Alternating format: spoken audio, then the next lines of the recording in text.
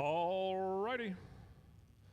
We've got the first pair at the water box. Before we kick off, we're going into eliminations. Chaplain Randy Farrell is going to deliver our invocation. Would you please rise and remove your headgear? Heavenly Father, we come to you this day to thank you for the sunshine. Thank you for this beautiful event. And Lord, we just ask you to bless this facility and the Fling, Lord. Let us have a great time in your name and your honor today. Thank you, Lord, for our soldiers who fight for our freedoms that we share here today at this racetrack. We give you praise for all things in Jesus' name. Amen. Thank you very much, Randy. Please remain standing. If you didn't remove your hats yet, now would be a great time to do so. At this place, America's Racetrack, you're not going to have any problem finding an American flag as we listen to the national anthem.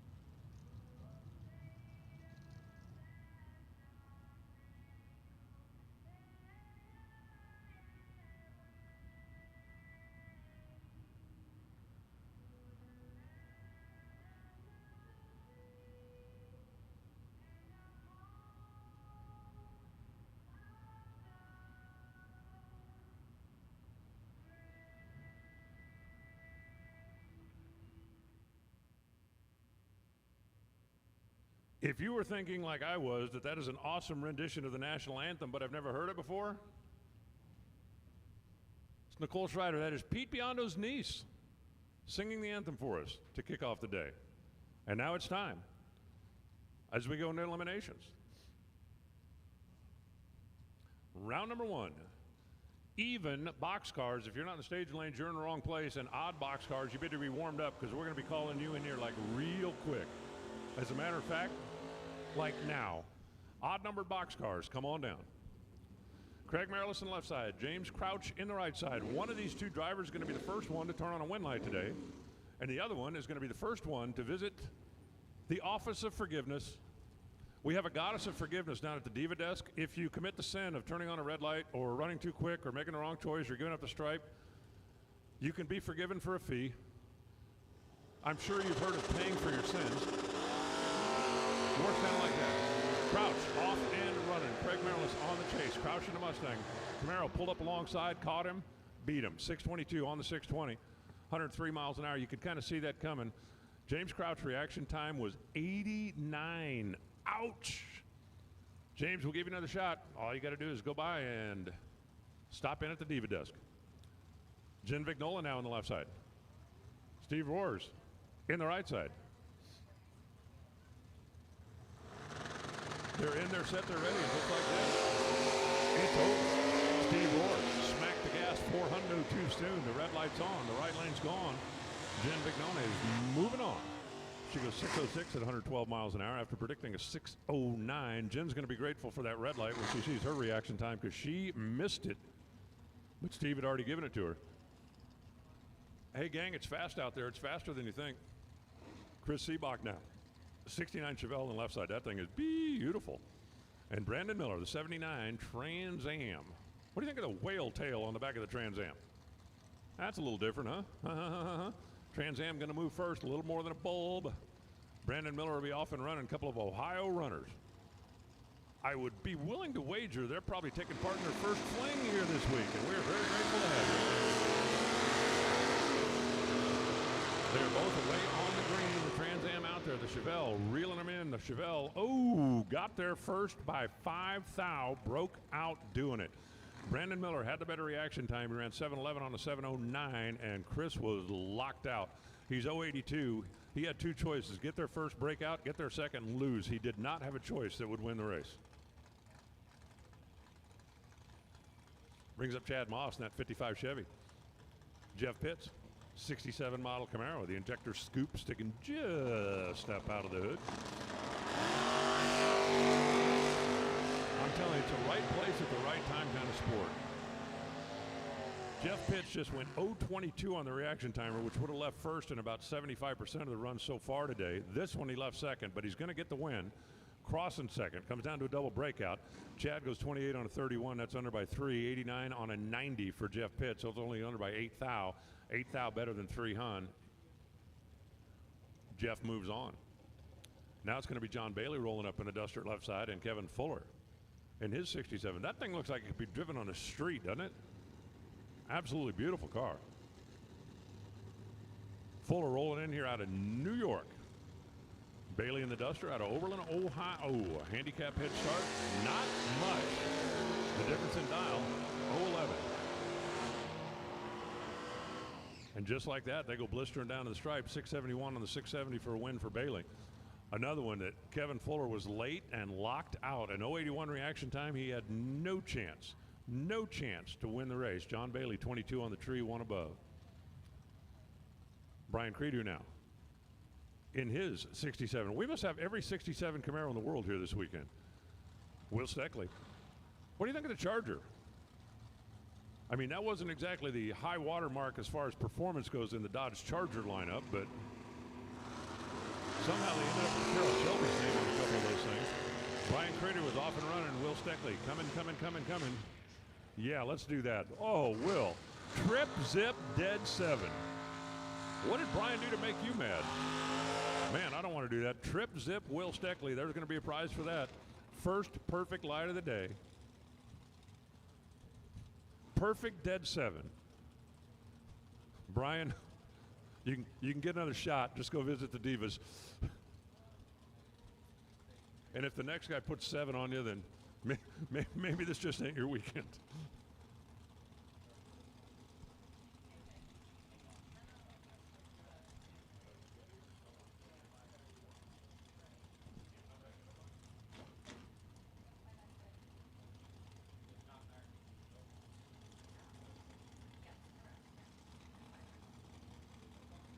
Corey Blackford, Michael Lomas. I love the Dodge Colt. I don't know why, just because it's different. You don't see a whole lot of them out here. I also like the mint green Boo. Corey Blackford goes 596. He's going to win it. Predicted at 95, ran at 96. Couple that with a 15 bulb, and that was good enough. Michael Lomas runs dead 8, but he left 3 hundo back here.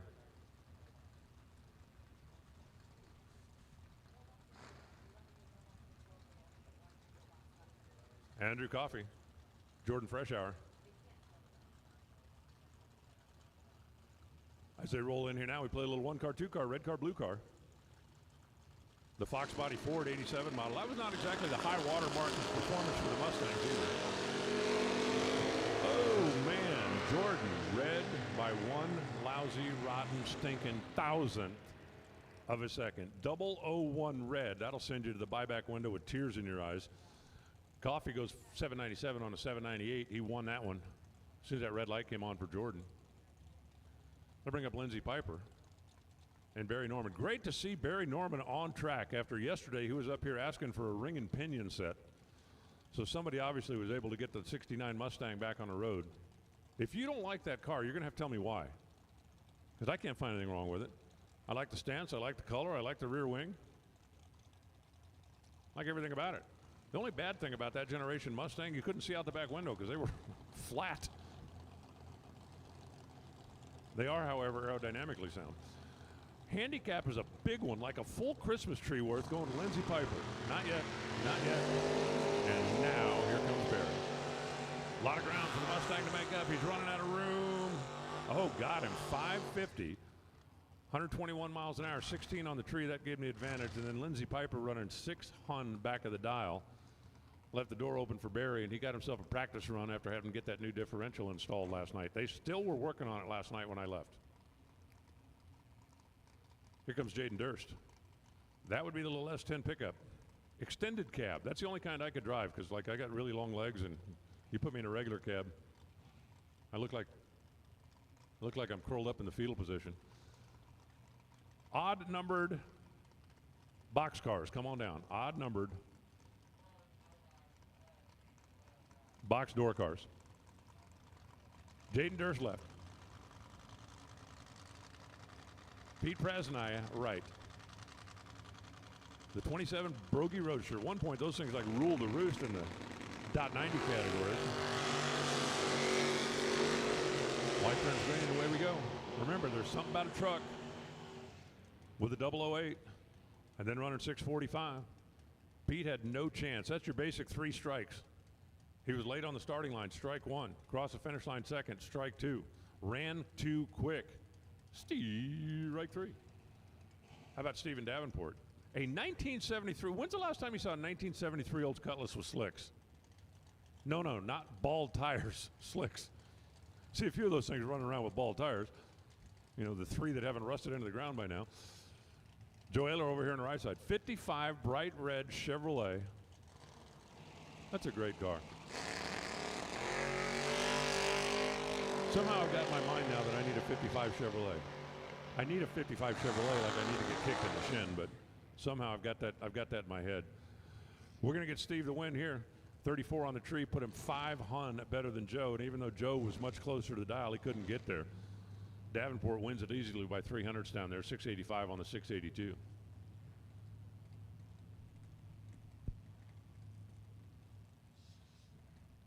Jim Culp in the Monte Carlo.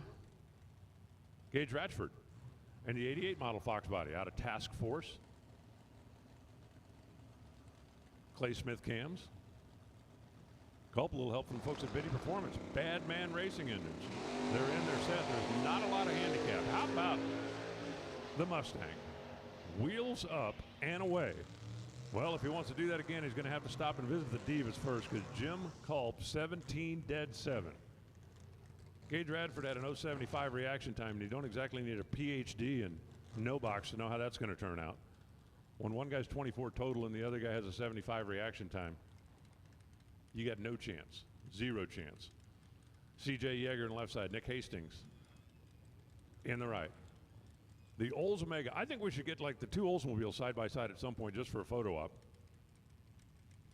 The 4-door 76 Oldsmobile. Do you think in its wildest dreams that car ever thought it would be a race car? I mean, seriously, when's the last time you saw a 4-door 76 Oldsmobile with center lines? Hastings and Beretta giving up a pretty sizable handicap head start. Now he cuts that baby loose. Let's see if the TFC guy can run down the, yep. No, 0.08 of a second at the stripe. Wow. Wow, wow. Both drivers run dead on. Nick Hastings goes 21 dead 3. Oh, that's cute. Nice try. How many races would that have won? 24 total to come up short. CJ goes 14 dead 2 for the win. Let me tell you something. You're in no box. 21 dead 3, you're going to win a lot of races like that. A lot of them. Not that one. Not that one. We should go back and see how many he would have won. Well, he wouldn't have beat the 7-pack. Here comes Jeff Fargo. You know how bad I was going to say from North Dakota? And James Sanders.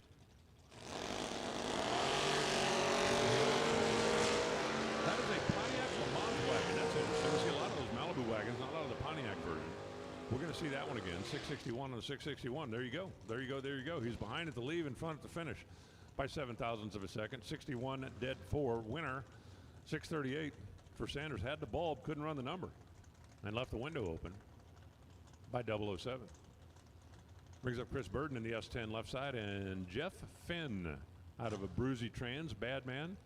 Hey, odd-numbered boxcars. Odd-numbered boxcars. Final call. You need to be here. Odd-numbered boxcars. You need to be here. Pretty please.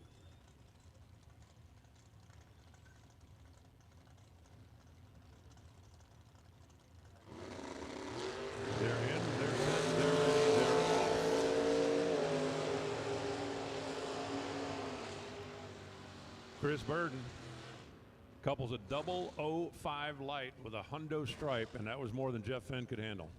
Jeff runs 5 flat on the 449, couldn't get there. 27 at this end, wasn't going to pay off down at that end. Chris 005 parlays that into the win. Now, we tried this yesterday, right? That's Gauthier? Max Gauthier? Gochia. That's what I said. You just heard it wrong. No, honey, that's not what I said. You just heard it wrong. You just heard it wrong.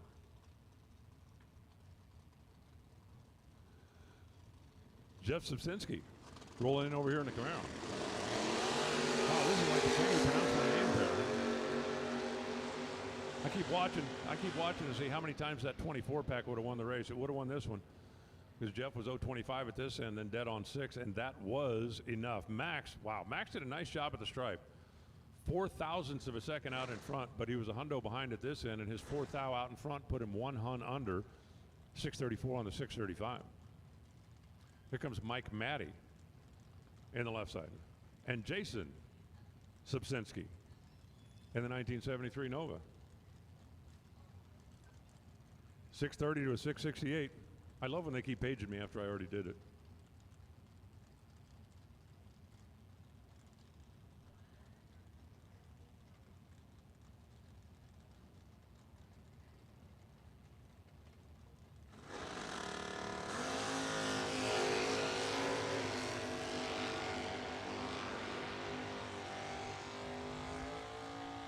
This one's going to come down to a double breakout. Mike Matty, both drivers solid on the tree. Mike Matty was 011 and then runs under, but he's going to get the win, coming out on the right side of the mouth by 9 thousandths of a second. How about Jason's 19 taking a thou? Wrong move. 19 taking a thou for the L. Mike Matty comes out on the right side of the double breakout. By the way, that first perfect light, Will Steckley, congratulations, 5 hundo cash and a Fling check for the first trip zip in Eliminations. Excuse me, how'd you like to make $500 just for leaving the starting line? Sounds good to me. All you gotta be is perfect. Sure. that was Ronnie's imitation of Will. Will did it. Now the beauty of it is, you know, I know what I would do with 500 cash. I just still haven't figured out what I would do with $1 million. And looks like we're going to have to do a quick little touch-up out there, so please stand by. We'll be right back after it. It is round number 1. It is Eliminations, and the Diva desk is open. If you are not fortunate enough to advance, if you commit a sin, you can go down there and see the Goddess of Forgiveness, pay for your sin, and be reinstated. Come on. What does it mean to be built with Summit? It means turning some rust into rolling artwork. Built with Summit means you're making something that was already fast, even faster. It means that your project will be on the road or track long after you've bolted it together. And Built with Summit means you're doing it with in-stock parts, fast shipping, expert advice, and the best prices. Summit Racing Equipment. Let's build it together. SummitRacing.com.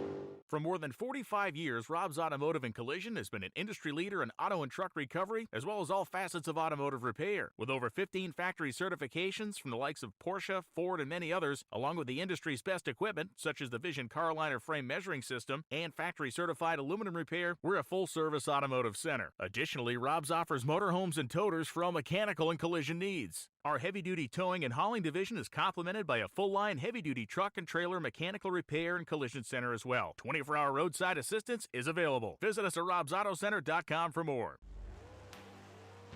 The number one source of friction in your engine is not what you think. Piston rings rubbing against the cylinder walls generate more friction than any other part of the engine. More friction and temperature means more wear and less horsepower. Fortunately, the team at Total Seal knows how to reduce friction and wear through innovative piston ring design. If it takes a piston, Total Seal can build a better ring.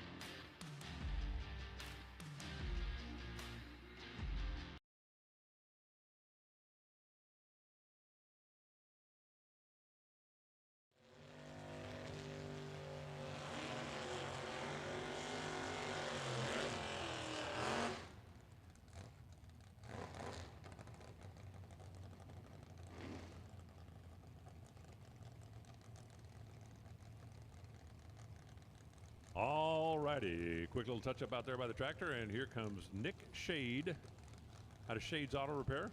And D2. That's Dan Dreimling. And the 89 IROC. Couple of Camaro, Gen 2, Gen 3. Couple of green lights. From the What's a Guy Gotta Do file, 005 leaving last. D2, 005 take 004. See you at the buyback window. Nick goes 004 and cut him loose down there. He comes out on the right side of a double breakout by 0.005 of a second. Dean is under by 7. Nick is under by 2. We're talking thou. 005 take 004 for the L. Come on, man.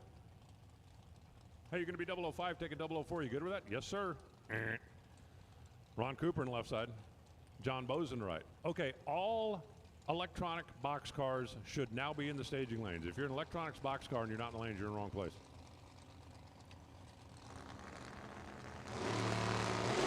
Couple of Buckeyes coming in. This baby is over. Both drivers are 008.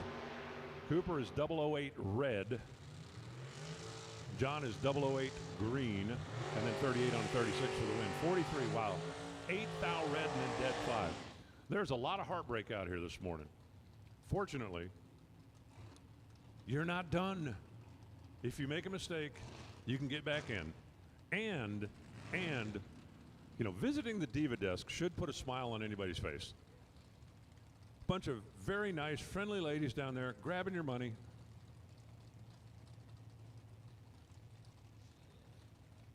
But you get another shot. Another shot. Connor Hess on the left side. Dave Lanning on the right.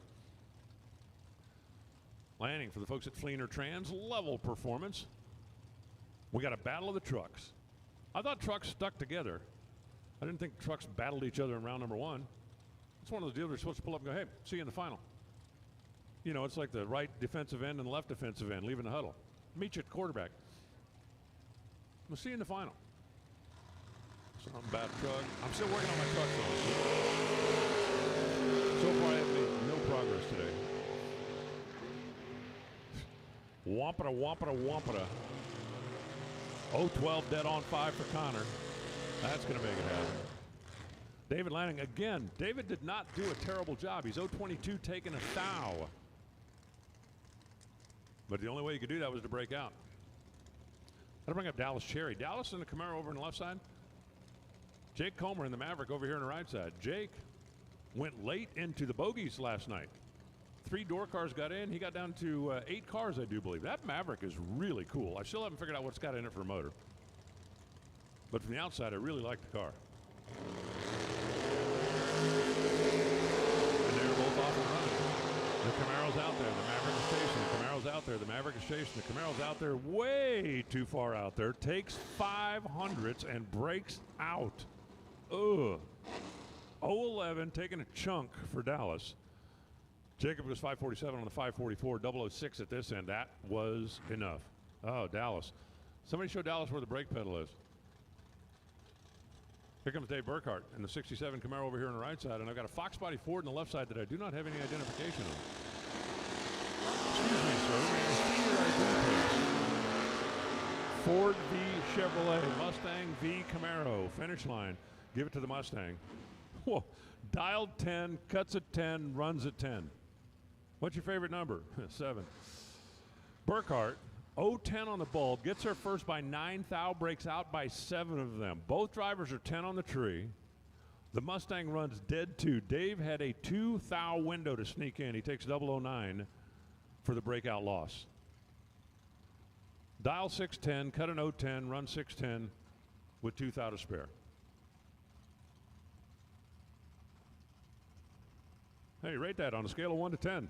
I'd call it a 10. Mike Hickey in the Vega. Jeff Griffo in the S10.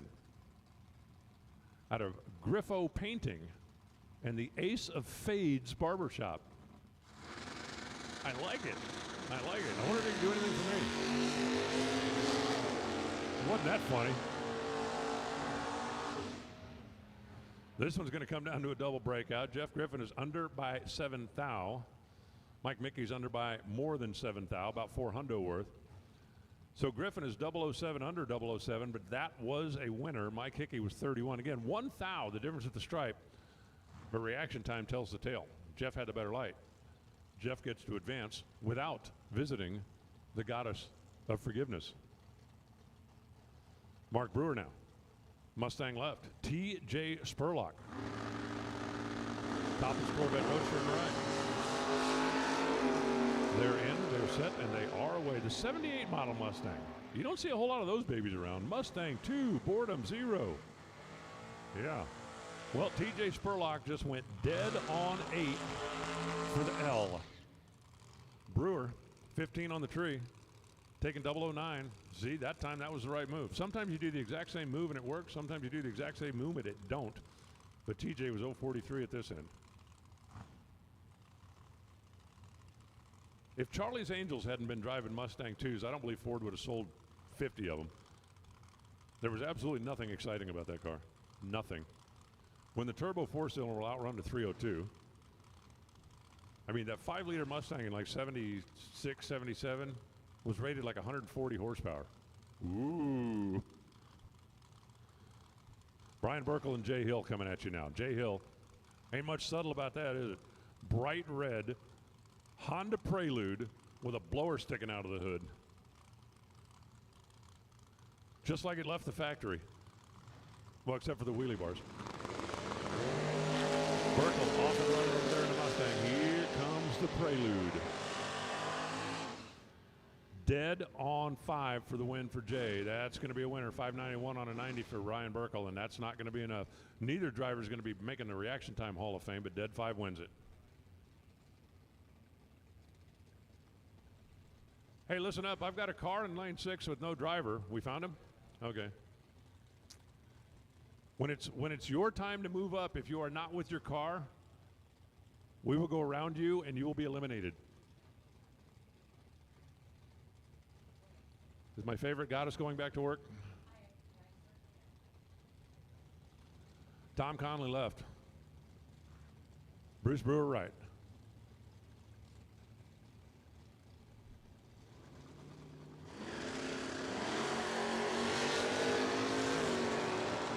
Tom Conley, I believe that's like a 77, 78 Nova. Kind of look at it from the side. It's an interesting car. He's going to get the win, so I get to see it again. He's 18, taking 18. Well, there you go. Perfect, see? Yeah, 005 take 004 could be wrong, but 18 take 18, yeah, that'll work. Sure, no problem. Not a problem at all. Bruce is a little bit further behind up here and then goes 617 on a 614, and he can have another shot. He's just going to have to go see the Divas. Jim Laney now, left side. The Steel Horse.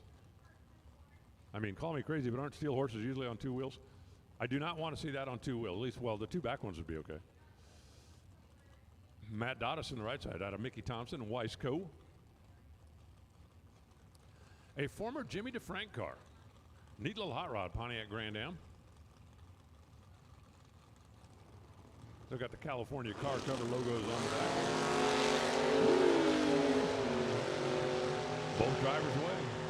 Down the stripe they go. It's Jim, it's Matt, it's Matt, it's Jim, it's Jim, it's Matt. It's. 002 take 004. See, that was the right move. That time.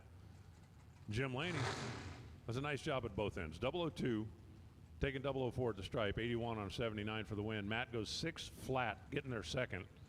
Could not overcome a little bit of a late light. Steve Height now on the left side and Jeremy Kessler in the right. Kessler out of Accurate Machine and Weld. That's a good name for a company. I've got a fab shop. My company's called Close Enough. We'll get in the neighborhood. It's like, okay, I need this to be perfect. Well, that's close enough. Close enough. You know, the door will close, right? I mean, you got to like, pick it up a little bit and leave. Crazy, crazy, crazy, crazy, crazy. Dead on 2 for the win for Steve with an 020 reaction time. That 020 reaction time enough would have locked him out of a few of the races, but worked out perfectly here to go dead 2. Jeremy, 024, was locked out against a 22 pack on the other side, runs 40 on a 39. No chance. 0 chance.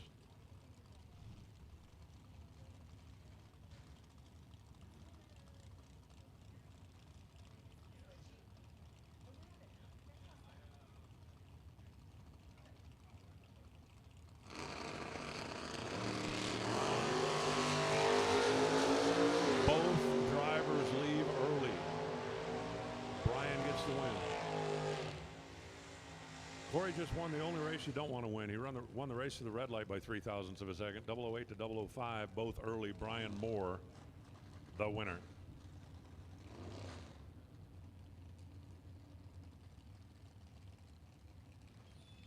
Bring up Robert Hunter on the left side and Mitch Hinton in the right. Hunter out of North Carolina in that patriotic Camaro. The red, white, and blue machine on the left side, 77 model. So we got a Gen 2 and a Gen 4.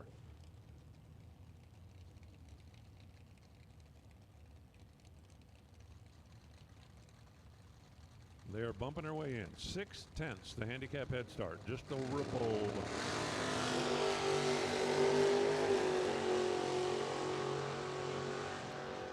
Mitch gets a handicap. Mitch goes to the stripe, and he's going to win at 6:59, 100 miles an hour on the 6:56. Robert Hunter runs dead on 8. Could not overcome an 0.69 reaction time. Ouch. Big ouch. Bring up Blaine Parrish. Fox Body Ford over on the left side, and Brandon Burgess. The Green Machine. Called it Hemi Green or Sublime or Limelight. Couldn't lose that baby in the parking lot. That's what color my 70 Roadrunner was back in the day. My car was just like that, only his is really nice and mine was really not. A little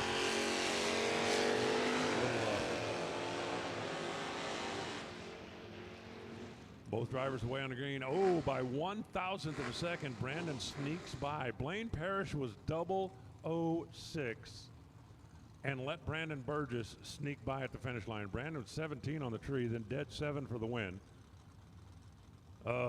Blaine went down there, tried to snug it up, and gave it back a thou after being 006. Now it's Kyle Thompson. Out of K&P Window Tinting. And Mark Truskowski over here in the 89 model Camaro. You know, window tinting used to be a big deal. Didn't there used to be like a window tinter on every corner? It doesn't seem to be quite a big deal anymore. I guess that's why you got to specialize. Ouch. Truskowski 006 taking a chunk and breaks out by 2 thou. Kyle Thompson goes 18. 1 above, and he's going to get the win. Mark is going to be unhappy with himself, but remember, you can have another chance. All you have to do is go see the goddess of forgiveness and pay for your sin of taking too much stripe. See, isn't greed is a sin, right? When you take too much? I think so. Bill Groton on the left side, Tim McGuire on the left side, or on the right side. And this one was over pretty early because I don't know what the problem was with Bill's car, but it didn't do what it was supposed to do. Other than the fact that it left the starting line on time, he was a full second back of the dial, and Tim McGuire looked like an owl down there. He had his head turned all the way around going, how come he's not here? Eased off to take the easy win, 626. We got a couple of mops working down here, and the right lane, also known as the Ohio Cat side of the racetrack. The left lane here at Summit Motorsports Park is the Summit lane. For those of you that have tuned in bright and early, glad to have you. Warring up here pushing buttons as we go into eliminations, and we're going to be here all week. Tell your friends. Text it, tweet it, email it, skywrite it. Bounce it off of some of Elon's satellites. That's the beauty of Starlink. One of the beauties of Starlink. Red light start for Dennis O'Brien. He goes 4 thou too soon, and Rob Mosier gets an easy win at 494 and 142. Now, the beauty of Starlink is now people that never could tune in and watch the Fling before can tune in and watch the Fling. Satellite access everywhere. Everywhere. Rick Laporte on the left side. In the Camaro. And a 1967 Fairlane. Kenny Robinson. What a great car. I had a 66 way back when. His is faster than mine and nicer than mine and does bigger wheelies than mine, and he runs dead on 5 with an 021 light. Rick was actually in the race. He broke out by a couple of thou, getting there first by 13.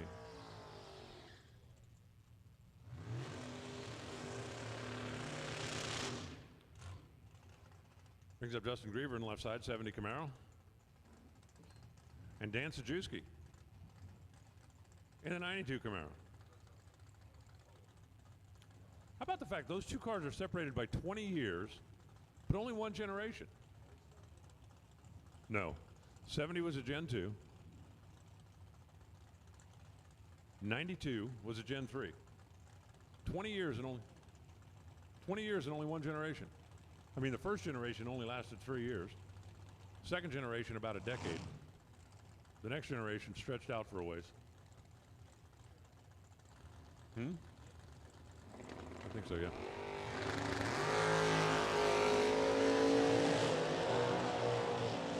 Justin's out there. And Dan ain't going to catch him.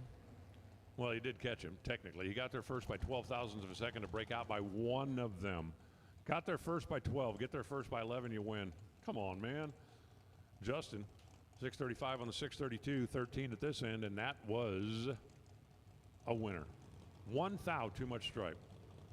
That'll get you talking to yourself for a while.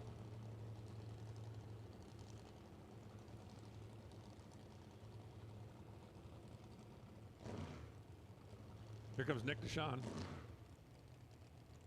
and Rob Russello. Rob's car is orange. That is like a dark. I mean, it's not a hugger orange. It's darker than that. What orange is that? It's not burnt orange. That's not dark enough for that. It's like an orange. I know that's kind of technical. That's kind of what it is too. This end of the racetrack, they're separated by 2 thou advantage Nick. That end of the racetrack, they're separated by 1 thou advantage Bob. Russello wins at 605 on a 603. Nick goes 32 on a 30. 2 thou difference at this end, 1 thou difference at that end. Bob wins it. Here comes Michael Mitchell in the left side. 67 model Camaro and Alan Ray in the 67 Nova. These two cars, same vintage. These two cars could have known each other when they were kids. They could have been like on the same dealer showroom. Hey, I'll meet you in Mohawk 50 years from now. At the finish line, win light's going to come on for Michael Mitchell, 79 on the 78.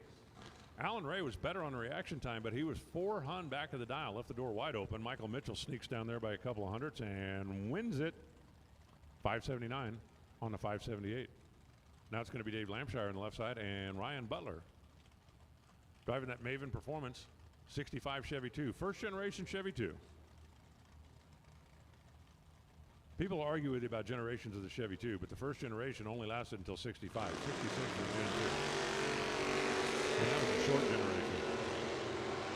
68 was Gen 3. And at the finish line stripe, whoa, check it out. The Butler did it.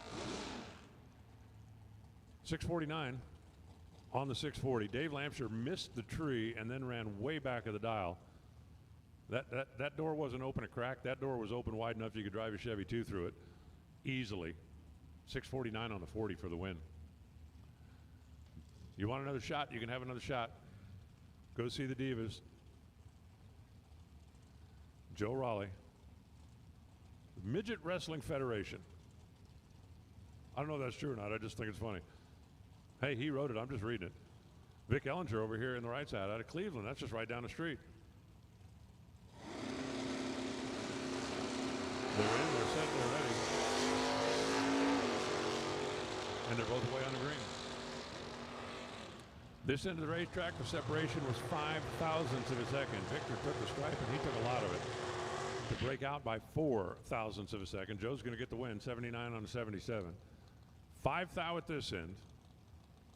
Joe Raleigh left him a couple of hun, and Victor got 4 thou too much to earn himself a trip to the Divas. Carl Baker now. Left side. The Ford Probe. Mark Price. In the Mustang. They turn him loose. Mustang out there, Probe closing in. The Probe goes flying by, 495. 140 miles an hour for the win by 12 thousandths of a second. Mark goes 61 on a 59. Reaction time, 7 thou advantage to the left lane. Got there first. Got the win. as both drivers run 2 above the dial. Now it's going to be Adam Keir in the truck. As soon as we finish mopping, Vito Gambino over here in the 69 Camaro. I love watching the starting line team down here. There is no team better than the guys here at America's Racetrack. Evan Bader's group does just a spectacular job here at Summit Motorsports Park. The funny thing is you'll see them out there. I mean, there's a drop, get on it. There's debris, get on it. There's something, get on it. At home, none of those guys have cleaned up their garage in 6 years. Stuff just piled up everywhere. That may or may not be true. I'm just making stuff up.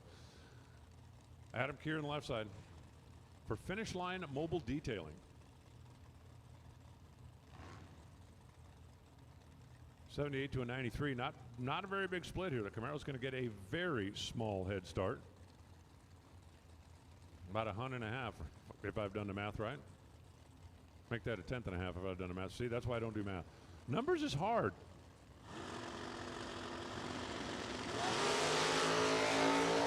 Red light, Adam. Red light, left side. Wind light, right side. The Ohio Cat Board flashing in the morning out here. 594 and a 593. 78 on a 78 for Adam. Well, the good news is he had the right number on the window. The bad news is 009 red. But I'll give you another chance. All can be forgiven. Here's the key thing that you must remember, and this is a big part of my new church that I'm starting. You will never be forgiven if first you don't sin. Think about that. That's pretty deep. Neil Jameson in the left side, Gordon Wan in the right.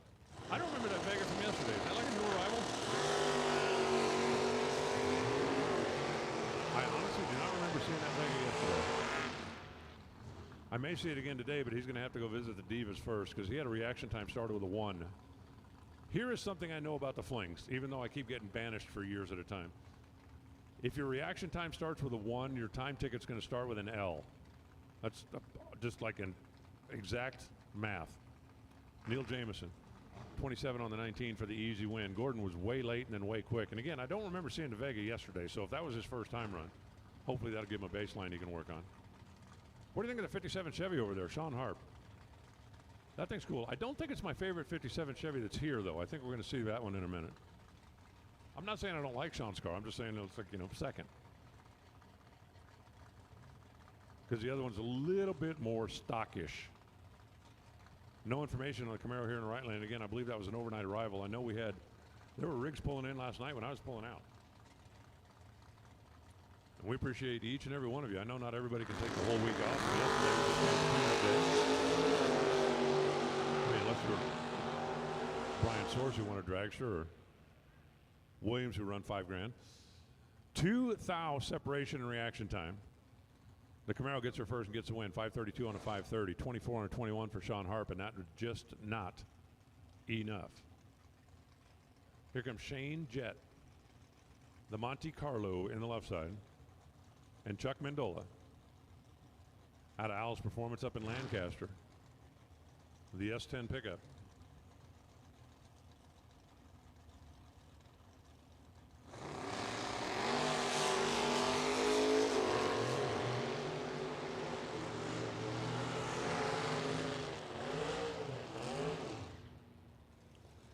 Shane Jett runs dead 4 after being 001 red.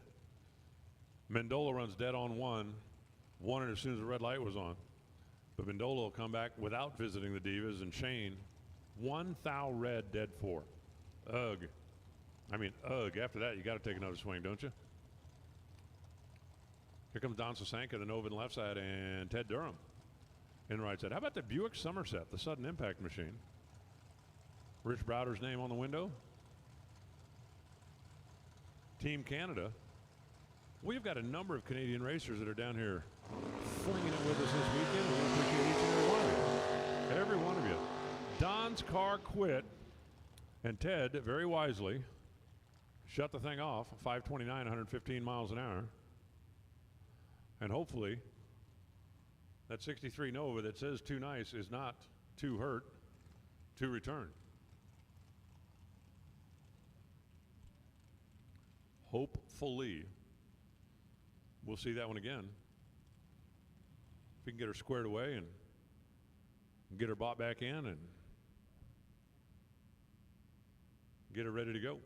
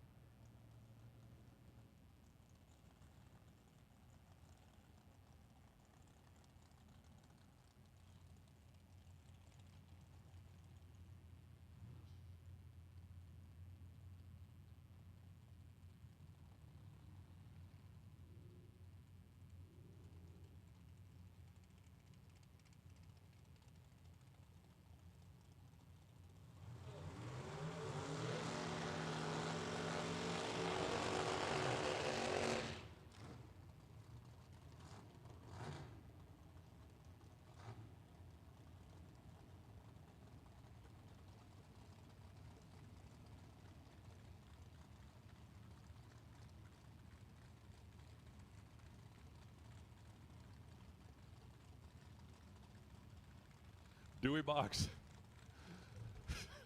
And Ron Kern's coming at us right now, Dewey. 67 blue Camaro. Ron Kern's in the Cavalier.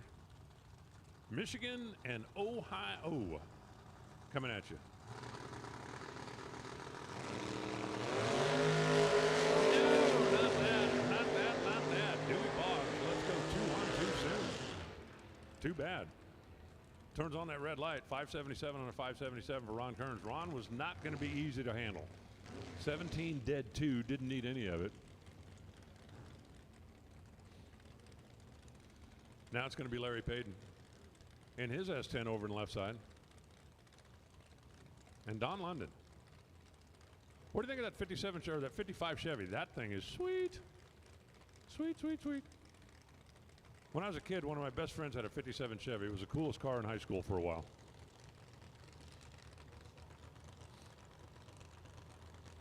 Wonder whatever happened to that car now that I think about it.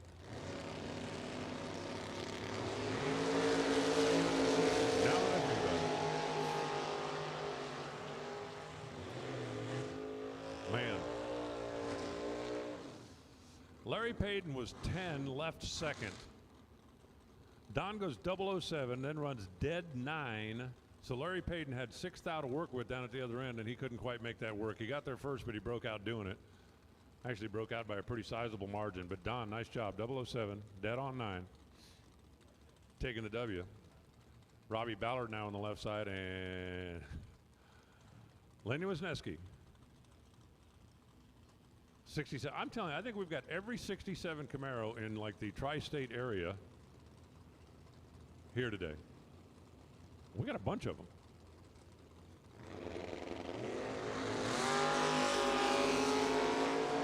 Lenny Wisniewski, 2 foul, too soon. 623. Wow, wow, wow, wow, wow. Robbie Ballard goes 004, dead 6. Needed none of it. Lenny goes 2 thou early and then runs 537, 129. If you're going to be 004, dead 6, you want the other guy to be green. If I'm 004, dead 6, I want the other guy to be green. I want to get down there and go, see. Here comes Richie Howard. Show enough. The Gearhead Solutions truck. And Joe Urbino. Was Joe here yesterday? I do not remember seeing that car yesterday. Well, Joe Urbino, whether he was here yesterday or not, just got himself a free practice run. Because the red light came on in Richie's lane by 4 thousandths of a second. Joe goes 012, 602. And there you have it. He will advance. Richie will have to go visit the Divas. Now it's Rob Domino out of Vinny's Bus Service. And Scott Popple, 87 Buick. Those were really cool cars. You know, the 87 Turbo Buick was actually quicker than the 87 Corvette. And they didn't like rub their nose in it or anything. They made bumper stickers that said, "I brake for Corvettes." That really happened. The Corvette people were not very happy. Not very happy. Let me see if I got this straight. You got a big sedan.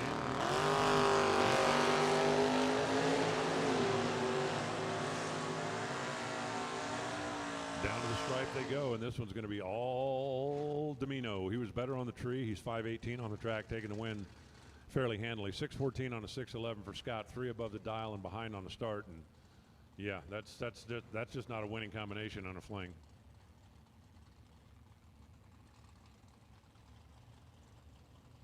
How crazy is it that we had Perfect Light was what, 5th pair? Picked up $500. We haven't had one since. How crazy is that? Is that crazy? I think that's crazy. Aaron Dissinger on the left side. Ray Holmes on the right side. The 63 split window Corvette out of J.W. Holmes Hauling. VA Concrete Pumping. Holmes, right lane, came all the way up from Marshall, Virginia to be a part of this. Well, now isn't this interesting? For the second time, we had identical lights at 10. Aaron Dissinger takes 002 for the win. They both run one above. After leaving 10 to 10, Dissinger goes one above 5. Holmes goes one above 7. 2 thou at the stripe. 25 beats 27. Crazy, I tell you, it's crazy. That'll bring up Kenny Case. 64 model Nova in the left side, and Jeremy Poole in the Monte Carlo. That thing got a blower on it? Holy smokes. I like it. 574. Prediction for the Monte Carlo. Oh, it's got a little baby blower on it. Oh, isn't that cute? Look at that little baby blower.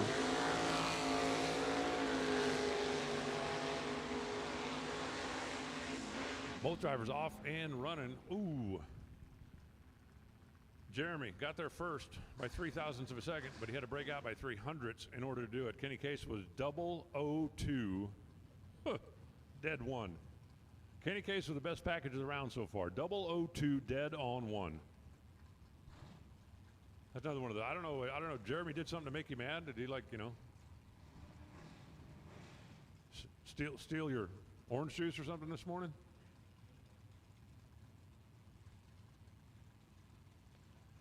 Here comes Brody Harp in the S10 left side. Rob Bauer, right side. Nova out of Dynabride.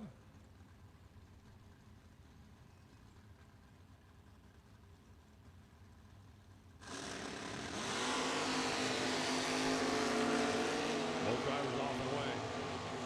Bauer was, well, getting the handicap head start, but he didn't take very much of it.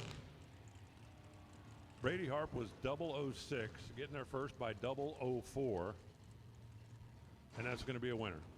Robert Bauer was 64 on the tree, had no shot, no chance, no way, no how. Got there second, ran 19 on a 20.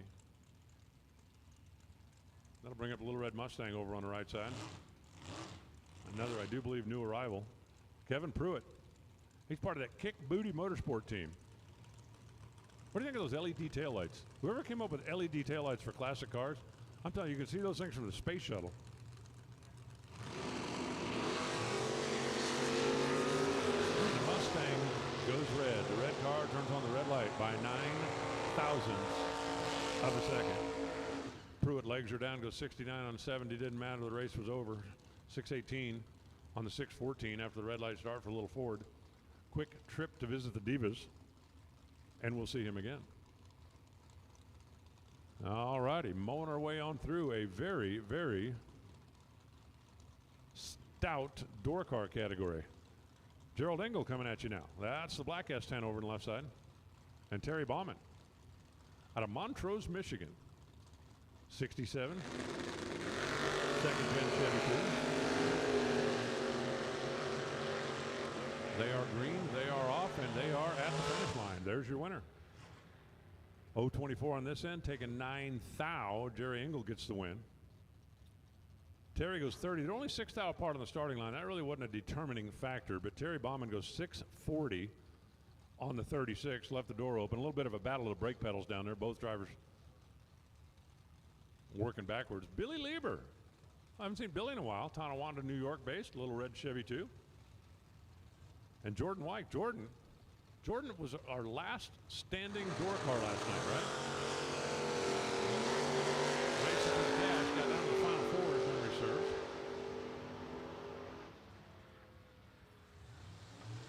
.005 just left last. Billy Lieber was .004, got there first. 547 on the 546 for the win. Jordan was .005. I think he made the wrong choice at the stripe. 739, 91 miles an hour. He got down there and decided to park. Maybe you should have just pushed it on out and kept your fingers crossed. Of course, it's easy to make that judgment after you see all the numbers. I have yet to lose a race from up here. Except that one stupid tie. But I've never lost a race from up here. Jessica Cameron. Cutlass in the left side. Dean Turner in the right side. That is a Fiero. I don't care how many times my computer screen says Firebird. That is a Fiero. That almost looks like the guy. Nah, that wasn't the same. That wouldn't have been the same car. That was a hard top. I'm thinking, what was the yo-yo guy out of Houston?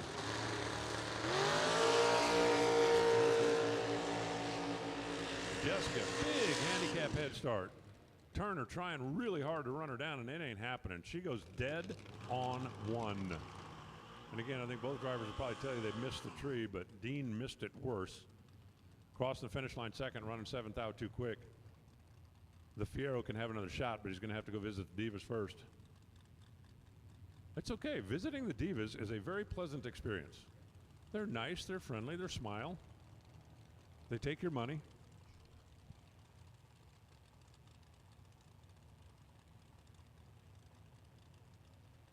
Here comes Carl Kyle. We finally figured out his name yesterday. It took us a while.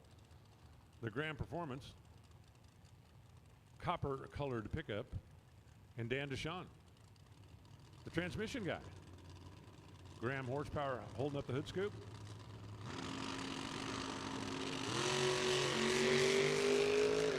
Kyle, red, by 11. 25 on a 27 for Dan, but that race was over at this end of the racetrack. As soon as that bottom bulb came on. Carl goes 22 on a 23, but again, didn't matter because he was 011 red. Mark Tarleton rolling in at you now. Talking about the Fox Body Ford on the left side and Lee Newmeyer in the Vega for MT.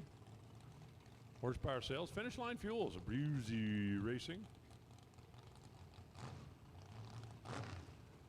Hey, do want to remind everybody, Summit is here. They've got their truck down there right at the beginning of the staging lanes over here on the Ohio Cat side. You want to grab a hat, you want to grab a shirt, you want to grab something from Summit, you can do that there. If you need something, go by and see them.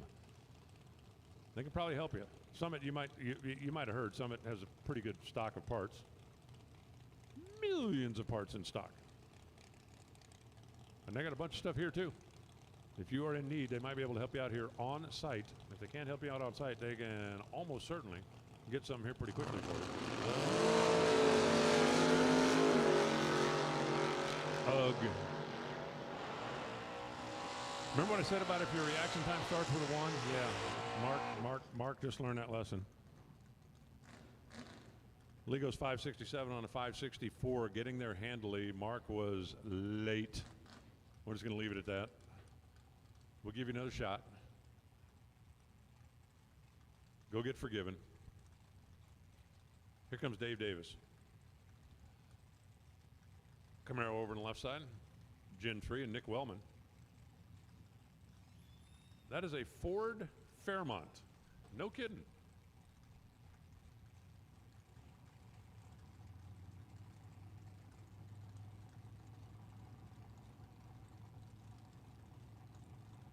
I believe it's got a small block Chevy in it, but I couldn't swear to that. Looking through my pretty good specs up here, I don't see a distributor in the front, so if it's not belt driven, then it ain't a blue oval.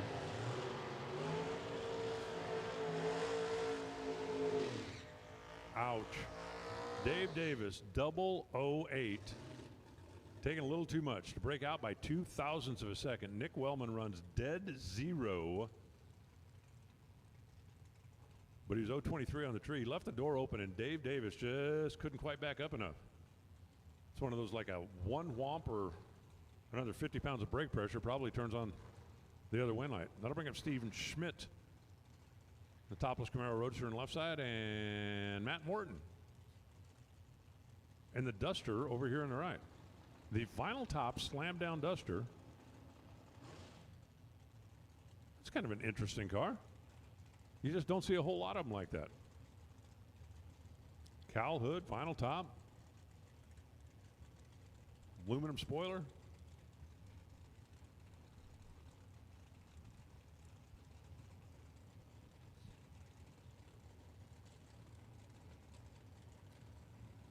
Handicap head start's going to be fairly sizable. Not quite 2 bulbs going to Matt Morton.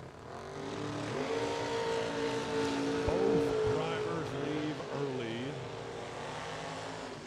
Steve Schmidt gets the win. Steve was 003 early. Matt was 15 early.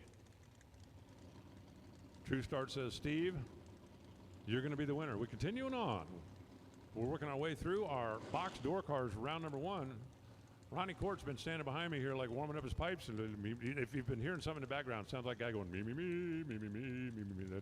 That is him, him, him, him, him, him, him, him, him. I was in the sound booth. Good morning. Yeah. How are you? I'm doing well. You looking I'm forward ready. to a great race day? APD $20,000 Thursday. Absolutely. Take over. You're in charge. Perry Reynolds, Joe Karasik making the way down the racetrack. Win light going to go to the Nova. Joe, 6:05 on the dial, 6:06 on the run. 28 on the tree as Perry took 9th out, had to take 1 or less. The window was there, but it was really small. And Joe's going to the next round. Gage Birch. Gage didn't do the damage I think that he would have liked to see yesterday. So we'll see what we can do here. 6:03 left side out of TVM Brakes, Mickey Thompson Tires, and Dart Machinery. Andy Miller, Ohio Cat right side, 85 Camaro, 6:33 the dial. Appreciate everybody tuning in on our live stream. It's a good-looking live stream. We got the cameras down low on the starting line. Of course, the pan cam. The team's been doing really well. Let's Gage and Andy. Stage them up. We've been going for an hour, and we still got a whole set of staging lanes full of door cars. 18 to a 31, Gage Birch, 18 and 1 above 1 for the win. Andy Miller breaking out 3 thou, took 1 thou. The math isn't mathing on that one, Andy, unfortunately. When you're 31 to Gage, that's not going to work out. Gage Birch for the win.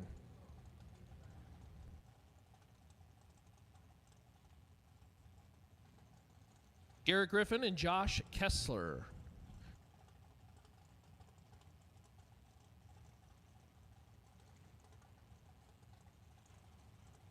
Garrett Griffin, Summit Racing Equipment, left side, 620 the dial in out of Kentucky. Josh Kessler, right side, 556. Kessler was a part of that Coltrane door and molding 5-pin.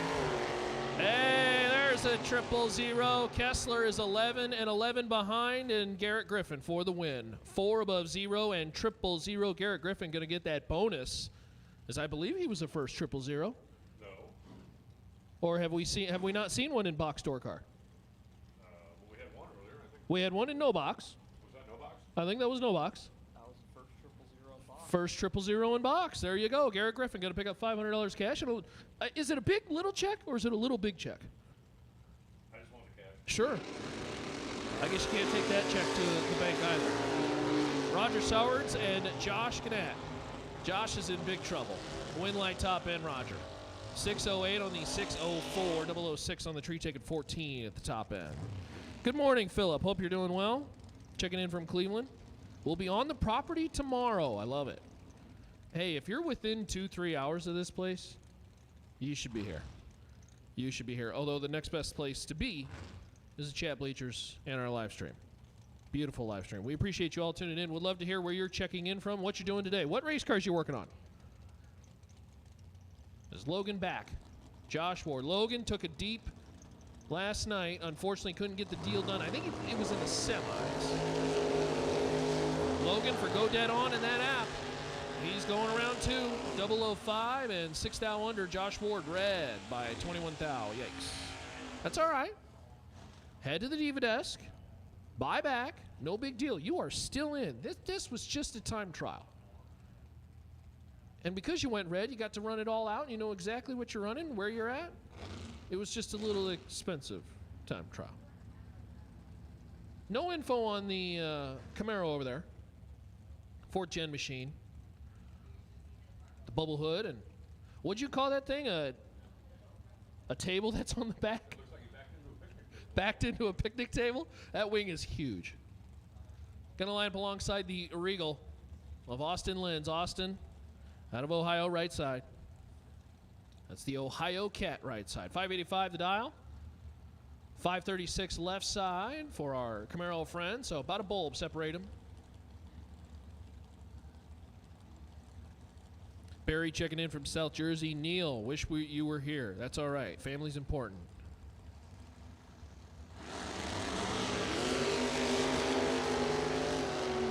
Borderline identical off the starting line. Win light top end, gonna be Austin Lenz. Lenz dumping at the top end, and how about dead 5? 13, take 27 to be dead 5 and 18 total. That's pretty good. Nice little first round lap to get you into round 2. Our Camaro friend will head to the Diva desk. Maria, thanks for tuning in from North Carolina. How about that? We're working on a beautiful silver 67 Chevelle. Watching at work, because when it's Fling week, work productivity drops like a rock. As Wes May and Donnie Suckup coming to the starting line. Donnie right side, 6 flat.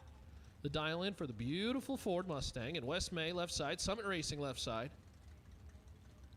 For May Race Carbs in the Regal.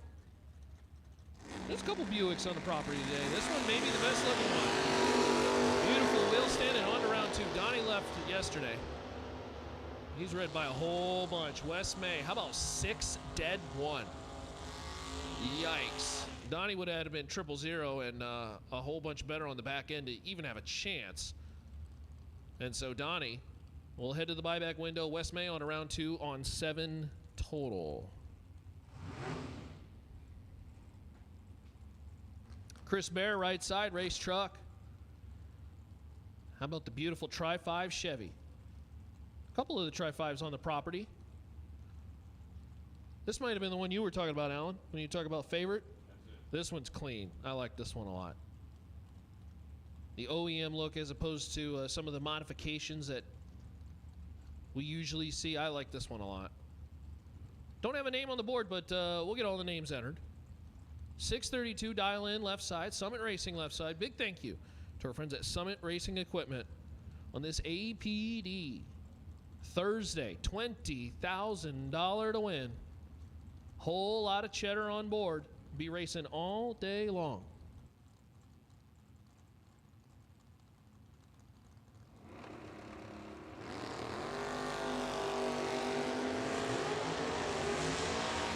Oh no. 001 red for the Tri-5 Chevy, and Chris Bears going around number 2. 19 dead 5, 24 total. Nice little lap to get it started this morning, and our Tri-5 Chevy friend will head for the Diva desk and a buyback. Hey, I'm told, so we had our box door card 000, Garrett Griffin, pick up some cash. We do have another prize now. For the next perfect reaction time in box door car, we got an Autometer gift certificate. You need a new tack? We'll go 000, and we got a gift certificate for you. We got one of them little big checks for him too? Maybe, I don't know, we'll figure out. Jim Carty and Charles Ridnour in the Roadster. Got to try to run down the Cavalier. Win light. We'll go to Charles. Charles is 10, take 26 to be 1 above 9. 29 total as Jim Carty is 32 on the tree and locked out. Mathematically ineligible from the hit. Wasting gas. And gas is expensive nowadays. If you need more gas, by the way, our friends at Fuel Factory, they have brought a bunch. Final.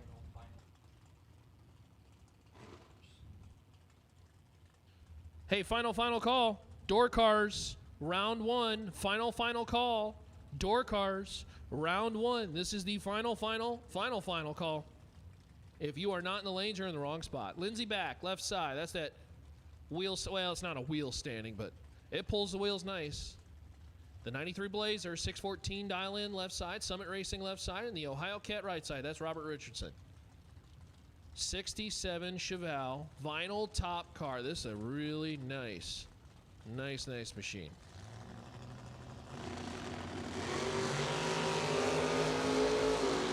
Chevelle's going around 2. Lindsay back is headed for the buyback window. Lindsay 007 red throws it away. Robert Richardson 33 and 3 thou under on the win.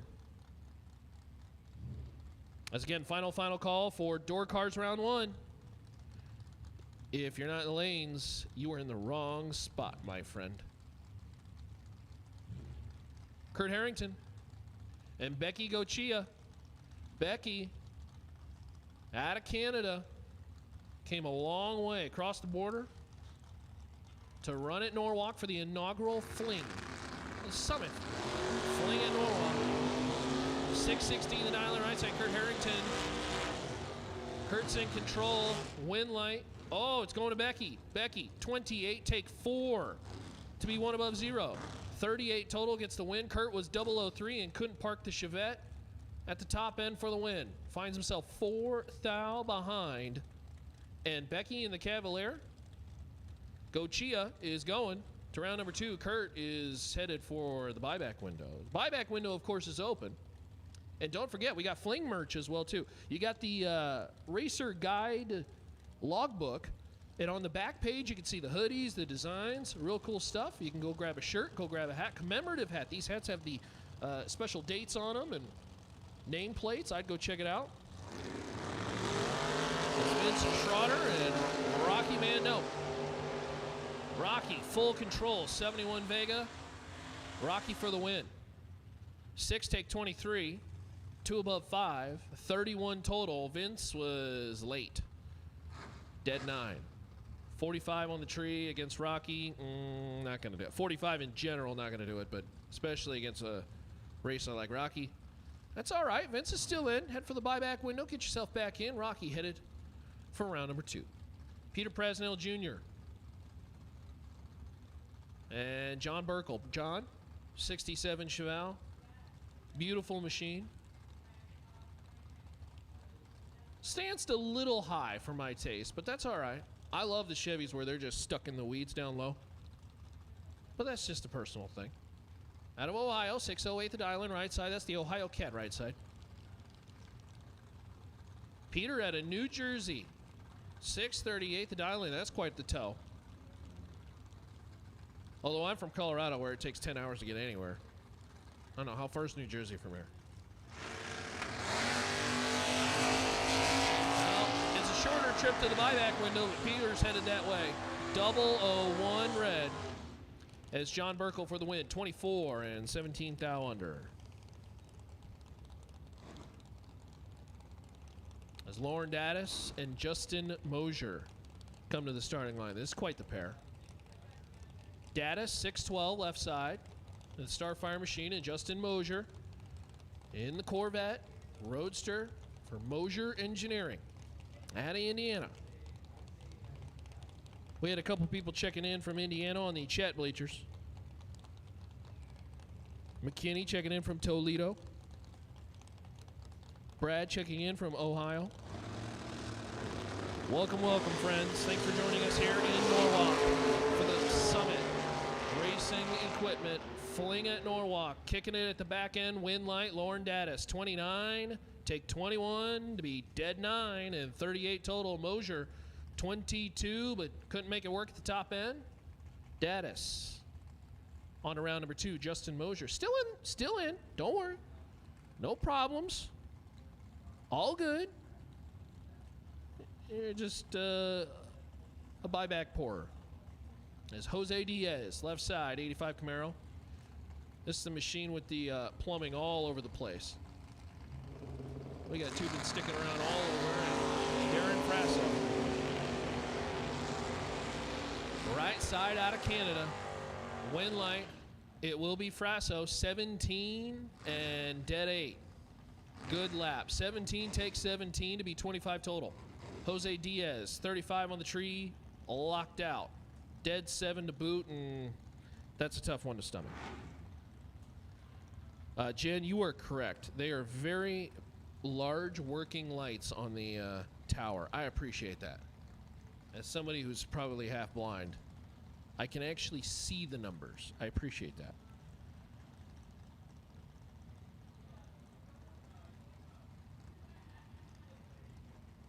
Brandon Bennett, Tyler Haleen.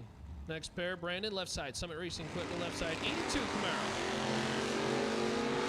And Tyler at a Niagara Falls, 72 Maverick. Pretty nasty up front. 9 to 111. Win light top end. Tyler is 9 and dead 5. 14 total. Bennett, 11 on the tree, had 3 thou to play with. Took 16, had to take 3 or less and have the little number work. But unfortunately for Brandon, breaks it out at the top end. And Tyler, boy, I tell you, off the trailer. Remember, no time runs earlier this morning. Off the trailer, 14 total. That's pretty good. Dale Gochia, one of our Canada friends, coming down and going to run a heads-up round with Cody Height. 6:35 is on the board.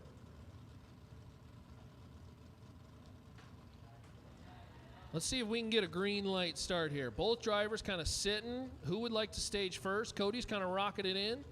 Cody's in. Here comes Dale.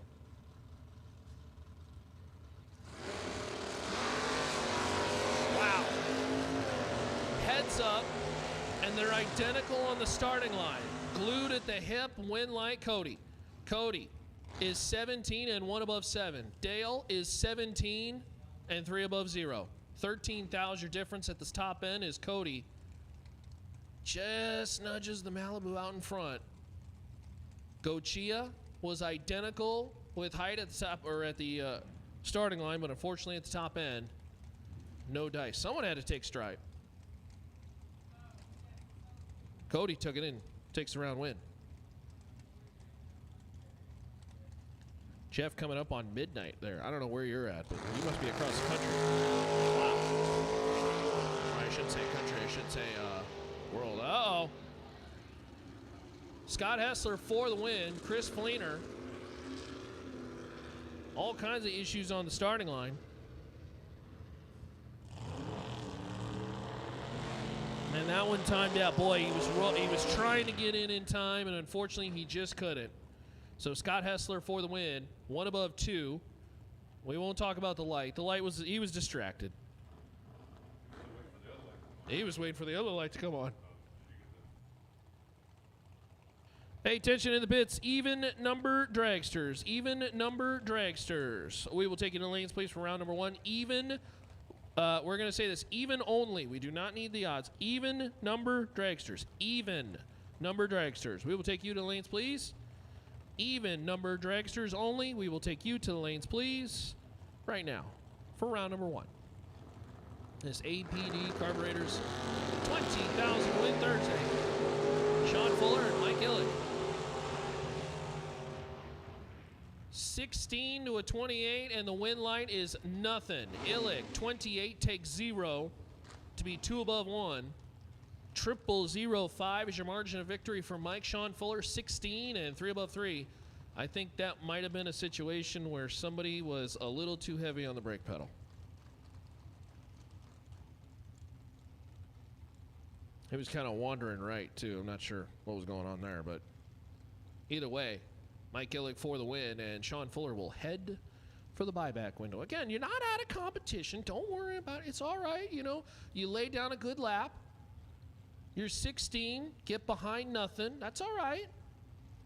Just give yourself a pep talk and go buy back and see the ladies at the Div Desk. Go pick up a hat and get yourself back into competition. Now, remember, there will be a buyback round, so a particular round for buyback runners. That'll be obviously after round number 1. Again, even number dragsters. Even number dragsters. Only the even number dragsters. We will take you to the lanes, please. Only the even number dragsters We will take you to lanes, please, for round number 1. Clint Patton and Seth Feister. Could be Feaster, too. Feaster out of Salem, Ohio. S10. Ooh, it's nasty up front. Win line, top end. It's going to go Clint's way. 3, take 36 to be 1 above 1. That's 14 total. Seth, 005 and well above through the anchor, no good.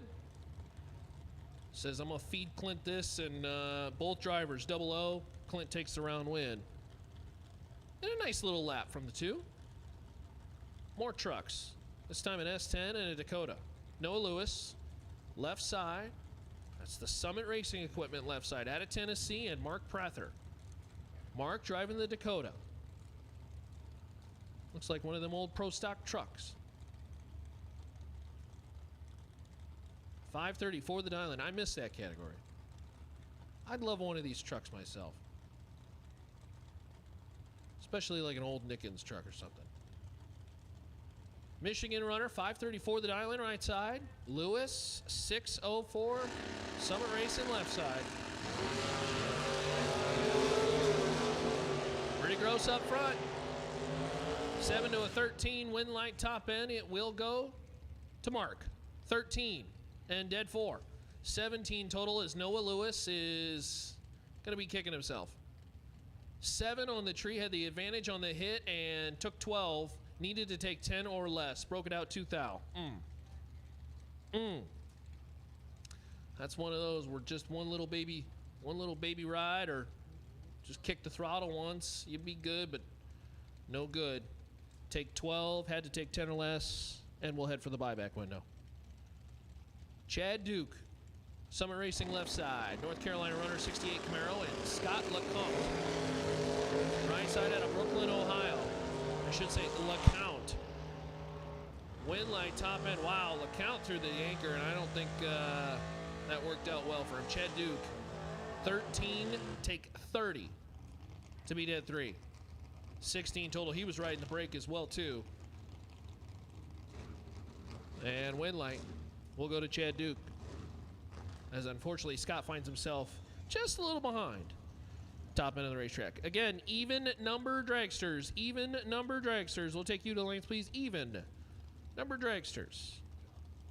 Take you to the lanes, please. Little S10 on Ford Mustang action. Matt Pallius out of Pennsylvania. 591. Going to try to run down the S10.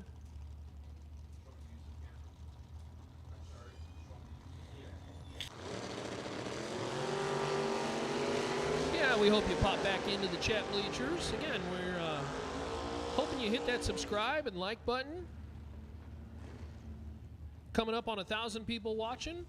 Hopefully you enjoy the action, as our S10 friend is 005 and 8 thou under for the win in the double breakout. Took nothing as Matt Pallius broke it out 14 thou. Last time I checked, 8's less than 14. I'm pretty sure I graduated that grade. Well, what grade was that? 5th, 6th, something like that. Still in competition. You just got to go buyback. That's all right. It's Shannon Waycaster and Daniel Comer. Come on down to the starting line. Daniel in the Maverick. Got to try to run down the S10. Win light top end. It will be headed to the Maverick. 002. Take 002 to be 1 above 3. Daniel Comer. That is a lap. 15 total. Waycaster is 14, dead 3 to find Shannon 2 thou behind. 17 total is no good. In round number 1 of the Summit Racing Fling at Norwalk, presented by Total Seal in this APD Thursday. That's brutal. 17 should get you the right way. Welcome to the Fling. Howard Westbury. Out of South Carolina, 565 left side, 70 Nova, and A.J. Buchanan. 585 the dial in right side. Another one of them very cool Mustangs. Late 60s Mustang would be my favorite. Buchanan's your automatic winner. 13 and well under. Both drivers holding the bunch. Westbury red by 3 thou. As Westbury will unfortunately had to head to the buyback window. See the Divas. at the Diva desk. Get yourself back in. Go grab a hoodie, a shirt, a hat. Get yourself back in competition. A.J. Buchanan moving on around number 2. Mark Cooper, right side. That's the Ohio Cat, right side. In the Plymouth Arrow, 570 the right side. And Jay Ralston, Summit Racing left side. 64 Nova, the J&S Ralston Trucking Machine out of Pennsylvania.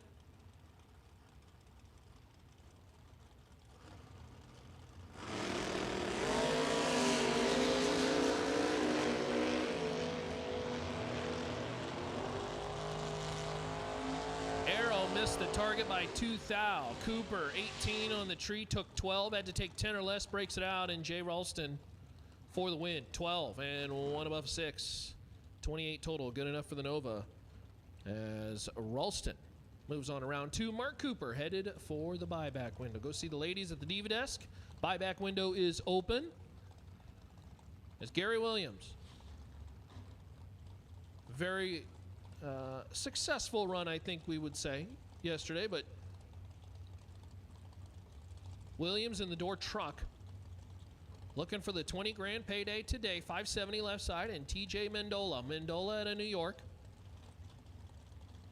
That's the Ohio Cat right side, 622.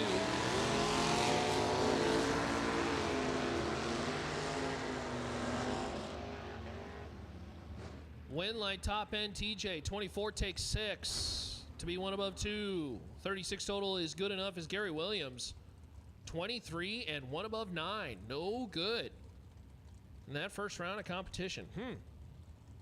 Gary Williams headed for the buyback window. TJ Mendola moving on around number 2. We've seen some very talented drivers. Daddis, Williams, Hastings head for the buyback window. Competition is very good.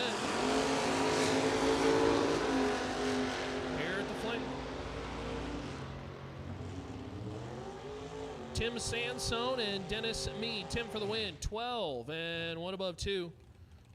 Dennis broke it out 5 thou, taking nothing. Unfortunately, he was just a hair tardy on the tree. 29, not going to get it done in round 1 of the Fling. Tim Sansone out of Maryland. And Auto Fab Race Cars moving on round 2. Dennis will head for the buyback window. Again, Dennis ain't out. You could still go buyback. You're in. It's all good. Just don't lose the buyback. Matt Lee, left side. For the Mr. Cool DIY Direct team and that beautiful race truck. Oh no, Matt Lee. Oh man, he left way too early. Brian Norman for the win, 17 on the tree and 2 above 1. The AutoFab Race Cars Mustang moving on. As Matt Lee read by a country mile. And it was a long mile. Gravel dirt road mile. Where you got to drive 20 mile an hour because the ruts are heavy. Skylar Stump and Ken Ernst. 635 the dial in right side. College Grove, Tennessee runner. Race truck. The Fighting Ford Rangers. At a Total Garage Store. Stump in the 69 Camaro. Being ever so patient. All right, now we're bringing the car to the line. Inching closer. 556 left side. Will try to run down Ken by a bulb and a half.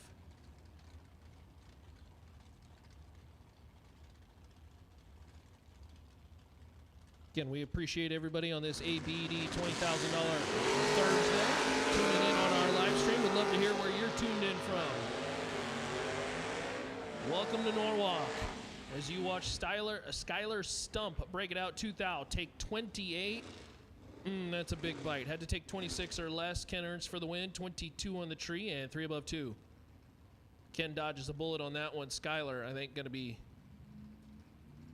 a little disappointed when we get the slip. That's all right. Buy back, get back in it. Caleb Burns out of Ohio, 605. 64 Chevelle left side. That one is sitting real nice and low to the ground. We're hiding half the rear wheel on that one. Greg Sowards, West Virginia runner, 95 Camaro. Catfish Machine at 645.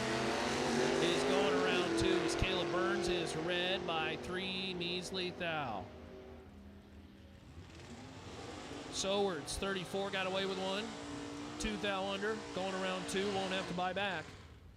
Again, everybody making the trip down the racetrack, essentially this is boy math.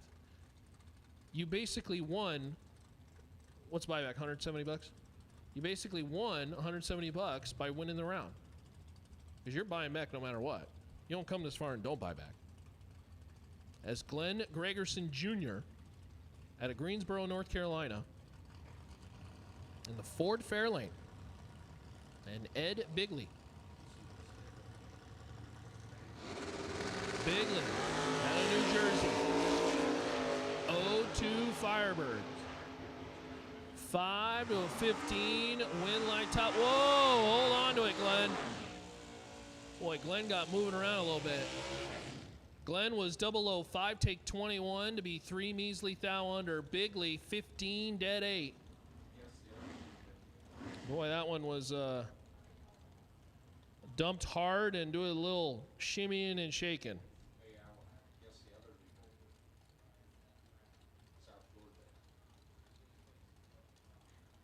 So Bigley for the win. Brings up Jerry Holcomb and Larry Chapman. Jerry out of Dover, Pennsylvania. It just says fastback. It kind of looks like a Henry J, but boy, that looks pretty big for one.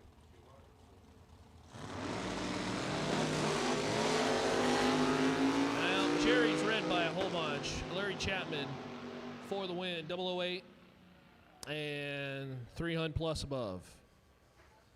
So Chapman moving on to round number 2. Jerry Holcomb will have to hit the buyback window as the Tractors make an appearance on the racetrack, do a little bit of prep. Is that it for the door cars? Are we ready for the long cars? Even number dragsters. Already? We're out of door cars. That was what, hour and a half of door cars? Yeah, hour and a half of door cars. That's pretty good. I know the chat loves the door cars. Since 2010, LRA Auto Museum and Dealership in Bristol, Pennsylvania has been a destination for auto enthusiasts and buyers alike. Sporting one of the finest collections of 1960s and 70s muscle cars in the country, along with an amazing array of modern muscle cars like Mustang Shelby R-Codes, Chargers, Challengers, Camaros, and more, allows us to meet the needs of buyers looking for classic muscle or modern investment vehicles. LRA is open 6 days a week and has a knowledgeable professional sales team to help you find your dream car or investment vehicle. Visit us in person or see us online at lraautomuseumandsales.com. Great motion. You're going to take the lead.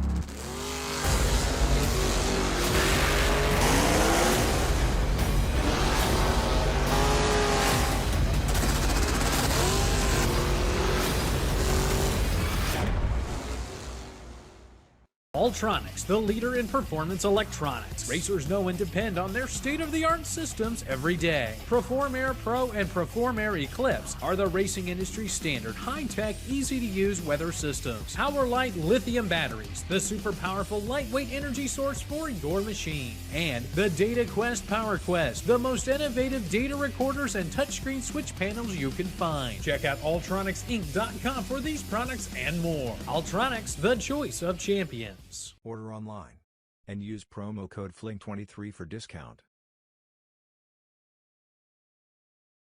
Contractors, we are your source for commercial vehicles. BJ, how do we help businesses? We help them fill their vehicle needs. We're purchase them, we're ship them to them, we have them all set up and ready to go however they like, whether it be a cabin chassis, a utility truck, a plumber's van, whatever it may be. So a lot of contractors lean on us because they don't have to deal with the hassle, they don't have to worry about the huge markup. It's all serviced, ready to go, and they can put their crew right in it, right in the job site. So they can focus on their trade while we focus on getting them the vehicle they need to get their job done. Right. Our job is to get the right truck for you. Your job is to get the job done right for the customer.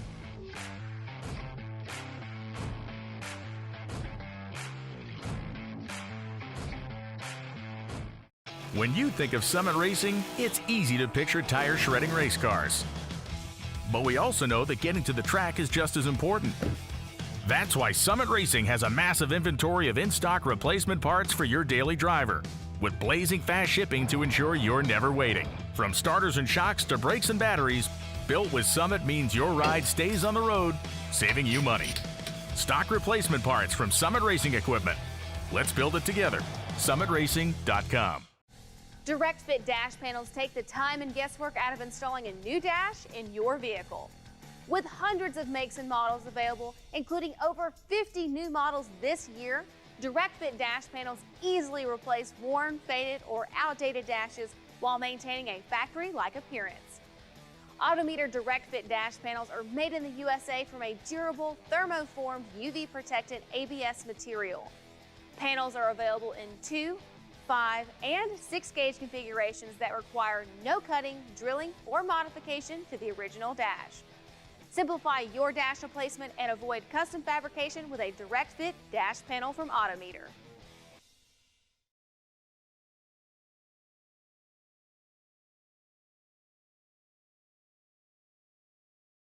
Capacity of Philadelphia Yard Trucks, the right choice and solution for your business when it comes to new, pre-owned, or service for your yard truck. We offer industry-knowledgeable sales professionals, well-trained technicians, a fully stocked parts department, and a mobile repair fleet. Capacity of Philadelphia has the ability to service all makes and models of yard trucks: Kalmar, Ottawa, Tico, Capacity, and more. We have new or used yard trucks in stock to own, rent, or lease. We're the area's only dealer with a global leader Capacity brand in stock and ready to deliver nationwide. We keep the world and your customers moving. Visit us at CapacityofPhiladelphia.com.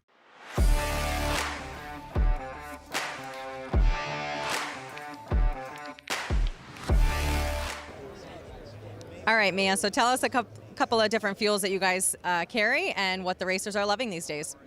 So F16 is a super popular fuel for bracket racing. F18, F15. I'd say those are the three most popular bracket racing fuels. They're super consistent. On the dyno versus our competitors' fuels, they're just as good, if not better. A lot of better results on the dyno. It's a clean product. The price is good. The price is there. Very competitive pricing. And we're making it to be as available as easily as possible. We're going to have trucks as many racers as, sorry, let me go back. We're going to have trucks at as many races as possible. And our distribution is starting to grow like crazy. If you check out our website, www.fuelfactoryusa.com, we actually have a dealer and distributor locator map there, and you can see who's closest to you. On the racetrack, get started with Tyler and Davey Markle. For JRO Designs, Hall Electric, and Precision Tool and Manufacturing, 443 left side. That's the Summit Racing Equipment left side.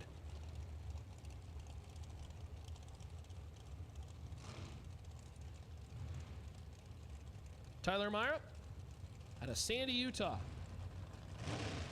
471 right side. The Casey Lane Machine out of Pete's Diesel Repair. Jordan Mower Motorsports.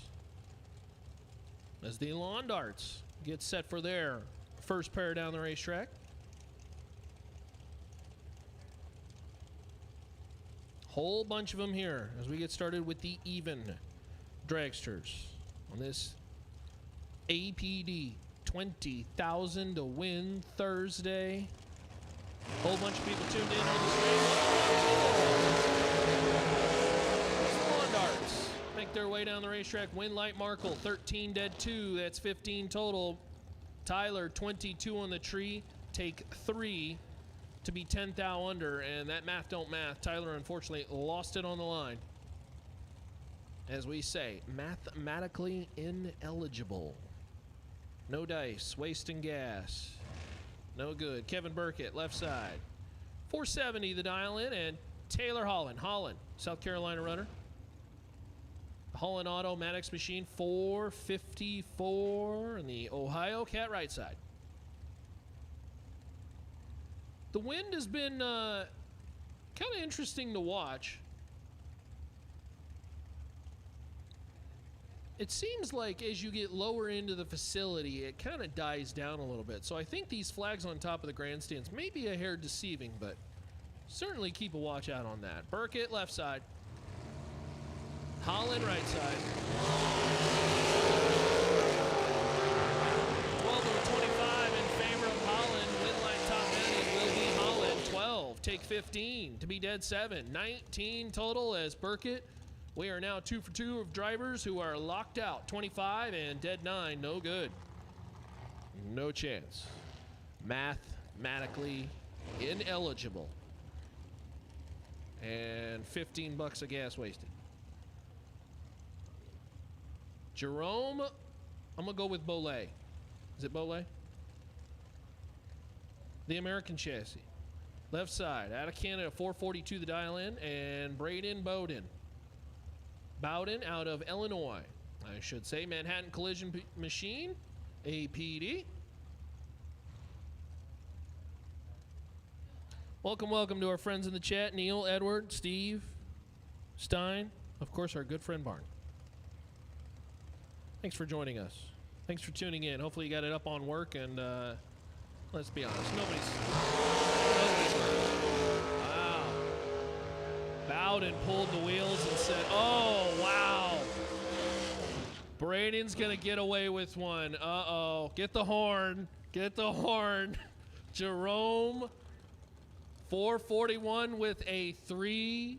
Breaks it out 7th thou, taking 3 seconds as Bowden left, pulled the wheels, came down a little harder, I think, than he would have liked, got out of the throttle, was 23 on the tree. He didn't like what he saw. He pulled over, and Jerome takes 2+ seconds.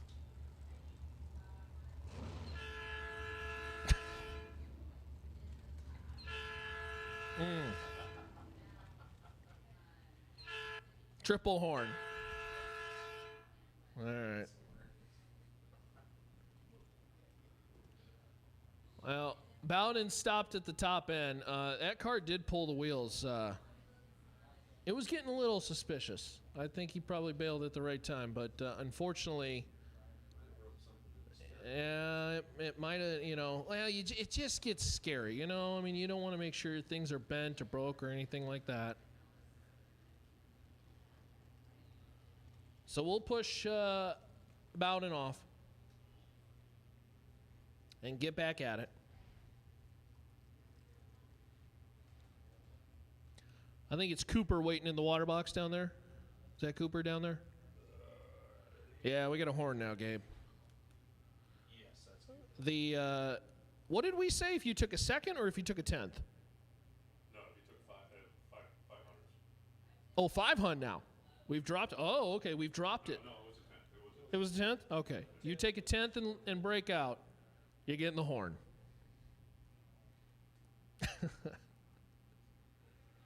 Daryl Wirtz out of Idaho, waiting patiently on the starting line. The Allegiant powder coating machine. So we get that dragster pushed off at the top end and continue at it with the dragsters here. And this APD 20,000 to win. Welcome to Norwalk. This is the inaugural Fling at Norwalk. This is a gorgeous facility. I got to tell you, the staff here is absolutely tremendous. It's great to see a staff that is so communicative, and I just feel like genuinely good people. They really know their stuff here in Norwalk, and the Bader family, they've really done a really, really nice job with this facility. It's so clean. I love how clean it is. The pavement is terrific. I tell you what, the best pit area may be this grass. This grass is pristine. I mean, this is like golf course stuff. They do a really nice job up there. So really, really hats off to the team, obviously to the Fling staff, those guys down on the starting line. Evan and the team, Kelly's up here running the show, and of course all the folks who are working behind the scenes. Alan Reinhart, myself, Ronnie Court, and Warren Evans. Will we have Warren Evans on the microphone at some point this weekend?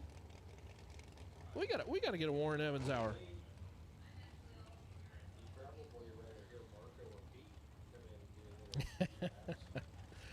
Hey, congratulations, Garrett Griffin. You did win the $500 cash and the Fling check courtesy of AAA Stormwater Management. First 000 of box door cards in round number 1. Congratulations, Garrett Griffin. And we're looking for 000 in the dragsters. Let's see if we'll get it from Chun or Wirtz. Chun, right side. Coop's been killing it this year. He's winning in America. He's winning in Canada. I should say the U.S. Either way, 482 right side. One in Vegas. Dude's a machine right now. Oh, man, he almost won $500 cash. Win like top end. Coupe, 1, take 9. To be 1 above 2, 13 total. Darren Wirtz is 15 and locked out. Yikes. Coupe is a wrecking ball right now. 1, take 9 to be 1 above 2. And Wirtz is headed for the buyback window. Here comes Tanya Pruitt. This is part of that Kick Booty Motorsports. We talked about them yesterday. Did a long little interview with the family and the team, Benny and Kevin, and whole great family down there. They get the junior racers. One of their kids just won 10K in a junior race. You know, when I ran juniors, they gave away $500 savings bonds. I still think that thing has not matured. I may get $200 out of it. 448 left side, Tanya Pruitt. Wayne Baker out of Shiloh, Ohio. Wayne's in big trouble. Win line top end. Tanya Pruitt, 8 takes 7. Well executed. On that 451 pass is Wayne Baker, 44 on the let go, and headed for the buyback window. Tanya on to round 2. Tracy says, "Atta kid. Go get him, baby. Make it happen." Would love to hear where you're checking in from, where you're tuned in from chat bleachers. Let us know in the chat. And hopefully you got us on in the garage. What you working on? What future race car will you be bringing to the Summit Racing Equipment Fling at Norwalk, presented by Total Seal next year? Tim Kelly, Larry Piper. Kelly out of Ohio, 18 ahead. Oh, win light top end, Tim Kelly. 2 above 5 and 18 on the tree, taking 5 measly thou. Larry Piper was dead 3 and, well, dead late in the pair. 45 is not going to get it done. Larry's real good racer out of the Midwest, too. That's just a uncharacteristic light. We'll send Larry to the buyback window.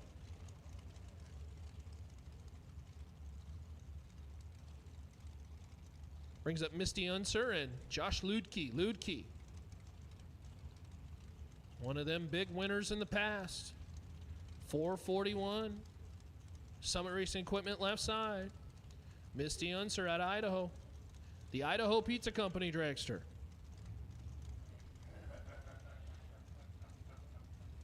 JJ checking in from Difficult, Tennessee. Is that a real place? Wow. Ed checking in, of course, from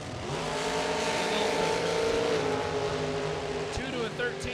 Misty in trouble. Win light top end. Josh Ludke. Ludke is 2 take nothing to be 2 above 6. Ludke, that's a great lap. Unser 13 on the tree and 1 above 5. 28 totals no good. Ludke take 0007 and 002 for the win. That's nasty. 2 take 0.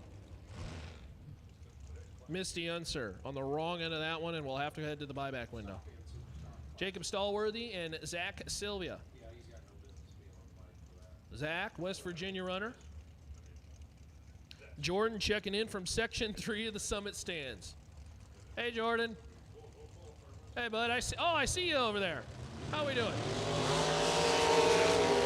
Sylvia goes red by 9 thou, and Stallworthy is your automatic winner. Stallworthy, how about 17 dead 0? Attaboy.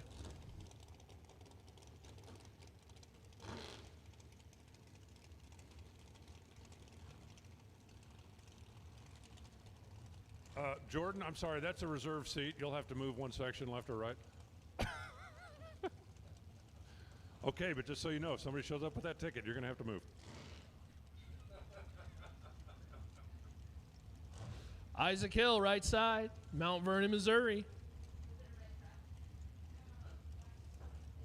Steve checking in from Boston said should be there, but sold the entry to Shane Carr. Oh, man. I think I saw Kerry Carr was going to be on property as well, too, with our friends at Larice. We'll be talking about them a lot this weekend. No name on the left side. Cool little blue dragster. Dialed 490. will leave first. Hill will leave just a smidge less than a volt later. Oh, no. Never good when you light the lamp. Red, 6th thou, unfortunately for our dragster friend of the Summit Racing Equipment left lane. Isaac Hill for the win, 16, and was holding just a scotch. Just a scotch. Oh, our good buddy Steve. Steve checking in. Howdy, howdy. Welcome, welcome, Steve. Thanks for tuning in. Welcome to Norwalk. Wish you were here, my friend. But I think you got an event going on. We got racing going on all over the country. Hey, drag racing alive and well. Love it. Justin Hardy, 456 left side. And Shanna Stone, 447 right side out of Vintage Trailers in Indiana. The Folk race car.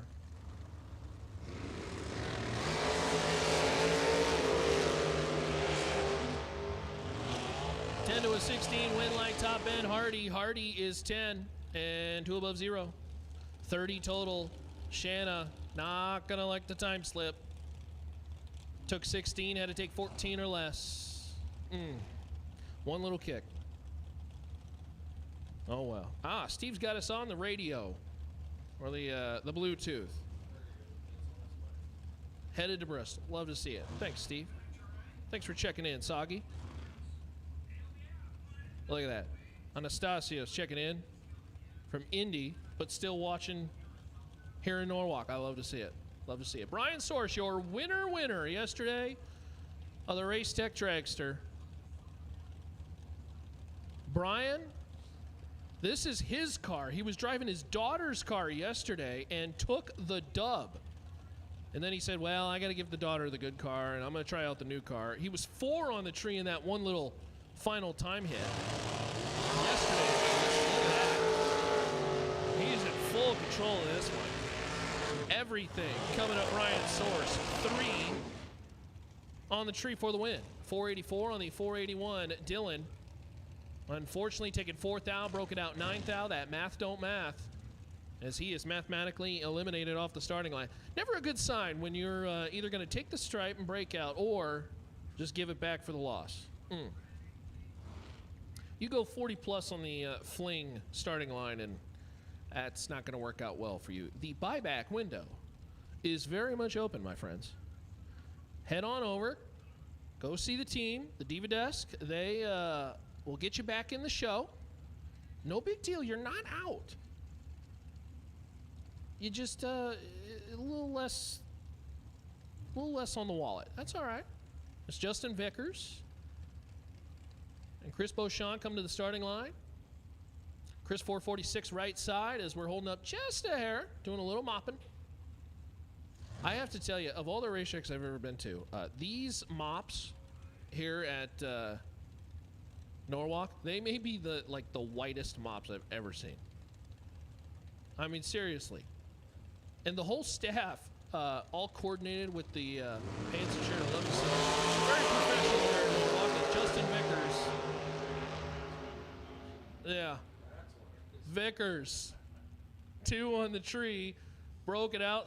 14th thou. He took 54. Had to take 40 or less. Justin's not going to like that time slip. If we were still under that 500 standard, we'd be giving him the horn. But Chris Beauchamp for the win. 29 and 1 above 3. Yeah, you are correct, Soggy. Brian Source, very good racer. He's a new dragster, richer after yesterday. Thanks for tuning in, my friend Chris. We appreciate the kind words. That's AJ Consenka. 478 the dial in right side. Bruce Holland left side. 439 out of Lexington, South Carolina. The Holland Auto machine. Consenka coming up on Halloween. Look at that machine.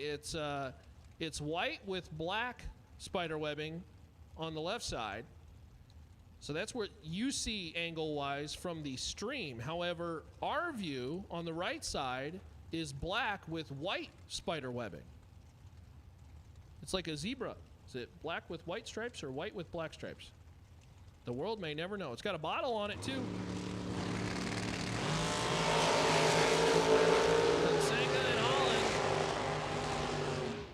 Spidey senses tingling. No dice for AJ. Win light top end. Bruce Holland 4. Take 26 to be one above 6. 20 total. Bruce Holland disposes of AJ in round number 1. AJ's 13 on the tree and well above. I think he might have said, well, we're hoping for a breakout out of Bruce. No good. No chance. Chris Hess and Lindsey Butler. Lindsey, out of Ohio, the M&M chassis, 483 right side. That's the Ohio Cat right side. Appreciate our friends at Ohio Cat. And Chris Hess, left side, at Marietta, Ohio. Summit Racing, left side. Here at Norwalk. Our event coverage, say thank you to our friends at Mosier Engineering. Now, Chris is in big trouble. Rocking the scoop over there. Lindsey Butler for the win. 26, take 19 to be dead 7. Lindsey Butler's 33 total. Chris Hess is 52 on the line, dead 0.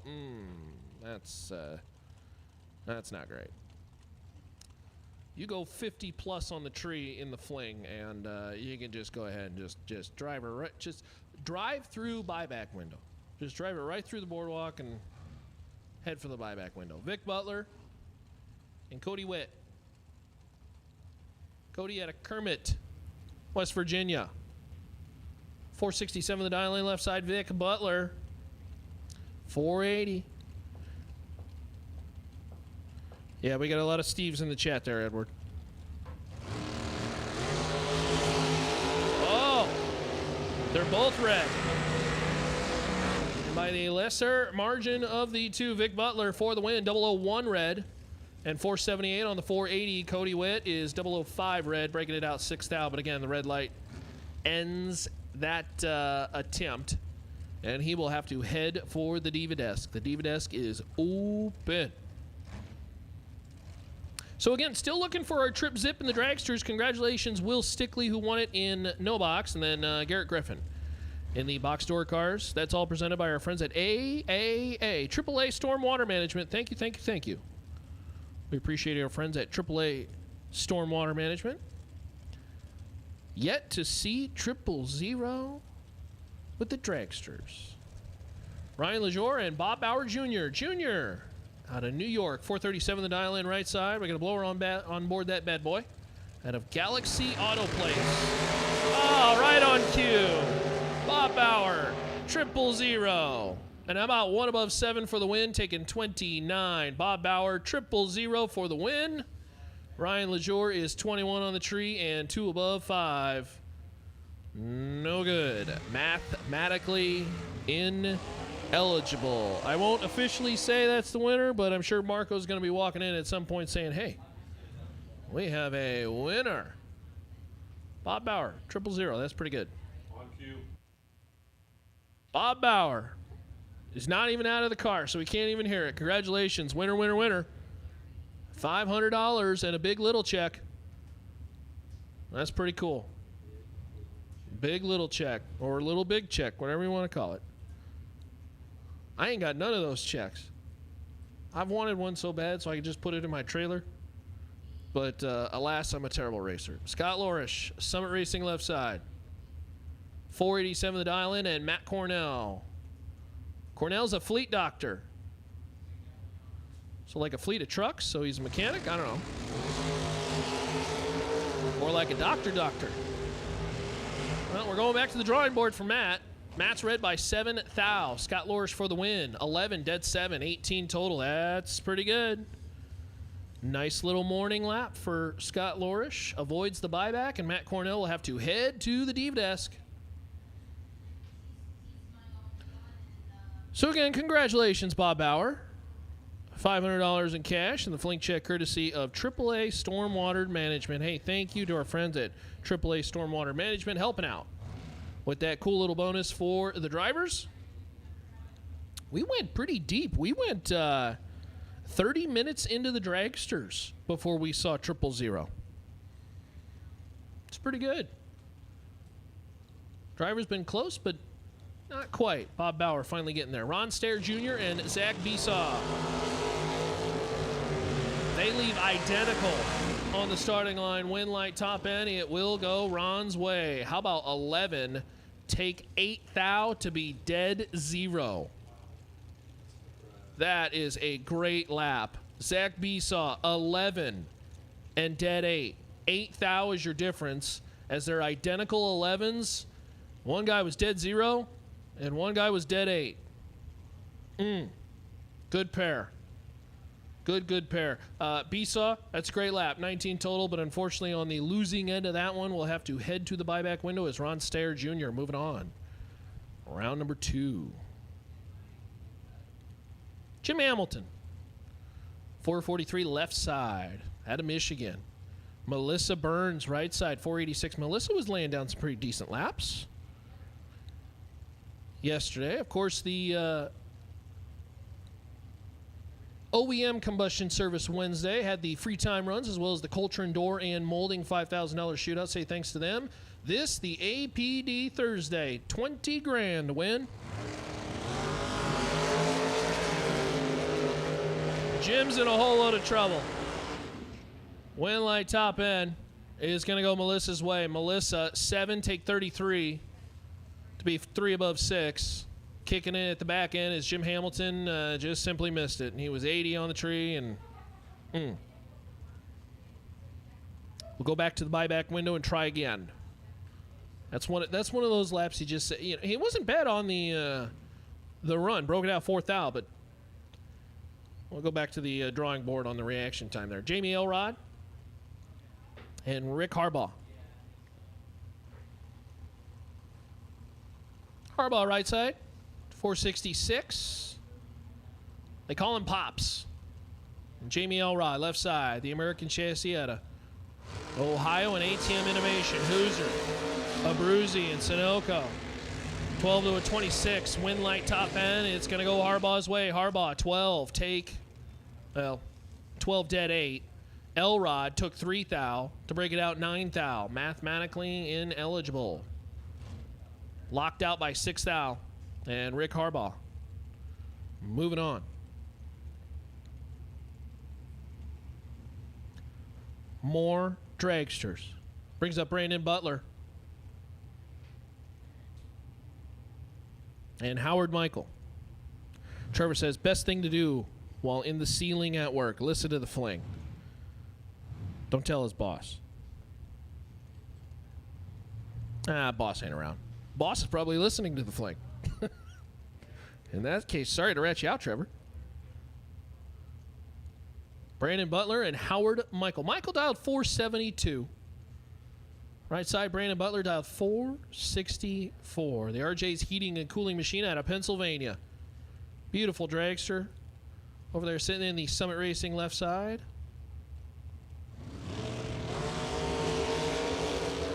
Oh, Brandon reacts just a little too quick.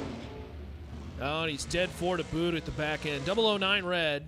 Howard Michael. How about 23 dead 0? That's pretty good. Howard Michael. Going around number 2, Brandon Butler will have to head for the buyback round.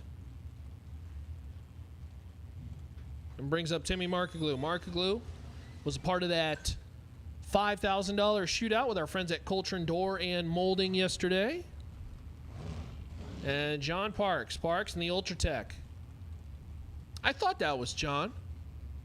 We didn't have a name in for yesterday, but today, John Parks driving the 433 dialed dragster. Not heads up, but pretty darn close. 2 Huns separate them. They'll be locked at the hip all the way down the racetrack.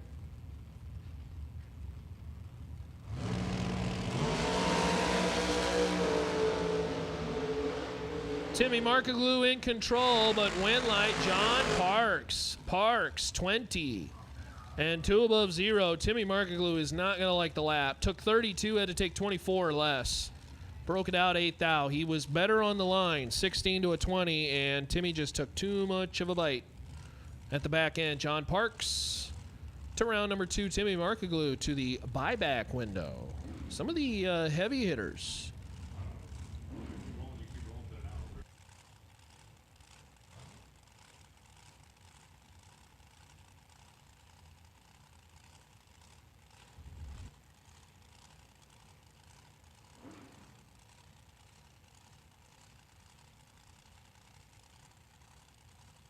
Jacob Elrod, Bluffton, Ohio. American chassis over there, left side. Sunoco and Mosier.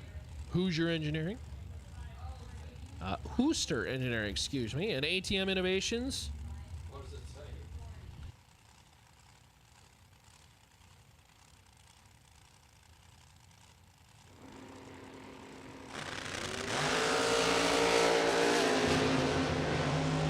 Courtney Grisey and Jacob Elrod. Elrod for the win. 007 and 1 above 0. Taking 13 at the top end. That's 17 total. Courtney 001, but 2 above 9.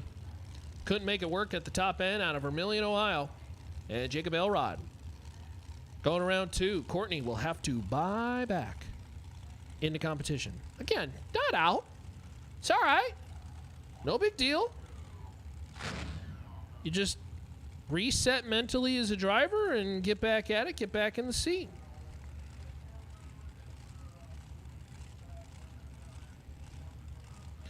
Randy, you are correct. The racing is insane. It is the best of the best. In my opinion, this is the...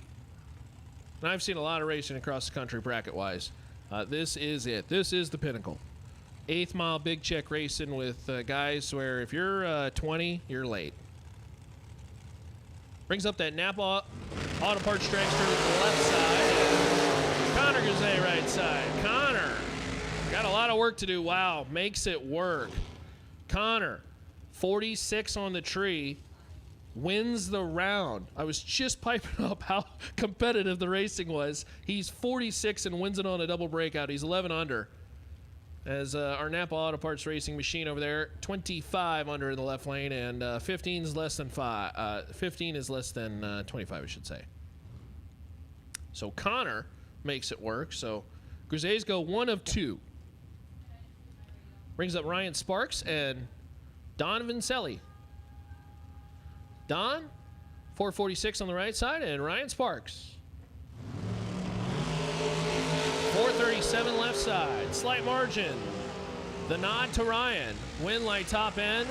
Vincelli. Don, 17, take 8. To be dead 5. 22 total wins around as Ryan Sparks is 14 and 1 above 6. 30 totals, no good.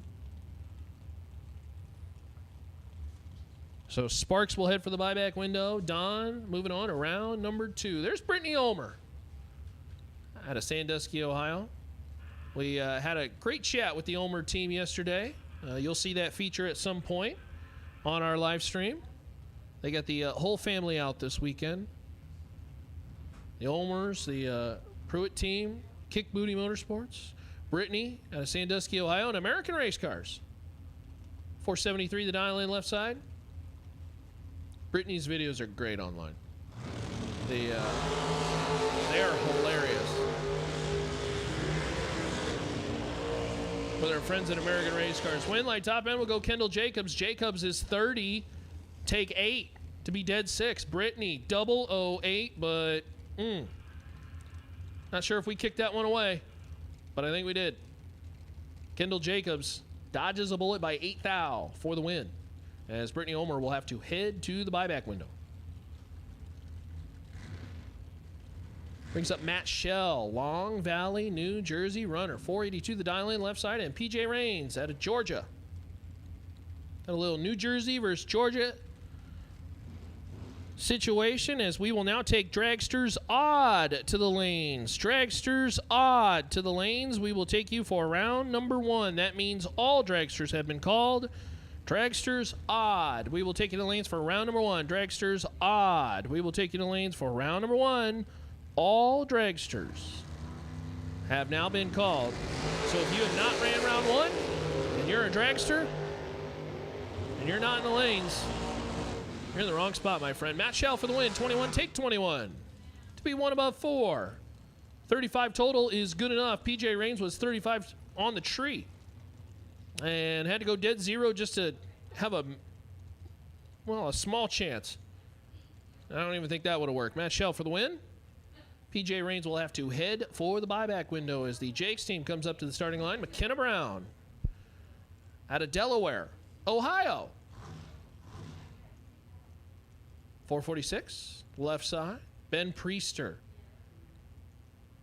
Ben, 512 the dial in right side. as they bring them to the starting line. Dragsters odd. You have been called back to the lanes. Or I should say you have been called to the lanes for round 1. Dragsters odd. That means all dragsters have been called for round number 1. All dragsters have been called for round number 1 of competition. Ben will leave first, and then Bold Plus later. McKenna Brown will try to run down Ben. Some solid mile-an-hour difference on the back end. McKenna's got a lot of work to do and running out of real estate. Wind light top end. It's going to go Ben's way. Ben, 12. Take 29. Double breakout win is 4 thou under. McKenna trailing behind by 29. Really had to throw the boat anchor and did not. Just follows Ben through. And by 10 thou your difference on a double breakout, Ben Priester moves on to round 2. McKenna Brown will have to buy back into competition.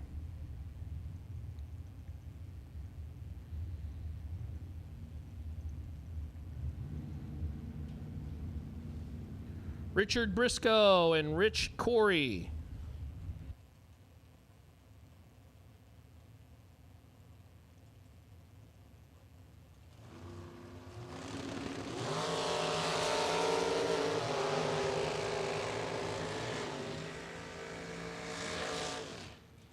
Rich Corey, 19, take 3 thou for the win. 2 above 5 as Briscoe, 31 on the tree, is late in the pair. And 1 above 6 to boot is no good. Bob McDonough and Shane Blackburn come to the starting line. Blackburn, Ashland, Kentucky runner, right side. Got some brand new Mickeys on that one. Well, at least they look new. 453 the dial in, right side. Maybe shine that one up for the performance polish bonus. $500 cash and a little big check. Actually, I think it's a trophy for the best appearing car. That'll be selected at some point this weekend. I don't know who's the judge of that one, but they got a tough one to handle.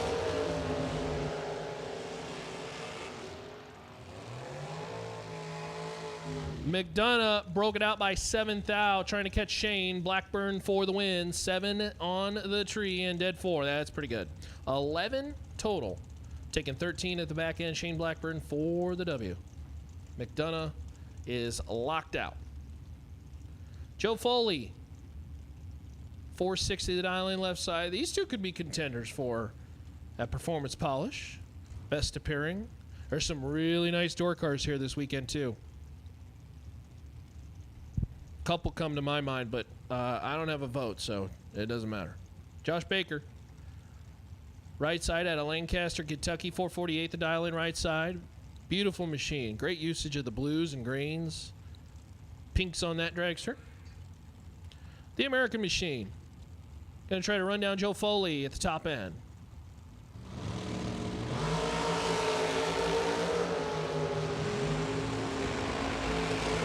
Wind line top end, Baker through the boat anchor, and we'll pick up the round win. 6 on the tree and 51 on the 48. Foley, 14, fed 39, and broke it out 16. Had to take 26 or less.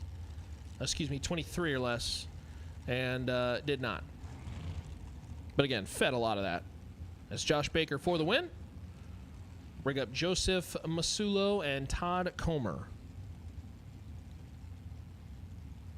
Almost 1,000 plus folks watching on our live stream. We appreciate you joining us. Thank you to our friends at Mosier Engineering for helping us out. Our friends at Rad Torque Systems as well too. The APD 20K Thursday. Round number 1 making our way through the dragsters. Joseph led by 7 thou. Todd Comer for the win. 28 on the tree and 7 thou under. So again, we appreciate you tuning in. Would love to hear where you're tuned in from and what race car you're working on to bring to the Fling someday. Drop it in the chat bleachers we'll give you a shout out as Todd picks up the round win, doing a little bit of cleanup on the starting line, getting ready for Christy Bach and Mark McKay.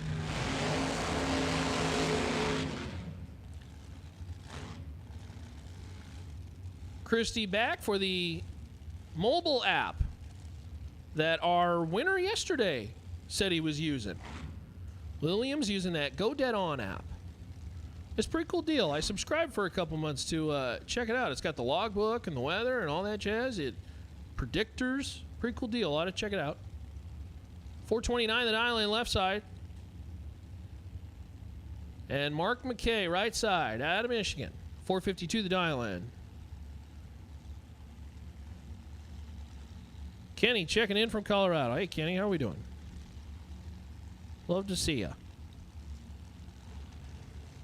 Got to bring your car to this racetrack. Wow. Wheels up for Christie and picks up the round win. How about 42 dead 2 taking 3 thou, and she had the wheels up on that bad boy.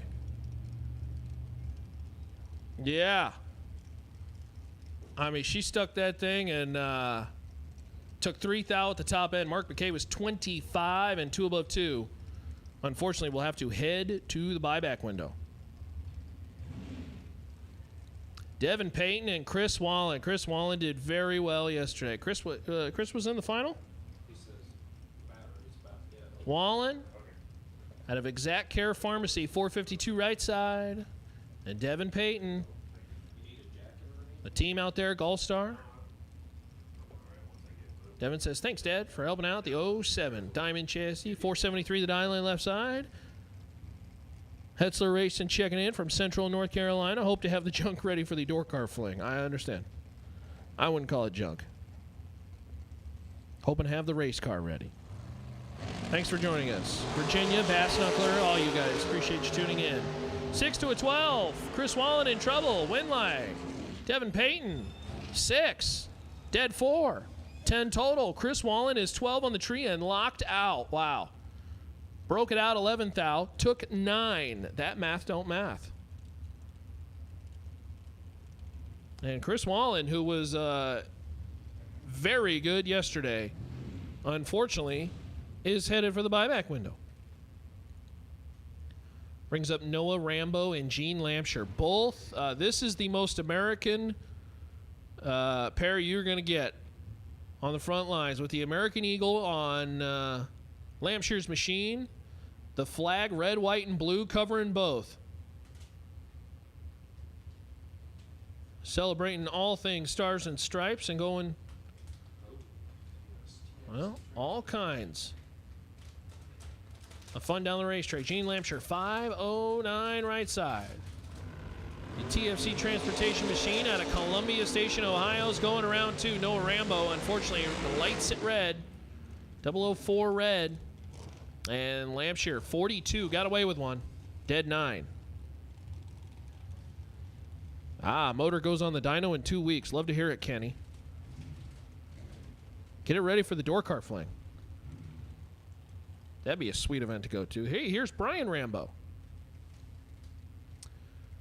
And no name on our dragster over here in the Ohio Cat right side. I think I see Gene. That font's really small, though. Dialed 450. We'll go with Gene for now.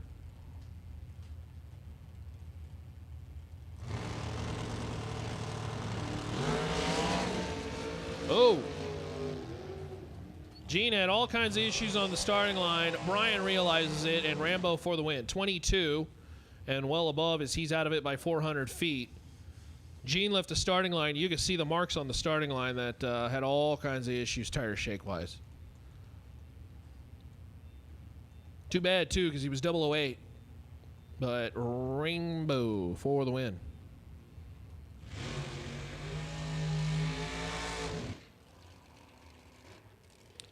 Brings up Jesse York and Jonah Gerber. Again, if you have not ran in round 1, all dragsters have been called. If you have not ran in round 1 for your dragster, all of them have been called.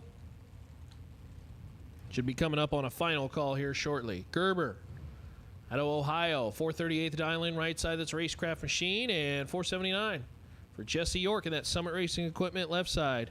We talked to our friends at Summit yesterday. We appreciate them. They got 1,000 SKUs on the property. Go check out the truck. Anything you may need, whether it's for your race car now or maybe a race car at home.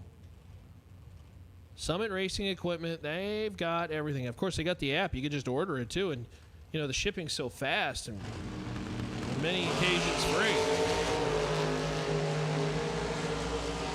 Jonah Gerber, 009, dead 6. That's pretty good. 15 total. Jesse York's 20 on the let go and locked out. Jesse broke it out 18 thou, took 13. The math don't math on that one. Bass Knuckler, yeah, if you have not heard about the door cart fling, you need to think about that one. Go check it out on the website. Nitrous assisted machine over there for Chris Ferguson. 436 the dial in right side. And Stephen McCrory. McCrory, the American built machine out of Bears Motorsports and Champs Performance. 458 the dial in. Summit Racing Equipment left side.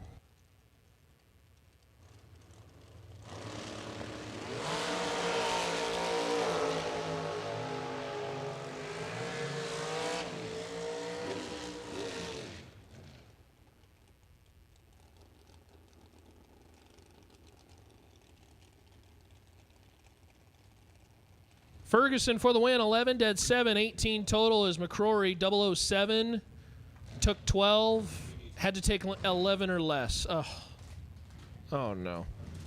That's a tough one. That's a tough one. McCrory will have to head to the buyback window by 1,000. Chris Ferguson for the win. Donovan Williams. Chunk of change yesterday out of Sarasota, Florida. 474 left side at Summit Racing Equipment left side, and Ryan Ernst, Ryan, 446 right side.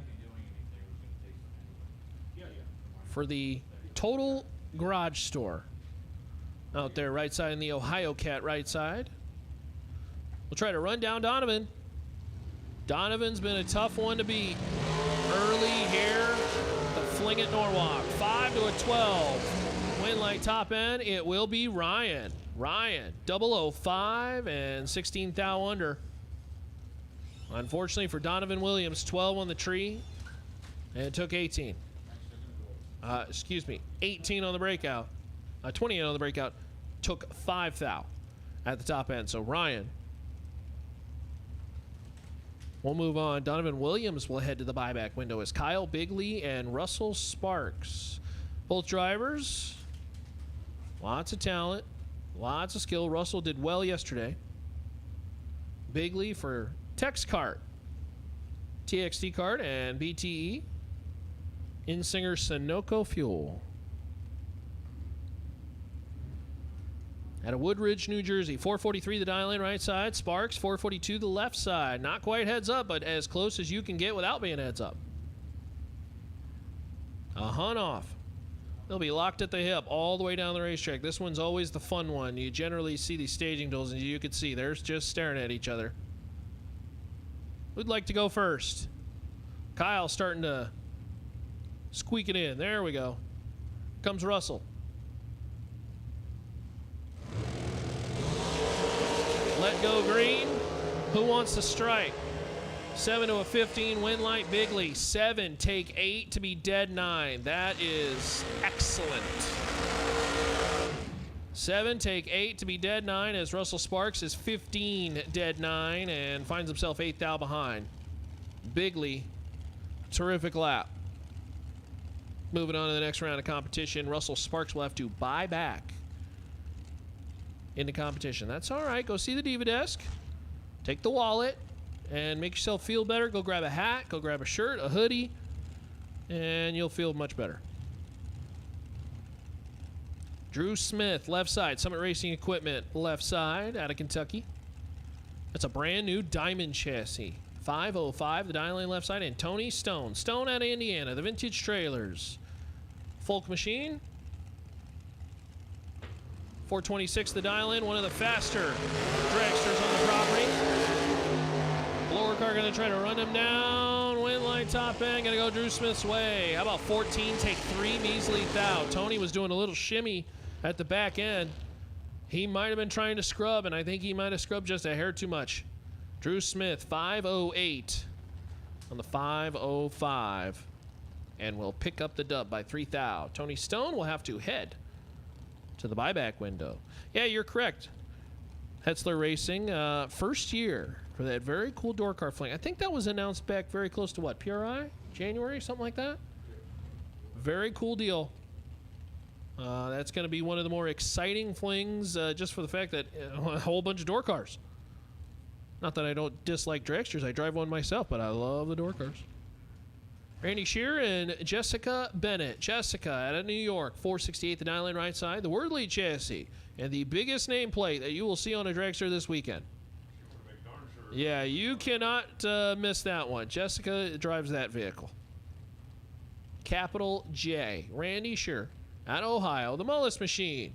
For the Blaster team, the biggest can of Blaster I've ever seen sitting on the starting line right behind in that left lane. Well, they got a can on both sides. What'd you say that was? That was the extra strength?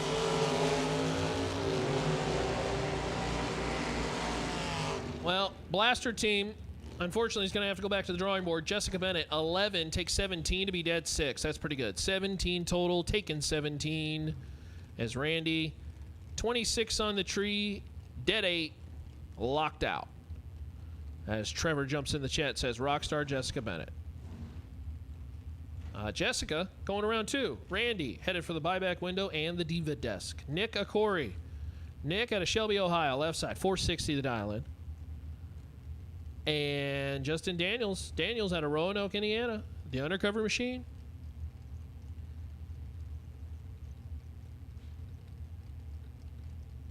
Yeah, you were correct. That October weekend in Galat, gonna be a fun one. I'd love to go to that. That door car Fling's gonna be awesome. Nick Akori out of Sandusky Steel. Got a whole lot of ground to make up. Oh, Nick did it. Justin Daniels was 009 and 1 above 7 to find himself 4 thou behind. Nick was 21 on the tree, dead 1, 22 total. Will pick up the round win. Justin had 12 in the bag on the line and unfortunately couldn't make it work at the top end. So Nick Akori moving on as John Kruk and Bob Payton come to the starting line. Payton right side. The Diamond chassis out of Cali's Performance, Fleener Trans, and Lanning Electric. John Kruk out of Oregon. Ohio. What? Ohio. There's a place called Oregon. Well, we've had an Oregon, Ohio, and I think I saw Maryland, Ohio, too. A couple reaction times I don't think either driver's going to be bragging about, but Bob Payton, how about that? 34, take 4 to be 1 above 5. 49 total, wins round 1 in that pair, as Croc is 26 and 2 above 7. John, gonna be, I think both drivers going to be kicking themselves because John's going to look at it and say, man, I could have won that round. And Bob said, ooh, I got away with one. But you know what? A W is a W. It avoids the buyback window. Zach Smith and Bob Tengler. Tengler was a part of that 16-car shootout. That was the $5,000 Coltrane door and molding shootout. Big thanks to them for helping that out yesterday, where Williams took the win. Tengler now trying to get out of round number 1 in the APD. $20,000 to win excuse me, not Tuesday, Thursday. All the days are starting to kind of mesh together. We're kind of getting to that point. If it's a day that ends in Y, we're bracket racing, and who really cares for this one? Zach Smith, the Ohio runner in full control. 14, take 20 to be 3 above 3. 47 total. Zach Smith locks out Tengler. Tengler just missed it. 52 on the tree and 1 above 5. No good. Brings up the Law. Steve Law, Summit Racing left side. 463 out of Law Chevrolet. The Danny Nelson built machine that is bottle assisted. Gonna try to run down or at least hold off Jack Ostrowski out of Pennsylvania. The East Coast Alternator machine, the Race Tech Dragster over there right side. 446 in the Ohio Cat right lane. That's a good looking shot on the stream. Check that out of the starting line. That roaming camera is awesome. Who's running the roamer today?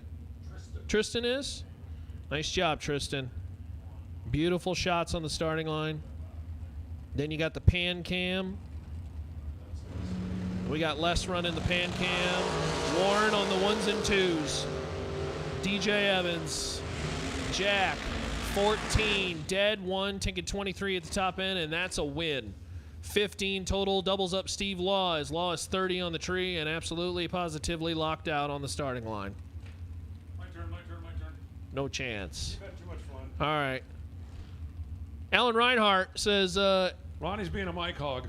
well, you know, I was trying to give you a break because I got to go out into the pits and talk to a bunch of people. Get out. Alan Reinhart, ladies and gentlemen, going to take over.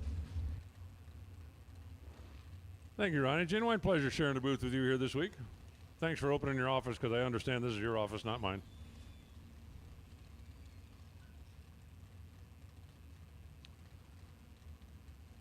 Mike Harbaugh rolling up now on the left side. Adam Beauchamp on the right. Handicap difference about 2/10. Head start going to left. In, set, ready. Well, it was supposed to be 2/10. It was a little less than that, actually. But that wasn't my idea. That was Mike's idea. Mike decided to sit on the bulb for $500, and Adam's going to make him pay for it. Running 37 on the 36 with a 0.18 reaction time. That was an easy little winner. Harbaugh, 54 on the tree and 2 above the dial. You're not going to win a whole lot of rounds like that around here. But he gets to go see the goddess. They bring up Tom Dauber over in the left side with the upswept headers. We just don't see that many upswept headers anymore. Used to be like a big thing. Now it's not so much of a big thing. Twan Jett here on the right side. Okay.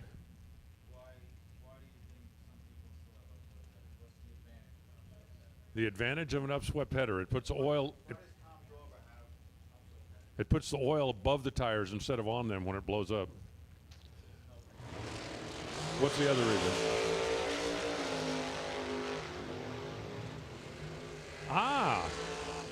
That I didn't know. Wow. Twan Jett goes 007 to leave last and also got there last. Dauber goes 006, gets there dead on 9. Taking 4th out at the stripe. Twan would have won a lot of rounds. He didn't win that one. Twan puts up 19 for a trip to the Divas. The upswept headers, if you do the forward-backward load in the trailer, will let the other dragster tire roll right up against the body where the header would have been in the way if they're downswept. There you go. There you go. I thought it also would help blow the clouds away.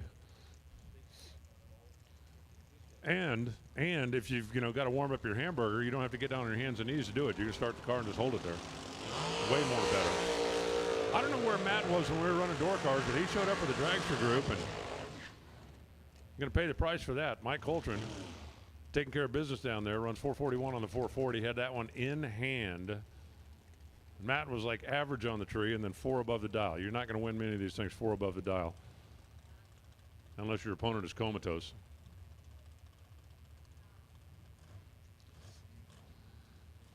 Brings up Darren Krylak over on the left side. And Max Mosier over here on the right side. Difference in dial is 1/10. 1/10.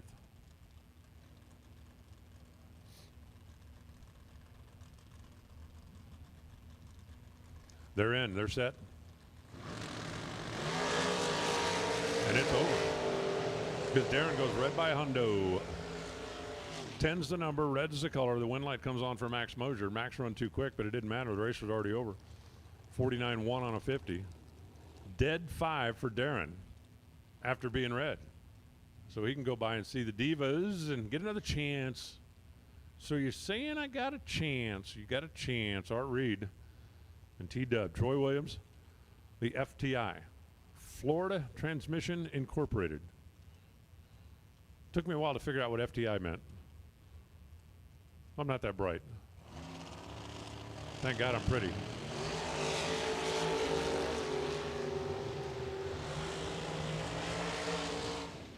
Down to the finish line stripe we go. It's going to be Art Reed. He left second. He got there second, but his light came on. T-Dub does not make that mistake often.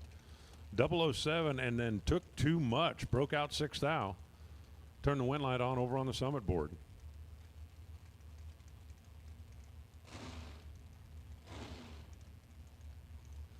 And that'll bring up Kenny Branscombe. Rolling over on the left side. And Mike Fuquay. I thought that said Fuquay on the car last night when I was like binocularing it. But that really is Mike. Wow. Haven't seen him in a while. Out of FTD Customs. The Orange Machine from down in Hendersonville, Tennessee.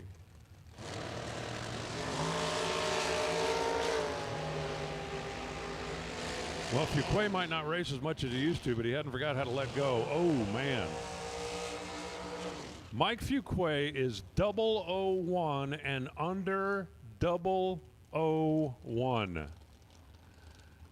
Kenny goes 007, dead 8, and really should have been in trouble. Fuquay gets there first by 15, and that was one too many. He's 2 thou away from making an absolute perfect run, and 1 thou was under. I know. If you could just move the 1 down.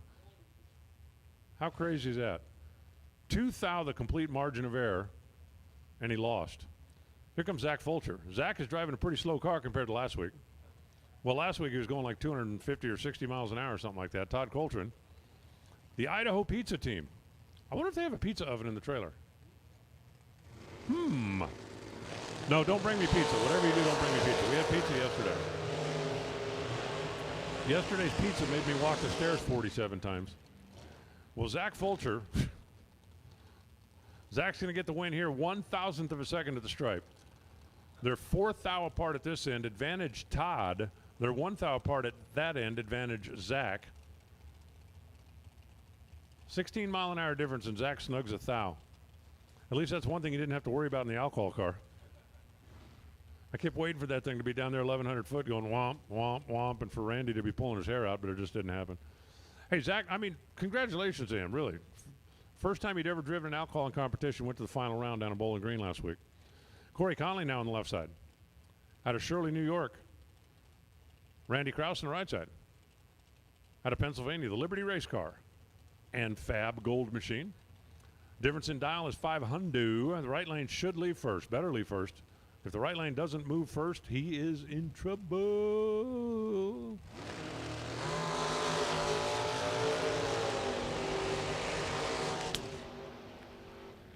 Well, the right lane did move first. And for some reason, Corey Conley is a mile off the dial, only 134 miles an hour down there in a 487. Door wide open for Krause, who eases off the throttle to a 484 for the easy win. Corey's going to have to figure out why that thing slowed down. Billy Leisure now. In the left side, Don Buckowitz on the right. Ohio against New Jersey as we're lining them up here. Wasn't a very big handicap in the last pair, but compared to them, this one's going to be like nothing. Difference is 1 hun. You shouldn't even be able to see the difference in the tree coming down. They tell me it takes 200ths of a second to blink your eyes.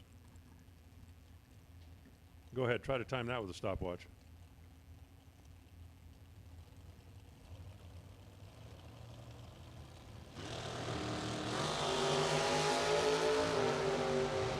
You know why you could see who left first? I know why you could see who left first. You could see who left first because Billy Leisure forgot to let go of the button. Simple as that. How often has somebody, okay, Ronnie, how often has somebody been 33 holding 4 hun in reaction time? That's like, if you're going to miss, make sure the other guy misses worse. I'm not sure how you can guarantee that, but that's what happened there. Anyway, Ron gets the win. They both run 2 above the dial, but really the difference at the start was the difference at the finish. 0.33 to be 4 hun in front. It is indeed a right place at the right time kind of sport. Hey, if you're watching us online or if you know somebody that's following along online, I know there's a race going on down in Indianapolis this weekend, but it's raining down there. Make sure you pass the word around that we're racing. While they're watching them dry the track, they can tune in over here and check in on the Fling. They can watch Jeremy Cooper go James Bond Red at 007. Gordon Bowman goes 451 on the 450, 153 the speed. Didn't need any of it. 007 red, and then 487 for Jeremy. Go by and say hey to the Divas for me.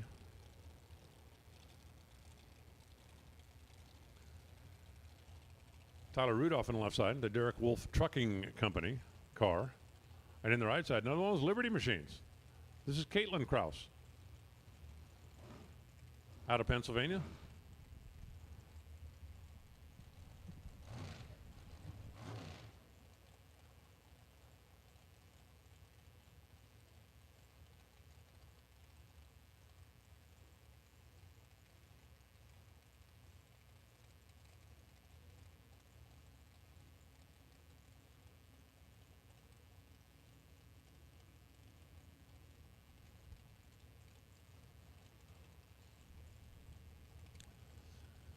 The two dragsters taking a little extra time getting in and finding that beam. We still got staging lanes full of them. We've been running dragsters for a long time, and we are not close yet. Ouch, oof, ugh, darn, rats, shucks. Caitlin, red, 1,000th of a second. And then runs dead on 9. Tyler goes 447 on a 447, call that dead 7. But all he had to do was turn it green. He did. Caitlin, red by 1,000. That's just annoying. Jeff Hurrah rolling in left side. That's an Ohio car trying to defend his home turf here. The first ever. Summit Racing Equipment, Fling at Norwalk. Presented by Total Seal Piston Rings. Here at America's Racetrack. Ken Gregory over here on the right side.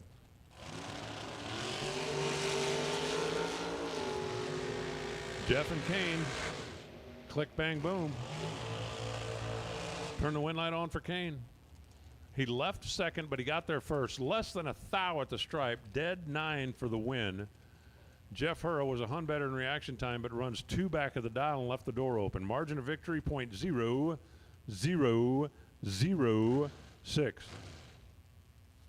6/10,000ths of a second. About the length of my last relationship. Bob Saradu now on the left side. Team of Bruzy on the left side. Clayton Roberts.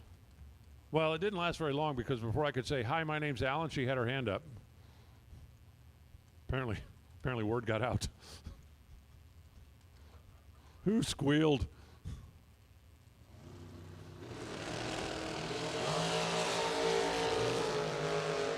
A lot of handicap right there in an 8-mile race, and wow, Bob.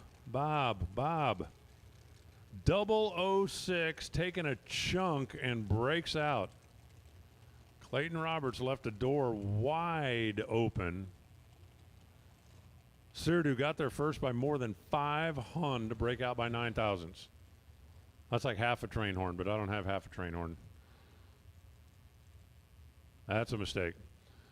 Tristan Strauss on the left side, Riley Source in the right.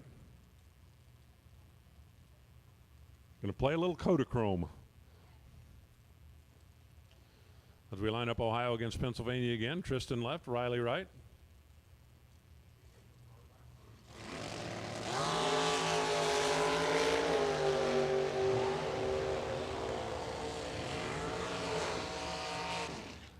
Riley picking up right where Dad left off last night. Dad left off last night in the winner's circle. Winning himself a brand new dragster from the folks at Race Tech. Driving Riley's car. Well, Riley's driving the car today. She is 17, dead on 9 for the win. Tristan's reaction time was 80. That's not a good plan against Riley. Not a good plan. Kaylee May now on the left side, and Zach Manaseri. Kaylee's Indiana-based machine. Over there on the Summit side of the racetrack, the Ohio Cat side would be Zach.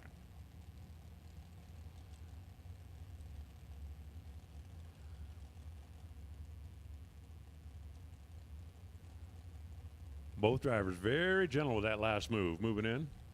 Second bulb comes on. Stand on the gas and let go on top.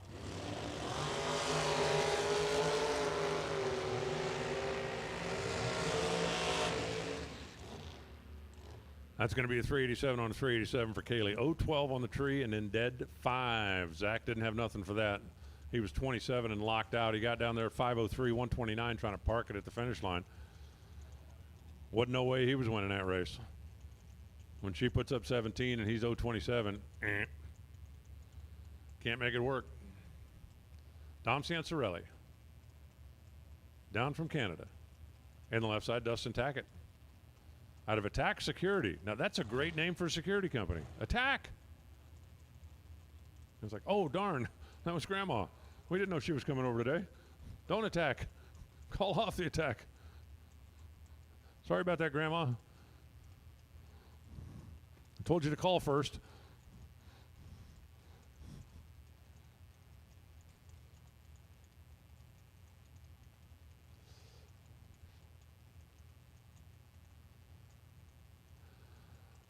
Roll them up in there, right lane, going to take the jump.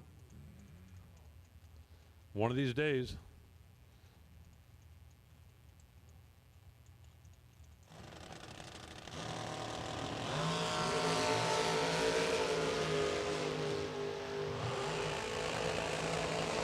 Well, Tackett took all that extra time to stage and then couldn't wait an extra 0.02 of a second. The red light's on. Dustin's going to head down to the Divas. Dom gets a win, 006-444 at 153 miles an hour. I said earlier, if you commit the sin, red lighting, running too quick, giving up the stripe, whatever it may be, go see the goddess of forgiveness, pay for your sin, and you can have another shot at it.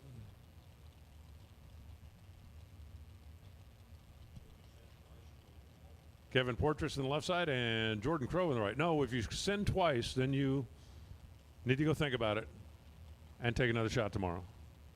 You will never be forgiven if first you don't sin. The motto of my church. I'm here to help you with the sin.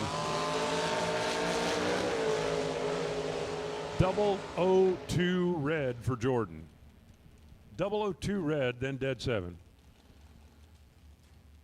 Kevin won that thing before he moved. Goes 436 on a 438.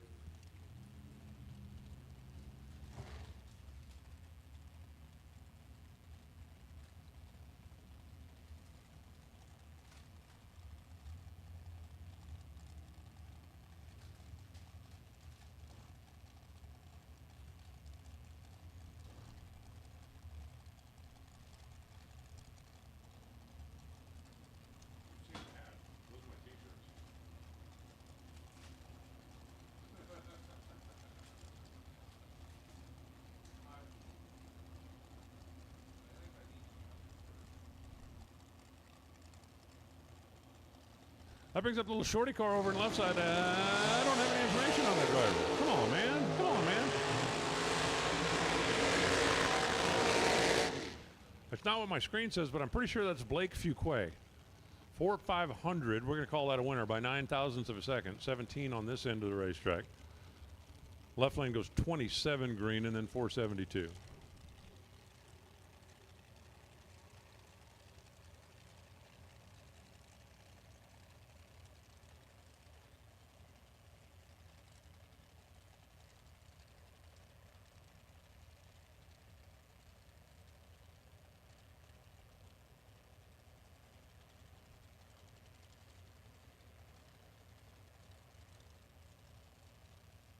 Here comes Marla Hunter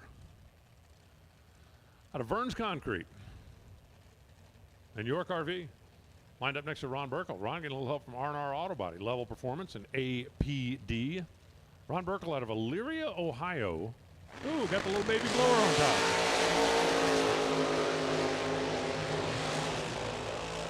How about two blown cars side by side? Marla Hunter goes 013 to leave last, and Ron Burkle's going to get the win. 008, and then 424 on the 422. That'll make it work. Marla 13 on the tree. That wasn't bad. 438 on the 35 is leaving a little too much room down there. Here's Greg Brown out of May Race Cars and Ford Transmission. Sponsored by KW Man, attorney at law. Ooh. Jamie Tupper or J&S Collision. Tillesonburg, Canada. See the J&S logos on the side of the machine. Again, really appreciate everybody making the trek down from Canada to come flinging with us here this weekend.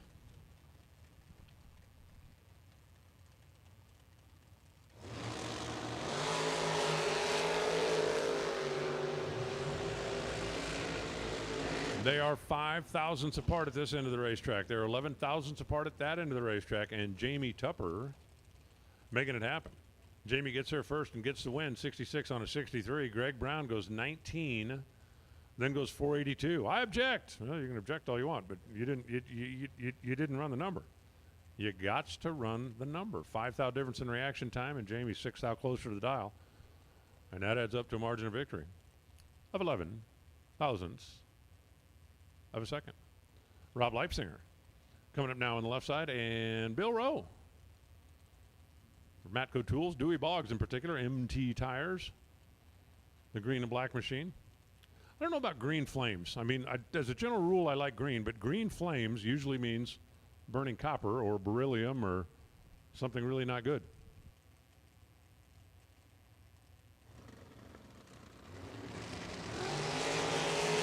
Leipzinger. Oh, no. He goes 200 too soon and turned the bulb red. 4,800. Bill Rowe nailed it. 20 on the tree and then threw an egg at it. Dialed an 80, ran an 800. And for Rob, he's going to have to drag himself over to the Diva Den, the Diva Desk.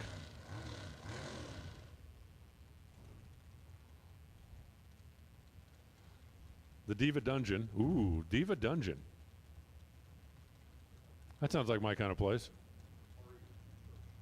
Sean Beemler coming up now on the left side. Mark Morgan in the right. Only 500 difference in dial. These two will be side by side all the way down the track. Ooh, I think I can almost see the end of the dragster line. Almost. Of course, I got some pretty good peepers. Ruh-roh. I was just up here thinking, Sean, don't train horn yourself. Whatever you do, don't train horn yourself. Sean's 003 and Mark didn't leave the starting line. Now, whether he had a glitch or the wrong numbers in the box or just was sitting there going, okay, I'm supposed to do something when that light comes on. But hopefully whatever it is a repairable issue and he can swing by. And yes, even a 2.6 second reaction time can be forgiven. Go see the goddess. J.P. Schuster left. Hayden Bailey right. Hayden out of Decatur, Illinois. J.P. out of Vienna, Ohio. 500, the difference in handicap here. Let's see what we got.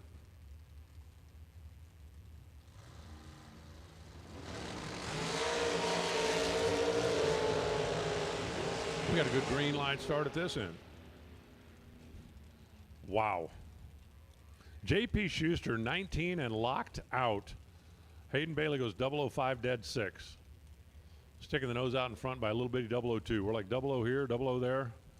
Yeah, J.P. 19 locked out, 445 crossing second, 6th out too quick.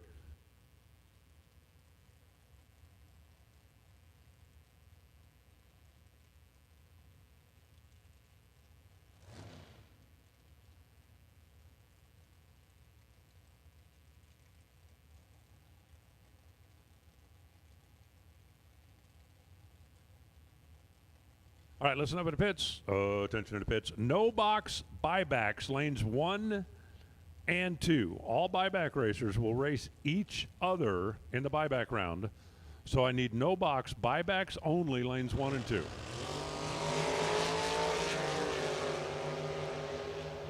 Dane Hall drops the cherry. 009 red. Earns himself a visit to the Divas. Mike Lane goes 437 on the 436. Won it before he moved. Now it's Kurt Valtman over there on the left side, and Steve Miglitz here on the right. Only 400ths difference end dial between these two. Once again, listen up in the pits. Attention in the pits. No box buybacks to the lanes. No box buybacks to the lanes.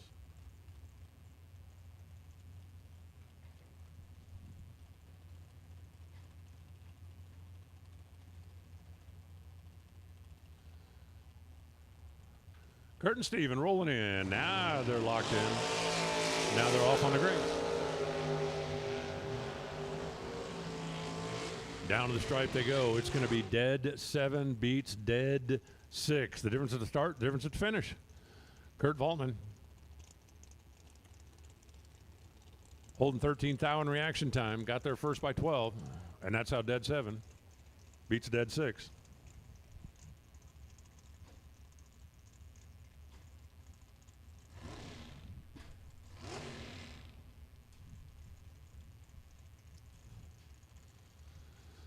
Now it's going to be Jeremy York over on the left side and James Lee. Folks at Get 'em. MrCoolDIYDirect.com. MrCool.com. That'd be a good website for me. No, I think it would. I really think it would. I think it'd be great. I think it'd be awesome.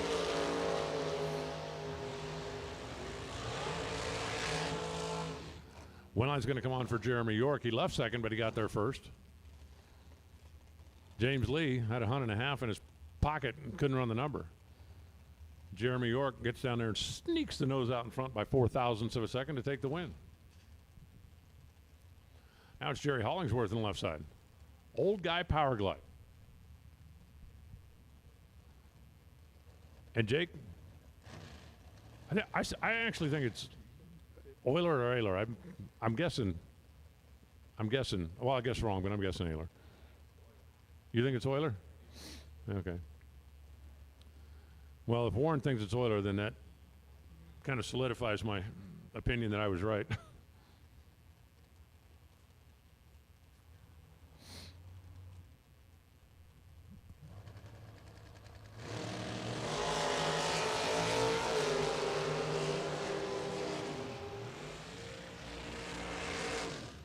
$009,491. That's going to be a winner for Jerry. Jake's 026 and 300 above the dial, and that's too much room. Too much room, especially when the other guy's 00 at this end of the racetrack. Hollingsworth takes the W. Jacob can have another chance if he goes by and pays for his sins. Jason Jensen now on the left side and Scott Still. So we got JJ against SS.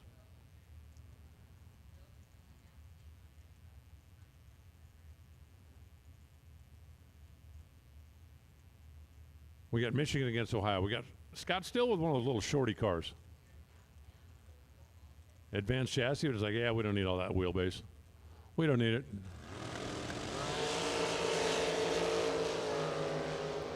See if you got one of those short cars here. Whoa, whoa, whoa, hang on. Scott Still's going to get the win. They both run dead on. They both actually did a pretty good job. Jason's car was really kind of wagging the tail down there. Past the finish line. Jason Jensen goes 15, dead 8. Not enough. Scott goes 0-11. Dead 9 to win it by 0.03 of a second. 15 dead 8 will win you some of them. Not that one. 15 dead 8 for a trip to the buyback window. It's crazy, I tell you, crazy, crazy, crazy. Here's Todd Piper out of Kansas. And Jeff Serra out of PA.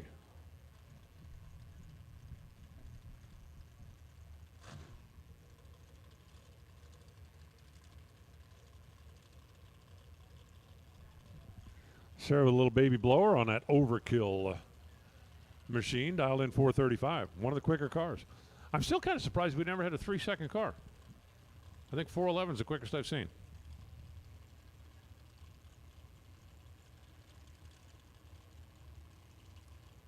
Piper's ready. Sarah is also.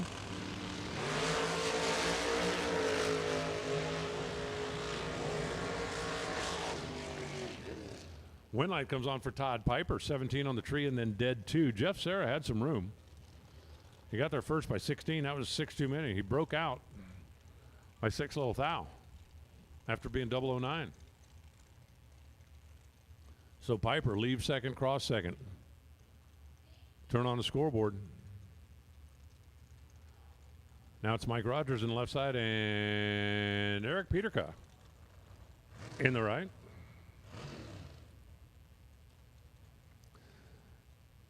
All right, listen up in the pits. Attention in the pits. Even numbered buyback door cars to the lanes. No box buybacks. You should already be there. If you won first round, sit tight. Have a sandwich. Put your feet up. Write your congressman. Make some popcorn. Any of that stuff. Mike Rogers for the win. 10 on the reaction time. 474 on the 473, and that was enough. Eric takes 9 thou at the stripe to break out by 2. 007 stripe would have won. 009 didn't.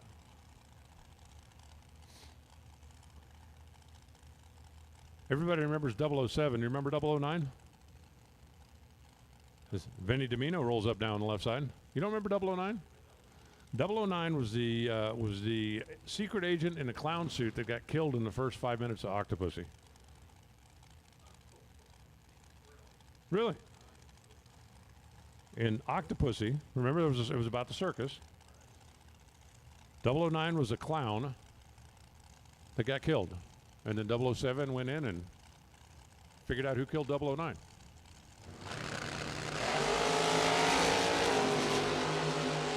Adam Batanas. Adam's going to take this win. He's 006. I don't remember there ever being a 006. I mean, there must have been one, but I don't remember him ever being in the movie. And then goes dead on 9. Vinny Domino got there first, but he had to break out to do it. No chance to win the race. 027 on the tree, and that wasn't going to work.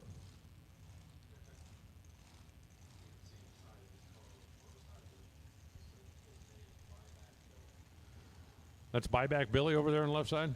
Well, his name is actually Billy Back, so maybe his middle name is Buy.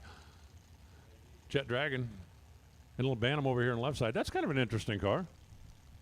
Different. Small block. Hey, Billy, you don't have to buy back. I mean, I wasn't rooting against Chet or anything. I was just saying, if your name's Buyback Billy. 421 on the 420. He left first by 5 thou, then run 1 above the dial. And that locked out Chet. Chet was also 1 above the dial, but left second. I must have watched too many James Bond movies. I remember the scene where he's at the knife thrower. They're in the train car. And the guy goes, "This is for my brother." And Bond sticks a knife in his chest and says, "That's for 009.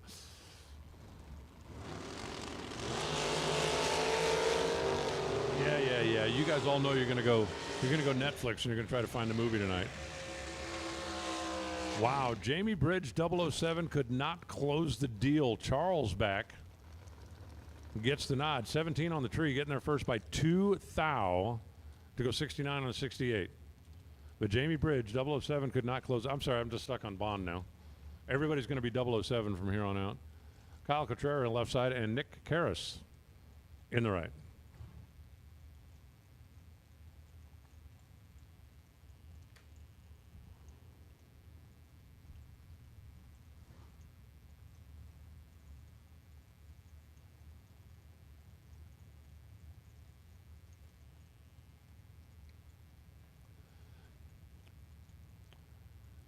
Head start's going to go to the right lane, but not by much.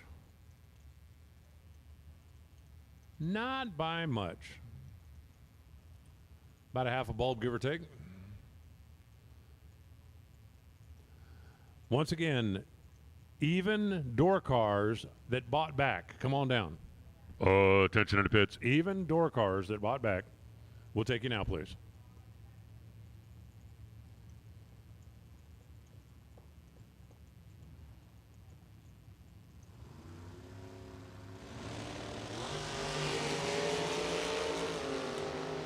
Nick Garris left first. And he left first by too much. 71 is way on the red side. 483 at 138 miles an hour. Kyle Cotrero goes 452. Man, he was holding. Once the red light came on, he decided, what the heck? We got a free time shot. Let's leg it out and see what it does. Well, that's what it did. Now it's going to be Chase McKay's turn. He comes up over on the left side. And Gerald Peterka over here on the right.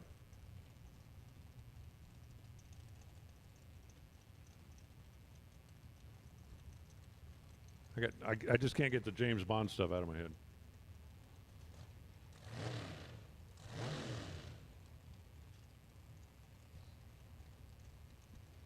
I really miss Pierce Brosnan. I think he was my favorite Bond. Yeah, I like Pierce. Even when he's Remington Steele, I thought that'd be a good Bond.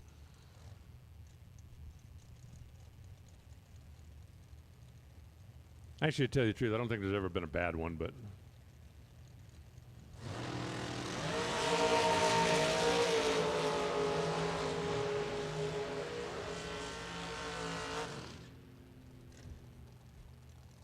Well, Gerald's going to get the win here. He's 13 and runs dead 7. The margin at the stripe was less than a thou. McKay got there first by about a half an inch, but it didn't make any difference. He was behind on the start. The only way he was getting there first was breaking out, and that's what he did. So Gerald gets a win, and Chase gets to go see the Divas.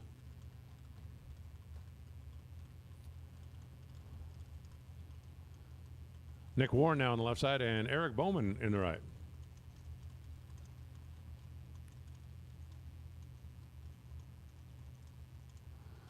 Warren says he can run 449. Eric says, well, I'm going to need a 10th. I said, all right, take a 10th. See the Nitrous Express bottle laying on the back of the big block over here on Eric's car.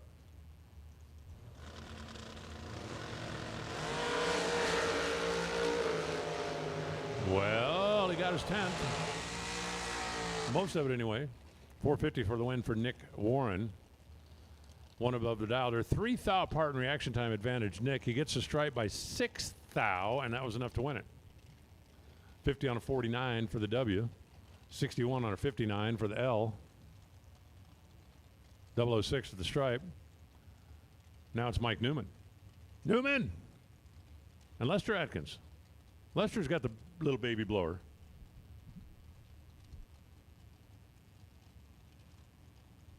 I don't know who came up with the idea for the little baby blower, but I got to believe. I got an idea. We're going to put a little blower on a big block. And everybody went, well, that's dumb. And then he did it. And everybody went, well, that's kind of cool. Good power, very consistent, not much maintenance. Oh, man. Oh, man. Oh, man. Let me tell you this. Lester Atkins just went 445 on a 436 and got there in front of Newman, who went 77 on a 76. Yeah, you don't exactly need a PhD in this to know what happened there, right? Mike Newman, I don't know if he blinked or flinched or did something, but it wasn't good. Didn't go when he was supposed to go. Lester Atkins was whomping the throttle at about 300 feet and eased it on across. Jasmine Weeder now and Chris Garrett coming at you. All right, final call for my even-numbered door car buybacks. Final call. Odd numbers. Be warmed up and ready. Won't be long. Will not be long. Jasmine working with TJ Kellogg. Is that the cereal guy or is that still the guy? Oh, come on. Come on. 027 left first by a mile. And Chris Garrett gets a win by 003. Jasmine runs dead 4. Couldn't get there. And Chris was 027. I mean, it's not like, well, gee, he was perfect and I missed by this much. That's one of those like, oh, man. But Chris will take it. Win night by 003. Is that the end of the dragsters? We finally got to the end of the dragsters? Wow. All righty then. We have just got a terrific turnout here. Really appreciate each and every one of you coming. I know the event sold out fairly quickly online. I think it had something to do with what? There's going to be a fling in Norwalk? a fling at America's Racetrack where you can get ice cream. And then we end up with a day that, I mean, I'm not saying you wouldn't want ice cream, but it's not a typical ice cream day. You know, typically. Nice warm day where you got to eat the ice cream before it runs down your hand. But this is great. Really, really, really appreciate all the racers for coming. We're going to do a little touch up on the racetrack. We're about to get into the buyback round. And then we'll roll on from there.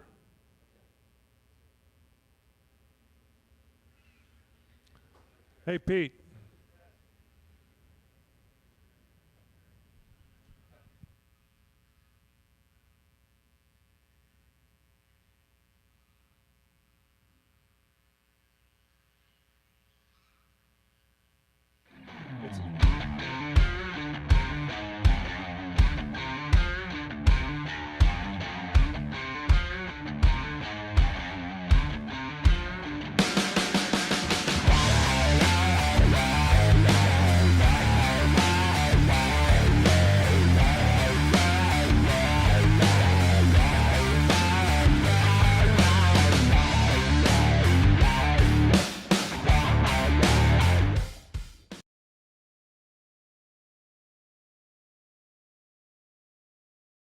Capacity of Philadelphia Yard Trucks, the right choice and solution for your business when it comes to new, pre-owned, or service for your yard truck. We offer industry-knowledgeable sales professionals, well-trained technicians, a fully stocked parts department, and a mobile repair fleet. Capacity of Philadelphia has the ability to service all makes and models of yard trucks: Kalmar, Ottawa, Tico, Capacity, and more. We have new or used yard trucks in stock to own, rent, or lease. We're the area's only dealer with a global leader Capacity brand in stock and ready to deliver nationwide. We keep the world and your customers moving. Visit us at CapacityofPhiladelphia.com.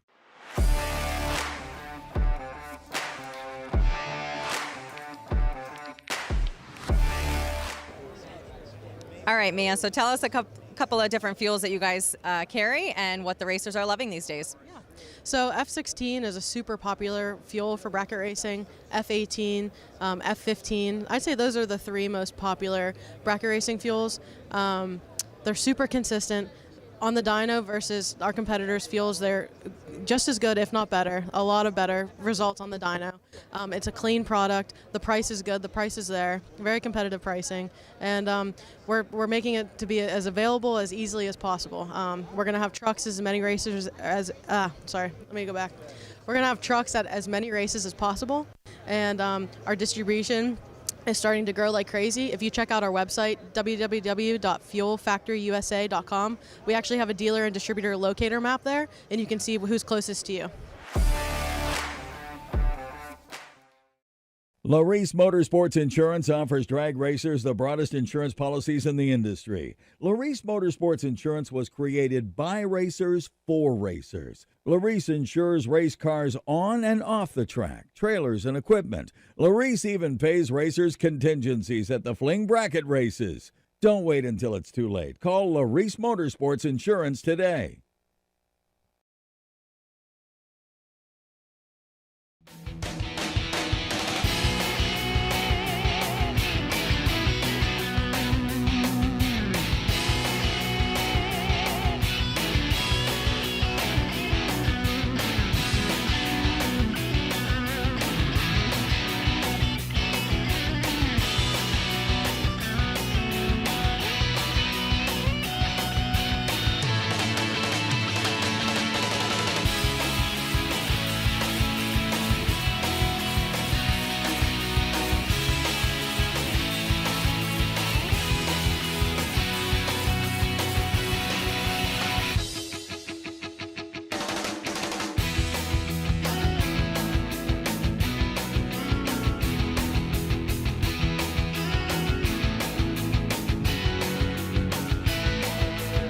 Since 2010, LRA Auto Museum and Dealership in Bristol, Pennsylvania has been a destination for auto enthusiasts and buyers alike. Sporting one of the finest collections of 1960s and 70s muscle cars in the country, along with an amazing array of modern muscle cars like Mustang Shelby R-Codes, Chargers, Challengers, Camaros, and more, allows us to meet the needs of buyers looking for classic muscle or modern investment vehicles. LRA is open 6 days a week and has a knowledgeable professional sales team to help you find your dream car or investment vehicle. Visit us in person or see us online at LRAAutomuseumandSales.com. dragsters.com.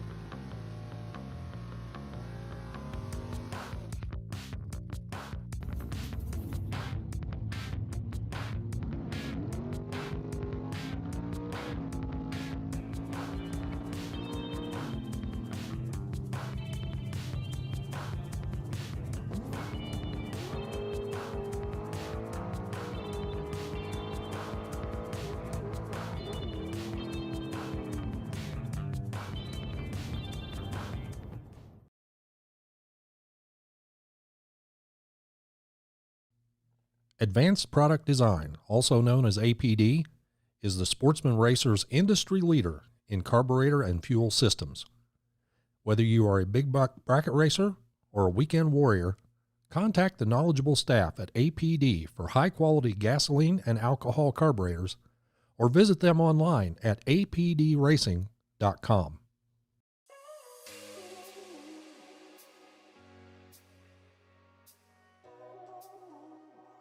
Hello, everyone. We're here at the PRI show in Indianapolis, Indiana. I'm caught up here with Joe Hessling from APD. Joe, how are you today?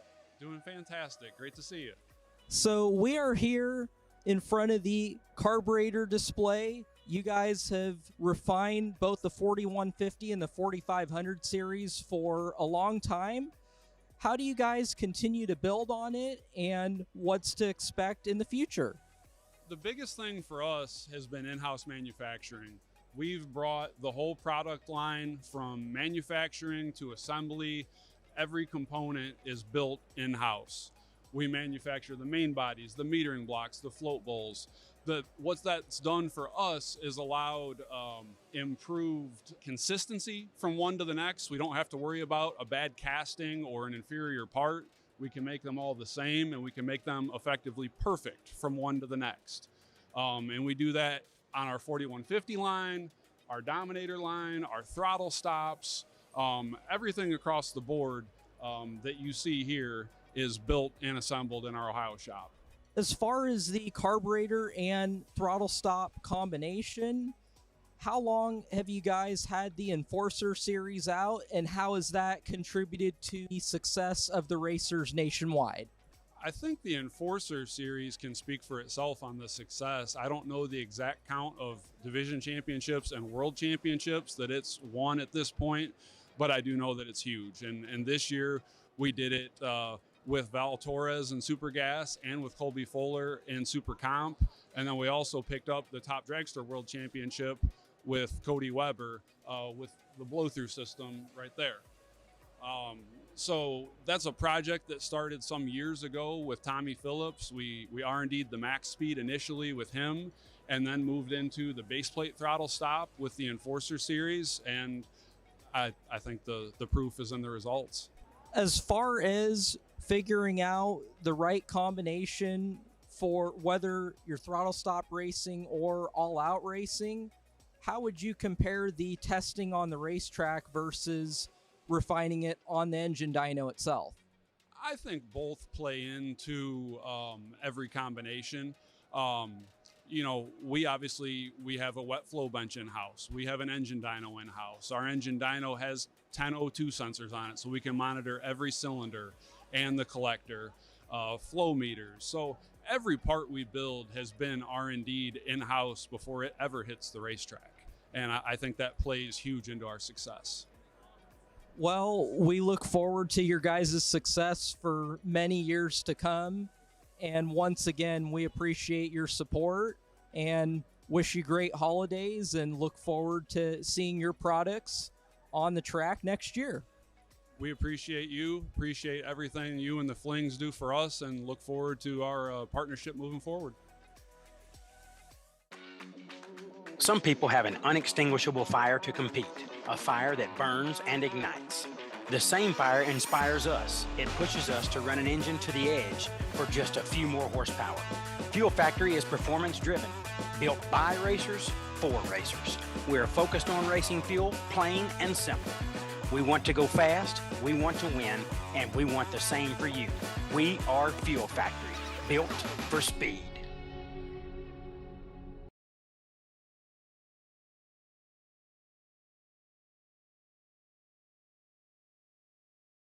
more than 45 years, Rob's Automotive and Collision has been an industry leader in auto and truck recovery, as well as all facets of automotive repair. With over 15 factory certifications from the likes of Porsche, Ford, and many others, along with the industry's best equipment, such as the Vision Carliner frame measuring system and factory-certified aluminum repair, we're a full-service automotive center. Additionally, Rob's offers motorhomes and toters for all mechanical and collision needs. Our heavy-duty towing and hauling division is complemented by a full-line heavy-duty truck and trailer mechanical repair and collision center as well. 24-hour roadside assistance is available. Visit us at robsautocenter.com for more.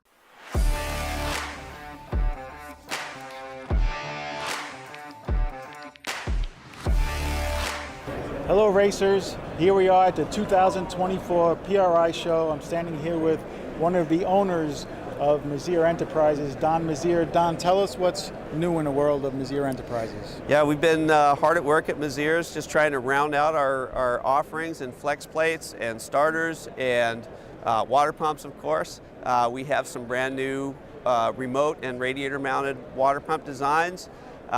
We have some more offerings as far as our safe caps, the radiator caps that we make with the locking shell on them. That's been a really good product for us this year, and we're expanding those offerings, different pressure ratings and different finishes. We've also been hard at work to address some of the new engine designs and making some water pumps for those. The new Ford Godzilla, we've got some offerings for that. So it's been fun. We love being creative and bringing new stuff to market, and this is a great place to do it. And track tested by the family themselves. Don runs Top Sportsman. Dave also races. So, you know, if they're putting on a 6-second quarter-mile door car, it's going to last in an 8th-mile car. That's the fun part. We learn constantly, right? We're out there racing with our peers. We see what they're going through to get the cars down the track effectively, and what we ourselves are struggling with to improve all the time. So that's really the main thrust of our product development, is always trying to solve a problem. We're right back at it. Gene Ratchford on the left side. Kevin Fuller on the right. This is the second chance. You paid for this run. Now let's make it worthwhile. Ford versus Chevrolet, Camaro versus Mustang. We'll see that at timer 4,000 this weekend. Both of them get away on the green. Who made the wise investment to buy back into this round?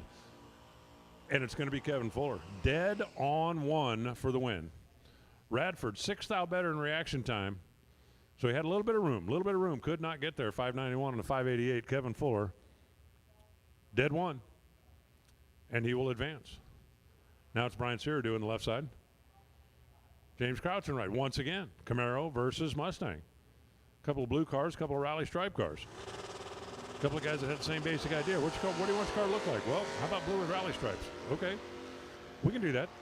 A couple of guys off and away on the green. Down to the finish line stripe we go. This one goes to the Mustang. 007, dead 7. Solid. Brian Siradu's 15 on reaction time was locked out by a thou. James put together 14. Brian's light was 15. No way, no chance, no how was he winning that race.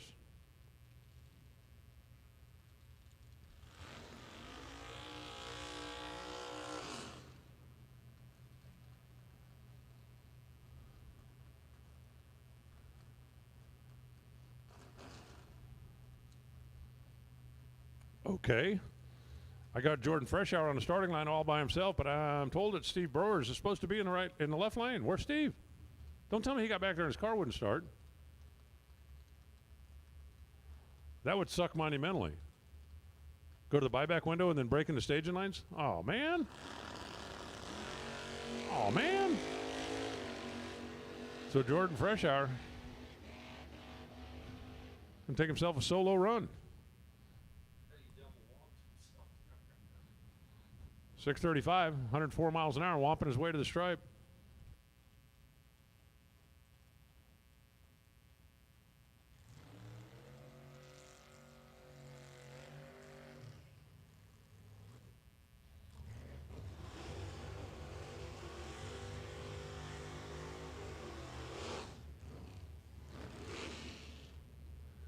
I'll bring up Mike Lomas.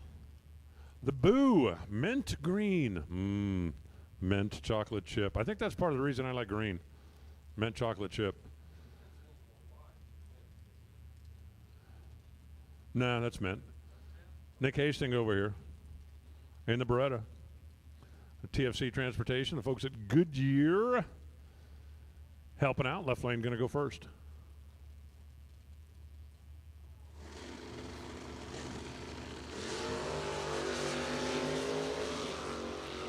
Mike Lomas off and running. Nick Hastings drops a bag of donuts on the starting line, and then he takes the win. 564, 114 the speed. 6 flat for Mike.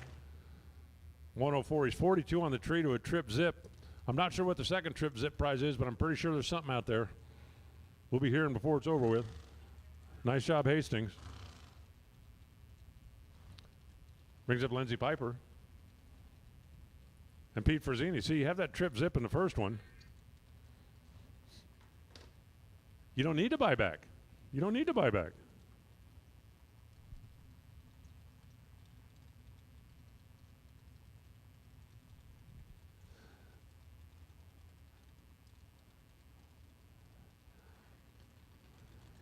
I got a note that says 139 tooth starter bring to the American tent. Parts call, 139 tooth starter bring it to the American tent.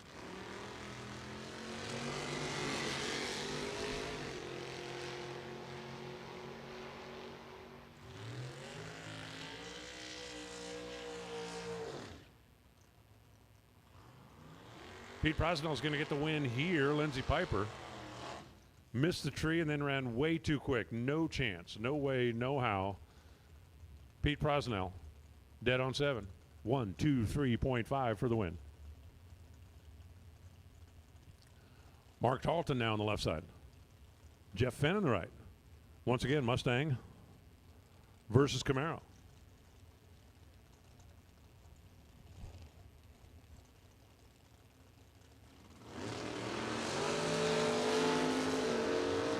Well, I'm kind of bummed. I thought there'd be a prize for that perfect light, but I'm told not in the buyback round. Not in the buyback round. All righty then. Mark Charlton got the win because Jeff Fenn goes 003 RED. Man, that hurts. Make the buyback investment and then go red 3,000. Tarleton goes 555 for the WIN. This time we got a couple of Camaros going head to head. It's going to be Robert Hunter on the left side, and it's going to be D2. Dan Dimling out of Cincinnati. Dan in the Gen 3. Robert in the Gen 4. Both drivers get away on the green. Down to the finish line stripe we go. It's going to be a 004 and a 598 on the 97 for Hunter. That's a winner. 11 for D2. But then he goes 573 at 119, and that wasn't going to make it happen. 004 to 11 is not exactly locked out. But when you run 3 above the dial, that's not going to work. That's not going to work. All right, odd number door cars to the lanes for buyback. Odd number door cars. That means if you have a car that you can roll the windows up and down in, and you're in the buyback round, if you have not already been down the racetrack, you should be in the staging lanes. All buyback door cars have now had an invitation, and we would love to see you soon. Here's who we're going to see next. We're going to see Dennis O'Brien. We're going to see Matt Dattis. I can see them now. Look, there's Dennis. There's Matt.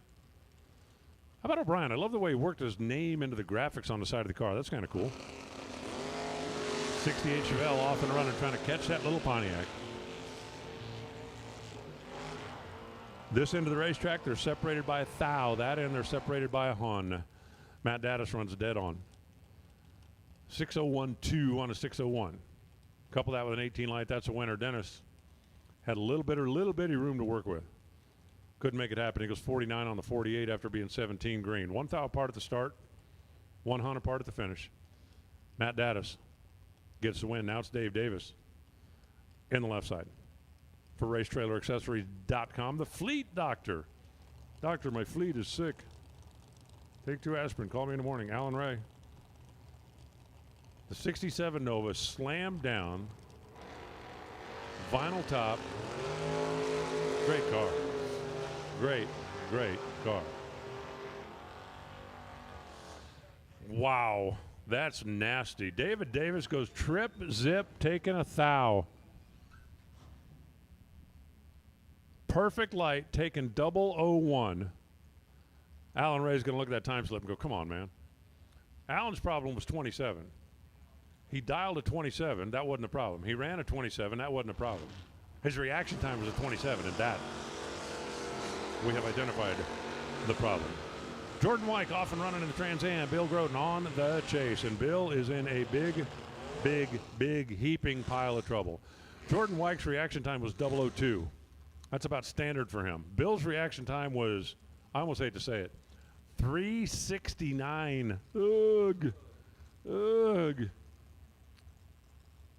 I think what happened is we sat down there and staged and then started counting his change from the buyback. That was the bad time to do that. Kind of like, you know when to hold them, know when to fold them. You never count your money when you've got 4 bulbs lit. Dan Kosenka now. Now, the little too nice car over there on the left side died and was pushed off the starting line last time, so I'm grateful that he got the car fixed. Mark Truskowski over here on the right side. Mark off and running. Don, well, if nothing else, Don got a time run out of the deal. 594 on the 592 for the win for Mark. Don goes 548, 128. The car still looked like it stumbled a little bit off the starting line down there. And here's Ron Cooper. Cooper in the Cutlass for Buckeye Mechanical and Murray Trucking. Glenn Gergerson in the Fairlane. Glenn, if I'm not mistaken, Glenn's the guy that was looking for a rocker arm yesterday. And it looks like he found it, and that's good news. Well, I mean, you'd hate to come to the Fling, and especially all the way from North Carolina, have a part failure on day one and not be able to compete. So I'm glad they got that thing back together.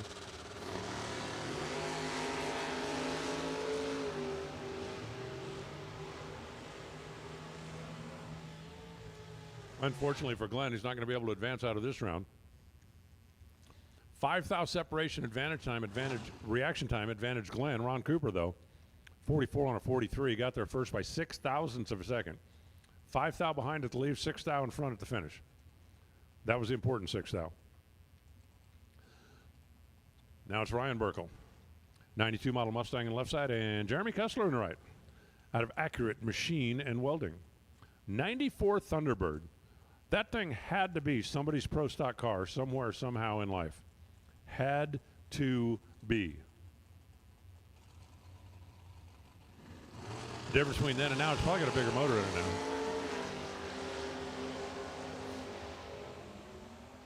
Hey, old pro stock cars never died. They just go flinging. Better reaction time, Jeremy Kessler. Get to the finish line first, Jeremy Kessler. Winning the race, Jeremy Kessler. Wow, Ryan Burkle dead on one. Could not overcome a 45 reaction time. Ryan will have another shot tomorrow. Jeremy will have another shot in the next round. Jason Subsinski now.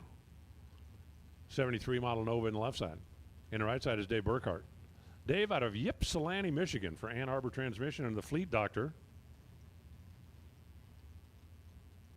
Ypsilanti, kind of a hotbed of racing. I don't know how many people know or even care, but how about Doug Coletta's kid racing in Super Comp? Getting a little dragster experience. I'm guessing at some point he's going to be in something quicker than Super Comp. Just a guess. Dave Burkhart going to take the W here. 10 thousandths of a second to margin at stripe. Dave was better. 0-12 up here. Taking 10. That was good enough for the win. Rick Laporte now on the left side and Scott Popple on the right. Scott the Buick. Rick in the Camaro. Wop, wop, wop, wop, wop, wop. 003. 605. That's a winner. Yep, 687 on a, or 607, excuse me, 607 on a 611 for Scott Popple. He was, you know, it's, again, it's the right place, right time. There have been a few runs where 31 would not have been very tardy. But when you're 31 and your opponent is 003, 31 is pretty darn tardy. So to get there first by 1.5 and break out by 300 is, well, that's kind of the way it was. Rick was 003 and one above.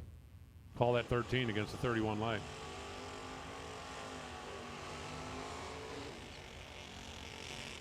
And now it's Jake Clayton for FTI, K&K. Mom and Dad. Hey, he's thanking sponsors. Mom and Dad. James Sanders and the Firebird over here on the right side.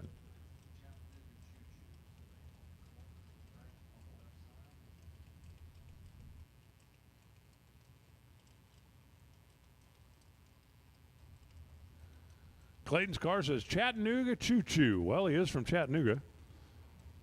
I'm not trying to influence the race, and I'm not rooting against for or against anybody, but the Chattanooga Choo Choo do not get a train horn from me. You do not want to get a train horn from me.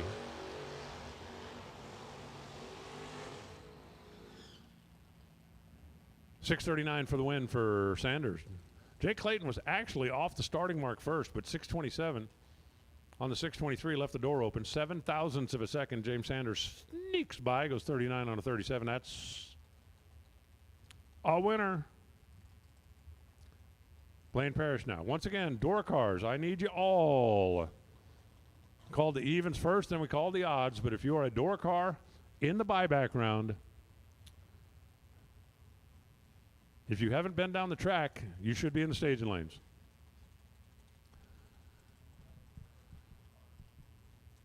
Blaine going to leave first. The little Fox body Ford over there on the left side, and then the 63 split window Corvette. We'll try to catch him.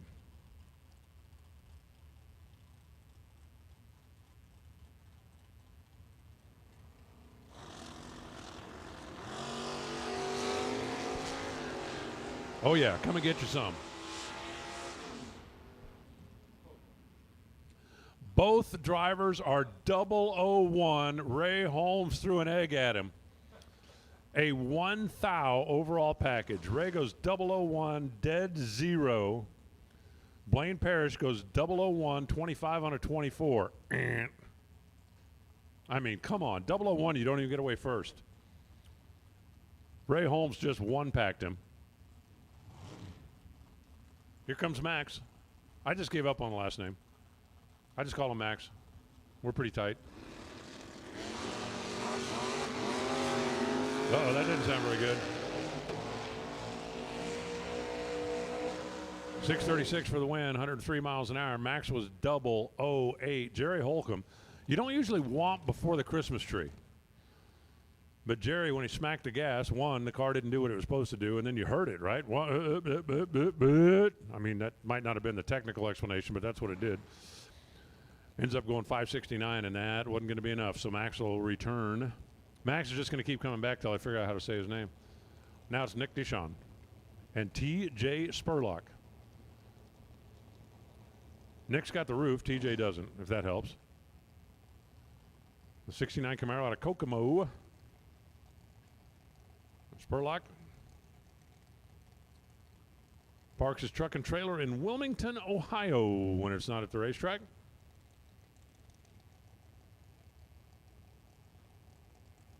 They're easing in. These two separated by 2 as far as dial goes.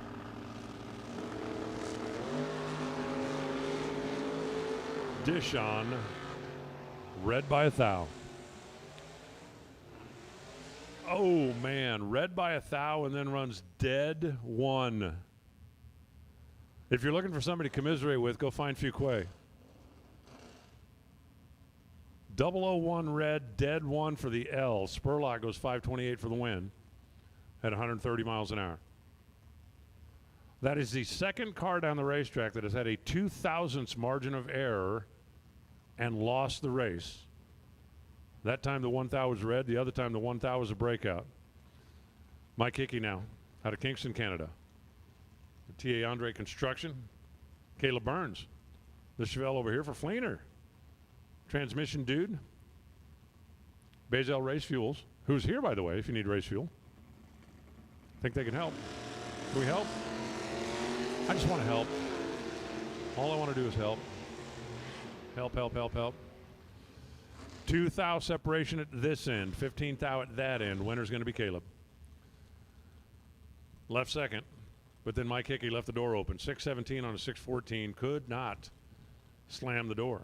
Caleb Burns goes 605 on a 604, wins at 15,000. Bruce Brewer now. Soul Road Auto Parts, AJ Door, and Area 51 signs. That's the left side. Lenny Wazinski on the right side. 67 Camaros, a pair. Car in the right lane's a little faster. Car in the left lane's going to get a head start.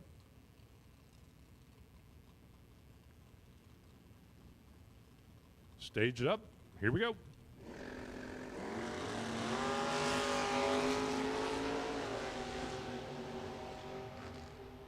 Bruce goes 013 R E D. Lenny goes 538, dead on 5 with a 12 light. Bruce fouled away his shot and then ran a little too quick. Jose Diaz now in the 85 model Camaro over on the left side. Oh, look, we got the hoodless wars. Jeremy Popple. How about the twin turbo 3rd gen over there on the left side? Man, that thing's got some wild plumbing going on. We got a little baby blower over here on the right side. So we got the hoodless force feeders. Or the force feeding hoodless, I don't know, something like that. We got a blower against turbos. Off and running. The turbo car, a little lazy on the lead. It starts boosting, it starts moving, it starts closing in. But it ain't going to get there. Identical reaction times. Jeremy Popple goes 73 on the 72 to win. 58 on the 55 for Diaz, not enough. Here's Dallas Cherry in the left side, Jim Carty in the right. As we're rolling through our door car buyback round.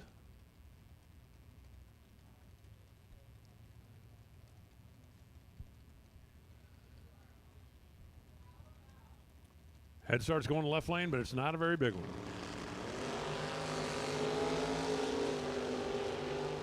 Well, the head start, as it turns out, was bigger than what was dialed in. Oh, and he couldn't make it work. Wow, Dallas Cherry 006 and could not hold on. Jim Carty drives by him by 8 thousandths of a second. 69 on a 68 for the win. Dallas was 006 holding a chunk. Couldn't run the number. Runs 590, 115 miles an hour. Couldn't close the deal, and Carty 8 thousandths. Like, just sneaked the little nose right in there. Thank you, sir. Now it's going to be Shane Jett in the Monte Carlo and Mark Cooper. The Plymouth Arrow. You know, I shot an arrow in the air. I shot an arrow down the track. It turned on the scoreboard, and we'll come back. Pretty solid. Shane Jett was 14 on reaction time. Mark Cooper was 14 total, 10 and then dead 4. Jett needed to be dead 0 for the tie, and he runs 591 on the 590 to come up 11 thou too short. Here's Kurt Harrington. Whoa, look at you. Hey, did you guys know Jaylene can juggle? You should see what she's doing here. Like the perfect balancing act. Dale Gochia out of Canada over here on the right side. That's the menacing black 81 model Camaro. And how about the Chevette? Kurt Harrington out of OEM Combustion Service, and Kurt Harrington, we get to see him again. Neither driver very happy on the reaction. Wow, check this out. 1 thou difference in reaction timer, and then dead 0 beats dead 3. Kurt Harrington dead 0 after he had a 1 thou reaction advantage, 4 thousandths the margin at the stripe. And now it's Gary Williams in the truck. And Seth Foster in the, other truck. Something about 2 trucks. If there's something about a truck, there must be something about 2 trucks.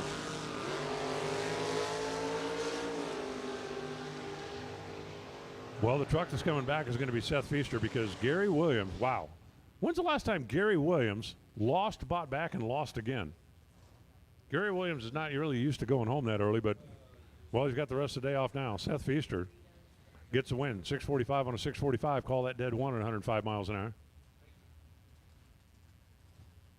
Scott LeCompton, left side. Dean Turner in the right.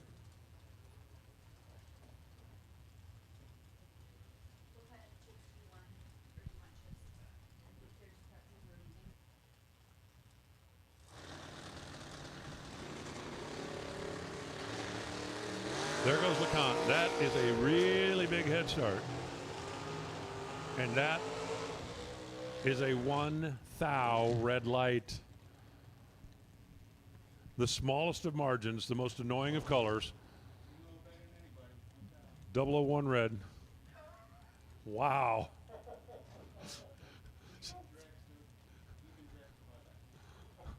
Wow. The daggers are flying up here. Listen up in the pits. Oh, attention in the pits. Even dragster buybacks. Come on down. Even number dragster buybacks. Come on down. Sean Harp, Perry Reynolds.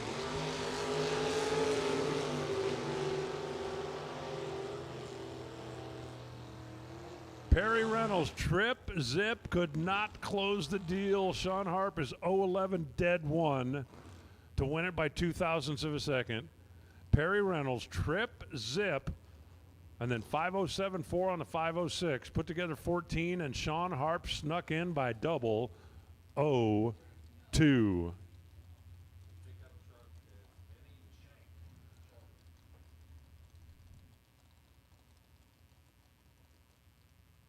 Vinny the Shank? Vinny the Shank in the little blue truck over there. Victor Ellinger over here. In the 1980, whatever the heck that thing is. It says baritone. I'm not sure what that is. I'm going to have to find out. I'm going to find out before he comes back, because he's coming back. 6th hour apart in reaction time, advantage Victor. 15th hour apart at the finish line, advantage Victor. Vinny we'll see tomorrow. Victor we'll see in a couple hours.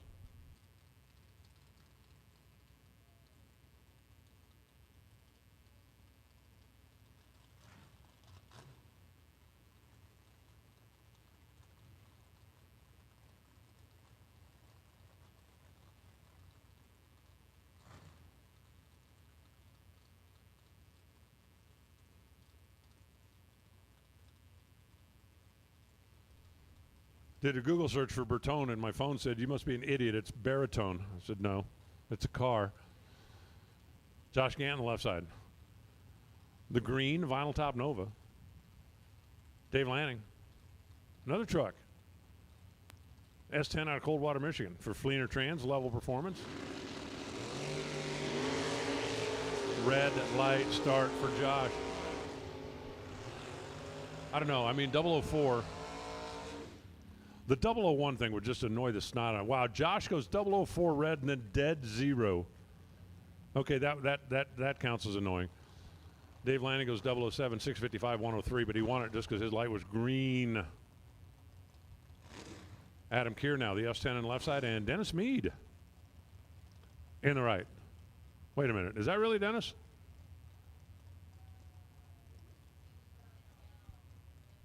Hang on.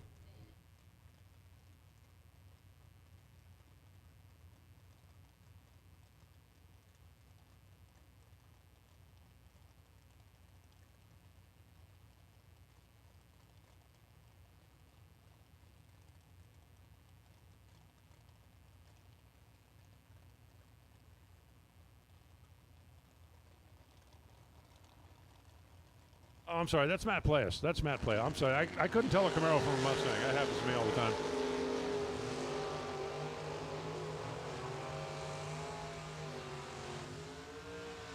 Not going to turn the wind light on. Adam Keir gets the win. 582 at 115 miles an hour after an 011 light.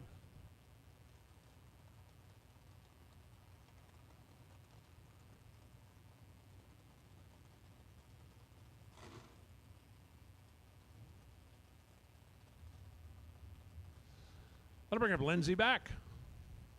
In the left side, Skylar Stump in the right. Bright red 69 Camaro, that would be Skylar Lindsay. That is a wheel standing S10 Blazer. Wheel standing S10 Blazers are cool. I mean, you don't want to flip the thing over backwards, but, you know, getting the front end up in the air and just kind of dangling out there is kind of cool. We're going to get to watch Lindsay. Will Lindsay have the front tires back on the ground before Skylar leaves the starting line? That would be a good prop bet. And the answer was no. Lindsay still had the front end in the air when Skylar left the starting line. And down to the finish line stripe, it's going to go Skylar's way. They're 1 thou separated in reaction advantage Skylar.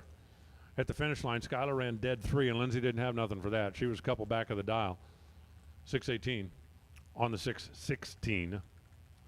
So we'll see the Camaro again today. We'll see the Blazer again tomorrow. Howard Westbury now in the Nova in the left side. And Josh Kessler on the right. The Ford GXP. Hard to believe those GXPs just didn't catch on. I mean, after all, look.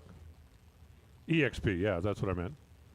Hard to believe those things didn't catch on. They're, so stylish and aerodynamic and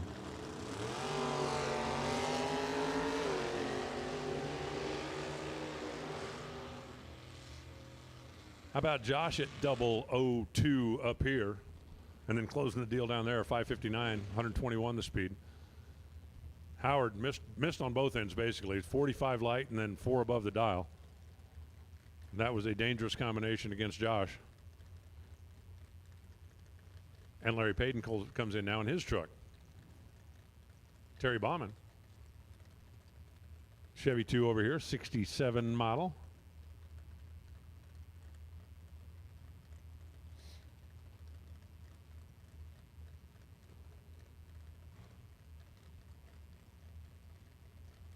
Bumper to bumper.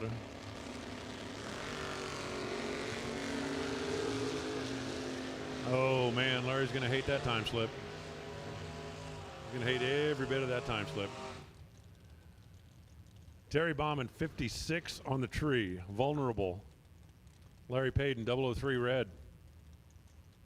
Out of here. 643 for the win for Terry. As Larry gave that one away on the starting line. Now it's Noah Lewis's turn. Noah in the truck and Josh Ward in the Beretta. Once again, even dragsters. Are you guys coming or what? We only got a couple of them down here. Even number dragster buybacks. Final call. Even number dragster buybacks. I need you in lanes. Noah goes 009. That was more than Josh could handle. 605 for the win, 112 miles an hour. Josh Ward, 541 on the 538, but definitely left too much back here. Too much. Dave Lampshire now. Firebird on the left side, and Mark Price. Sullivan Asco Roofing in his Mustang.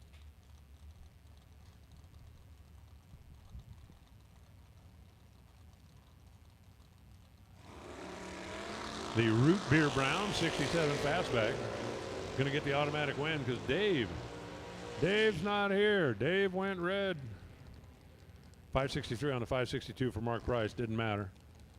Lampshire turned the red bulb on by 12 thousandths of a second, and that, as we say in the business, was that. Hey, listen up. Attention in the pits. Odd number dragster buyback round. Final call for the odd number dragster buybacks. Even. I'm sorry. Odd is second. Even's first today. Sorry, odd guys. Sit tight. We'll call you in a minute. Odd was first yesterday. Even's first today.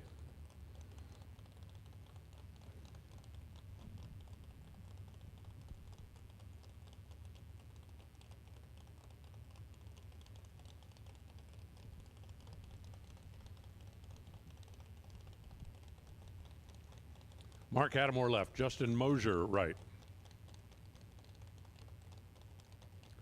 Mosier Engineering Team rolling in here out of Indiana. Mark for Wiseco and MT rolling in here out of Cleveland. Just right down the old turnpike.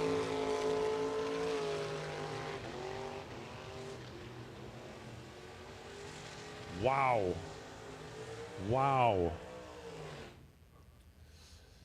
Justin Mosier had a 16-64 advantage on the starting line. I was hearing throttle whacking from like about 400 feet. They both break out, but Matt gets the win. Justin gets there first by 500ths. Goes 5:21.0 on a 22. Matt, 22.8 on a 23 to only break out by 2,000, and Matt gets the win. Holy smokes, that's not how I thought that was going to go. Richie Howard now. That's the truck. And Donnie Suckup. Sukup out of Frank's Auto Repair. 65 Ford Fastback Mustang. That's a cool car.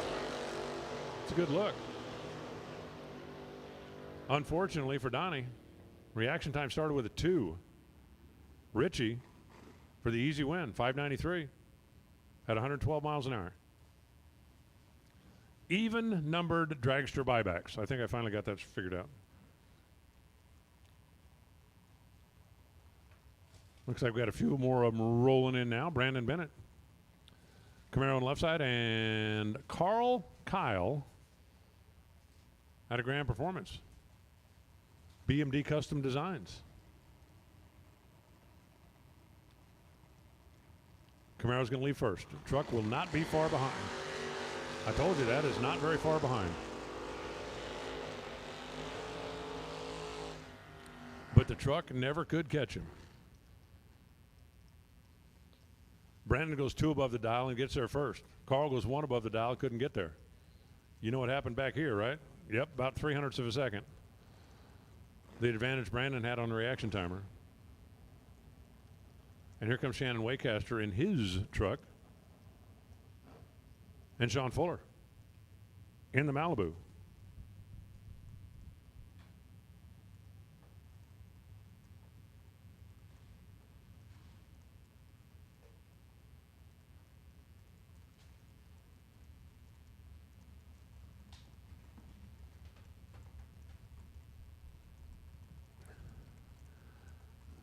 Taking some extra time there to pull in stage. Now we're ready.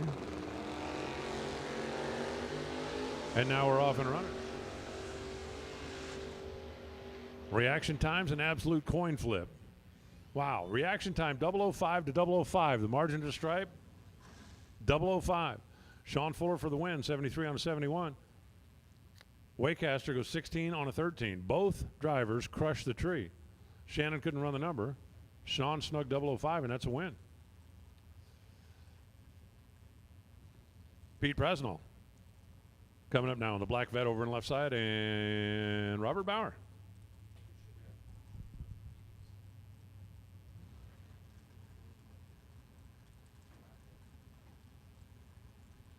The Dyna Braid machine, RB3, on the side of that 65 Nova. RB3 goes red by 10. So that's RB3 goes red by 10. That's RB10. 642, 105 miles an hour for Pete.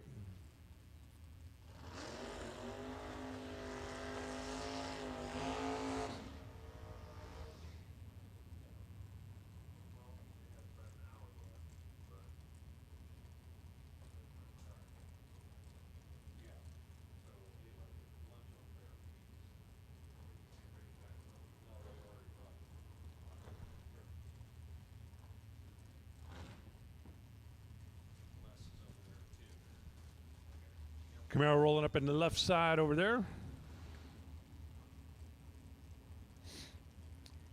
Matt Morton rolling in the right side over here. In the Duster.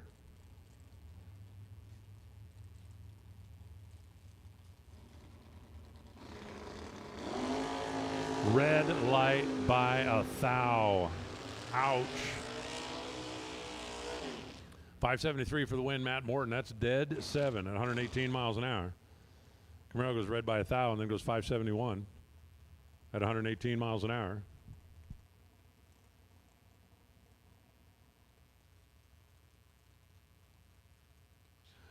Now it's Robbie Hamilton left and Andy Miller right.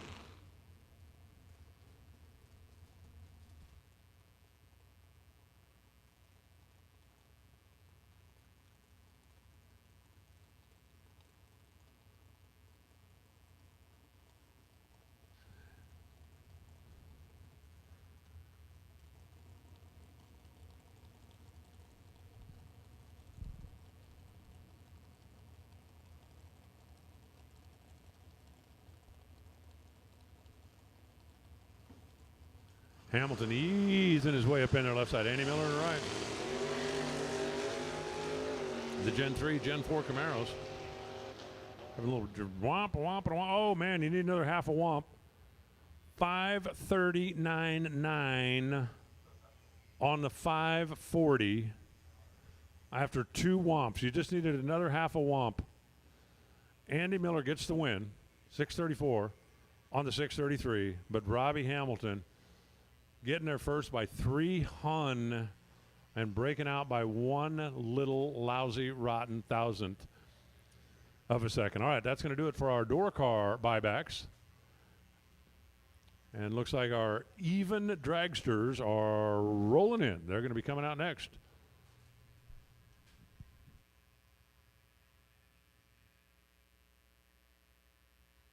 Got the tractors out there. Going to do a little touch-up on the racetrack, and we'll be rolling dragsters out around the corner momentarily for their buyback For round. 45 years, Rob's Automotive and Collision has been an industry leader in auto and truck recovery, as well as all facets of automotive repair. With over 15 factory certifications from the likes of Porsche, Ford, and many others, along with the industry's best equipment, such as the Vision Carliner frame measuring system and factory-certified aluminum repair, we're a full-service automotive center. Additionally, Rob's offers motorhomes and toters for all mechanical and collision needs. Our heavy-duty towing and hauling division is complemented by a full-line heavy-duty truck and trailer mechanical repair and collision center as well. 24-hour roadside assistance is available. Visit us at robsautocenter.com for more.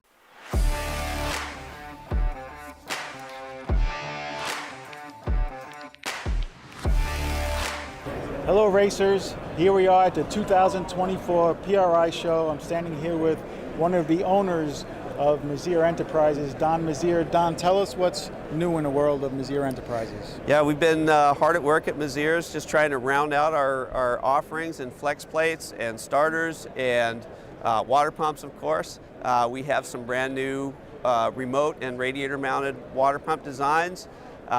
We have some more offerings as far as our safe caps, the radiator caps that we make with the locking shell on them. That's been a really good product for us this year, and we're expanding those offerings, different pressure ratings and different finishes.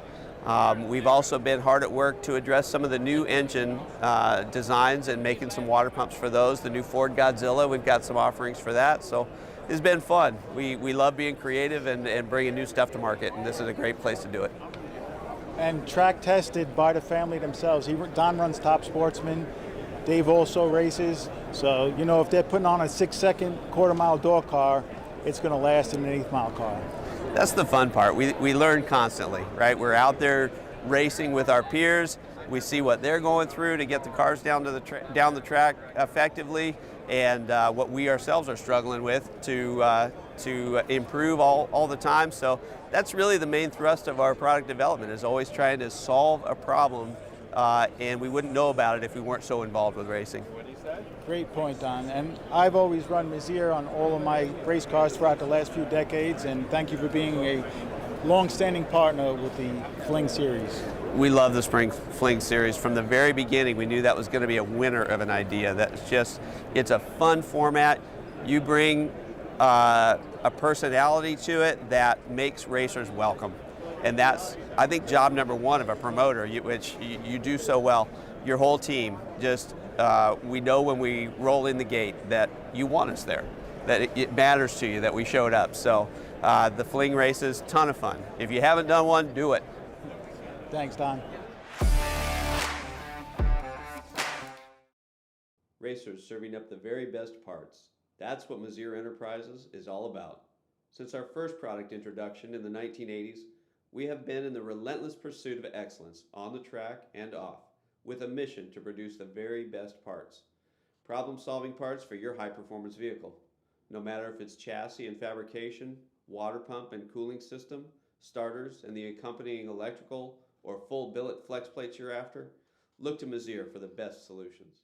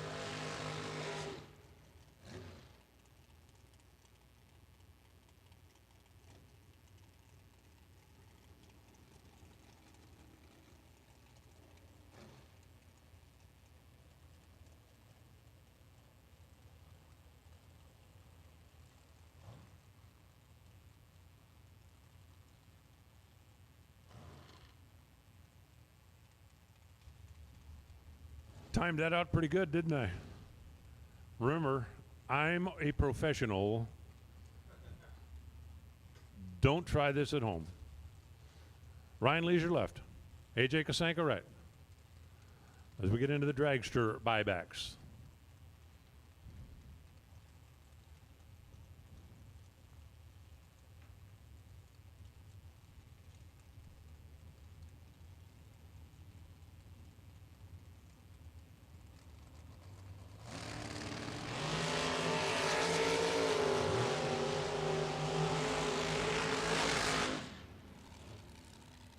.006 taking .005. That is a winner. Wow, Ryan Leisure. 015 dead 4 to come up 5 thou short. 006 dead 8 for AJ. Both drivers, as we kick off the buyback round for dragsters, did a nice job. But somebody's got to win, and 14 just beat 19. Comes Jerome Bellew. And a rear de coup. Well, French Canadian. Come on. I speak French Canadian, kind of, sort of, a little bit. Courtney Grisez. Over here in right side. I think Courtney's got the quickest car on the property, right? 414 is the dial. That supercharged big block sitting behind her head seems to be really making some smoke. I think the wind is starting to pick up just a little bit. A little bit of a tailwind. Could make a difference a little here, a little there. Courtney's going to get the win here. Crazy. Jerome got there first by 007 to break out by 006. Had a 1 thou window to get into. Couldn't get there. When that other missile's bearing down on you about 170 miles an hour, it's tough to back up. Zach Sylvia now on the left side and Mark McKay in the right. Zach, the West Virginia runner in the bright red car. McKay for temperature services. I'm hot, I'm cold, I'm hot, I'm cold.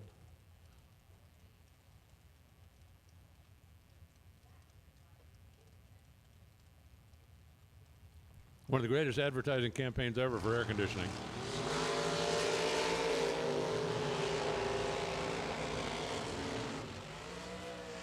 Zach left first by a couple of hundredths, but he ran too quick. Man, he ran 4 hundredths. He got there by to break out by 4 thou. McKay goes 454 on a 453. Missed the tree, runs one above the dial, and still gets a win. Anyway, the air conditioning campaign. Hey, you got a hot wife? Give us a call. They'd fix your air conditioning. Tim Markaloo. Tyler Murrup.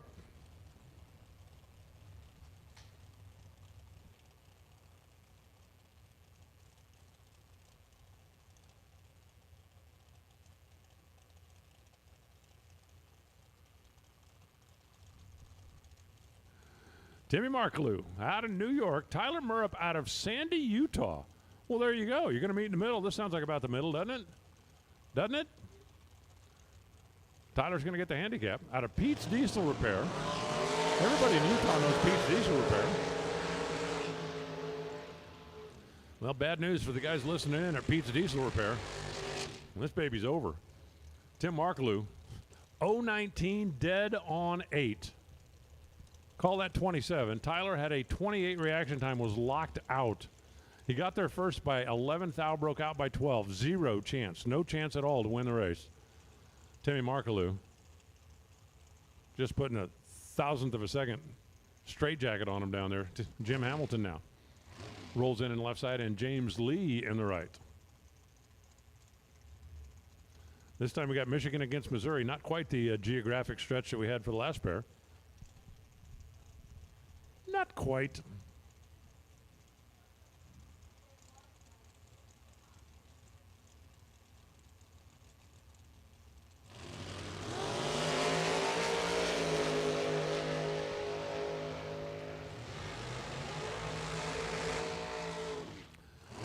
It's going to come down about the same way, however. Jim Hamilton goes 009 dead on 9, and Jim Lee was locked out. Lee got there first by 6 thou and broke out by 13. Had no chance. No way, no how.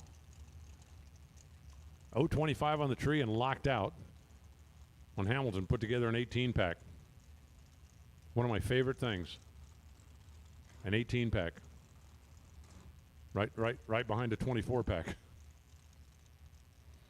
Or a truckload. Joe Foley on the left side and Misty Unser.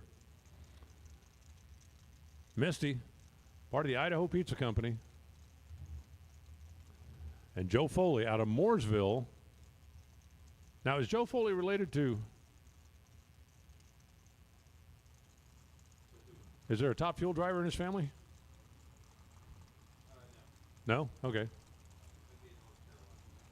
Yeah, well, that's what this says, North Carolina. I figured Joe Foley, Doug Foley.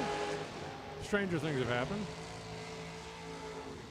Okay, it's getting crazy out there now. Joe Foley just went 009, dead 9. Remember the 18-pack a minute ago that locked the other guy out? The 18-pack this time was not good enough. Misty goes 005, dead 7. So a 12-pack beats an 18-pack. I don't know what world you're living in. Two people show up at my house. One's got a 12-pack, one's got an 18-pack. I know which one I'm letting in first. I'm telling you, it's the right place, right time kind of sport. Look, 18 for the win. Look, 18 for the go home. How about Larry Piper, Dylan Hesh? Larry left, Dylan right. Kansas against Ontario, Canada. Coming at you now.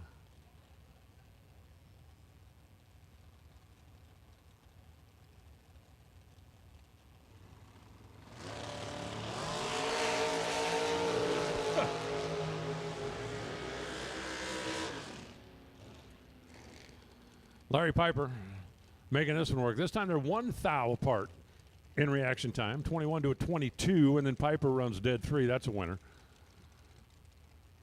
Dylan was 3 hun above the dial. That wasn't going to work. And it didn't.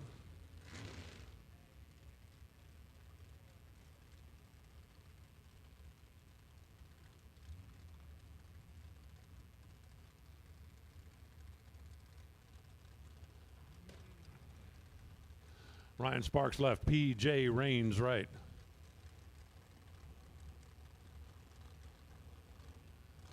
P.J. Raines all the way up from Monroe, Georgia. As they drop the hammer. Turn to loose. P.J. forgot to drop the hammer. Ryan Sparks going to get the win. He's 10 on this end, taking 007 at that end. Thank you, Jake Hodge. Appreciate the update. Joe is Doug Foley's son. How about that? How about that? P.J. Raines left late, got there second, ran 57 on the 60. It's, strike 1, strike 2, and strike 3. Now it's going to be Brittany Ulmer in the left side, Shauna Stone in the right. All right, ladies, let's see what you got. Left lane going to leave first. Brittany out of Sandusky. That's just like right over there. Shauna out of Elkhart, Indiana, which is not exactly on the other side of the world.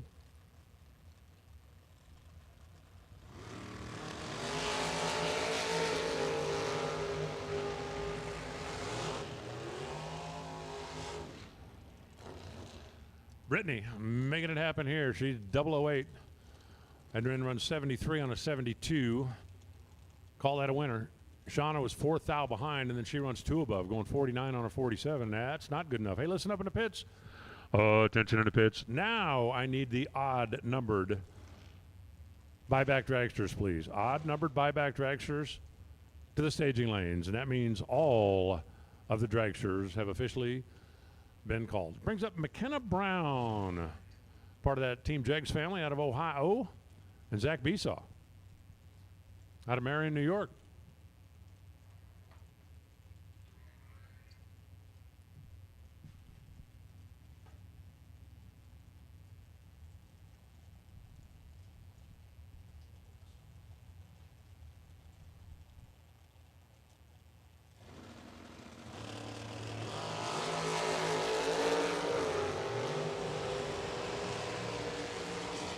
Zach Besaw, a heartbreaking 001 red light. How about McKenna Brown dropping her dead 1? 445-1 on the 445. Couple that with a 29 bulb. Couple that with Zach's red light. McKenna comes back. for round number next. Jesse York on the left side. Caitlin Kraus in the right. Odd number dragsters, come on down. We are ready for you.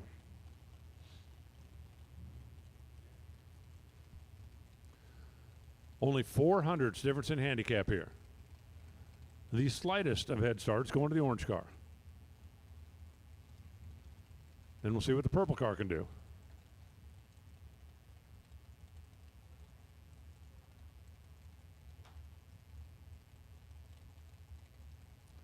We will see.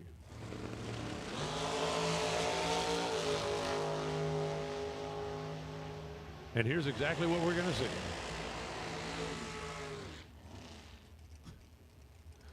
Caitlin Kraus, 003. Dead 7. Jesse York, 011. Locked out by a thou. Jesse got there first by 10. Thou broke out by 11 thou. Reaction 11. Up against 10 total. Painful. Painful. Not if you're Caitlin. If you're Caitlin, it's like, yippee! Well, remember, one person's thrill of victory is another person's agony of defeat. Even when you tie at 001. Cody Witt on the left side. Chris Wallen on the right.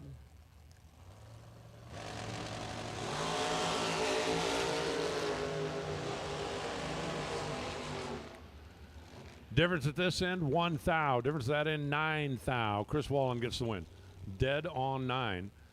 Cody Witt runs 1 above. So Chris Wallen left first by a thou, got there first by 9 thou, ran dead on 9, and that was good enough. Chris Hess now in left side, and Twan Jett in the right.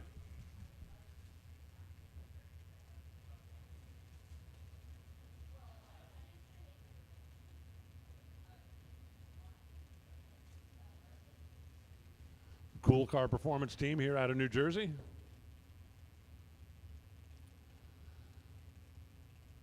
Chris for the folks at Shot Racecraft in Marietta. The one here in Ohio.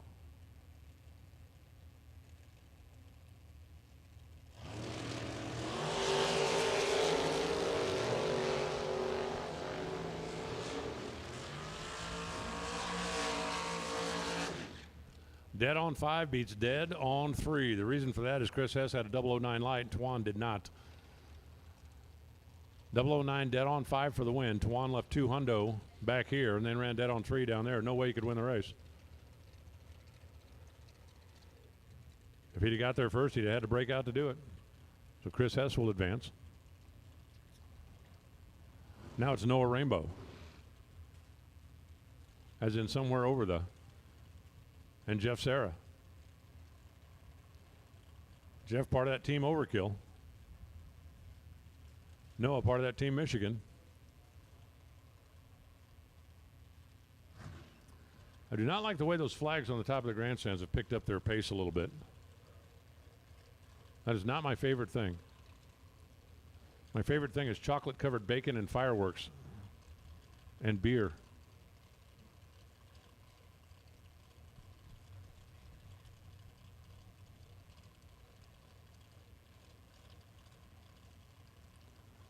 You guys can think about it for a minute if you want. You thought about it? You've decided? Okay, good.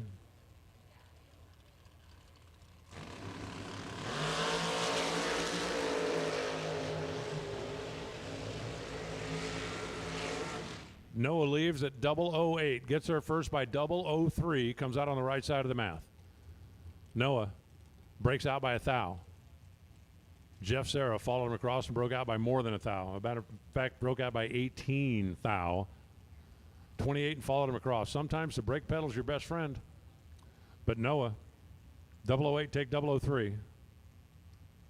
Come back for the next round. Brandon Butler now out of RJ Heating and Cooling in the left side, and Matt Cornell. Here we have the fleet doctor again. I wonder if that means he works on fleets or if that means he works quickly.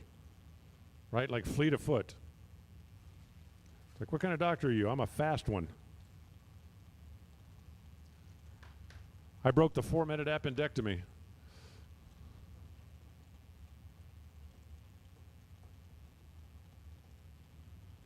I can do a heart transplant in less than half an hour. I mean, not successfully, but we can swap that baby out for you real quick.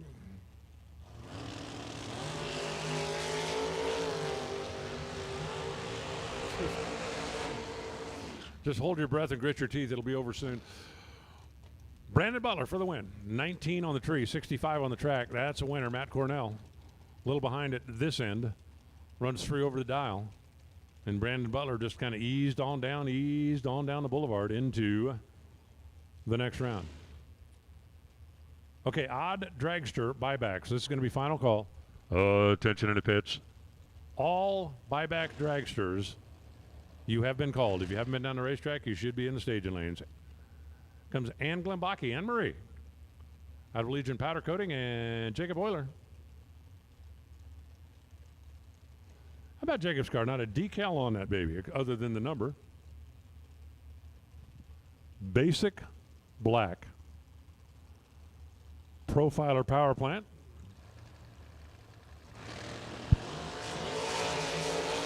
Ray Frank's high quality parts and pieces.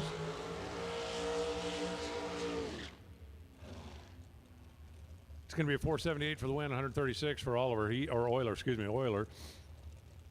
Had the reaction advantage and kind of eased it on down there. You can see at 136 miles an hour, he was easing off the throttle down there. Anne Marie, not only was she a little bit tardy, but she's about a 10th back of the dial, and that's just not a winning combination. Not around here anyway. Daryl Wirtz now. The other half of that Legion Powder Coating team out of Iowa, and Derek Peterka from West Bloomfield, Michigan, the silver car over here on the left.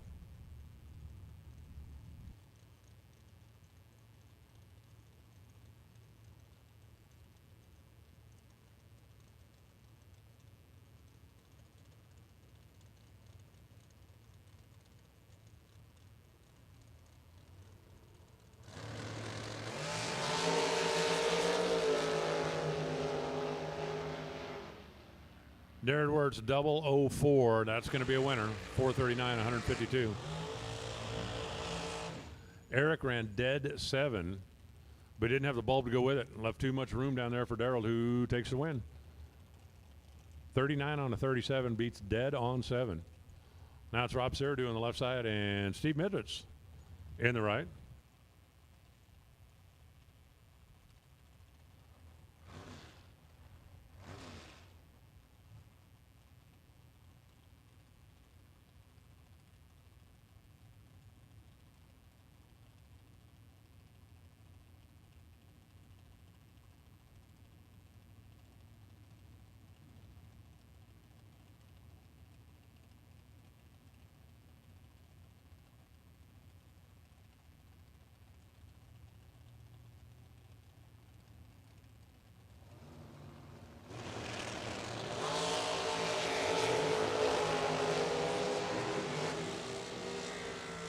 Bob Seradu, go 006, take 007. That's going to be a winner.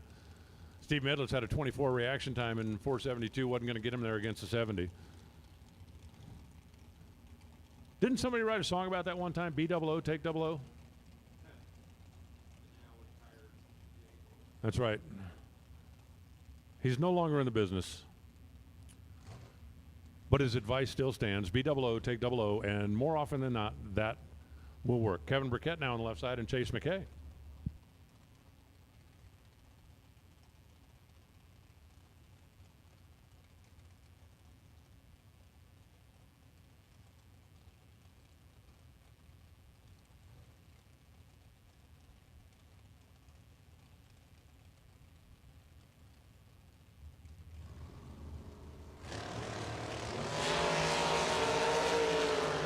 Kevin Burkett got the handicap head start. Chase McKay got the reaction time. Chase McKay goes 008, dead 3. That's going to be a winner. Burkett goes dead on 1, but didn't have the bulb to go with it. McKay by 11 thou down at the other end. Putting together an 11 pack and putting together a win light. Now it's Steve McCory for Bear Motorsports. Champs Performance. Lining up over there on the left side. Gene Kelly on the right. With his Indiana-based hot rod. Difference in dial here. 0.07 of a second. Wow, I got a crew guy standing in the beam down there lining him up. That was not a good move, but he got out of the way quick enough. I'm all for lining your driver up. I'm just not all for standing in the staging beam down there while you're doing it.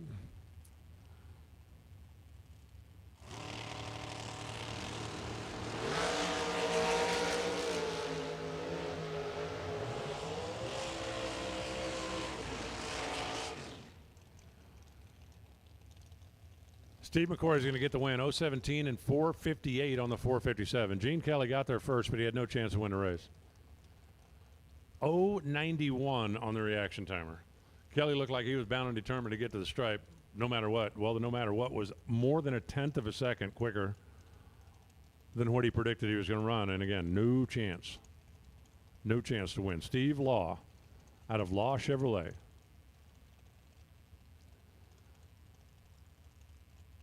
I'm trying to think of their ad. Yeah, man, come in. We'll lay down the law. We know the law. You know the law. Put the law on your side. There you go. You need a new Chevy? Put the law on your side. Jasmine Weeder over here in right. Hey, if you use one of those, I want some kind of a kickback finder fee or something. Saw a little nitrous purge going on over there on the left side as Steve rolls forward. Steve's actually going to leave first by about that much, about 0.07. If everything works out according to plan.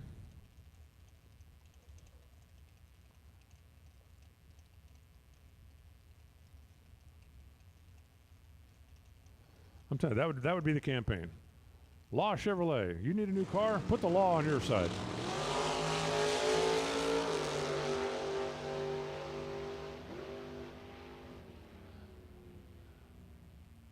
Well, for Steve Law, it's going to be a win light because Jasmine ran a red light. 458, 152, not enough. Dead on 3 for Steve. He could probably stand to snug up the reaction time just a little bit when the driver in the other lane drops the cherry. 2000 number, red the color. Over is the race.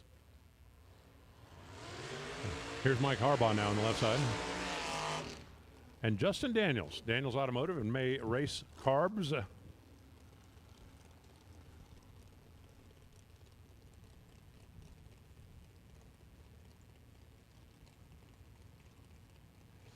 It's showtime.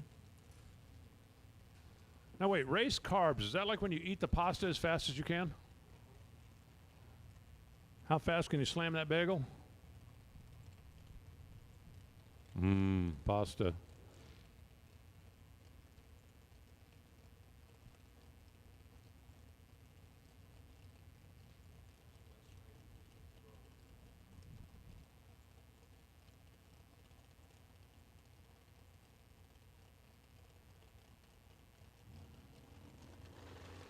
They're in, they're set. And away they go. Justin gets off with a 006, and he's going to hold on to win it. 5:28 on the 5:27. Harbaugh had a 35 light, and he was out of the game. He went down there and tried to cut him loose. 465, only 129 miles an hour, but it was a little too little and a little too late. Justin had that baby in hand. Richard Briscoe now out of Oakley, Illinois. I think that's where they make those sunglasses. Dustin Tackett on the other side. We talked about it earlier. Attack Security.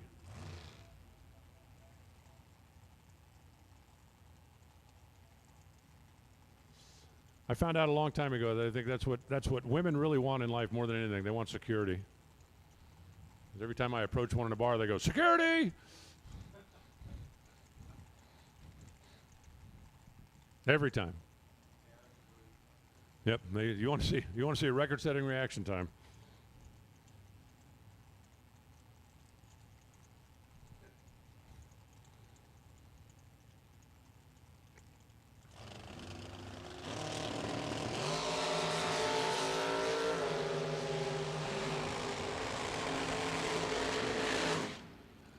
5 thou apart in reaction time. And then 487 on a 487 for Briscoe, dead 3 for the win. Dustin Tackett runs 1 above and couldn't get there. Separate by 5 thou and one guy runs dead 3. That's going to win every single time. Here's the other important piece of relationship advice I can share with everybody. Something that was shared with me years ago. The single most important thing in a long, meaningful relationship, sincerity. Once you learn to fake that, it's all downhill. I know, it's hard to believe I've been single my whole life, isn't it? Here's Joe Masulo over in the left side. Here's Jordan Crow in the right side. For Four Wheels Auto Care and the Auto Parts Center up in Dorchester, Canada. Working with Jordan and team. You saw the handicap, you saw the head start. Ouch, now you saw the win light. Jordan Crane holding a couple of Hun, got there first by 0.05 of a second, broke out by 0.04 of a second. Masulo, man, that's a gift. 2 behind at this end and way up on the dial. And Jordan handed it back. I mean, I know that Canadians are known for their courtesy, but I don't think he meant to be that nice. Russ Sparks on the left side, Tony Stone in the right. Tony, the other half of that vintage trailers team. Shauna did not have a very good morning this morning. Let's see if Tony can turn it around. Troy, that's what I said. Well, it says Tony. You sure it's Troy?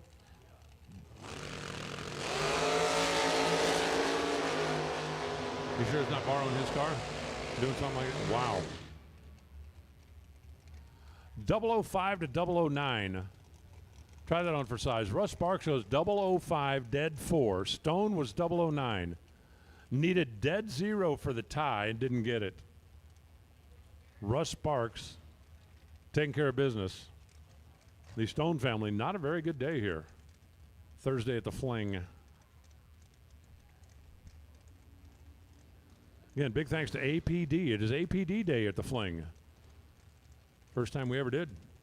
The Summit Racing Equipment Fling at Norwalk, presented by Total Seal Piston Rings. Here's Vinny Domino and Mike Fuquay.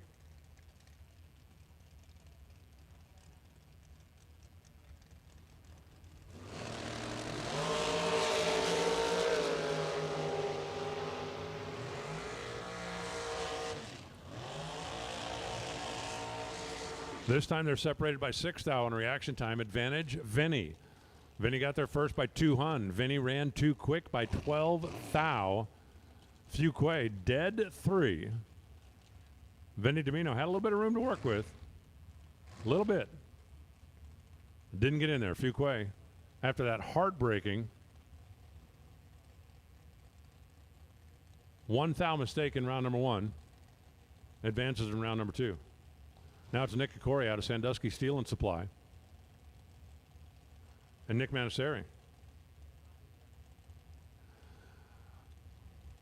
If you are a buyback dragster and you have not yet been down the racetrack, if you're not in the stage lanes, you're in the wrong place.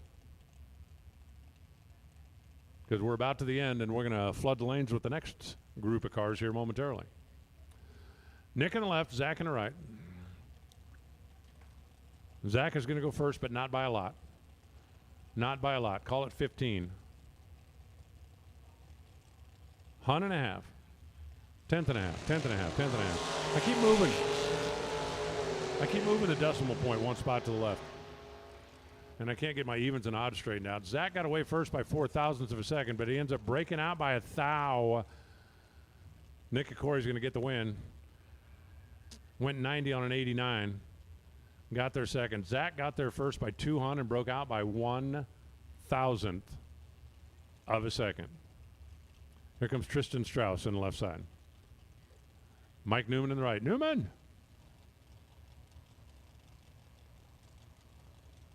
Tristan out of Newark, Ohio, over there on the left side.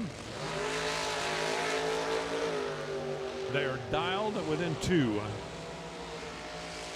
And you can kind of see that coming. Mike Newman, he was supposed to leave first by 200s. He left first by 500s. But because Tristan let him. He was 002 and then runs 477.0. That's a 12-pack. Tristan didn't have nothing for that. Jeremy Cooper now on the left side and Troy Williams Jr. in the right. How about Cooper? Is that a small block? Nope. That's a Dodge. Andy Silner had big old wedge. I just looked at the header pattern and went, well, that ain't a big block Chevy. But I grabbed my eyes and it's like, nope, that is an Indy wedge.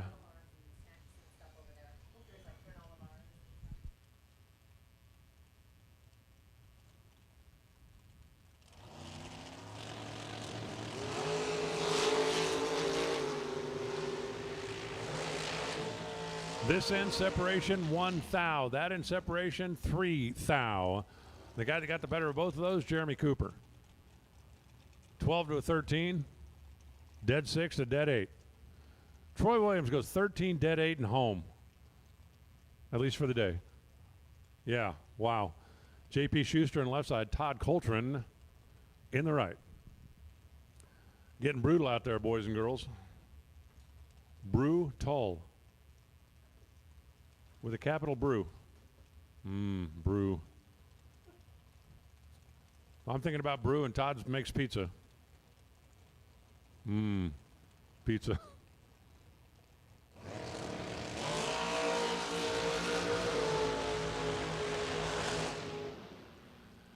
Todd Coltrane is perfect and loses.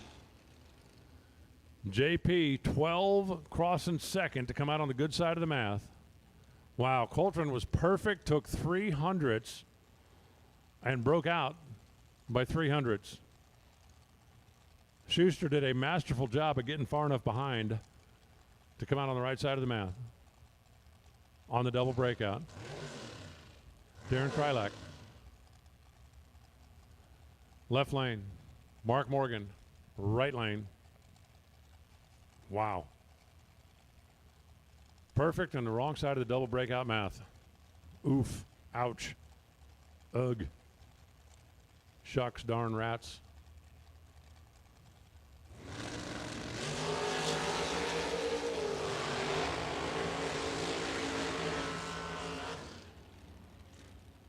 Darren gets the tree on the stripe and wins it. Man, he took himself a chunk, but he runs dead on 3. Getting there first by 0.05 of a second. And dead on 3. That's either trusting your dial or like, getting away with one. Mike Morgan, 2 above the dial after he's 49 on this end, and that just left the window wide open as Marla Hunter now rolls in on the left side, taking on Eric Bowman.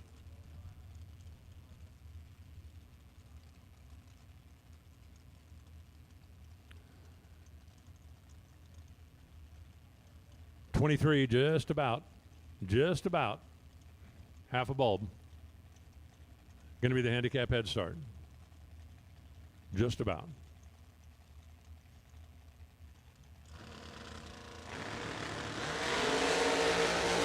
Just about. Separation at this end, 004. Separation at that end, 11. And Eric Bowman's going to get the win. He runs dead 4. Marla Hunter, 008. Gets there first by 11 thou to break out by 3 of them. Eric Bowman goes 12 dead 4, and that's a win. That's just a good race. Marla could have snugged up a couple more thou, but 008 taking 11 is not doing a bad job. It just didn't work that time. Greg Brown now on the left side, Dane Hall on the right.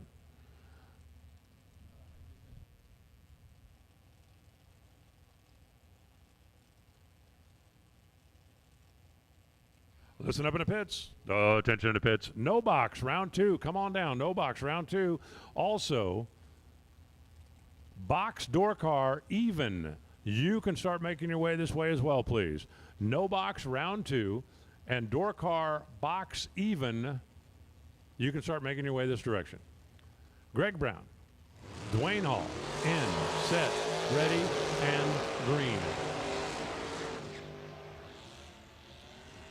This one's going to be a double breakout, and it's going to go Brown's way. He left first by a hundo. He got there first by 11 thou. Runs under 9 thou.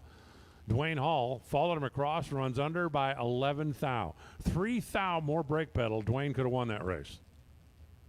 Woulda, shoulda, and didn't. Now it's going to be John Kroc and Chet Dragon. The small block front engine roadster out of the S&S Speed Center, Chet Dragon. That's a good name for a drag racer. What are you doing this weekend? Dragon. I like it. John Kroc, a little help from APD, who is our daily sponsor today, and we appreciate him very, very, very, very much.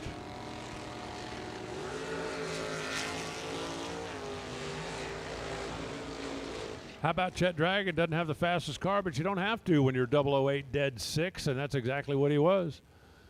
John Kroc got there second, broke out doing it. Had an 040 reaction time, and there was no way, no how he was getting on the Dragon. Once again, no box, round 2 will take you. Lanes 1 and 2, please. No box, round 2, lanes 1 and 2.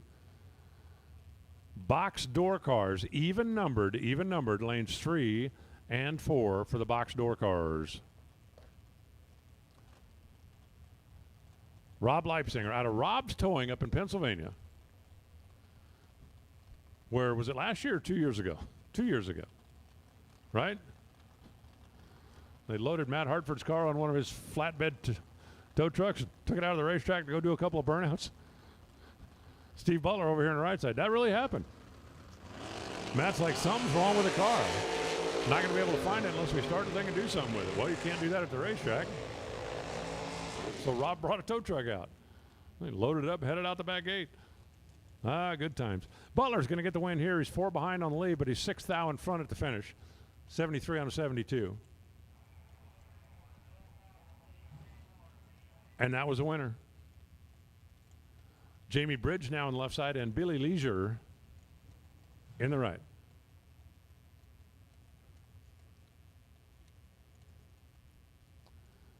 .480 to a .475 is the prediction for the two drivers. Is Billy's a car? Billy's a car that did the big wheel stand, right? Right. Yep. Jamie Bridge out of a Bruzy Converters. .480 is a prediction. Almost heads up. Well, I don't know if it was or wasn't the car that did the wheel stand last time. I know it didn't do the wheel stand this time. 1 thou separation and reaction time advantage, Jamie. You know how you lock your opponent out when you got a 1 thou advantage? Throw an egg at him. And that's what Jamie did. Dead zero down there at the other end. Billy Leisure goes 77 on a 75. No chance. Zero chance. They left within a thou, and Jamie goes dead zero to lock out Billy. I can't get in. You're locked out. But I went in. You're locked out. That's what my dad used to do to me when I would sneak out past curfew. I didn't mind sleeping in my car. Would have been better if I had a nicer car. Jason Jensen and Donovan Williams. Donovan, who had a pretty nice day yesterday, but not so much of a round this morning. See if we can have a bounce back here. Yep, that's going to bounce back.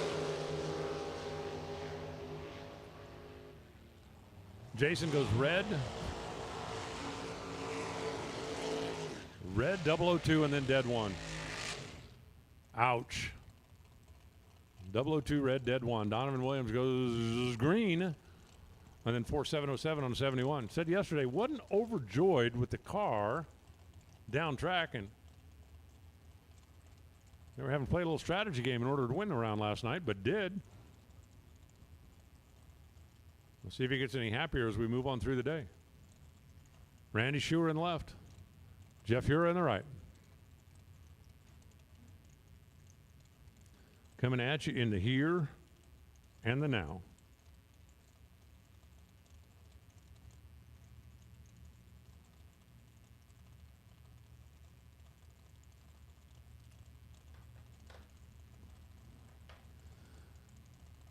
Right lane going to leave first. They are in. They are off. Wow, Jeff Hura, 006 was his advantage at this end. Holding 6 thou.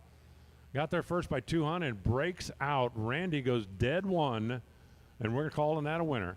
Final pair in the buyback round. 61-1 on a 61 for Randy Schuer. Wins it, and Team Blaster will come back in the next round. Touching up the racetrack down there.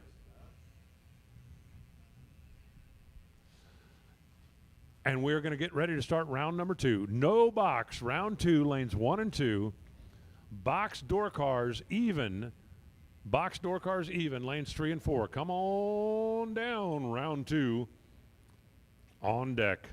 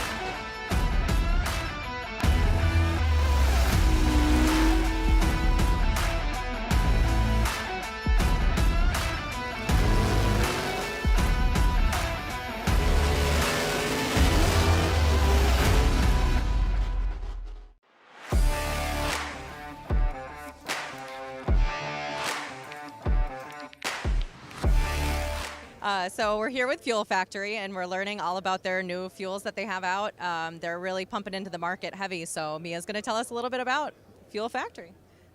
So right now we just released 2 new moto fuels, so we're trying to get into that moto market, which I know is funny because we're drag racers, but there is other racing out there that we're learning. so yeah, we just released 2 moto fuels. They've been the customer loves it, super receptive to it. We have a cross fuel for pretty much every fuel that VP, Sunoco, Renegade makes. You could check that out on our website. We have a cross-reference guide to show you exactly what you were running versus what we make that is comparable. And we'd love for you guys to give us a shot and try it out and see what you think of it. Yeah, so Fuel Factory is the official fuel of the Flings. They're going to be selling at all the events this year, 2025, and we're so happy to have them on board.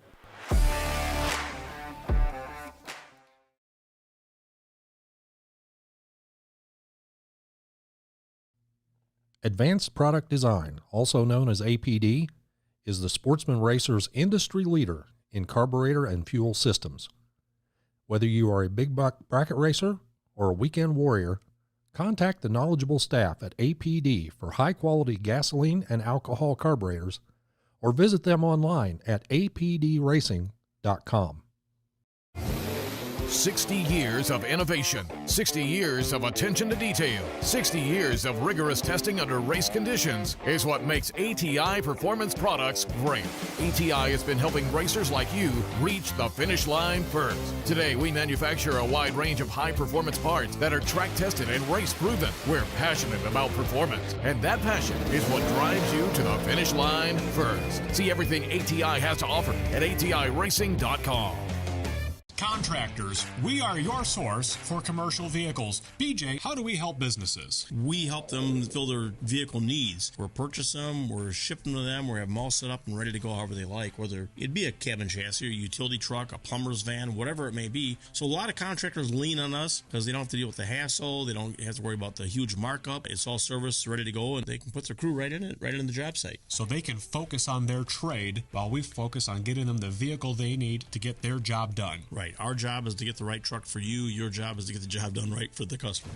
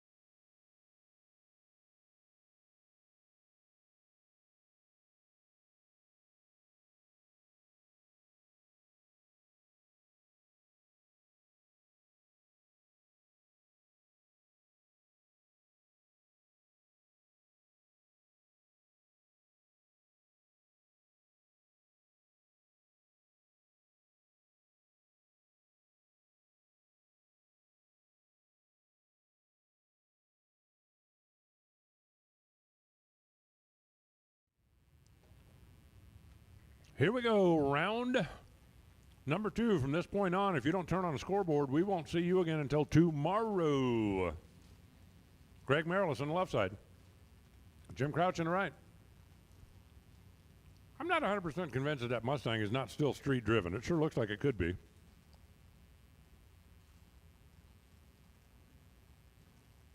What are we inspecting over there on the left side?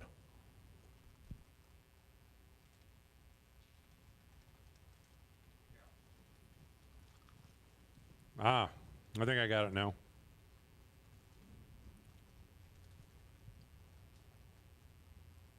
Crouch and a Mustang, going to leave first. About a bulb and a half, give or take, and then we'll fire that 78 Camaro at him.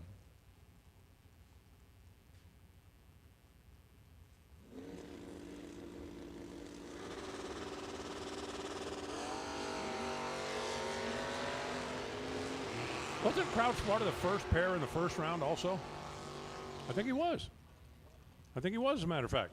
Unfortunately for him, being up first is not going to pay off because Craig Marilis, 2 better on reaction time and then ran dead on. Crouch 2 behind on reaction time, then runs 1 above. Craig Marilis will return. Now it's Jason Durst on the left side and Jeff Pitts in the right.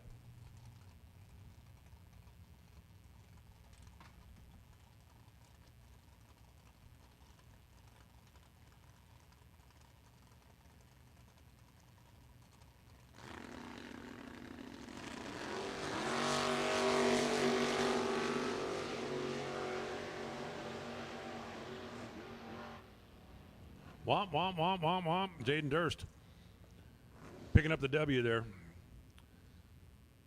023 put him in charge of the race. 648 put him in the next round. 593 for Jeff Pitts. 3 back of the dial after missing the tree, and that's not a good combination. Jen Vignola now on the left side. Kevin Fuller on the right. A couple of beautiful 67 Camaros. I wonder if these 2 cars knew each other when they were on the assembly line.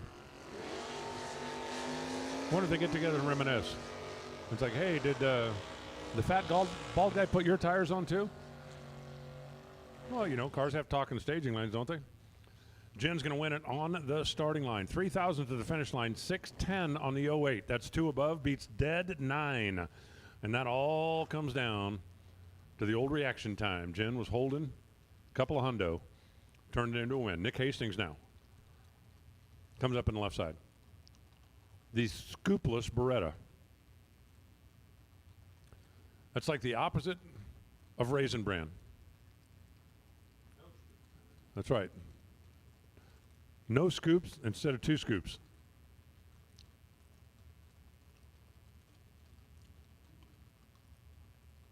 If you are a no box door car and you're not already here, you're really late. If you are an even numbered box door car, if you're not here, you better be rolling. As quickly as you can possibly get here without exceeding the 10-mile-an-hour speed limit in the pits. Ooh, man. Jordan Friesauer had a solid reaction time advantage, took a big chunk of the stripe and breaks out 9 thou, letting Nick Hastings back in the race. Hastings goes 59.7 on a 59. That part's good, but overcoming an 069 light, that part is unusual.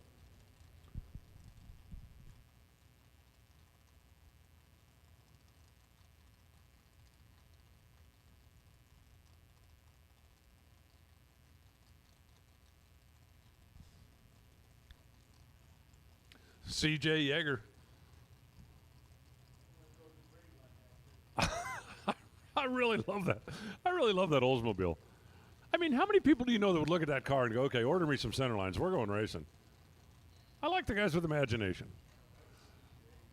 Brandon Miller over here on the right side, the 1979 Trans Am. The 4-square headlight individual pod model. CJ, double 0-1 on the reaction time and taking care of business. I'm not sure what happened to Brandon, but he was not paying attention when it was time to go. That's one of those deals. It's like, you know, it's almost like when your mom tells you to do something. You go, why? It's like, Brandon, it's time to go. Why?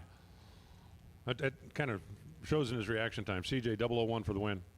Jim Culp, the blue car, the Monte Carlo on the left side. Barry Norman, the 69 Mustang. Again, just great. I don't know who it was that helped him or got him going or whatever, but yesterday they broke the rear end, and now they're back on the racetrack. I appreciate all of our Fling family pulling together to help one out. Unfortunately for the red Mustang, he lights the red light. Jim Culp is going to get the automatic win. Culp going to run her on down there to a 606 at 114 miles an hour. Barry Norman goes 553 at 119, but red by 500. John Bailey now rolling in the Duster over in the left side. Peter Prosnall in the Brogy Roadster.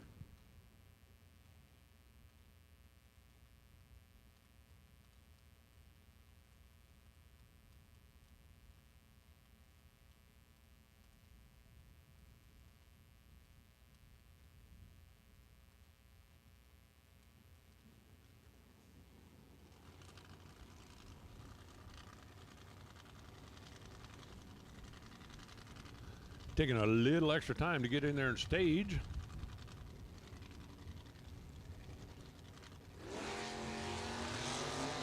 Small block Duster, 340 combination, trying to hold off.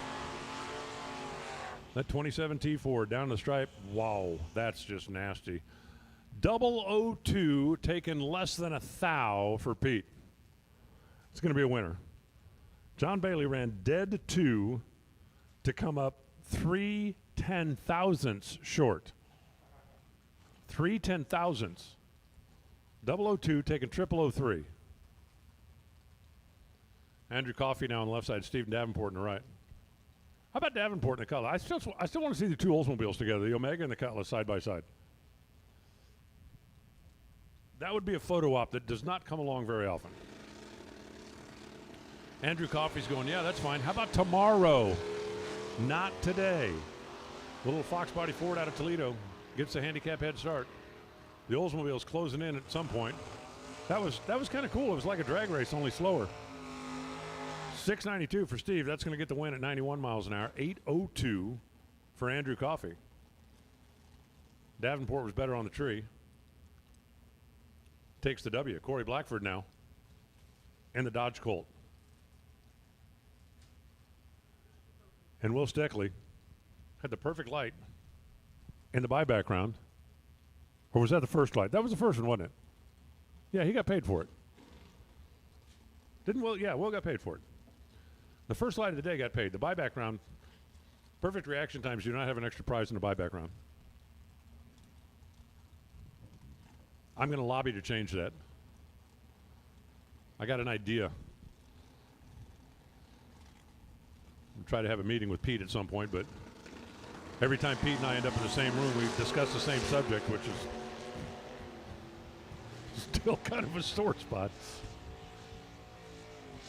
Corey Blackford, 595 on a 595. Call that dead 9. Oh, man. Again? 026 dead 9 for Corey Blackford. Will had a 35 light. He has to be dead 0 for the tie. Rick Laportre now on the left side and Jeff Griffo in the right.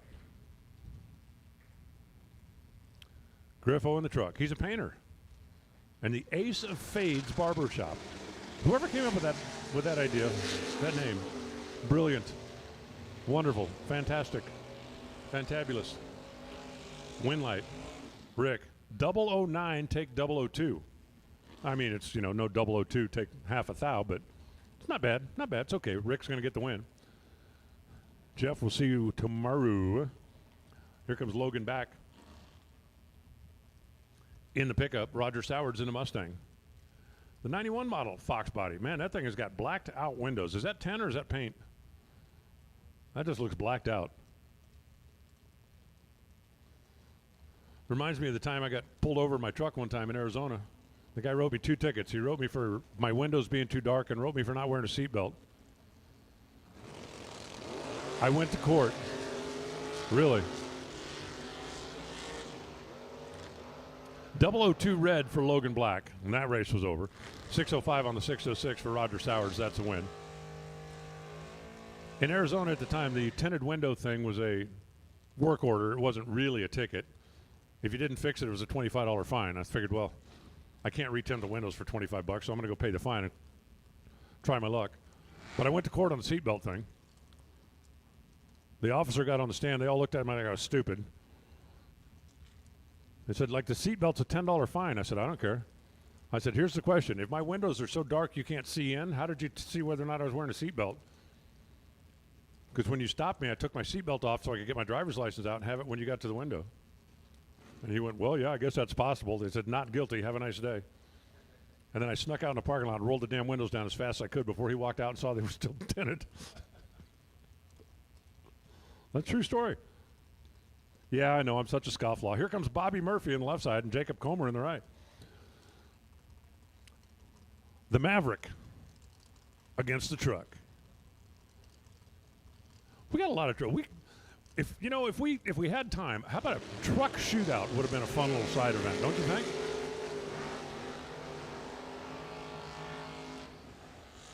I can even, we'll race all the trucks for the big bucks or something like that. Jacob Comer, he's going to get the win here, so, well, that's one less truck we have to worry about today. 13 on the tree, taking a stripe by a couple of Hun, 47 on a 46 for the win. Murray was a Hun back and then 3 Hun above the dial. Brings up Cody Height and Nick Wellman. Cody on the left side, Nick on the right.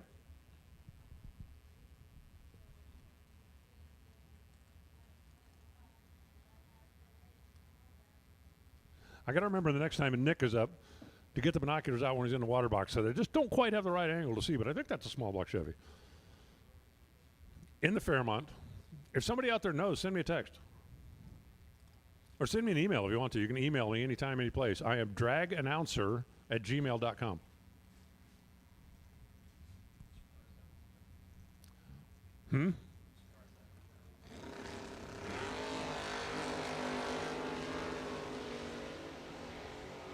Both drivers get away on a green. Corey Height on the left side breaks out. 86 on an 86, Nick Wellman. Nick Wellman goes 008, dead 6. Corey Height, 18, locked out by 4th thou. What do you think of Connor Hess's truck? Dodge Dakota, and that baby is in the weeds. I'm telling you, you couldn't make that thing any lower. Dave Burkhart out of Ann Arbor Transmission, the fleet doctor over here in the 67 Camaro. Man, that truck is down there. Going down.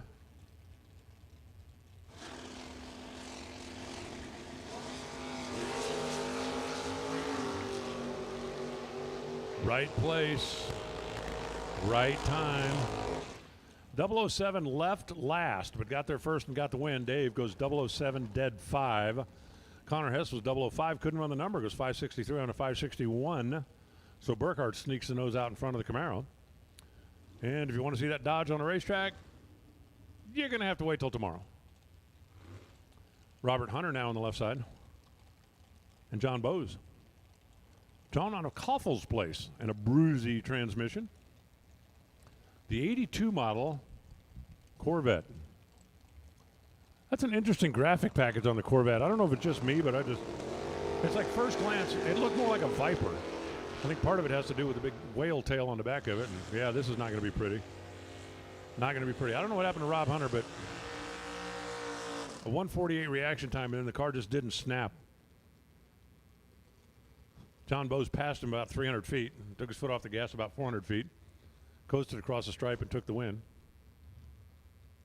Chris Burden now on the left side, Matt Dottis in the right.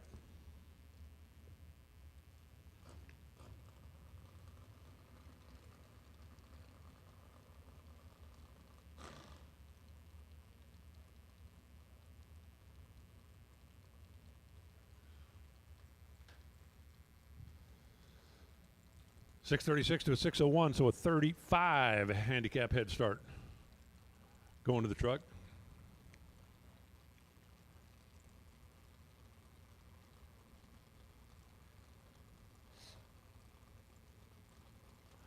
Matt's ready. Chris is ready.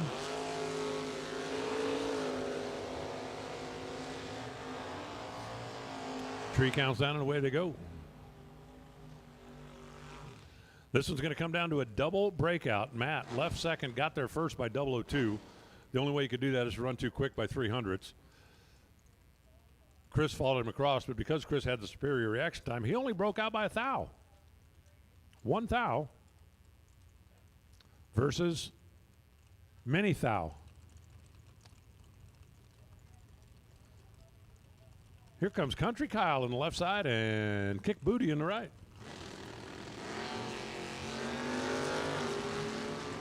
Kyle in the Mustang for Ronnie Roberts. Kevin Pruitt in the wagon.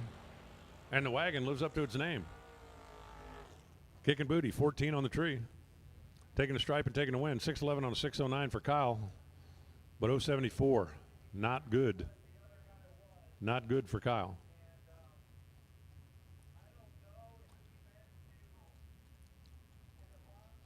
Here's Jim Laney. 67 Mustang calling it the Steel Horse and Vic Ellinger. In the Volvo, I was looking at that earlier trying to figure out what the heck it is. It's a Volvo. It looks like a 240. Right? Isn't that a 240? I think it's a 240. I don't know that much about it. The only thing I really know about Volvos is I have a shop neighbor that is a classic Volvo specialist. And I know we're going to see the Volvo again. Wow. Jim Laney, 16, take 007. No, locked out. Vic is 13, dead 1. 16, taking 007, no chance. Locked out. Vic Ellinger, we get to see the Volvo again. Mark Brewer left. Jerry Kessler right. Kessler's Thunderbird. Brewer in the Mustang. The 78 model, the only mid-70s Mustang 2 model racing in competition here today. The only one. Can he stay alive? Depends on whether or not he can stay out in front of the Thunderbird. Finish line stripe, he can stay out in front of the Thunderbird by a thou. 006 take 001 for the win. 39 on a 39, that's going to be a winner.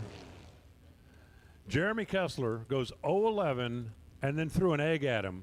Not enough. 11 total for the L. Ouch.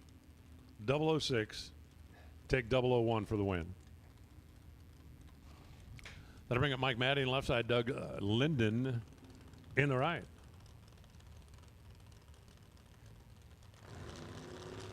Linden, the 1955 Chevy.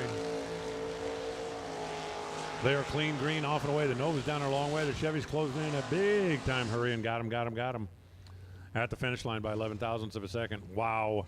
Mike Maddy had a reaction advantage, and I did not think Doug was going to catch him. But Doug went screaming by 11 thousandths of a second to run 505 on the 504. Maddy looked like he might have dropped the nose down there, only 101 miles an hour. And even his 10 light wasn't enough to save him. Tom Coonley now. He rolls up over there on the left side, and Kenny Robinson, one of a couple of mid-60s Fairlanes that are out here battling it out this week. Handicap is almost a coin flip, only 600s. As we got the Nova and we got the Fairlane, but we only got one green light. Tom Conley turned loose too soon. 006 red, 1 thou under. The 1 thou under didn't really matter once he was 006 red. Kenny Robinson gets the win, 618 on the 616. Oh, by the way, he was 001. Now it's going to be Nick Shade. The auto repair dude out of Pennsylvania. It's going to be Rob Mosier out of Mosier Engineering.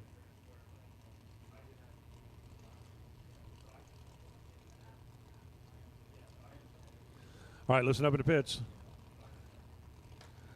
Odd door cars for round 2. Come on down. Attention in the pits. Odd door cars for round 2.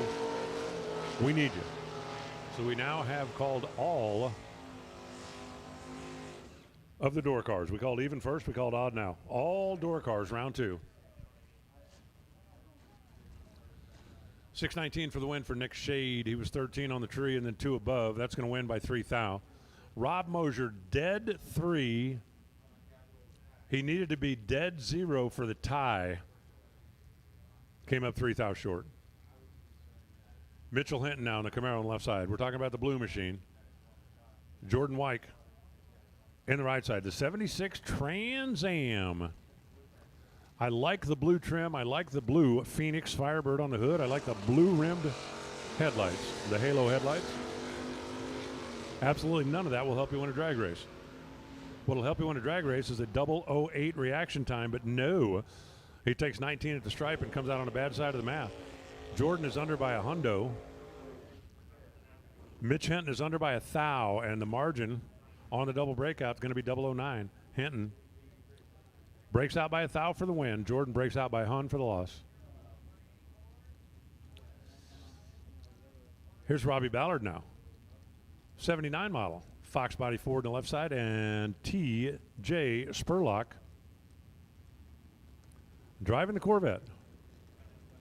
Pretty big handicap here. Almost a full second handicap in a whole race that's going to be 5 seconds long for TJ.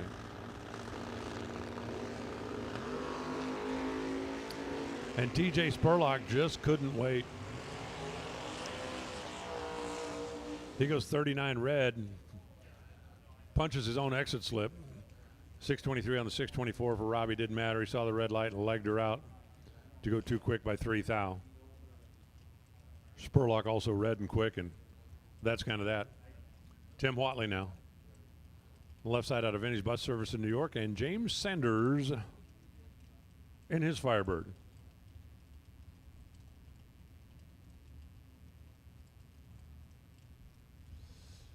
Tim Whatley. The ND on the side of the door, that's New Media Dragway, where he's been known to spend a weekend or two.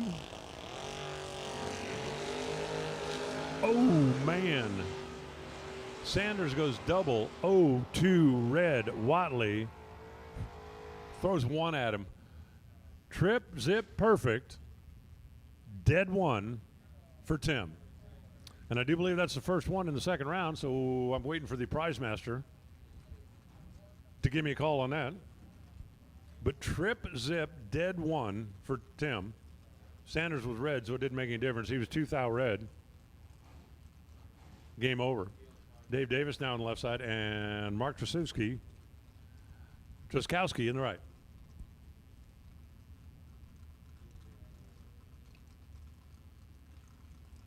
The 2 Gen 3 Camaros rolling up. Separated by a little more than a bulb in countdown.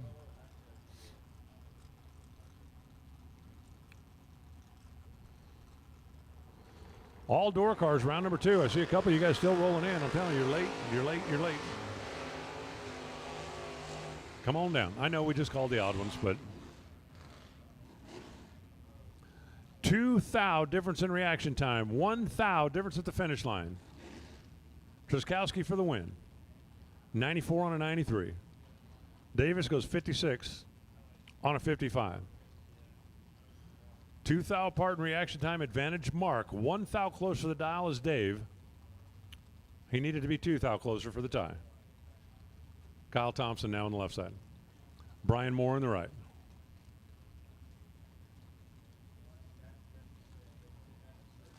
The Oldsmobile inching up on the left side of the racetrack, taking on that Pontiac Firebird.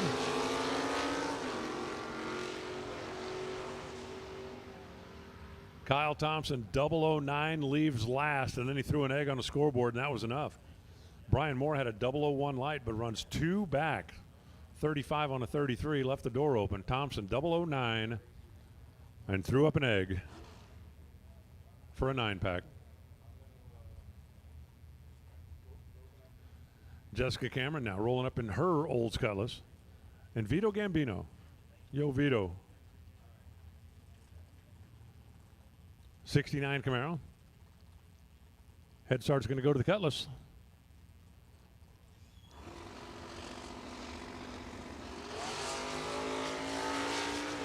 Head start goes to Cutlass. Wheel stand goes to Camaro. Finish line goes to the Camaro by 6 thousandths of a second.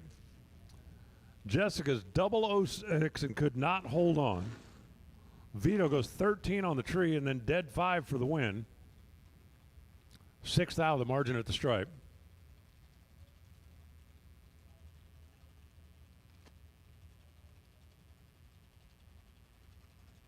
Brings up Jeff Fargo. That is a Le Mans, Pontiac Le Mans wagon. And Ryan Butler over here in his Chevy II.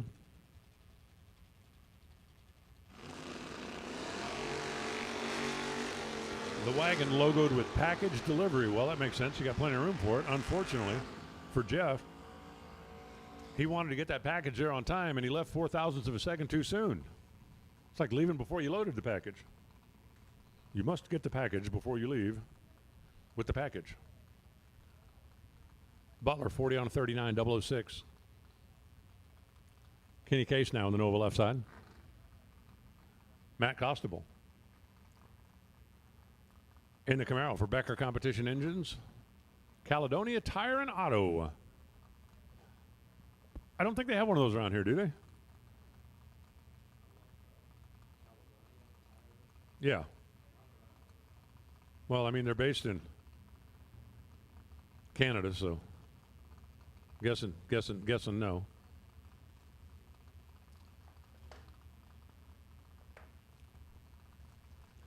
Head start's going to go to the Nova.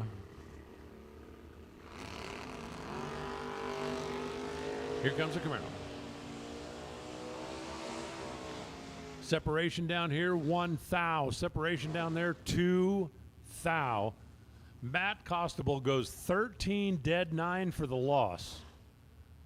Kenny goes 12 dead 8. 1 thou better at each end of the racetrack for a 002 margin of victory. I mean, come on. 13 dead 8 for the loss by 2 thou.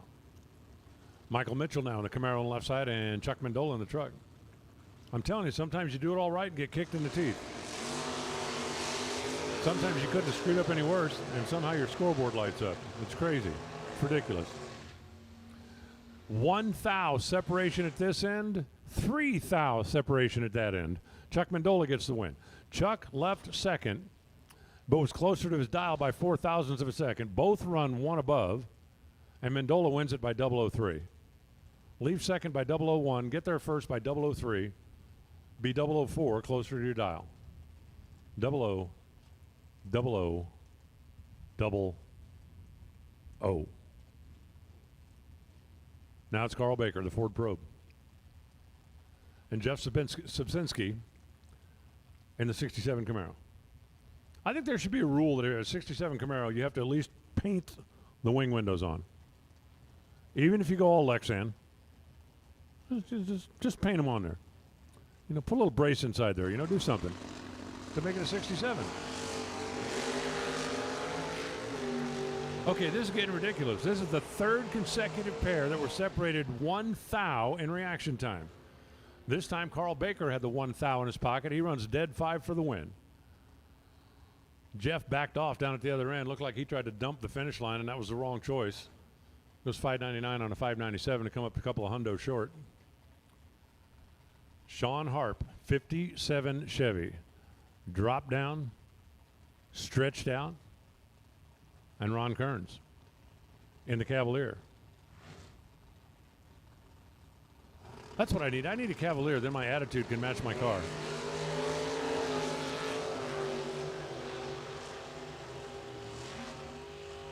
Well, we finally broke our 001 reaction time deal, and Ron Kearns is not happy about that because Sean was 004 and then runs 522 on a 522. Locked out Ron. He left 2 back here and 2 down there. So after 1 thou, 1 thou, 3 thou, 2 thou, that one ends up being 0.04 of a second. That is a massive margin compared to the last couple we've had. Noah Lewis now rolling in the truck, and Lenny Wisniewski and his 67 Camaro. You know, all it would take is like a piece of electrical tape down there to make it pretend it was a wing window. Wouldn't take much. Not a lot of effort, not a lot of weight, not a lot of trouble.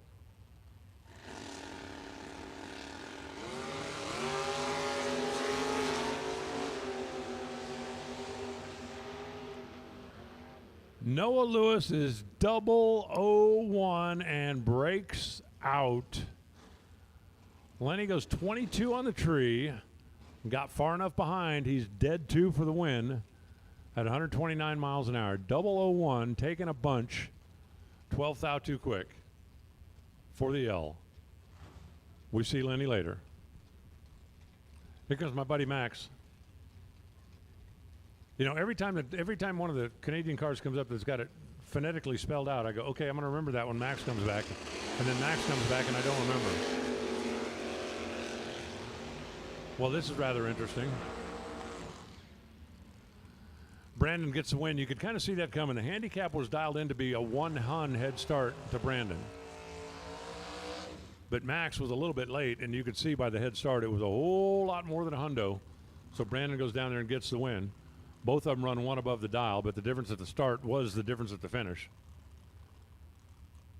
For Brandon, Adam Keir now in the S10, and Jay Hill. The Honda Prelude with a blower sticking out of the hood. When's the last time you saw a Honda Prelude with a blower sticking out of the hood? Not counting this one, I know, an hour ago, dude.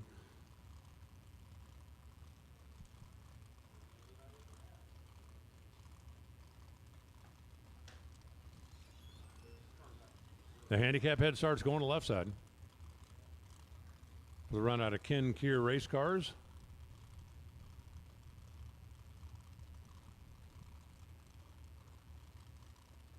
Pete, fix your collar. I can't believe Emily lets you out of the house like that. Yeah. Well, nothing you can do now. I got a microphone. He doesn't. Wow, nobody wants the stage. Okay. Okay.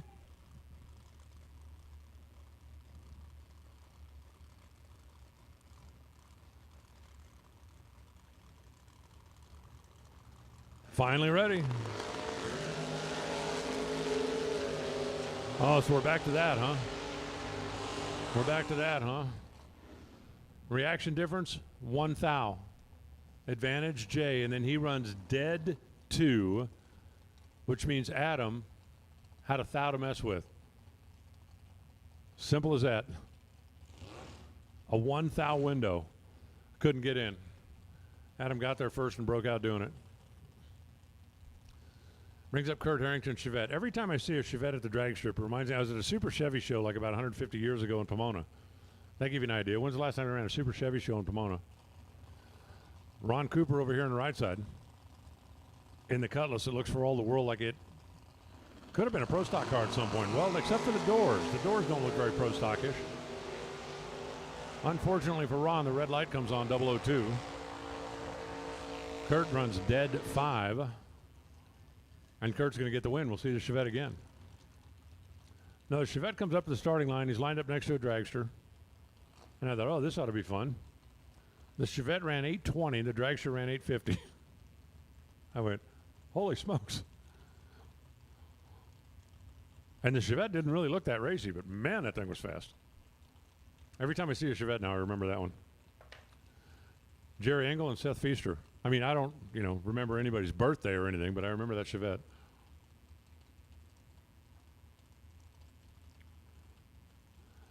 We're back to a little truck-on-truck violence getting after you here. A couple of regular cab S10s from the same era. Slight head start goes to right lane. Right lane looks like a small tire truck. The left lane looks like it's got a little bit bigger tire underneath it.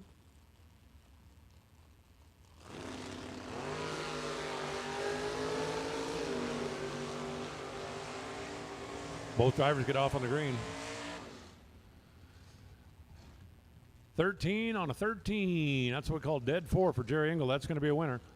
Seth goes 1 above. Engel was a hun better in reaction time and a hun closer to the dial. Make that a margin of victory for 200ths of a second. And bring up Aaron Dissinger. And Ray Holmes. And the split window Corvette.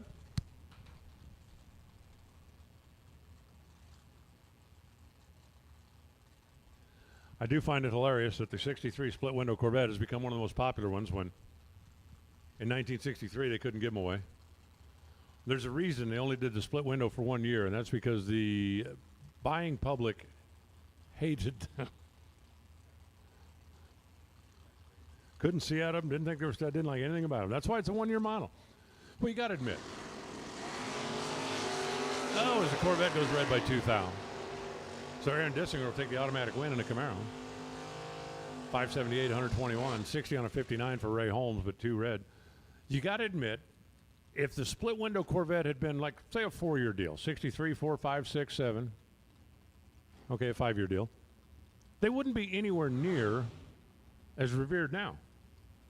The fact that it's a 1-year car is part of what makes them so special. If they make them for a decade, everybody goes, yeah, that's cool. All right, so what? Partly why the, 68 Hemi Cuda is such a big deal, or Hemi Dart, A-body Hemis, 1 year. That's it. No moss. Wes May, that's the carburetor dude over on the left side in his Buick Regal, and Dave Lanning in the S10. For Team Fleener, Team Lanning, Team S10. Difference in dial is a hundo. Watch him on the starting line. Should be almost imperceptible who moves first. That was pretty darn imperceptible for me. Could you percept? 1 thou, make that 4 thou. 4 thou difference in reaction time, 5 thou difference at the stripe. David Lanning is going to win it.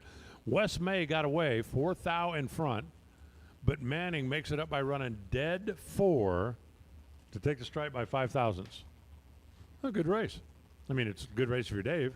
If you're Wes, it's like, oh, man. I'll bring up Charles Rittenauer on the left side and Bob Ruslow in the right.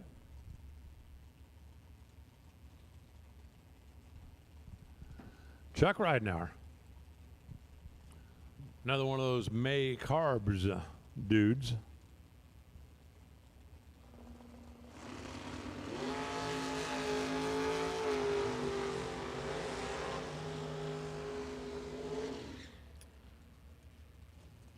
Ridenour's got 007 on the tree, and then he's going to take the stripe and take the win. Ruslow, 24 at this end, 2 above the dial, left room. Ridenour said, thank you. Had a 17 thou advantage on reaction time. Took 20 at the stripe. Plenty of room. Steve Schmidt now. That 67 Camaro. Okay, now if your 67 Camaro is a topless street roadster, you don't have to draw in the wing windows. Once you cut the roof off of it, yeah, that's fine. That's fine. Rob Richardson in the 67 SS Chevelle. That baby's pretty laid down as well, isn't it?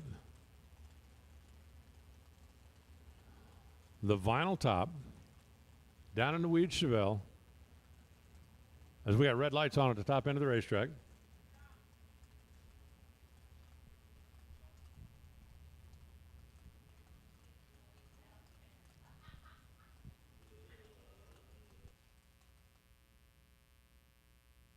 And we're holding on. I've been watching the way those flags over there have been standing out, and I don't like that. I've been here before, and when there's dark clouds over there and those flags are stuck out like that, it kind of means that it's coming. I understand we had just a drop or 2, so we're going to hold up, and hopefully it'll just be a drop or 2. But obviously the safety of our drivers is the most important thing there is. So if there's any kind of moisture at all falling on the racetrack, we're going to have to hold. Now, I don't know if this makes you feel any better or not, but my app says it's not raining.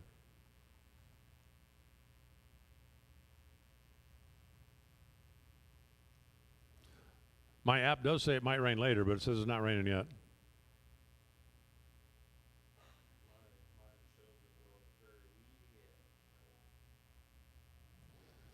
All right. Stand by. Keep your fingers crossed. Think dry thoughts. Dry thoughts. Toast with no butter.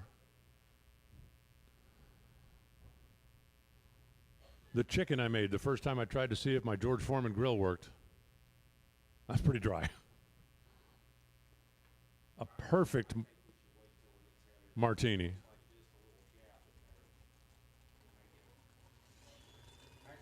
Just keep thinking dry.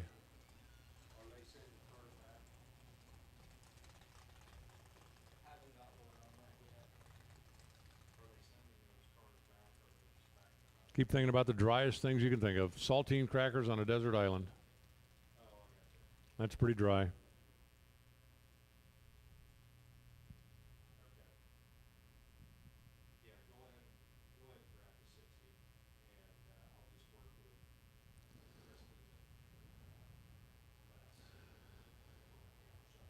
All right, we're going to go into circle mode here basically for a little bit. Just keep thinking dry. Keep thinking dry.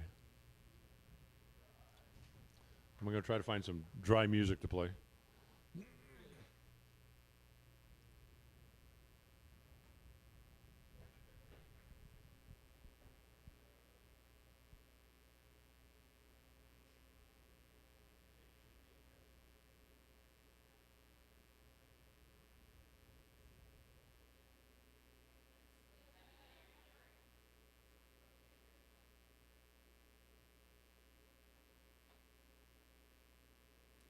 Okay, here we go. This is as dry as I got.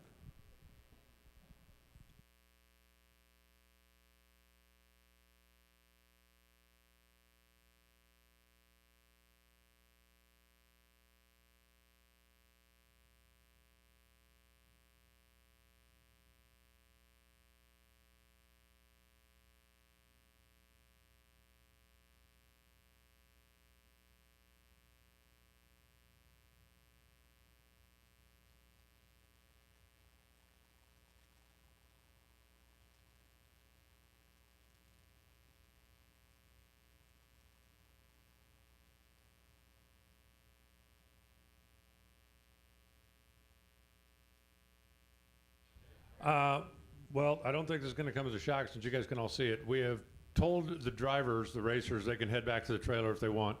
We're hoping this is going to be a couple of drops. Looks like it may be a little bit longer than that, but bear with us. We still intend to keep racing today. We're just on hold for now.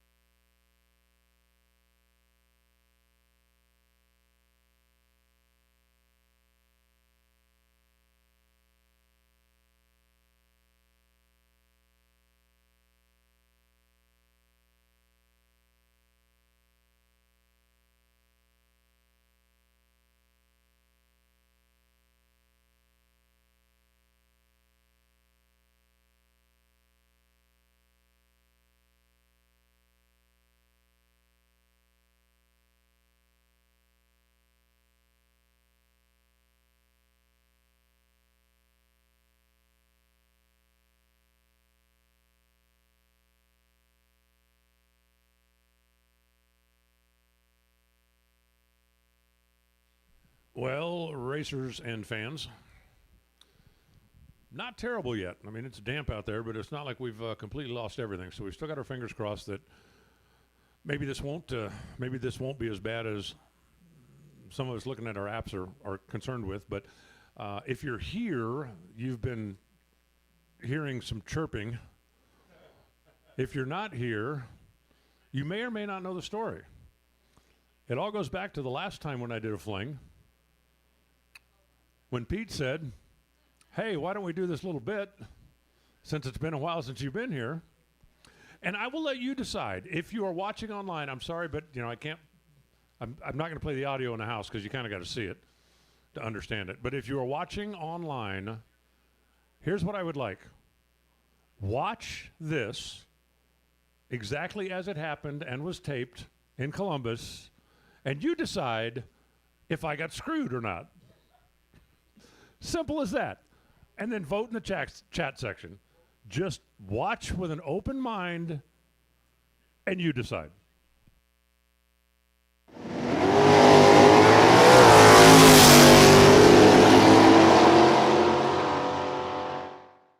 Hello, racers. We have the privilege of being joined with the voice of NHRA, Alan Reinhardt. Alan, how you doing today? Pete, I'm doing good, and the privilege is really mine. I'm grateful to come be a part of this. I've been following along what you do for, well, basically since you started. Yeah, and then, well, let's go back to the start. 2010. A lot of people don't realize this, but you were our first announcer at the Fling in 2010. Yeah, back in Bristol, Tennessee. I remember it well. It started off being the 1,000-foot compromise race because, you were in an area where so many of the races were running a mile and you were bringing in a lot of guys that used a quarter mile. So you decided to go split the difference and make it a 1,000-foot race. And then we ended up the last day, because of weather coming in the night before, running 8 mile. I remember that vividly because I raced that day. Do you remember that? You drove Dan Fletcher's car. Yes, I did. And how did that? I think you had a good. Camaro. You had a good reaction time, right? Yeah, I was 012. The guy that I was racing was 004, and I had never driven the car before. You had this stupid rule, but we're going to start here. You have this stupid rule about no time runs on Sunday, no matter what. So even though I hadn't raced the rest of the weekend, I couldn't even get a practice run. So Dan puts a number on the board and says, you should be pretty close. Don't let off the gas unless you really know. So I went out there and hit the tree. I was 012. Todd Whitehead, I was racing, racers, right? Elephant. I'm out there and I'm looking. I don't see him. So I kind of eased back off the throttle a little bit. And he went, woo! And I went, damn, he's got a fast car. So I get back to the pits and Dan says, why'd you lift? And I said, I didn't see him. He said, didn't you see his dial? I said, no. He said, you got to pay attention to that, you moron. So I got to go visit your wife, and I got back in for round number 2. And Tommy DeLago, like world championship crew chief, Tommy DeLago just cleaned my clock. And that was the end of my spring fling driving. And speaking of, first of all, that's hilarious because I forgot all about that. You drove Fletcher's car. And I know you guys were pointing fingers at each other on why the loss took place. But you, Alan, you were the originator of calling Emily the, what'd you call her? The goddess of forgiveness. There it was. If you made some kind of a mistake or sinned and were unable to advance, you could go see the goddess and she would forgive that and let you have another chance. I thought that was like kind of cute and endearing, and you fired me for it. So I guess that's a whole different story.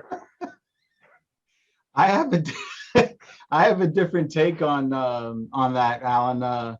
I think you got so popular so fast that you just didn't pick up your phone anymore. But one day we're going to have you back at the Fling when your schedule permits, if you're cool with that. Okay, yeah, I'd love to. I'd love to come back out and get involved with that. I actually wrote an article about it. It was one of my national dragster columns a bunch of years ago, and I'm sure somebody could find it if they wanted to dig it up. But I remember one of the lines is like, I've never in my life spent so much time saying 003 light leaves last, or 006 take 2 get out of the way. And it was really, I've done a couple of big dollar races in the past before. I did a couple for Mike Fuquay before, but that was the first time that I really got exposed to the shark tank that is big dollar bracket racing, especially back there in the Southeast. And it was a pretty impressive lesson to learn, which of course is why I said on Sunday, hey, why don't I jump into this and see what happens to me? And what happened to me is I got kicked in one shin and came back and tried to get kicked in the other shin, and that was the end of it. You know, I have to go. I'm sure there's video somewhere of you running that car, Dan's car. Do you remember, was it his stock eliminator car, did you say? Which it was the stalker. And he had a delay box in it? He did not have a delay box in it. I was just leaving off the bottom. You were 12 off the bottom bulb? Yeah. Dude, this is, I mean. Well, I used to be a pretty good bracket racer before I started announcing. Now, we're talking, back when the cars had wooden wheels. But my little racetrack out here, I started 3 days after my 16th birthday, because you couldn't run without a driver's license. And I know you'll be able to relate to this because I know your history some. But my mom's 4-door LTD with a 351, it's like shoe polish number on the window, baby, and let's go. And had some success with that car before I ended up getting my own cars, one of which I still have, my 67 Mustang, which I've had since I was like 17 years old. But I was a pretty good drag racer. Now, I'm not saying I was Johnny Ezel, but I was a pretty good bracket racer before I started announcing. So now I'm certainly not as good as the guys that are out there, but I felt like it was like maybe a little bit of the blind squirrel thing, but at least I wasn't embarrassed, right? If I'd have gone up there going, okay, here we go. Oh, look, I'm 258 on the tree, then I'd have been hearing about that until the end of time. So I was pretty proud of the fact that I was at least not embarrassing. I'm going to say that's impressive. You've never sat in a car before. We all know how anal Dan Fletcher is. You're going off the bottom bulb. Like, can you just recall the conversation, like when, as far as hitting the tree, RPM, like where, just talk about that a little bit. Or did he just say, here, I'm putting you at 3,200 RPM. As soon as you see the bottom, smash it and go? Yeah, that's pretty much what he did. Walk through, obviously, all the procedures in the car and some of the stuff. And just one of the things that will always stick in my head, and his line lock switch in the stalker is a toggle switch on the dashboard. Now, I've always had push buttons everywhere, and I'm literally thinking to myself, a toggle switch on the dashboard. But I guess that keeps you from screwing anything up. So he walked me through the procedure, and I sat in the car and went through it mentally like a dozen times in the staging lanes. And he told me, he said, I've got you set up pretty solid, and do this. Said, plant the brake, leave. And it just worked out. I followed his instructions. Obviously he's made so many runs in that car, and he and I are about the same size. So it wasn't like it was going to be 300 quicker or 300 slower because of that. So he had her dialed up pretty good, and I just wasn't smart enough to look and see how fast the guy in the other lane was. So when I got out there and went, I can't see him, I must be safe. And then I'm telling you, it was like, oh, where did you come from? But well, I guess it's good for us that it shows that it's harder than it looks, right? Like the numbers are the numbers, and I get caught up in it a lot. People will say, "Hey, man, what's the matter? Some of these guys are all over the place." Like in Vegas, you got wins, you got changing variables, but it definitely is harder than it looks. But I think that's a great story. I totally forgot about that. Let's go down that road a little bit, Alan. Obviously you have some talent. Do you ever, and obviously you are the voice of NHRA, and that's your bread and butter, but do you have any aspirations to race at some point, or is just life's too busy? At this point, I simply don't have time. I think my calendar's hanging over there on the wall. I've got a good old school paper calendar, but I think I've got 42 weekends booked this year. And that just doesn't leave a whole lot of time to do it. I enjoy being able to get in a car from time to time. There's a guy on this side of the country named Chris Hall that has got a big block 1970 Stalker Camaro. And I think it was 3 or 4 years ago, he won the Vegas points race. And when he had come up in the tower, he said, hey, I just wanted to let you know, I appreciate, you say nice things about my car. And I said, dude, it's a great car. It does huge wheel stands. It's, when I was a kid, I had a buddy that had a 70 Camaro, so I got a little bit of a soft spot for those things. And we got to chit-chatting a little bit. He said, well, if you want to drive it sometime, I'll let you make a couple of hits, do some wheelies. man, I'd love to. Well, 4 years later, we did it last week. The week between the national and the regional, the week before your Fling race, they had a Wednesday test and tune. He didn't need any practice, and he said, look, it's yours. So I went up and made a couple of hits, did a couple of wheelies in it. I'd like getting behind the wheel once in a while. I'm not sure, as competitive as it's gotten now, I think it would take me a long time to get up to speed to be able to race with the guys. You know, it's like anything else. If I do it 5 days a week and you do it twice a year, I'm going to be better than you. And I just don't have the time to invest to get good. And I'm really competitive. If you and I get into a contest and you're better than I am, you're more skilled, that's wonderful. But if you and I get into a contest and I lose because I suck, that really annoys me. And so I just don't want to put myself back in that position where I know I'm better than this, but I'm just not in practice. And so I end up getting my butt kicked every week. But, well, how about this?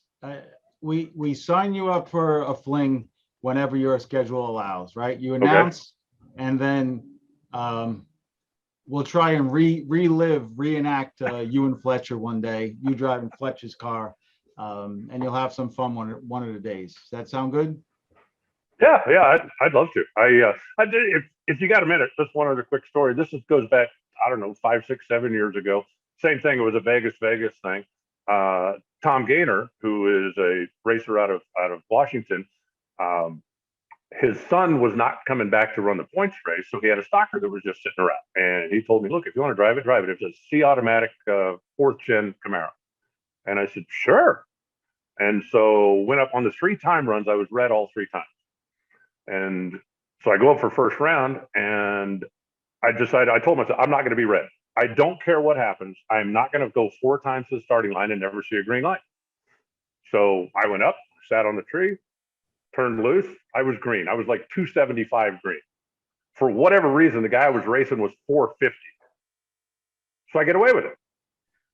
And so I get back into the pits, and Tom comes up to me and he said, you can't do that. And I said, I wasn't going to red light 4 times in a row. He said, look, I adjusted the car. He said, you were consistent. You were just quick. He said, I adjusted the car. I adjusted the RPM. I adjusted the tires. Trust me. If you do what you're doing, you're going to be green. You're going to be fine. You got to trust me, but you can't just sit on the tree. And all right, you're the boss. So I go up for the second round, and I'm racing Leo Glassbrenner.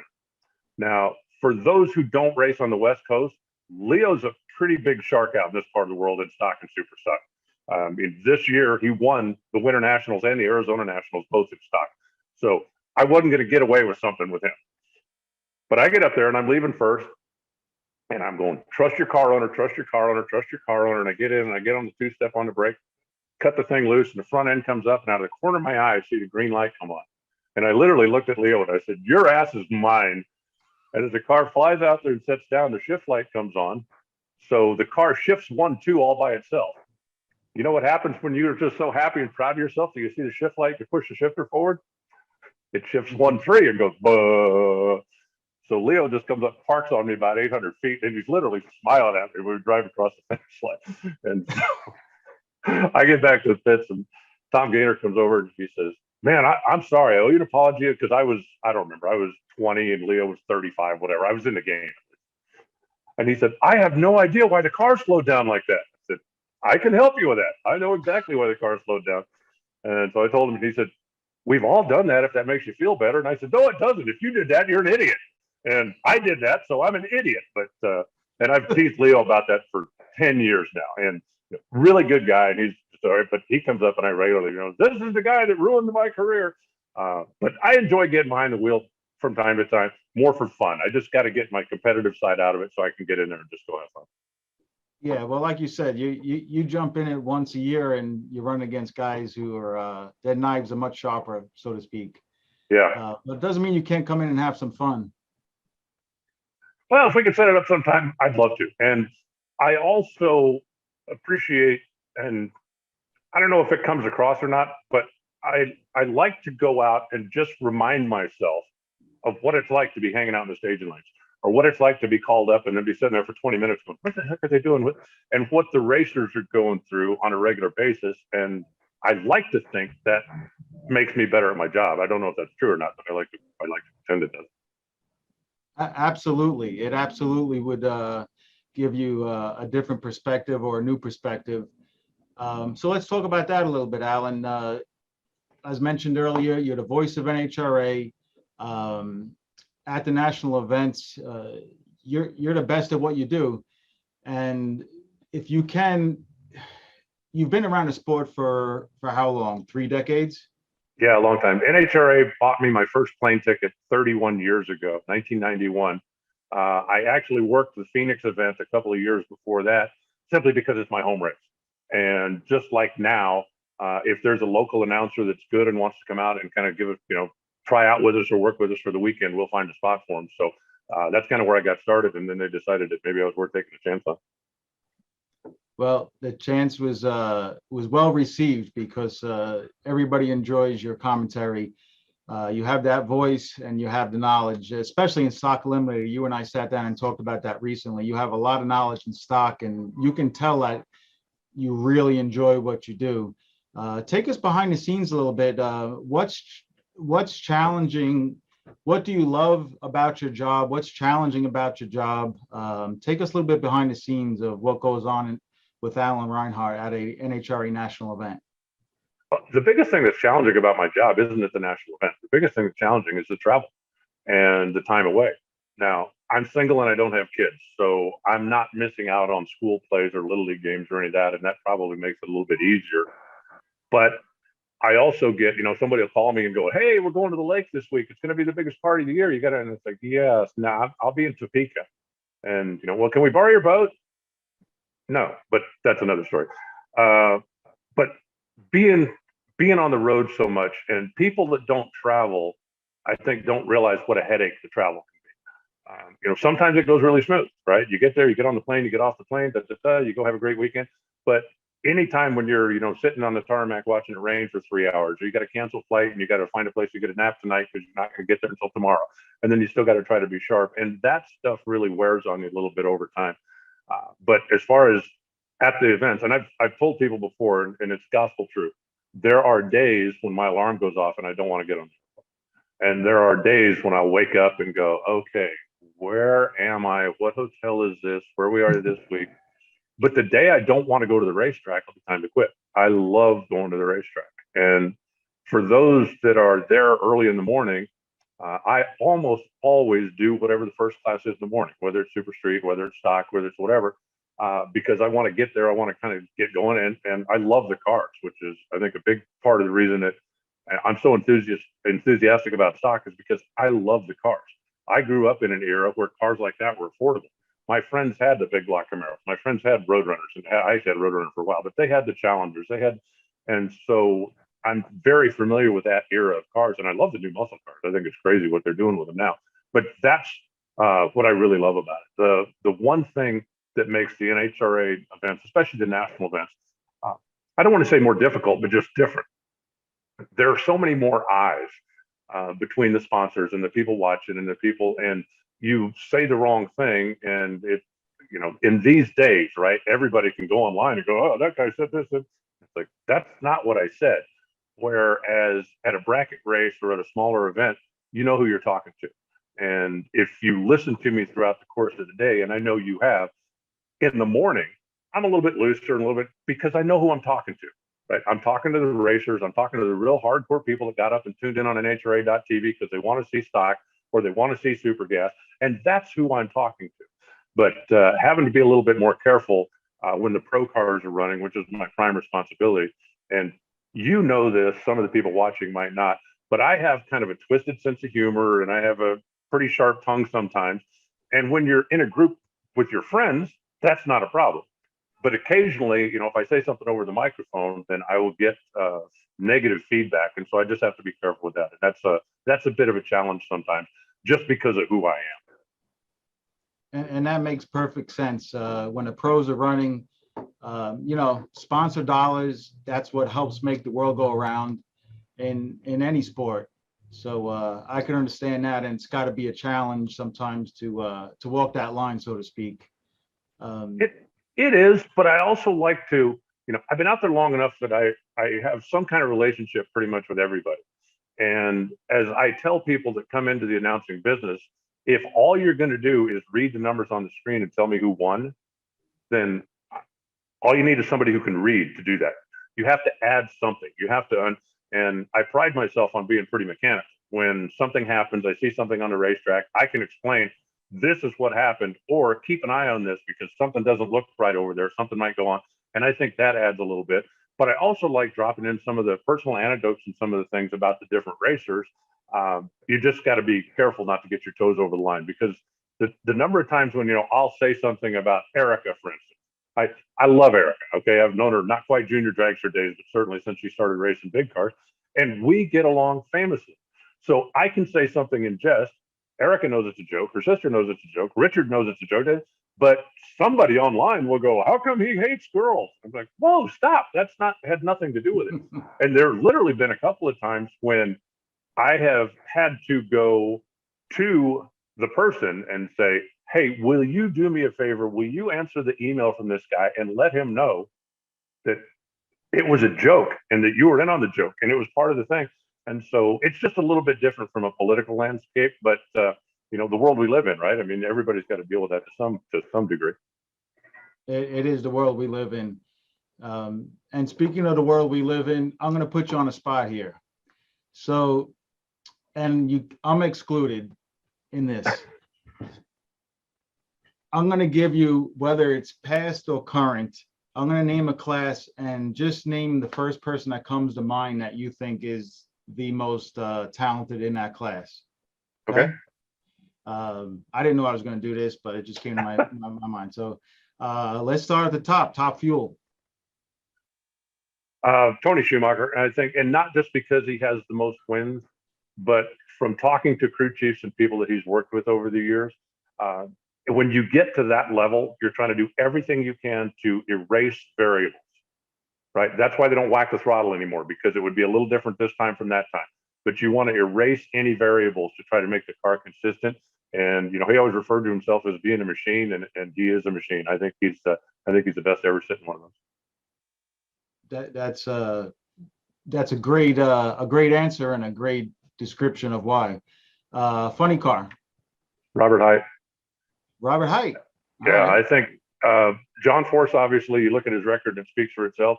But John Force, for a number of years in his career, and I love the guy. And sometime when we're together, I'll tell you a personal story about John Force. He borrowed my pickup one time, and that didn't end well. But a number of years. Well, he's on my personal friends that are listening to this, so you. Oh, okay. Cool. It'll take too long. All right. But for a number of years, when he was running races and championships, he clearly had the best car out there, and all he had to do was not screw up, and he was going to win 70% of the races that he entered. So I'm not taking anything away from him, but if I had to hire somebody just to drive, nothing else, just drive the car, I would hire Robert Height. Robert Height. Pro stock, my favorite class. I've got two, Jag Coughlin and Dave Conley. And, Jag's record will tell you that he's certainly won more races and won more championships. But if David had, I think, the opportunities, I think he would be there. And one of the things that always sticks with me about drivers, and it's not, everybody talks about, well, this guy has more hole shots, this guy doesn't. If you have 10 hole shot wins and I have 10 hole shot losses, you know what that tells me? You have a slow car. That doesn't necessarily make you a great driver. If you were driving my car, you would probably have no hole shot wins. Does that mean you're not a good driver anymore? But what I still look at to this day is, how many times did you win without the best car? If you're expected to win a race, you win the race. But how many times do you win a race that you're not expected to win? And I think Jag and Dave Conley both won a very high percentage of races that they weren't expected to. It still blows me away that fun little NHRA stat. Jag Coughlin is the only person in NHRA history, not even John Force can say this, that has won from every qualifying position on the ladder. Jag Coughlin has won as the 13th qualifier, or the 14th, or the 16th. Now, what that tells me is that he wins a lot of races he's not supposed to win, and so that's why he's on that list. That's a good stat. And Dave Connolly is from excellent driver, he's now an excellent tuner, and he's well sought after as far as from what I can see. I know Dave on a personal level, and extremely smart, and now he's got his wrenches out, and he's probably one of the best at doing what he does there. Let's shift to the alcohol classes. How about alcohol funny car? Alcohol funny car would be tough. Right now, Sean Bellemere. How can you not say Frank Manzo? Well, Frank Manzo, like John Forrest, had the fastest car for such a huge part of his career. Did an incredible job driving it. Overall, I think Frank Manzo's the best alcohol funny car racer ever, because he tuned it, he called the shots, he did everything, and he won all the races. But if you're talking pure driver, right now, you'd be hard pressed to tell me somebody out there is better than Sean Bellemere. This is really interesting. So we're going to keep going with it. Even if it goes a little bit long, this is great. Top alcohol dragster. Top alcohol dragster is tough. If I had to pick one there, I think I'd go way back in time and maybe Gary Selzy. Because again, even though he wasn't a national powerhouse, he didn't do a lot of touring. But in my part of the world, I saw him quite a bit on the regional trail, but then the division trail before I got to spending so much time on the road. But winning races he's not supposed to win. And that's literally the reason Alan Johnson hired him after the accident that took Blaine in 1996 to drive his Top Fuel car, was because he wins races he's not supposed to win. He just finds a way to do it. And I think he still has that ability. And another just a little fun little stat. Gary Selzy is the only person in NHRA history that has won alcohol dragster, alcohol funny car, Top Fuel, and funny car. The 4 quickest categories out there. And he's not just won races, but he's won championships. He's won regional championships in both alcohol classes and world championships in both Top Fuel and funny car. Great guy too. Always even keeled. And when I was fortunate enough to win NHRA championships and he was around, he called me by name, which made me feel pretty special. Should we skip over comp because you're just going to say David Rampy, or? David, Dan Fletcher, for the short time that he spent in comp, was spectacular at it. I've known David Nickens very well for a lot of years. And, David Nickens is still the second winningest driver in comp history. Is that like amazing? Because he retired, 25 years ago? But, and I love David, and he would tell you this word for word, that he wasn't much of a driver. He had some really fast cars. And Dave has said more times than I can count, man, if I could drive, I'd have won 10 championships. But he just had such a fast car that's how he beat guys that he beat. And, you go back, and I think it's the same thing when you look at guys like Warren Johnson and Bob Glidden, both of whom I have tremendous respect for, both of whom I knew on a personal level, still know Warren, we still talk on a regular basis. But both of them will tell you driving wasn't what pushed me. It was making the car as fast as it could possibly be. And that's where their success came from. Not the fact that they were the greatest drivers in the sport, but the fact that they were able to make their cars so fast that driving wasn't such a big part of the equation. Yeah, great points. And, comp eliminator, you can look at it from a lot of different ways. A lot of people can name Frank Aragona as towards the top of the charts there because of him and his father, the way they find different combinations that go fast, and then he executes on a drag strip. I think he would be on the Mount Rushmore. I'm sorry. I think he would be on the Mount Rushmore, but I also think, Bill Moropoulos told me a long time ago, I was very new to the game, and he had won the race in Sonoma, and he was sitting on the ground, and he's like literally almost crying. And I went over and talked to him when we were doing the Sportsman show at the time. And he told me something I've never forgotten, and this probably means more in comp eliminated than any other class out there. He said, there's a lot of guys that know how to go fast, but there's not very many that know how to win, and it ain't the same thing. And he was right about that. And, being able to go out and win, whether it's saving your index to fight for another day, or whether it's, just knowing this is a bad choice to make, or this is the right time to make a bad choice, is a huge part of it. And that knowledge goes further in competition eliminator probably than any other class out there. And drivers find a way to win, and that's where you're going with all of this. It's not always about the most, who has the most wins. Super stock. Fletcher. I mean, you look at what he's done, and as long as he's done it, and the fact that the guy quit his job when his only source of income was a super stock car and made it happen, and I think that speaks for itself. To put food on the table for his growing family at the time. 3 little kids at the time, yeah. And I was, I was in Columbus when he won his first one, and Remember. then was out there on the Western Swing when he did that. And of course, nobody had any idea that what he was going to go on and become at some point. But I do think it's funny, Greg Stanfield is at fault for this whole thing, because in Dan's first ever final round, Greg Stanfield went red. And if Greg kicks his ass, he goes back to IBM instead of going to Denver, and who knows? That's a great that's a great piece of history right there. And Greg Stanfield can definitely be put up, like as you said, on the Mount Rushmore there with Superstock. Absolutely. He's still doing it. I mean, he comes out and he puts down run after run after run after being absent from the class for seems like 20 years. Yeah, he just won 2 weeks ago in Oklahoma, where they were, right? I think so. Yeah, he can still get it done even after taking all that time off. He's a driver, and I watch his runs on Drag Race Central. It's very impressive. Where are we at? So stock.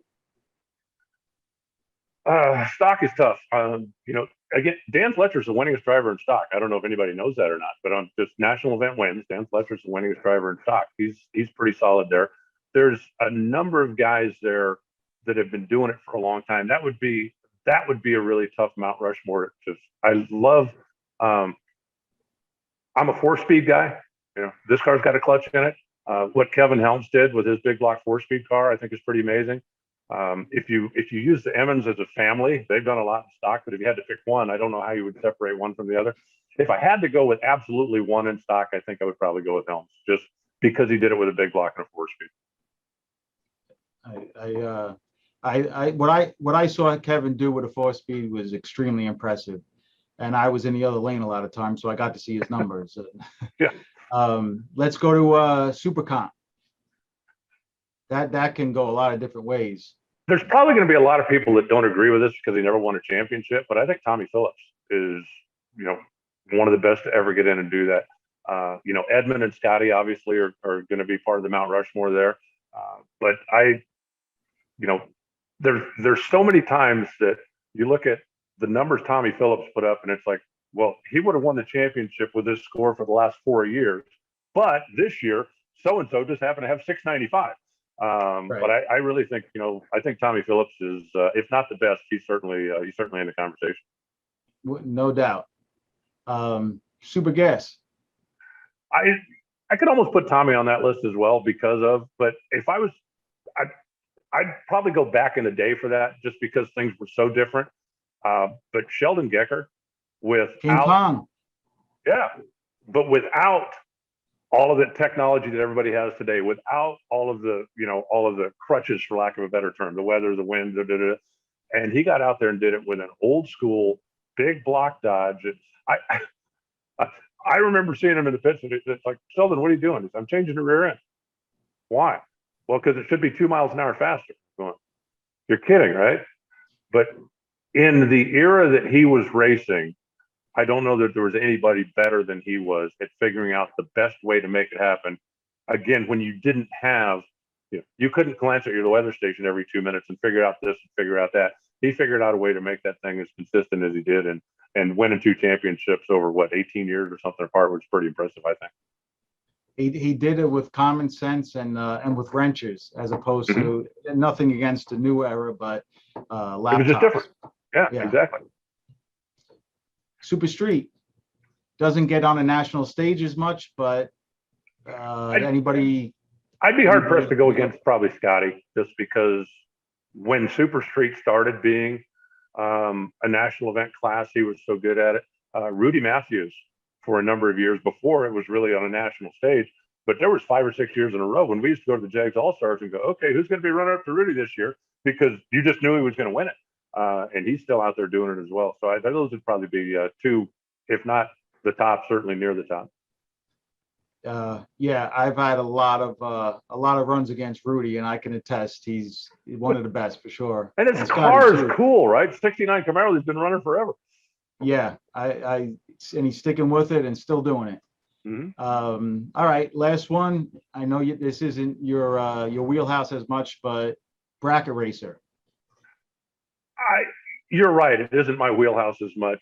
I will tell you, the first couple of times I saw Johnny LaBousse on the racetrack, I literally didn't know who he was. And like by the end of the weekend, I'm like, holy smokes, who is this guy? Well, so it was 2010 when you were there at the Fling in Bristol, our first one. Was that when he swept it? Yeah, I believe it was. And think and so. I think I had said his name one time before at one of Mike Fuquay's races, and he didn't have quite that level of success, but he went out there and won quite a bit. And I know, I follow what you do when time allows, and obviously, Luke, I think 10 years from now, Luke Bagacki could be literally the best bracket racer ever, but I don't think his body of work yet is big enough to put him in that list, if you know what I'm saying. And I think there's a few other guys out there. Brandon's obviously good. Johnny Ezel is really good. Anthony is really good when he gets out there and puts his mind to it and gets after it. But it's so difficult because I think that's the biggest pool of talent, and they don't all get together often enough to go head to head. A lot of them come to your races every year, but for so many years, the Southeast guys did their thing and the Northeast guys did their thing. And we didn't have nearly the big dollar bracket racing stuff out here on the West Coast as you guys had back there. But we've got guys out here that certainly can run with anybody, but they just never get on the same field. So you never get to see them go head to head and pick your favorite. But the impression that Johnny made on me that the first couple of times I saw him is something that's still embedded in me. Yeah, and a side story with Johnny LeBoux. So Anthony Bertozzi, when I settled down and had a family and started with the Flings, Anthony said, who can I pick? Because I wasn't going to drive the super gas car anymore. He said, who do you think? I said, let me sleep on it a few nights. And a lot of the racers' names came to my head, but I was, for good or for bad, I was responsible for putting that match together there, and they have been kicking butt ever since. Johnny LeBoux and Anthony Bertozzi. Did you get a finder's fee for that, or do you get some kind of commission or something? I mean, there ought to be something there. I mean, at least 1%, something. But no, Johnny's the reason why I told Anthony I liked him. It's not only about how good he is, but it's how sometimes what separates, in my mind, what separates the great drivers from the elite drivers are how bad do you want it. And man, he is always hungry when he's at the racetrack. He works his butt off, and you can just tell that he wants it bad. And I think that's what separates him from a lot of others. Yeah, probably. And I don't know him nearly as well as you do, and I don't see him as often as a lot of people do. But one thing that always impressed me also is his demeanor. When I was in a competitive area, if I did something, I would be pissed off at myself for the next 30 minutes. And if I had to go do it again, like, forget about it, whether it's playing golf, whether it's whatever. And the fact that I've seen him in the winner's circle, I've seen him when he got, his tail kicked in the first round in both cars. And he's always just very even keel, very smooth, very, what do I do? What do I do at the next race, or what do I do to get better next time? And that's always been pretty impressive to me, because that's a skill I don't have. Yeah, it's hard to reset yourself after a bad run or a bad golf swing. It's easy to get in your own head, and racing is, what do you think? 90% mental, maybe more. Yeah, I mean, certainly, especially in this day and age when everybody has got equipment to make the cars as good as they are now. When I was doing it 100 years ago, and even when you got started, you've been around long enough to know that you get up there sometimes and you just got to have the instinct or the feeling that, for whatever reason, I need to change the number on the window, or I need to do something different, or I can't tell you why, I just kind of feel that. And a lot of that now has come out of the equation because everybody has got the technology to help them. So now all you've really got to do is get in and make sure that you're focused and you do your job, and you're going to be in the game. So that's part of why I picked a couple of the older school racers in my best ever, because I look at what they were able to do in the time period, in the era that they were doing it. The combination these days is, and I'm not saying it's easy, but it's easier than it was. You call up motor shop and get a 632 12 degree, and you call up and get converter XYZ, and I mean, everything just is laid out for a combination, and you don't have to be a Sheldon Gecker like he did in his day to put together a killer combination. So hats off to Sheldon, but hats off to the drivers these days that can still dominate because we're all playing with the same golf club. Yeah, exactly. When everybody else has got access to the technology and you can still come out on top. I remember back some of the stuff where, guy'd make a run, come back, da-da-da-da-da. Oh, hey, running the valves. Like, uh-oh, right? All of a sudden we got 22 lash over here when it's supposed to, the lifters collapse and go, okay, well, you know what? That's going to slow me down. Let me dial back 4 and go. But that kind of knowledge, this day and age, when's the last time somebody broke a motor in a super gas car or had, and again, because the technology and this stuff is so advanced compared to what it was, when I was putting this thing together for the first time, it was very common to go to the local scrapyard and look around and say, oh, wait, hey, there's a 1970. That's a good year. Oh, it's got the wrong motor in it. Because that's how you found a set of heads. And these days, like flow dart, click, bang, boom. Okay, they'll be here Tuesday. And it's just a different era. And I enjoy both of them, but it's just different. What's going on in the shop behind you there? Nothing right now. Why, is something moving? I know it. I mean, I see it. I just have the visual of pickers, and that's not. I'm not demeaning what's behind them. What a lot of people don't know about me is that I'm a heavy equipment mechanic. That's how I made my living when I started announcing. I've always been very mechanical. I've always worked on my own cars, built my own engines, done that kind of stuff for my street rod. I spent 5 years working for David Nickens and his Pro Stock shop back when he was running the factory Dodge program, the Team Mopar deal. And that's an education that you just couldn't buy. And I love just fixing things, playing with things. I mean, because I'm an idiot, my GPS, the little suction cup deal on the windshield that holds your GPS in place, well, the plastic lever broke. I can go on Amazon and get one for $1.99, or I can make one out of billet. And I'm here and I've got machines and so why wouldn't you make a billet lock lever for your GPS thing? And I love doing stuff like that. And the mechanical side of me just won't go away completely. I still like working on my own cars. I still like doing my own stuff when I can. So that's just part of me. Right now you're living in Phoenix, Tucson, Arizona. Yep. Yeah, you always rub it in, especially at the early events during the early year when I'm sitting in 20 degrees. I got to hear you say how the weather is out there. It ain't my fault you live in New York, Pete. Come on. True that. Alan, it's been very insightful and it's been a great interview. Thank you for joining us and taking the time.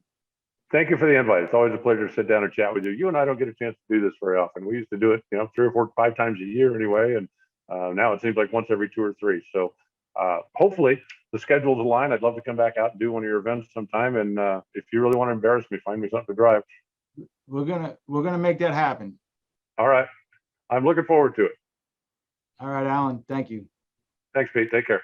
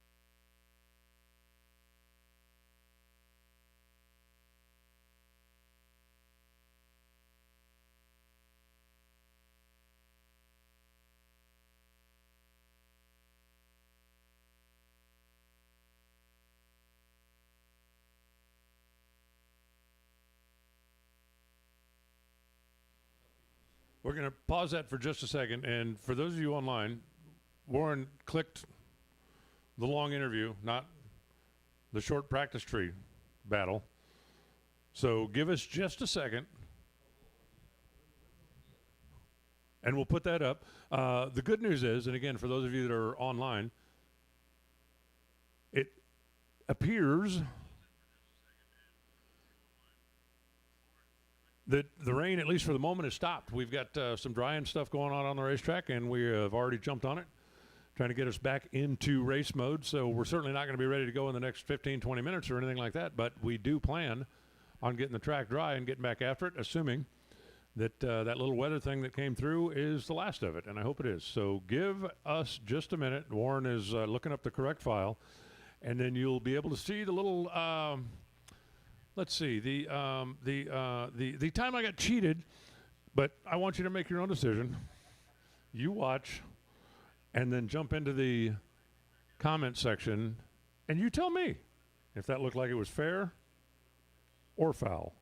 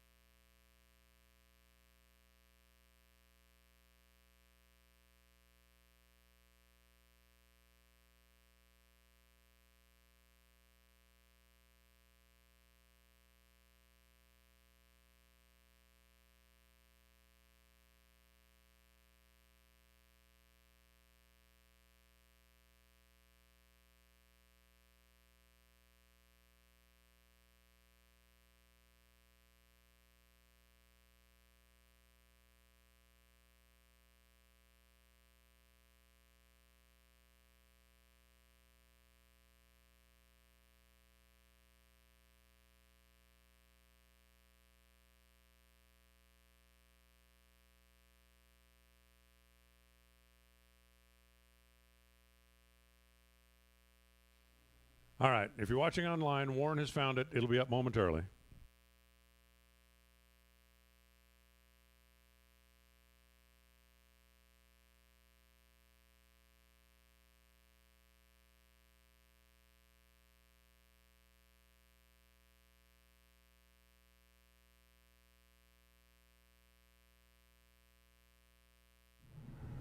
Hello, everybody. Hello, racers and race fans. We are at the Summer Fling in Columbus, Ohio. We're about to kick off our third annual event here.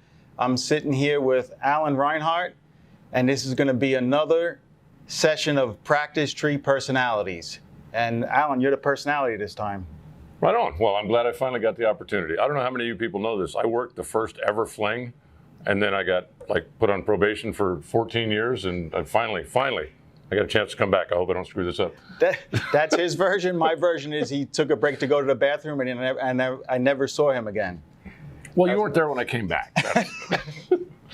So, Alan, if you don't know Alan well and you don't follow NHRA, he is one of the lead announcers at NHRA. He's been doing this a long time. He's clearly one of the best at it. We're very fortunate to have him here at this event, particularly because we have a $100,000 All-Star Shootout tomorrow that he's going to be calling the shots. So yeah, he worked the first one. He's back for the All-Star Shootout, and he'll be back all weekend. We're excited to have you here. I'm looking forward to it. We had a lot of fun at the first one, and unfortunately, the schedule didn't align and things that happened over the time. And then you found Nate, and Nate's so good that you didn't need me anymore. And so, but since he wasn't available this weekend, I was in the neighborhood. I'm really happy to be here. We had a lot of fun the first time, and I think we're going to have a lot of fun again. Absolutely. It's going to be great to work with you again. So let's get to the practice tree personality part. The personality part's done. Now we hit the practice tree. So basically, if you have never seen a practice tree personality bit, we usually call a racer up, we do a little talking, and then we go on a practice tree. If the racer beats me to 3 or 5, whatever we have it set for, we give him a free t-shirt or a free hat. Alan doesn't care about a t-shirt or hat. What'd you say you wanted if you beat me? If I win, I mean when I win, not if. When I win, you will add my beer tab to the weekend to the pay that you're already giving me, which will, in essence, double my salary. It's going to increase it like 50% at least. Pretty considerable, yeah. Everybody knows me, knows that I like to have a cold beer at the end of the day and then another one and then maybe one after that. Well, it didn't take me long to figure that out because I said, let's go in the practice tree room. We're going to do this thing. He goes, what'd you call it? Your competitive? My competitive edge. It's a competitive edge. There it is. Yep. All right, let's do it. I'm ready. How embarrassing is this going to be when you lose? Well, that's the whole thing. You have nothing to lose. 6-time world champion in NHRA plus the $10 billion he's won bracket racing. Me, I once went to second round at a foot brake event. Yeah, you have nothing to lose and I have everything to lose. Exactly. If he beats me, like they say, he shuts me out. He has the mic the whole weekend. That's going to be... I don't think I'm going to shut him out. Come on, let's hit it. All right, let's do it. First to 5. All right.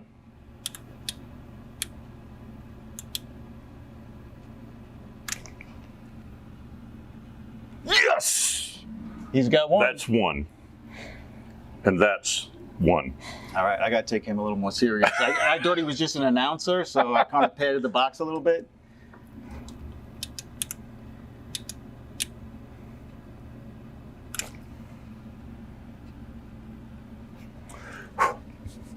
Do you guys see what's going on here? He's 1 and 2. Oh, 001 and 002. Yeah, 003. Sorry about your bad luck. You know, the one thing I remember from my first Fling race is the number of times that I was announcing and said, look, 003 left second. Kind of like he just did. That's what I'm feeling right now. Yeah.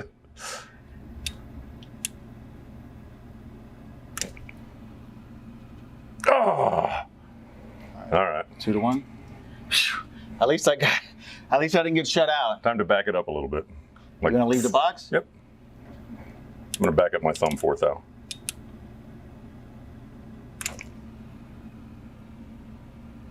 Come on. How do you win the tie? Well, Biondo makes this box. So. Oh, yeah. Okay, that makes sense. Goes to the next digit, Brockmeyer.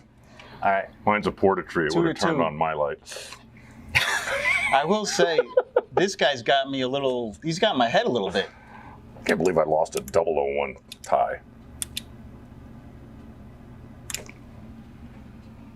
Come on, really? All right, I'm in trouble now. You want to, no, it's not. You want to put maybe a little in? Or? Yeah,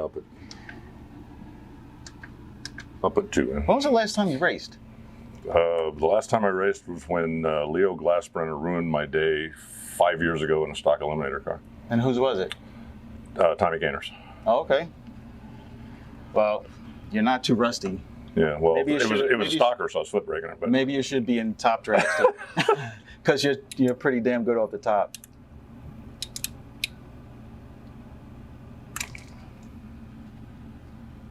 Yes. Dude, this is a battle. You thought it was going to be? I've yet to lose one. I'm telling you right now, I've yet to lose one off. I haven't lost a practice tree personality off the top yet. Just so you know, if I'm lying, you tell him I'm lying. He said, I'll go ahead and give you a 2 head start because that'll just make it fair. I'll admit it. I had no idea what I was up against here. What is it, 3-3? 3-2. You get the 2. No, I think it's 3-3. You got the first 2. And you got that. It's 3-3. We'll find out here in a second. Show, yeah.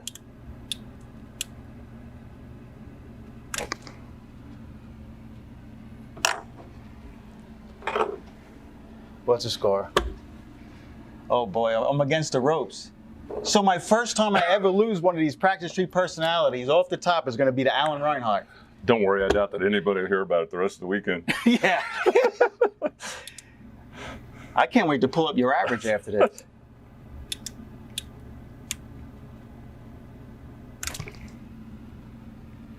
Oh. 4-4, baby. I'm Beat safe. you to the red light. That's disappointing. You know, if I was still sitting here on this I'm button, I safe. would have won. I'm not even putting any in because you're. For 001, what would you put in? I'm going to put 1 in now just because you said that.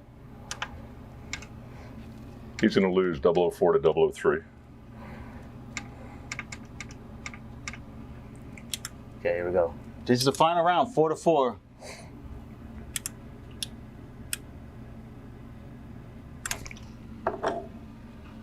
Oh, come on. Holy moly, that was close. I can't believe I was 15. Hold on, let's see the spread there. So this is the stats. His average was a damn 002. You should, dude, hang up the announcer hat, get in a race car. You could make a lot more money, I think. And I lost a tie at 001. Your best was 006 red, my best. Your worst was 15, which you weren't even close to 15. Every other one was like mid to low 00. Right. And you had, all right. Yo, dude, I got to admit, I'm impressed. I lost a 001 tie. A 001 tie. Beyond box. If we'd have been on a porta tree, I'd kick his ass. Well, I'm never playing you again, so that's it.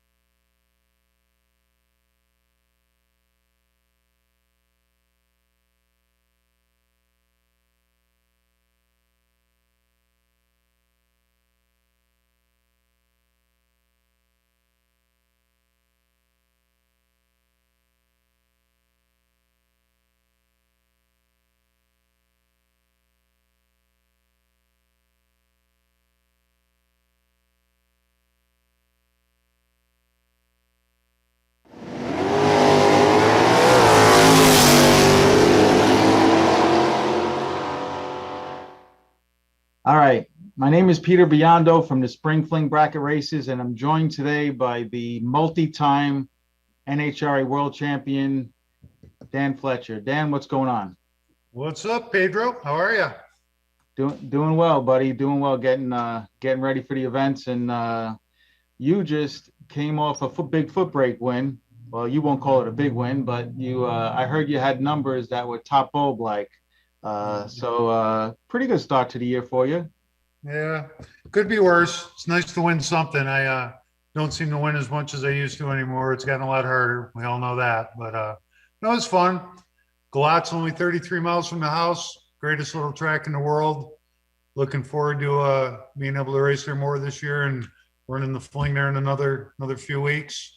I won't be making Vegas, but I wasn't invited, so I'm not going.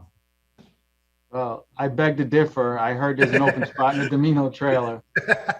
Well, yeah, that's kind of right outside. I guess I could go, but yeah. I need to, as Brad Plower would say when he left Gainesville, I need to make a good adult decision here. So that's what I'm trying to do. All right. Well, listen, you're an adult. Well, I still think you should pack it in, put your big boy pants on, and let's strap it down in the trailer, and let's do it.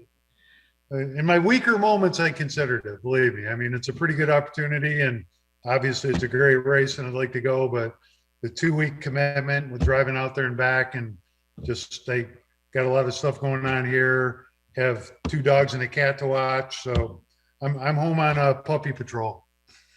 All right. Well, there's going to be a lot of racers that aren't going to be disappointed that you're not there.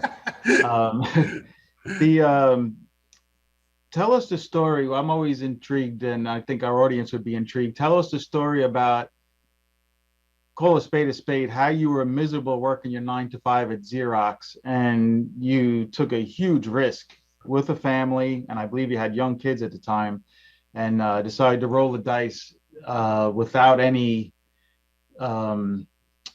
designated income unless you want to race. Tell us that story. And what was that, 93? I actually walked out of Xerox for the last time in '97, but I basically was there part-time, whether they knew it or not, from probably about '94 on. Yeah, just, typical guy that didn't like his 9 to 5, just, clearing paper jams and writing reports about paper tray handling and dog ears on corners of papers just really wasn't my thing. It didn't, back then it was what? I mean, God, it's almost 30 years ago. I made a decent living there as an engineering technician, and, it was warm in the winter and cool in the summer. It wasn't terrible, but, I had aspirations to be a racer guy. And back in the day, you could make $20,000 in a national event, or damn near 20 grand. And it looked like a very winnable bottom ball bracket race. And that was kind of what I was good at. If, I was good at anything, was, trans brake bottom bulb. Seemed like a doable deal. Back in the day, you would turn your nose up at IHRA races that paid like 10 grand. NHRA was the better part of 20, but there was a lot of opportunity. And you could, again, back in the day, you could count on winning class at a couple races, and you could, make the better part of a grand. Tim Warner used to make 1,500 winning class. And class actually meant something back in the day. So I looked at it and laid out a business plan, and it felt like if I went to, 6, 8, 10 of those NHRA races a year, that, I got to be able to win 1 or 2. And if I went to, 3 or 4 IHRA races, if I could win 1 of them, some round money, so a couple class wins, a divisional win, I could put together, my God, if I can't gross 60 grand and not spend that much and be as ahead as I am at Xerox, I just thought it would work. I really did. And I felt like I was killing every day of my life walking into Xerox. You're only going to be alive so long. Like I just saw on the Google Snaps today that everyone's good friend and announcer guy, Bob Unkefer, and he's not doing good. And it doesn't look like he's going to probably make it through. And it's super sad, dude. Tim Warner passed away back in December. You aren't going to be alive forever, so you gotta kind of do what makes you happy. And I'm not saying that working on race cars like I do these days makes you too happy, but it's still better than Xerox, that's for sure. So you had kids at the time.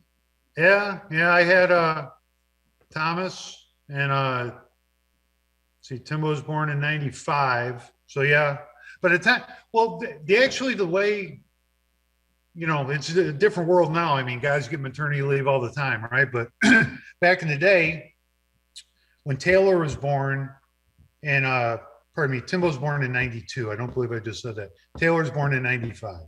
So Taylor's born in December of '95. Right about that time is when they came out with a deal called the Family and Medical Leave Act, FMLA or whatever. And basically I took it as 13 weeks of unpaid leave, maternity leave for a guy.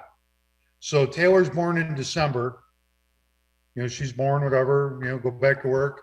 Well, I walked into my boss and say, I don't know, May-ish, whatever, probably before the Western Swing, walked into my boss and said, hi, boss, I'm going to do this Family Medical Leave Act. I'm out of here for 13 weeks. So he wasn't too happy, but it was, I wasn't getting paid for it. I think you might even get paid at this point, but it was unpaid leave, and it was my dry run to go out there and see if I could make this work. We went on the Western Swing. I think we did, as I recall it, but I know that I won Brainerd and I won an IHRA national event at Scribner. So between those two, I grossed about 30, probably hit a points meter. So, and it was like after I came back after a few months, dude, I can do this. This can work, So I went back to work after that point. I tried to make an adult decision. I went back to work, worked through the winter, worked through the fall and the winter, whatever 13 weeks ended up, went back to work, worked at Xerox all that spring, started out the year out west, and I won. Now at this point, I'm flying back and forth or, however I did it, but I won, I think, like Phoenix and Gainesville to start the year. And I wasn't planning on walking out of Xerox for good until like June. And after Gainesville, I just called up and said, I'm out. Thanks for coming. I won't be back. So that's how it went. And as a racer, I know you can drive good under pressure. I mean, you and I have been rivals turned into good friends now, but back in the day, sometimes we wouldn't even look at each other in the stage lanes. We were pretty intense competitors. And I always thought you had a great knack for racing under pressure, but man, what was it like? How does that change your approach to a round? I'm sure there's sleepless nights going up to it, but you start the year, let's say, in a slump, and you got to put food on the table. Did it help you or hurt you performance in a race car?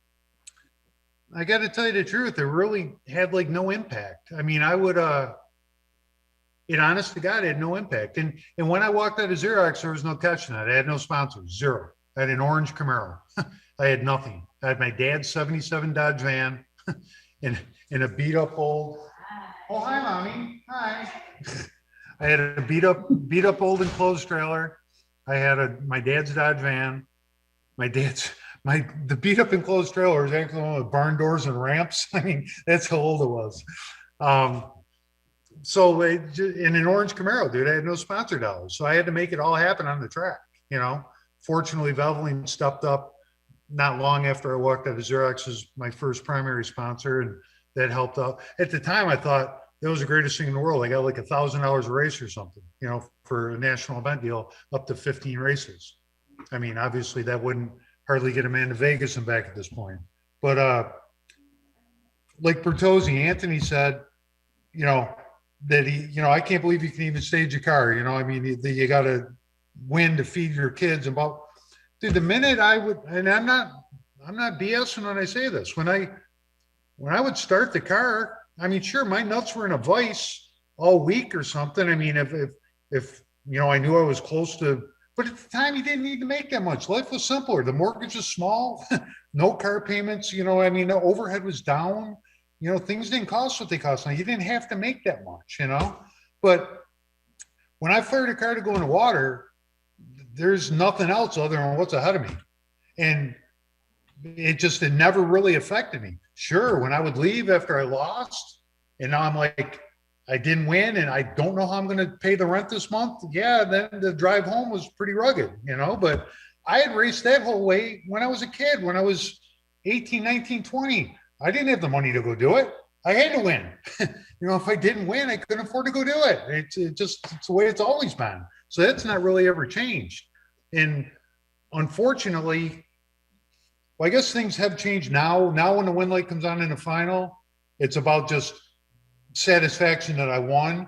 But 15 years ago, it was, okay, there's another month's worth of money. That's what the win light in the final meant. But now it's, with sponsor dollars, I mean, it's gone inverse. I used to have no sponsors and have to win a bunch. And now it's, I'm blessed to have MicroStrategies and ATI and VP and Denzo and Mickey Thompson. If I didn't have them, I couldn't do it now, because you can't win enough. And I can't win physically enough races, and you can't make enough money. So if it wasn't for sponsors, forget it. So here's my deal. Yeah, and I've watched it play out over the decades. So now I'm 51 years old. You're a few years older. What are you, 56, 5? Yeah, I like your thinking. You're close. Okay, I'm close. Mid 50s. Yeah. I mean, so I can't help but ask, because this is starting to, I've never thought like this before, but now I get to a race, you see a lot of young guys. I used to hear my father talking about this and think he was crazy, but you start to wonder when you're not going to be able to compete at the level that you and I hold ourselves to a high standard. I mean, you see people in all kinds of sports. You see Tom Brady, who's coming back at it again. Like, where do you see it ending, and like how? Yeah. Well, let's face it. Careers never really end well, right? I mean, you generally, got to hit a Rusty Wallace wall, right? Where you're incompetent before you finally recognize it's time to hang it up. I'd like to think I'm going to be smart enough to realize, or be a realist enough to realize, I think that I'm still very, very good at what I do, but I will say that I I make some mistakes that I don't think I should make, that I might not have made before. My friend, again, Tim Warner, used to say that as you get older, it's harder to concentrate. You're up there, you're up there staging, and not that your mind wanders per se, but you're noticing that golf cart on the return road that's driving by. You've got to have a level of focus where you aren't seeing any of that. And I don't want to be that guy, with a friggin' little peephole, in my shield or something, Who was the guy from back in the day, Rard and Bob, with the paper towel tube? Your dad used your father's telling that story. I don't want to think that my focus is so bad that I need that kind of crutch, but yeah, if I start seeing you with a toilet paper hole, paper towel hole, I'm gonna flag you down and say I think it might be time to hang it up, Dan. I think you're right. There's a lot it. of young kids out there, a lot of talented young guys. It's hard for me to believe. Like, there's some kid there the other day talking to me, whatever, and I find out from Timothy that he's like 23 or 4 years old. I'm thinking, my God, I'm over 30 years older than this guy, and I just like the old timers always used to tell us, right?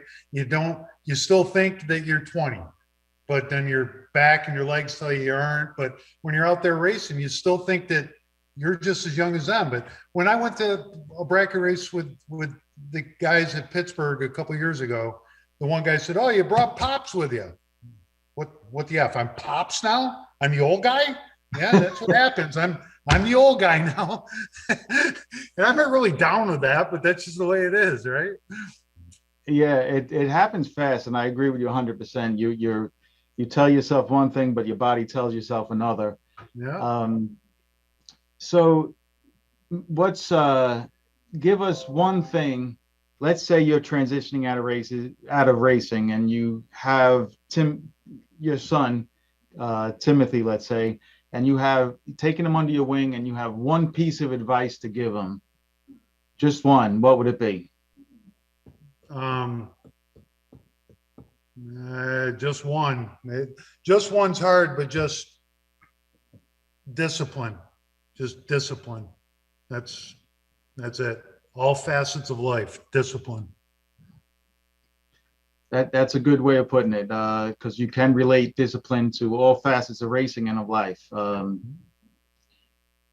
So where do you see you have any? I mean, how many world championships have you won? And you won 102 national events, right? Yeah, I've 105, tied Manzo last year at Charlotte. That's, by the way, that's a huge deal right there. 105 NHRA national events. Yeah, but go ahead. Yeah. But it's not near as easy to win them now as it was. I've won 3 championships, but I haven't raced for points in, really in like over 10 years, probably. I mean, the divisional events aren't that lucrative, although divisional events used to pay like $3,500, $4,000, and nationals paid like 20. And now divisional events still pay like $3,500 to $4,000, and the national event's like 9. So divisional event is really a lot more appealing than it used to be, right? So I might have to start going to a few more of those, especially I'm only a half hour from Galat. I'm only 2 hours from Rockingham, 2 hours from VMP. I can probably hit a few more where it might make sense. It didn't used to make sense to go spend the same amount of money, the same assets, That's one problem is bracket race. Yes, I want to go out this weekend, but I made 20 runs on my equipment. Like Stennett would say, to double honor, you got to hate your equipment, right? I made 20 runs. Kyle's dad used to budget, right? Exactly how many dollars per run it would be. And it used to be like $20 a run. I can't imagine what it is now. I lost money. I won. I lost. Well, and for the audience that doesn't know Dan as well as I do, Dan's he's very articulate. He's very, he looks at all of the angles when he makes a decision on what to race, what class to race, what combination to build. With all of that said, he chooses a 4,000-pound station wagon to run into the spring flings, which I still shake my head, and I have shaken my head for a while about it until I raced with you down in Montgomery at Brits Race, and I saw how that thing printed tickets. But it's pretty ironic that you have a dragster, you have a lot of good cars, and you pick a 4,000-pound station wagon. Can you tell us why? It's a super fun car to drive. I mean, really fun. It's got personality, right? I mean, I think wagons are cool. I like wagons. And it's an easy car to drive. It's just a super easy car to drive. And I'm not like bragging or anything, but I'll put that car up against anyone's car, dude. I mean, it really runs good. And it stops like a son of a bitch. I mean, I know where my spot is, and it's just a really good car, and it's super fun. And unlike a dragster, that's just a giant pain in the butt to load and unload. And, you know, if it's raining, you get caught in the rain, the trailer's going to be jacked a mile in the air, get the nose off of it. You know, just the wagon, it's very comfortable. And if it was comfortable and not good, that would be one thing, but it's pretty good. I mean, I know that everyone probably chuckles. They all got real race cars that are $80,000 cars, and I got this old street car, but I'm not afraid to go try with it, you know? No, I think it's great. Dan Fletcher, gas or alcohol? I'm different than a lot, right? I'm gas. My kids always wanted alcohol, and I'm just not down with the whole alcohol deal and the problem stuff that comes with it. And I think a good gas setup is, you know, I might move just a little where alcohol's maybe not gonna, I guess. But again, like Pete Dagnolo is a super great racer, hard worker, pretty smart, works hard on his stuff to make it better.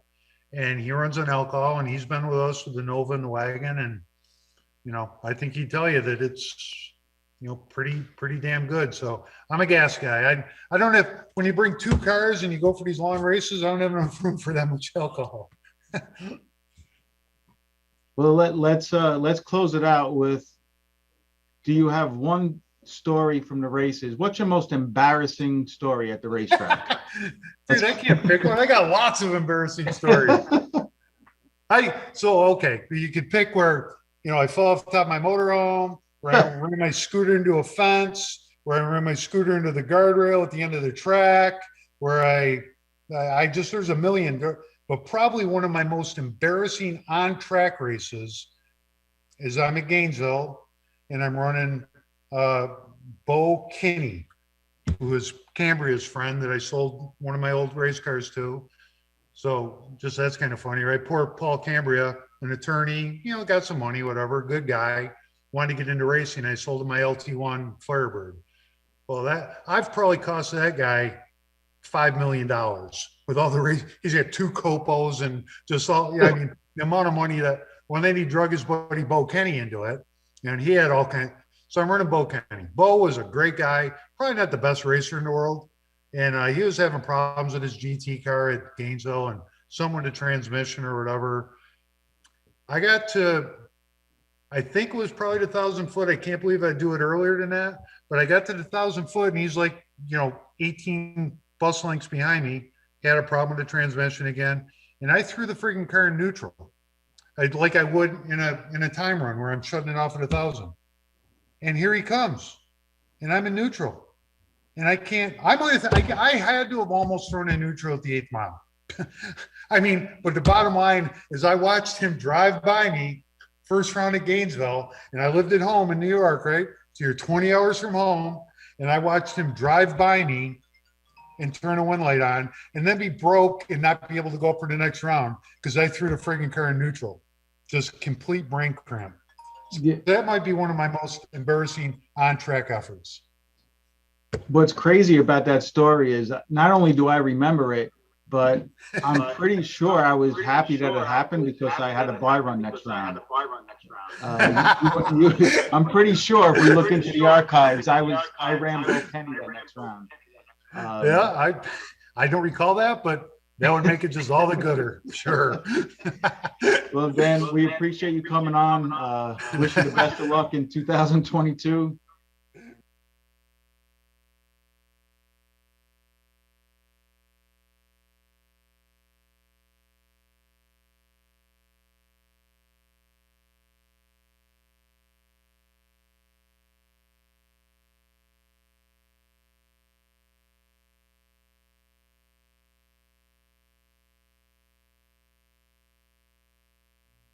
Advanced Product Design, also known as APD, is the Sportsman Racer's industry leader in carburetor and fuel systems. Whether you are a big buck bracket racer or a weekend warrior, contact the knowledgeable staff at APD for high-quality gasoline and alcohol carburetors, or visit them online at apdracing.com. 60 years of innovation, 60 years of attention to detail, 60 years of rigorous testing under race conditions is what makes ATI Performance Products great.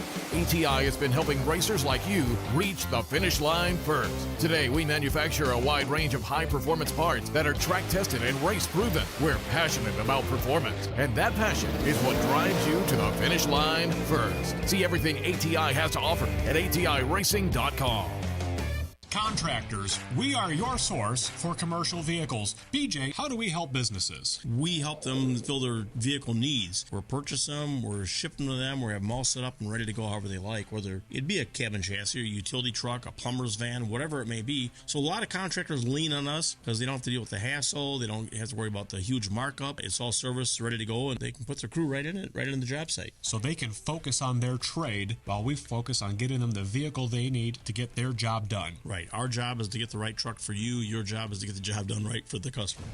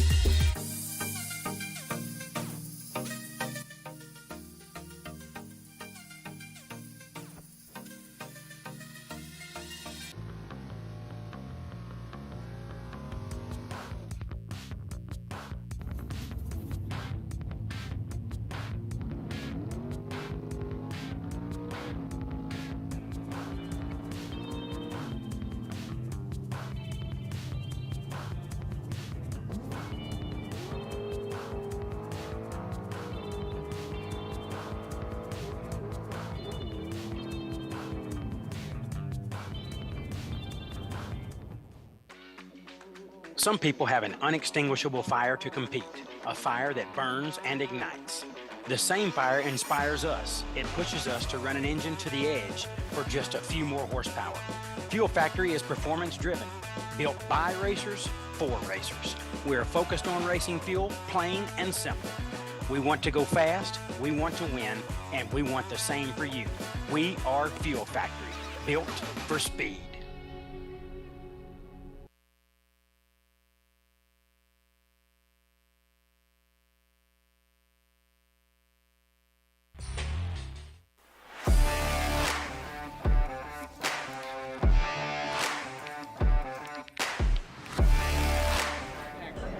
Hello racers, we are at the 2024 PRI show and I'm here at the Messier Enterprises booth with the three owners of the company, the Messier family. It's a very, in this day and age, to find a family with a history like the Messier family that develop products out of racers' need is very unique. So tell us a little bit about it and let's hear from the brothers. Yeah, you know, this, from my perspective, this company was kind of started to keep us out of trouble. Dad was he owned gas stations and just could see that he wanted something better for us. And in the meantime, we were building race cars on our own, just trying to get to the drag strip because he brought us up going to the drag strip every weekend. So that's kind of the cool part of it. We were learning how to build things from a very young age, and that's kind of the genesis. So what's the role? I love the fact that it's family owned and operated and all the history and your dad that just turned 90 years old. Right. The patriarch of the family. Yeah. Tell us a little bit about who does what at Messier. Okay. I get the privilege of promoting Messier Enterprises. Dad day to day, I'm the guy that does like website stuff. I get us to these trade shows, any print media or internet advertising, I'm in charge of that. Mike does a lot of the production management and takes care of a lot of the business end of it. He's also great at team building. So we have a lot of employees at the shop that have to work together, and we have to plug them into the roles that they're best at.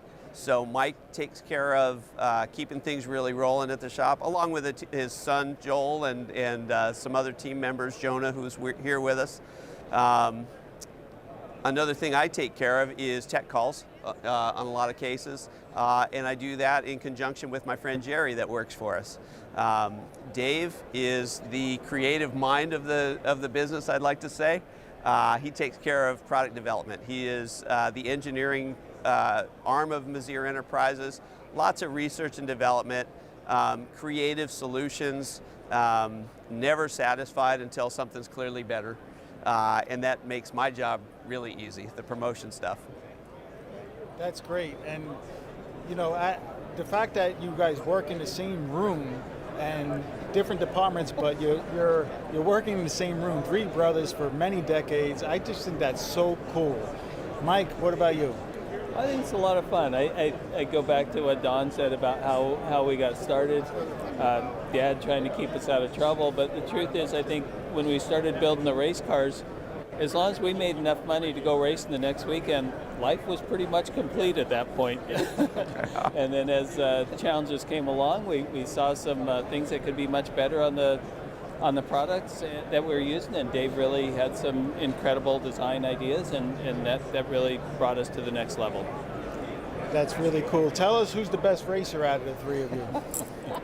I'm out. I'll say. That's the fun part about our business. Not only do we have fun coming into work every day, but we get to test the products that we make. So we're like you, much like you. We're gearheads pretty much since we were 16. Since we were able to drive. Yeah. Being a product development guy, so if you come back and let's say a tooth or something breaks, which rarely happens, you get really pissed off with your car. Man, oh man. For multiple reasons. Unacceptable. Yes, yeah. And that's kind of the neat thing about our philosophy of business is we understand the racers' needs as far as, they need their parts right away. We usually stock very heavily on parts, and any product that comes to production is something that we've tested for years before we release it to other racers. Well, that's key. Yeah.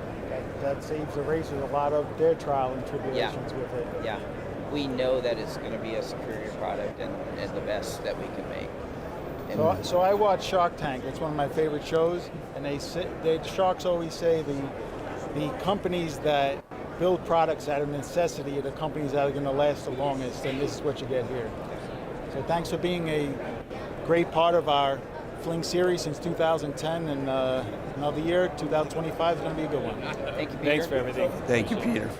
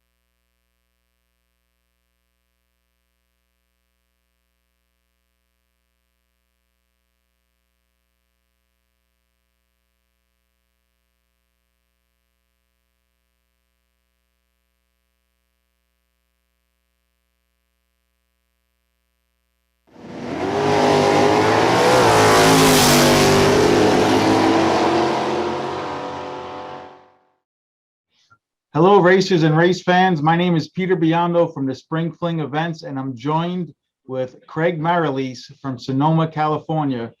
Craig, how you doing today? I'm doing well, Peter. How are you? I'm doing great. This is going to be a treat, Craig, for the audience, because we're going to dive into a hot topic, electric cars and drag racing, more specifically bracket racing. Craig, I'm going to call you an innovator. I'm going to call you the leader of the pack in the electric cars. Tell us how you got started in drag racing and how you ended up getting so serious with a Tesla, with a delay box, bracket racing. Yeah. So, boy, that goes back to 2018 when I ended up doing my first street drag race at Sonoma Raceway.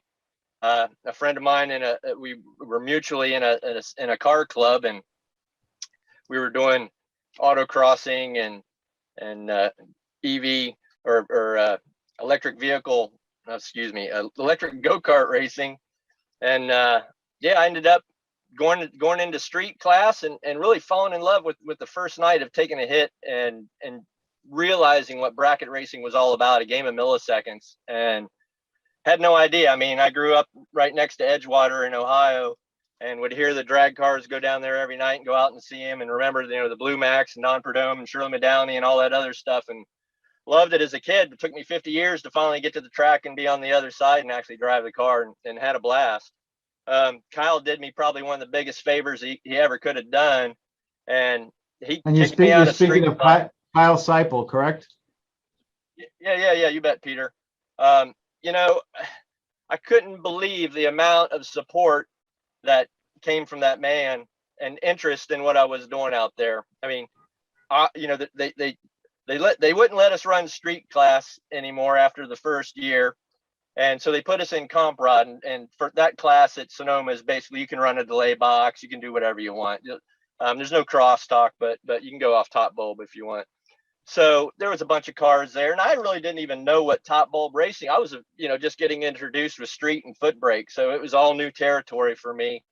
Saw these guys that were doing top bulb stuff, and I'm like, wow, I'd like to. I don't want to be, I want to compete. I want to see if I can do what these guys are doing with it. So, I did a little bit of digging and bought an accelerator pedal off of eBay and bought some wiring and figured out how to basically build an EV trans brake, and the rest is kind of history with having a delay box in it and starting to do NHR racing up at Sacramento in pro and super pro with it and just loving it, having a good old time. So when you, on a typical weekend at Sonoma, when they have their bracket series, you run two classes?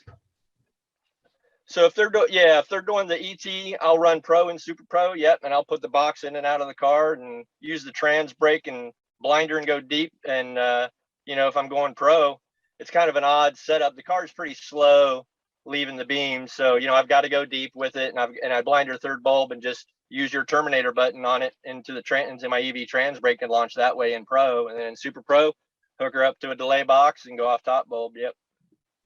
And that's very interesting. And tell us, Craig, tell us about some of the interactions you had with Kyle Seipel, who was the manager of Sonoma Raceway at that time. Like, what was a typical conversation, or like, what would you guys talk about? Well, I mean, in the tower, I don't want to bring up all the conversations with what he was struggling with there. I mean, I don't want to revisit all that. I'd like to focus on really the interactions about racing and him coming up and just like filming what I had going on in the car, or paying my entry fee on some little money race that I felt like I was in over my head, and he's like, no, you're my horse in this race, I want you in there. So he was so cool and supportive about it. You'd hear on the radio or on the announcing where he's betting on me and the announcer's betting against me and stuff. So anytime I'd win, I'd go up there and give him a thumbs up and give him, that I won him $20 or something like that. So I totally appreciate the interactions I had with him. I felt very, very fortunate to know him for the short amount of time that I did from 2018. Yeah. Well, most people who were lucky enough to get a chance to know Kyle Seipel realized he was a giver. He was always giving, helping people, especially with racing information, whether it be weather or strategy. So you're definitely one of the lucky ones, and you're joined by a lot of other people. So let's dig into the controversial topic, electric vehicles. We're right at the point that there's no denying they're going to make their way into drag racing. We're at the transition phase, in my opinion. Speak to what it's like running an electric vehicle at Sonoma Raceway. Do you have a lot of, is there some bad blood there, or is everybody supportive, or do they think you should be running separately, or just talk about that a little bit. Yeah, Sonoma's pretty good, I got to tell you. I mean, the guys that I raced with at Sonoma, you might get some heckling once in a while or something, but it's all in. It's like anything. And I wasn't doing good until like the last half of last season, things started coming together, right? And like anything else, if you get successful, and maybe I was getting a little too successful on some of this and getting lucky, and had a streak of wins at Sonoma just on Wednesday night stuff, right? Not like NHRA. NHRA is still difficult for me to compete in at the, kind of the ET Division 7 level. But if you get to that point, it's kind of human nature. You tend to, maybe mess with the guy that's on top a little bit and try and get in his space a little. And that's cool. That's part of what's going on with racing. It's a mixed bag. Even the guys that don't like the fact that I'm bringing a Tesla, that don't like racing against an EV, we got no problems having a conversation about anything else and shaking hands and whatever. I mean, so I totally respect, and to be quite honest with you, Peter, if the shoe was on the other foot, I see it. I mean, I get it. It's something different. There's, and I don't know all the answers to it. I don't have experience running anything but this car yet, so it's hard for me to be a good judge to say if this car has other advantages. But all I can tell you is what this car is like to me, and to me, the number one thing is like staging it right. Like that's the biggest struggle for me, is still putting it in the right spot. And this system I got set up here helps me do that, right? So I've got a system kind of like a stage assist or whatever you want to call it, that I can set the accelerator pedal to whatever position I want, essentially, and then modulate the brake pedal to go in, or turn it down low and try and just go smooth in or whatever. But I think that this car, from what I'm learning, again, I'm a noob at drag racing, really. I haven't been doing it a long time, but since it leaves the beams kind of slow, it seems like it's more important that thing's really staged where it needs to be, so you can have consistent reaction times and even your ETs as well. So, that this has made a world of difference. Trying to foot brake and stage one of these things is a challenge. You don't have that inertia of your torque converting your flywheel and everything. You're trying to take a dead, rotor essentially and spin it a little bit and have that car. And to me, it's hard to control. Maybe other guys have better success at it, but I would think that doing a transmission, an automatic transmission, again, I can't really speak to it, but I've seen guys bump them and they're pretty dang good at it. So ETs, the biggest thing for me, battery temperature, state of charge, wind speed, but not for the air density obviously doesn't matter to me at all. But wind speed does for cool. There's a big exposed area underneath the car where the battery's at, basically from the front wheels to the rear wheels. Underneath it, that's all battery. So if I've got a lot of wind blowing through and it cools that battery down, then it suffers on it. So those are the things that I worry about. And sometimes it doesn't run its number. I mean, I broke out last night and a Wednesday night. It was my fault. I had 2 hun. I took the stripe by 2 hun and broke out by 15. So, I should have tightened it up a little bit better and done a better job. But that's all part of racing and learning how to drive the big end. That's what keeps me coming back every time. Yeah, there's always room to learn. That's for sure. I've been doing it for 30 years now, and I still learn something new every time I go to the racetrack. For you guys who just tuned in, I'm talking to Craig Maralise. He is an innovator in electronic vehicles, EVs, and he has a Tesla with a delay box.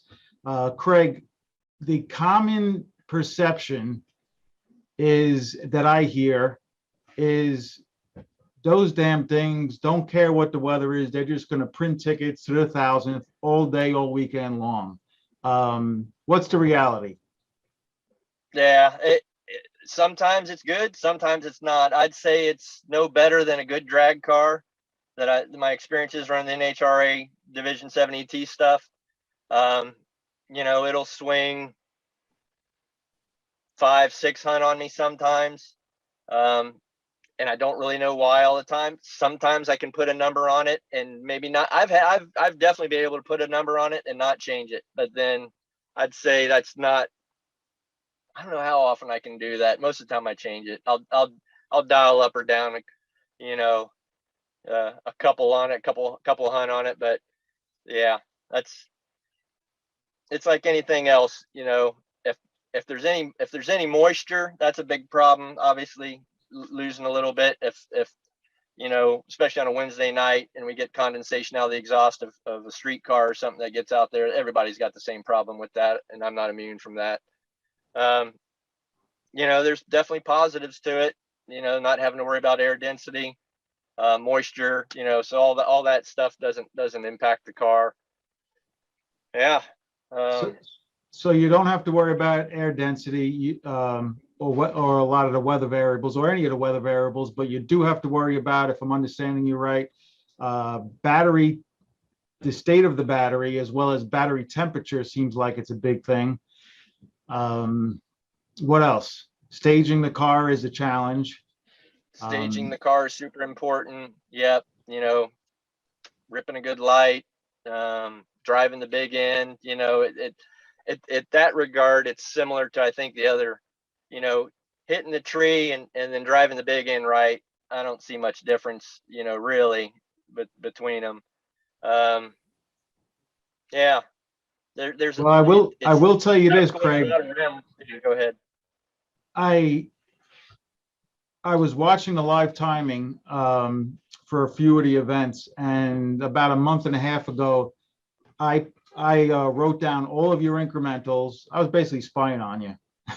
I wrote down all of your incrementals, and then I took Marco Perovalaris' Nova, which is a good bracket car, and Ted Seipel's Ferrari, and I basically jotted all the numbers down on a sheet of paper. And obviously it's not a very big sample, but I did have about 10 runs from each of you because it was a 2-day race and you all went rounds.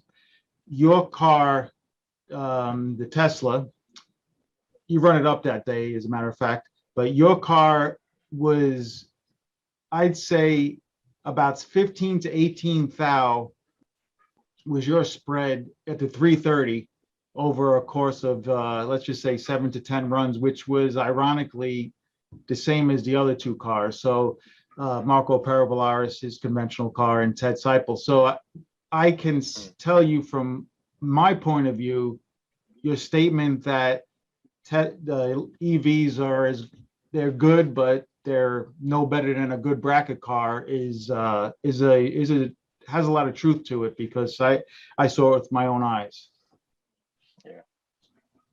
Yeah, there's exceptions that happen. I've been totally impressed, and other people have seen it, but it happens on good drag cars too. You know, sometimes you just have days that everything clicks and you don't even know why. It's just the car does a good number, and so it'd be interesting to see long term on how it all shakes out. I appreciate you taking the interest and checking that out on that. That's interesting information to hear. Yeah. So how do you see? I know NHRA is for, well, how do I put this? I know NHRA, from what I've heard, is open to electric cars coming in and playing with the rest of everybody. And I think they're going to start, if I heard it right, they're going to start with their own class, possibly. Hear a lot of different things, but they're not opposed to it, that's for sure. And I don't understand enough about it yet, but I know it's coming. And one of the reasons I wanted to have you on here is it's electric cars aren't voodoo. They're not going to run dead on zero every single time. I think we all should keep an open mind to it, and because it is the future. At some point, there's going to be more and more of those and of EVs, and we're going to end up all playing in the same sandbox. Yeah, I mean the kind of the new blood thing. I hope we can get new people. I'd love to see the tracks not have issues with car counts, and if we can if the EVs come into the races, I get it, they're boring sometimes, especially if you get an EV on EV run, it's a whole different experience. What do you do in that environment? We need to make it interesting. Right? What kind of other sounds can we bring into it? Can we play somebody's favorite rock and roll music out of the car when you're staging the thing or something? I don't know, but yeah, it's different for sure. But from a driver's perspective, I still think a lot of the exhilaration and just the thrill of racing is there. I mean, to be quite honest, I get a little bit of an adrenaline hit every time the dragster or door car next to me does a burnout and we get ready to stage and do the thing. So I love running gas cars just because of I totally appreciate what's going on over there in the other lane. So I don't know what it's going to look like if it ends up just being an all EV class. We don't have enough cars in there to do that yet. I know that's kind of the goal, and everybody says that's a good idea. And how many if we had an opportunity to run some of these bigger races or something, can you do an EV on EV until you're down to a car or something and then fold them in? Or I don't know what a good way to do it is. Or when do you just put them in with all box cars or so? Who knows? I think time's going to help for us all to learn a little bit more of what the capabilities really are in these in the long run. And I trust everybody's going to figure out to get it into the sport as best as we can. And so, it's best for the sport for everybody involved. Hopefully we can get as the tracks living get them on long-term, usage and just keep this sport alive. So, yeah. Craig, show us a little bit, since you're sitting in your Tesla, show us what you got going on there. Sure. Right. So this is kind of bread and butter here. This is, I got your button for the trigger into the delay box. I got, my power that basically, I can set whatever. This is kind of a beta test mule unit that I've got. Danny Hoff has got this same thing on the East Coast. I got bump down, bump up on it. It's like anything else. You stage the car. You try and figure out if you did good on your hit, and if you want to take a little time, out of it or put it in it, I've got the opportunity to do it. So I basically got the setup the same thing as the dragsters or other door cars that have a delay box and bump up and bump down.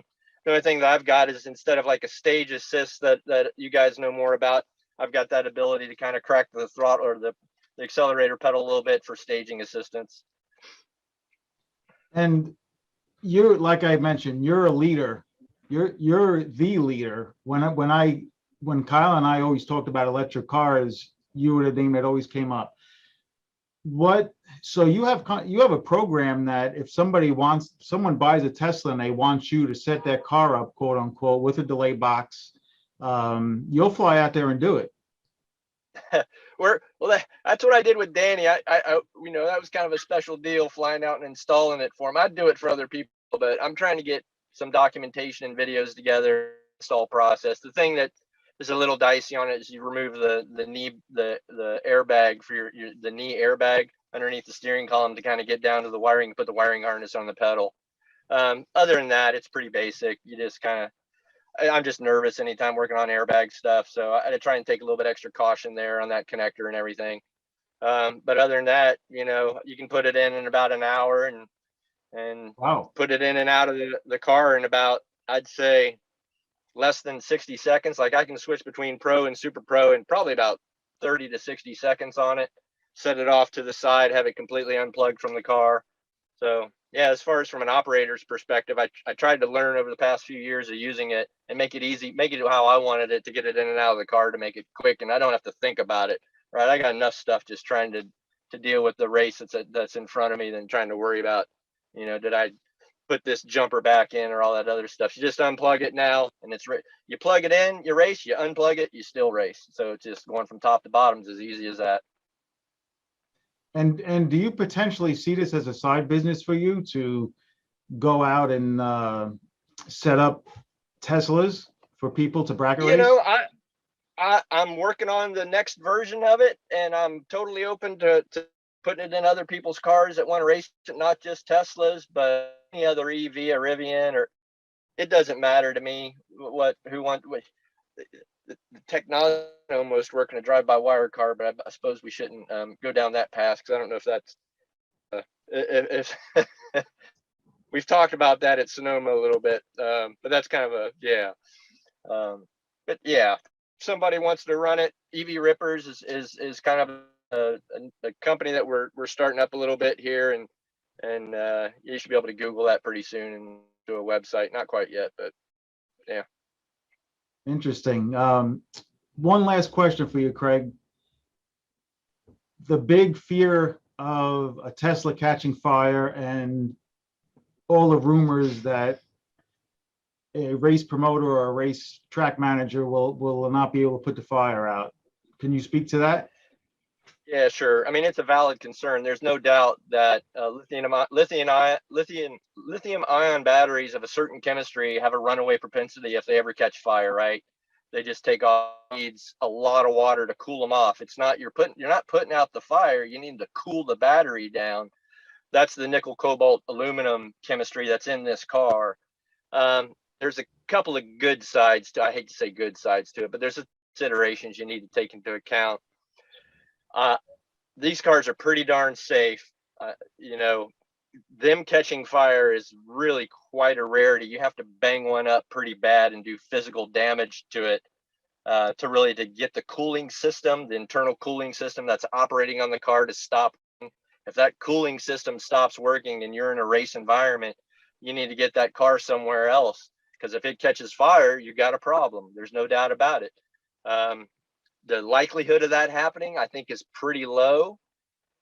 There's other battery chemistries that are in play right now. If you talk about lithium ion, there's a lithium ion phosphate chemistry that doesn't have the same propensity of running away, and that Tesla's using that in a lot of their stationary storage. It doesn't have the same energy density. It's like 15% less energy density. But, you know, it might make sense for guys to take a little hit. It's be a weight hit, to have a little bit more in the car, to have the same power or same energy density, I should say. But you don't have to worry about the fire issue. So I think that should be considered in this type of environment. But if it did happen, like I think tow hooks, I think everybody should have a tow hook that's running an EV, period.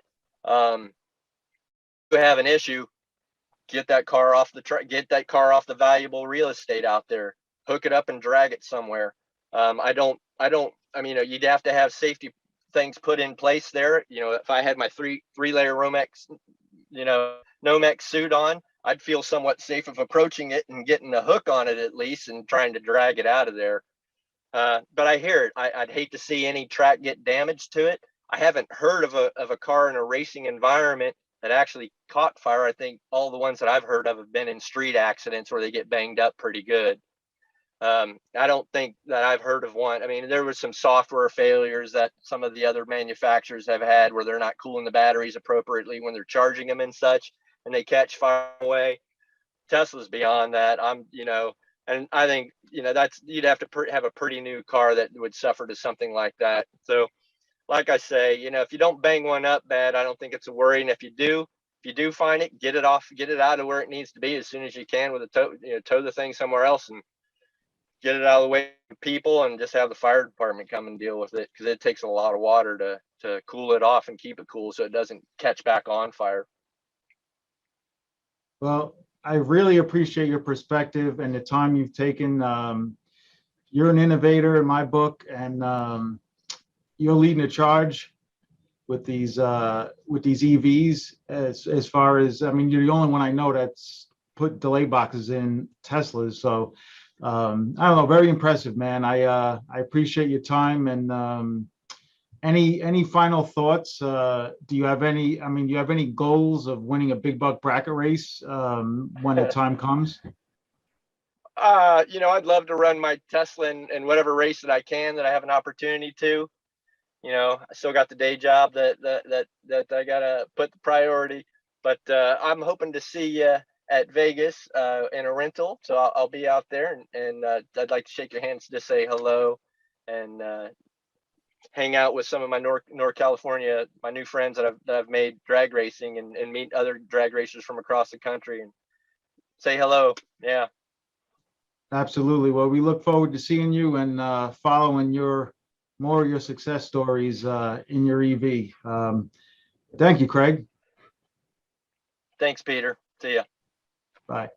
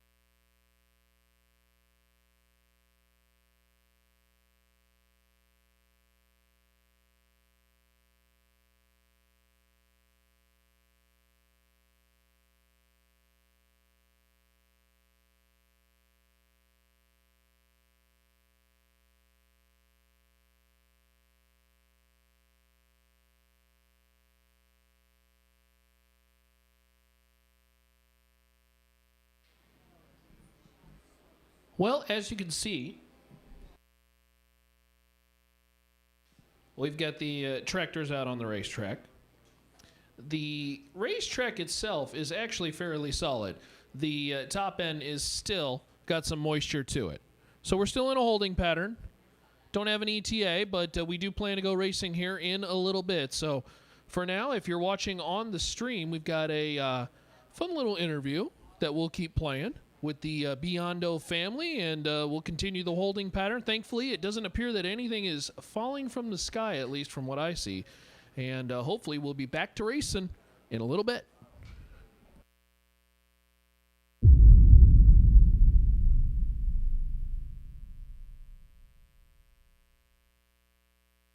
Hello, racers and junior racers. Welcome to this episode of Behind the Flings. Today, we have a special guest, my son, Saverio Biondo. He's going to talk about his first junior dragster experience, weekend experience. Saverio, how you doing today? Good. Yeah? Mm-hmm. So let's talk a little bit about your junior dragster weekend, okay? Mm-hmm. Let's give a little background first. So you got your license with Carly Coughlin in Carly's Electric Junior Dragster, right? That was what? That was 2 years ago, I believe. No, I think that was 1 year ago, right? Okay. Yeah, just about.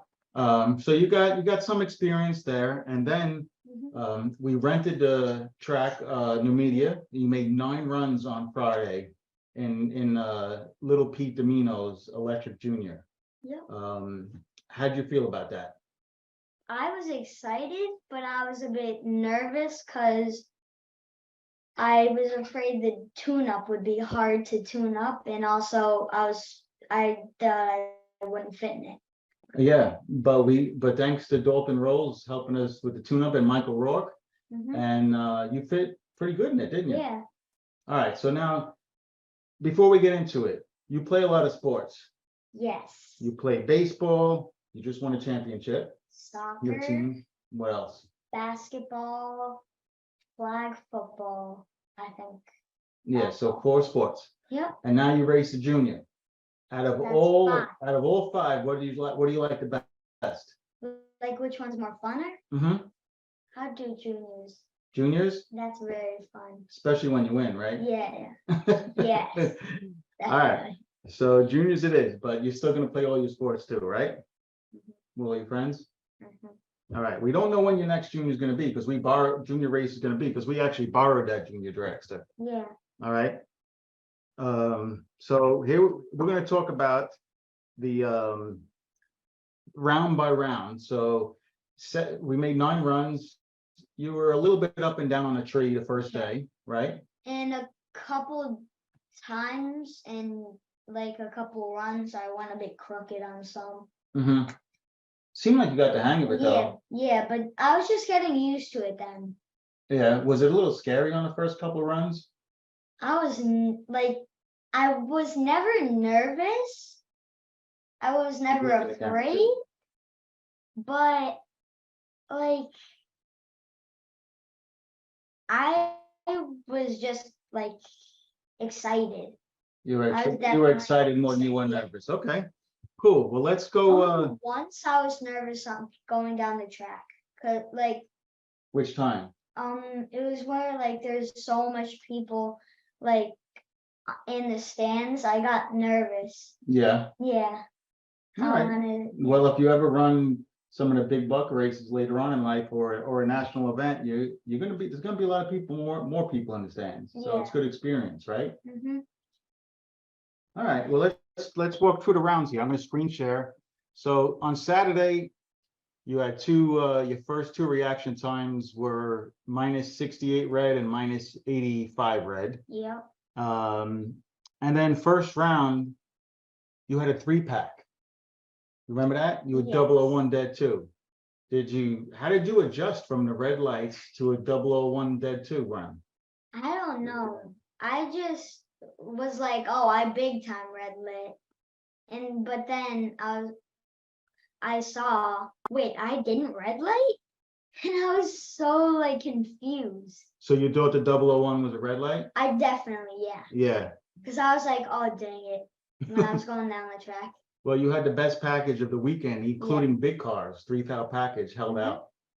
So good job there. Then you end up losing third round. Yeah, the first day. The first day. Now let's go into the second day. Let's go into first round. We're going to share the screen here. You're paired up against Seth Kirshner. Now you didn't notice at the time, but Seth won the day before. Oh, he did? Yeah. Oh. He won on Saturday. So this is first round Sunday morning. It says he's 13. Yeah, I thought he was either 13 or 14. Yeah. I think he's 14. Yeah, but here Is you that go. one of the three brothers? That's one of the three yeah. brothers. Yep. They're really good racers. Yeah, except the two. So you're dialed 983. Seth is dialed an 8 flat. I think this guy's, I think he's like not the worst, but like I think the other two brothers are a bit better. You think so? Yeah. Yeah, I think well, his other two brothers are a little older, so they have more experience. Especially the 16 guy. Red and only 8. He's good. He's the best person. Yeah. Well, we're gonna get to him. Let's go to round two. Round two, you had to run Gavin Hill. This guy was, I think, the best person there. Second best person. Yeah. He was good. Hard to beat, definitely. What makes you say he was good? Because when he left the line, I was very nervous. I was like, oh no, I'm versing a 16-year-old. He's double my age. Both even on a tree. You both had 70 reaction times. 74, Biondo 77. Big Bobby announcing. Yeah. Hill wants it. Double breakout. Biondo gets the win. And you won a double breakout. Biondo 75 on. So now you're going into round three. Yeah. All right. Now round three, you got to run James Stack. All right. Another guy who's a little older than you. I think he's 12 or 13. I think almost all the people are a bit older than me. Yeah. Yeah. You were definitely the young. I was like group. the young. Yeah. All right. So now you run James Stack. We dialed you in a 975. I think you just ran a 977. Yeah. Let's see how this one goes. Now you just came off an 077 reaction time. Yep. And you had a better one here. How'd you do that? You made some kind of adjustment? You just I think Hey, look at the camera. I dialed in a bit more, like less actually. And then I just tried to go the closest to like the day before, the first day. When I got when I got the 001. Okay, so you used a little of your memory on when to hit the gas, right? All right, And so you were 12 and 1 over the dial, bud. That's a really good run. And Stack broke out and he was behind you. Go ahead. Is this the race where like for first round I raced that guy? Yep.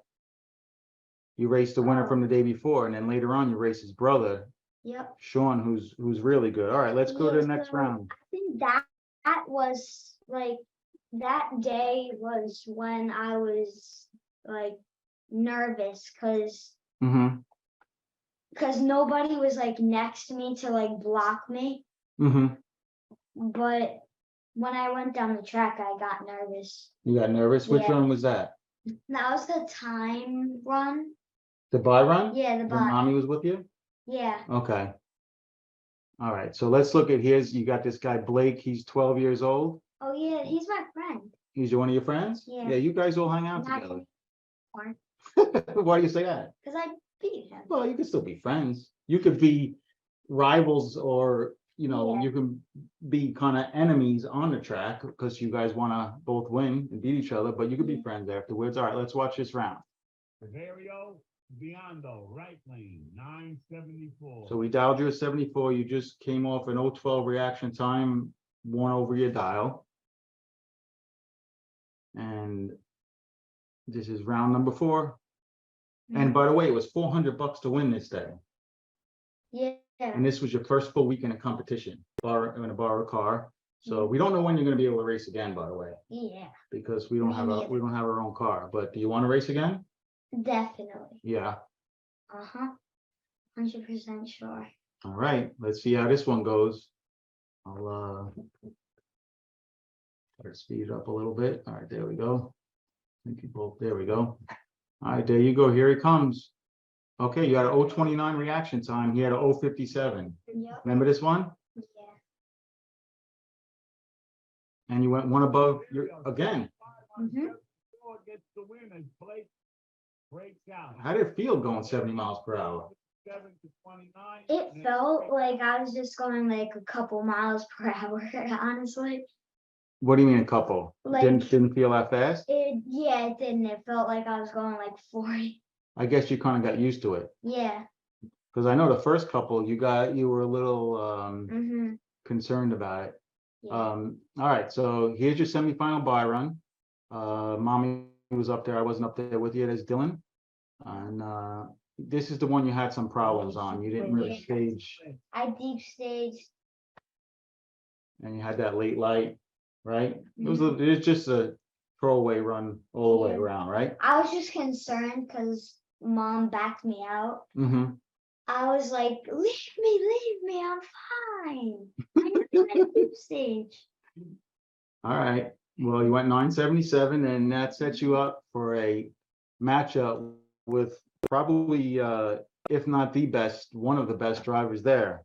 And that's Seth, Sean Kirshner. And by the way, I didn't tell you this, but I beat found both out. his brothers. Yep. You beat his other brother the day before, Yep. and then And then I his other beat brother the- first round. Yeah. Now he won the Eastern Conference Finals. Yeah. This kid's He's good. yep. So we dialed you in a 75. You've Mm-hmm. been going pretty much between 75 and 77 the last couple of runs. Yep. Now, what was going through your mind right now in the final round of your first Like race? right now, When you were staging Yeah. up? I don't know why. I just like didn't really care. I just wanted to just try to stage. I tried to do what I've been doing, just normal staging, and then just yeah, Just there at the bottom yellow. yeah, definitely. Only 3,000 separate them. Going down track, what were you thinking of? When I saw the wing light, I was so happy. Yeah. Did I you was pump your like- fist a little bit? You give a little fist pump? Yeah. All right. I didn't like take both my hands off the actual break out by 100 wheel, Go out though. today in junior dragster. Yeah, you got to always keep your hands on the wheel. So, all right, you won $400. Had another couple of questions for you. First of all, did you have fun? Definitely. All right. A lot of fun. That's the main thing with Yes. juniors, and it's been in racing. We forget about that when we race for big money. We forget about that. It's supposed to be just fun. Yeah. And you guys got the fun meter pegged, Definitely. right? I had fun, and the more I had fun, the better I did. Yeah. Basically. It goes hand in hand, right? Mm-hmm. All right. What were you gonna say? Like when I wasn't having fun, I just got like a 170. Yeah, 170 light. Yeah. Yeah. But when I really focused. All right. Well, let's talk about the focus. Like your last few lights, except for the buy run, were good. What if one of your friends, let's say Marco, one of your best friends lives right over here, says, I want to get a junior dragster. Give me some advice. How did you get those lights? Actually, this reminds me of yesterday when I was at the beach. Mm-hmm. Julian asked me, I want to get one of those. And I'm like, are you sure? They're hard. And he was like, all right, let me tell me some things about him. I'm like, about it. And I'm like, well, there's a lot to say about that. You have to, and he's like clumsy. So I'm like, I don't think you should. He's a little younger than you too. You were clumsy when you were younger. Well, yeah, but not as All right, but clumsy as what? him. All right, let's say Marco came All right. up and said, I want to race juniors. I saw that you won. You won 6 rounds against some older guys who were good. Mhm. You had some good reaction times. He said, and Marco would say, how did you focus on the tree? How did you have those good reaction times? What would you say? What would you I tell would them? say, What's your advice? I would definitely say like there's like a big tree, Mhm. I call it, and then like there's light bulbs, Mhm. and there's a like yellow, yellow, yellow, and then green, and then red. Right. Then I just said the third yellow, you need to just step on the gas and go. That's the advice you give them? Yeah, definitely. That's good advice. I like the simple, it's very simple. Yeah, I don't want to get it too complicated with him. Yeah. Just like I didn't want to get it too complicated with you, right? Well, very good job. Congratulations on your first win. You won $400. Do you have any future goals in junior dragster racing? Actually, yeah, I have a lot of goals. I have one goal, try to do my best. Other goal, stay motivated. Third, just keep your eye on the bulb. And fourth, I think just have fun. Well, I like that, Severio. You made Daddy and Mommy very proud that you had fun, and we like the way you were able to remain focused and work hard at it. Mm-hmm. Good job. High five.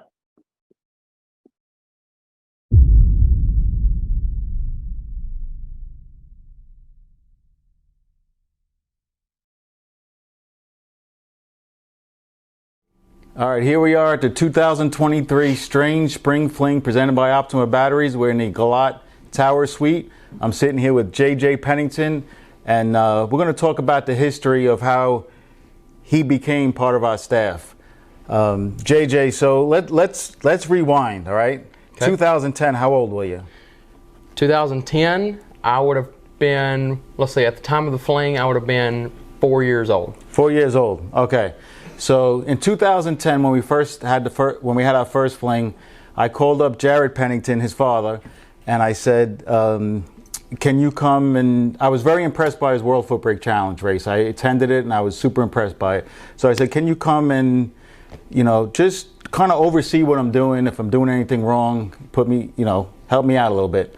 And funny part of the story is he goes, I'll call you back with a price the next day. He goes, how many days? I said, well, I'd like you to get you there 3 or 4 days.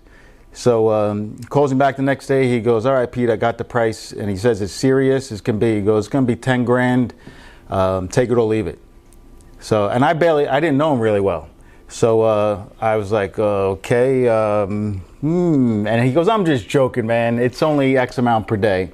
So anyway, he has a great reputation. He's a funny guy. Obviously, he's one of the best announcers there is, if not the best bracket racing announcer. And that's how I met Jared. Fast forward to the event, it gets even better. Alan Reinhardt, the NHRA announcer, is there. And Alan's announcing, and he says, I need a break. And Kyle and I and the Bristol staff and Jared are sitting in the tower. And I said, all right, I'm looking around. And Jared goes, I can do it for a little bit. That was 2010. That was his first really debut as an announcer. I started listening to him. I pulled him out. I said, holy moly, dude, you're good. And anyway, the rest is history. He's been part of our flings for a long time. He's made a lot of them from 2010 to 2017. He's made probably all of them. Now he's a little bit busy and he makes them as he can. But that's how I met this guy. This guy started announcing, JJ started announcing. How old were you when you first started announcing at our flings? At the flings, I would have been 10 years old, the first fling I ever went to. So at 10 years old, I'm listening to this guy, and he would just fill in because his father, he knows we run a pretty tight program, and we want the professionals on the announcements. So calling the shots. So he lets JJ in a little bit here and there, and I'm like, man, this kid's good. As the years went on, he got better and better, and I called Jared and I said, can you come to this event, to the Galat event? And he said, no, I can't. I said, what about JJ? How old are you now, JJ? 17. 17. And when he was 10, he was doing math like Rain Man. I'm telling you, this guy was figuring out within a millisecond of when they crossed the finish line, he was figuring out the stripe, everything. But I told him, and I meant this, JJ, you earned this. You've been with us for a long time, and I wouldn't have it any other way. So how does it feel to, you've announced at a lot of races, how does it feel to be here at a Fling? How does it feel to, I'm not going to say you're taking your father's seat, but he's a busy guy, and, you can be part of our future. Well, I first like to say that's an honor for you to say that about me, coming from the Peter Biondo. So yeah, I came to my first Fling, the Spring Fling in Bristol, 2016. 10 years old. It had been a dream of mine to go to a Fling and really just travel the world, travel the country with my dad to announce these big money races that he went to. So I made it to my first Fling, and I knew from that weekend forward that I wanted to go to every Fling possible. I remember the first day we were there, the first morning, I held up one of the champion trophies from the weekend. You took my picture. I'll never forget that moment. Went out on the track, took a picture with you and Kyle. That's a moment I'll never forget. Really just, like I said, I knew from that weekend forward it was a dream of mine to come to a Fling and do what I'm doing this weekend. From that point forward, made it to Galot the very first year you had it, 2017. We were at that one. Made it to all the Galot events up until 2020. Made it to all the Bristol events up until 2020, and then Dad retired from announcing all these big money races. So that kind of hindered my ability because I was only 14, 15 at the time. I couldn't drive myself, couldn't really fly by myself, couldn't do any of that stuff. He wasn't comfortable with me leaving home by myself.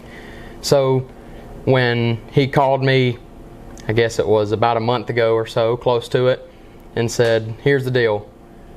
They've got an announcer at the Fling for Galot. Peter needs a second one.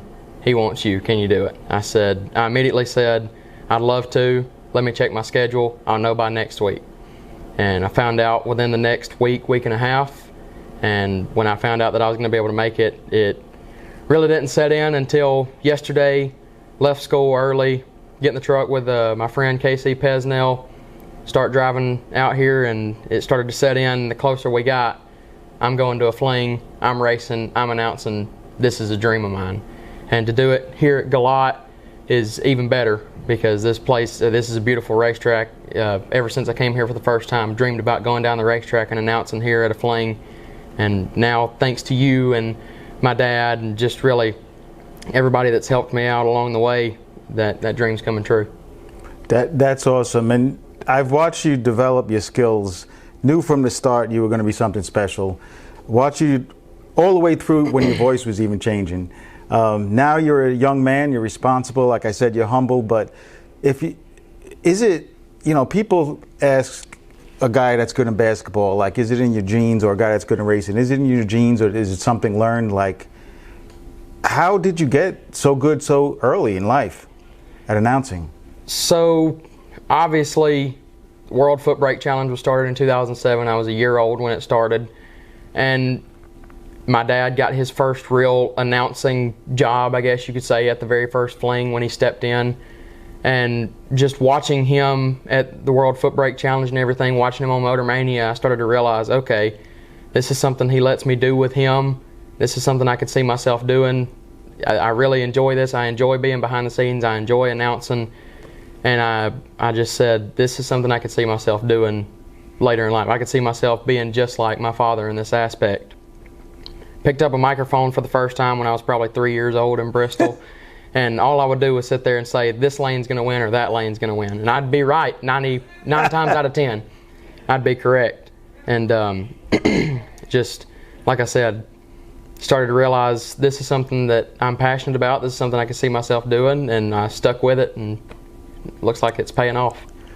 Well, you have a heck of a future if you want it to be in announcing, because any event would be foolish not to choose you as an announcer. I'm going to just take a stab at it, and say math's your favorite, you're best in math. Math is my best subject. Because when you, like I mentioned earlier, when you were 12 even, you were just blowing me away with the math, the way you figured things out on the racetrack so quick.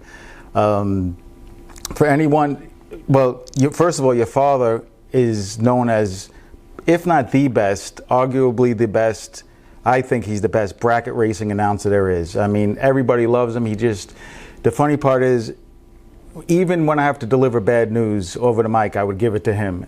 Okay, you do it. I'll deliver the good news. He knows, he just has a delivery all of his own. You picked up a lot of that. And you have your own style, but you picked up some of his style, and it's very impressive. Well, again, I appreciate the kind words from you, Peter.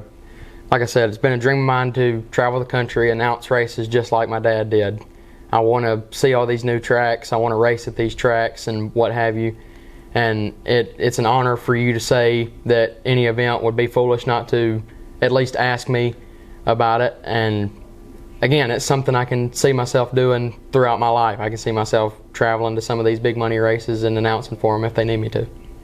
That's awesome. You know, and as on our staff, we look for, obviously we look for talent, but in any position, but probably even more importantly, we look for character. And your dad did such a good job, because you are, as I mentioned earlier, you're humble, you're respectful, and you're just a pleasure to be around. We like good vibes in a tower, and you bring that. Well, I appreciate that. Obviously, I have to give props to my dad. He instilled that in me at a young age and showed me how I was supposed to act, especially around grown-ups and what have you. He really showed me the correct way to be a young man. Well, he did a good job. So should we make it official? Should we? I don't know if we can make it fully official well, yet. No, well, we can make this one. Jared, you're fired. There's a new captain in town.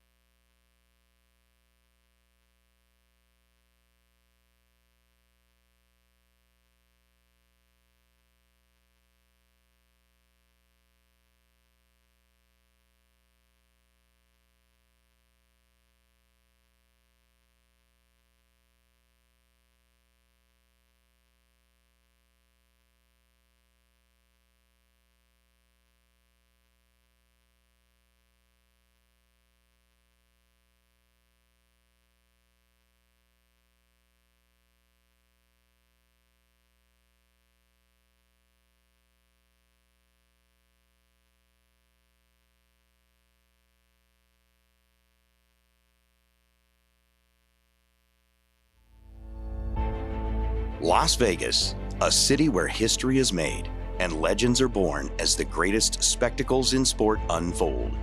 This is the stage where triumphs echo through time.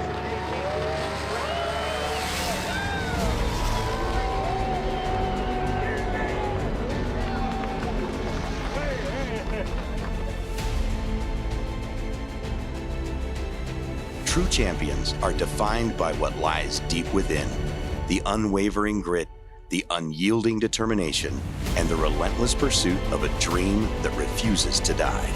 Today, one racer will weave their name into the fabric of drag racing lore. On the starting line, the tree is hot, it drops, we're green on both sides. 0.003 of a second separate them in reaction time. Jeff Sarah gets out of the throttle. But make no mistake, today will not be easy. Victories that truly matter never are. This is not just another race. This is not just another day. This is the Spring Fling Million.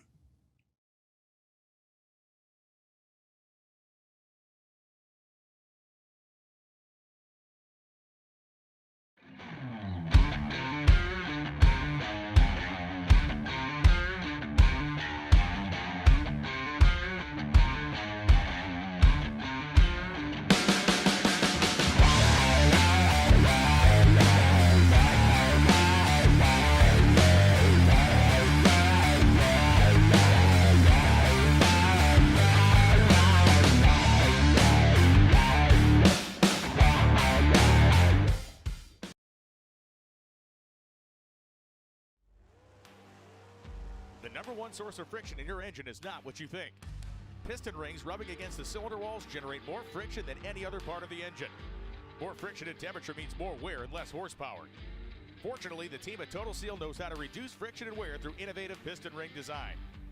If it takes a piston, Total Seal can build a better ring.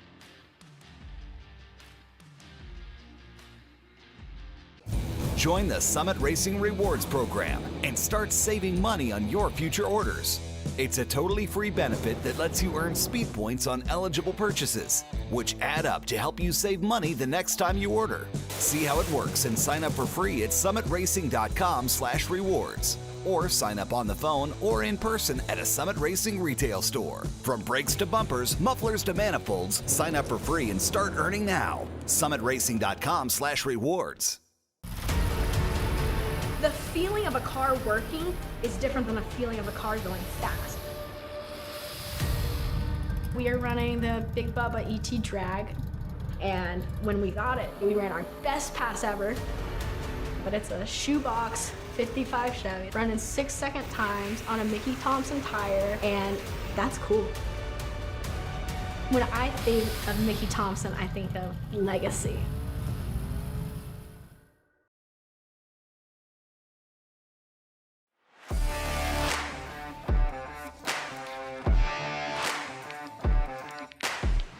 Hello racers, we are at the 2024 PRI show. We are surrounded by quality products at the Mosier Engineering booth, and I'm standing here with Max Mosier, part of the family business. And instead of talking about the products today, I want to learn more about your family business, where it started, how it started.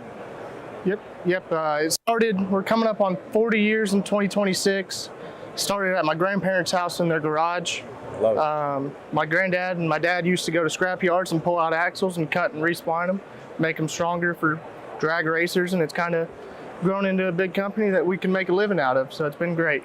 But That's awesome. And what's your role there? I'm a sales technician, so I sit there, answer the phones, take orders, help out people who have any questions.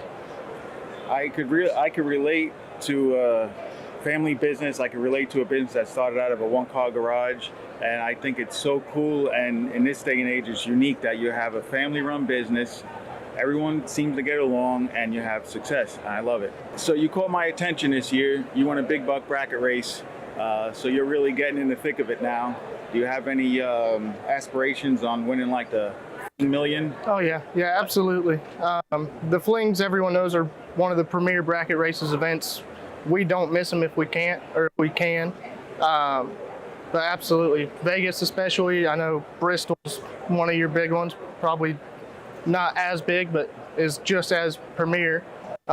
Norwalk this year is one I would obviously love to win, but really any of them, especially at the Flings, I'll always take a win. And who's the better driver, you or your dad?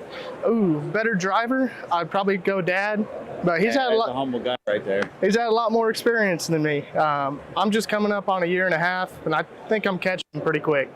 Well, you guys sponsor, Mosier Engineering sponsors Luke Bagacki. He's the only two-time Spring Fling Million winner, so you have a good resource right there. Yep. If your dad doesn't teach you the right stuff, you can go over there. Yep, exactly. And we got a pit with him this year, so it was fun to watch that and cheer him on from his own pit. That was cool. But Good stuff. So this year is our 10th anniversary. It'd be a great event to grab. Yep. You guys have, for 3 years now, been a title right sponsor right on top of the page at the Spring Fling Million, and you guys, great people to partner with, and that's what we look for.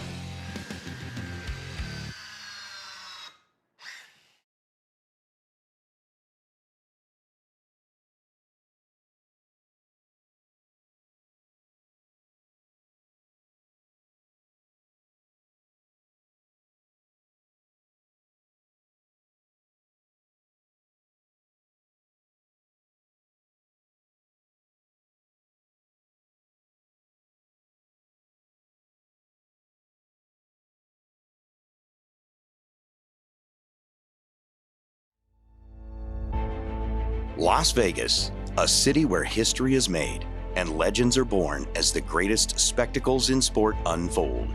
This is the stage where triumphs echo through time.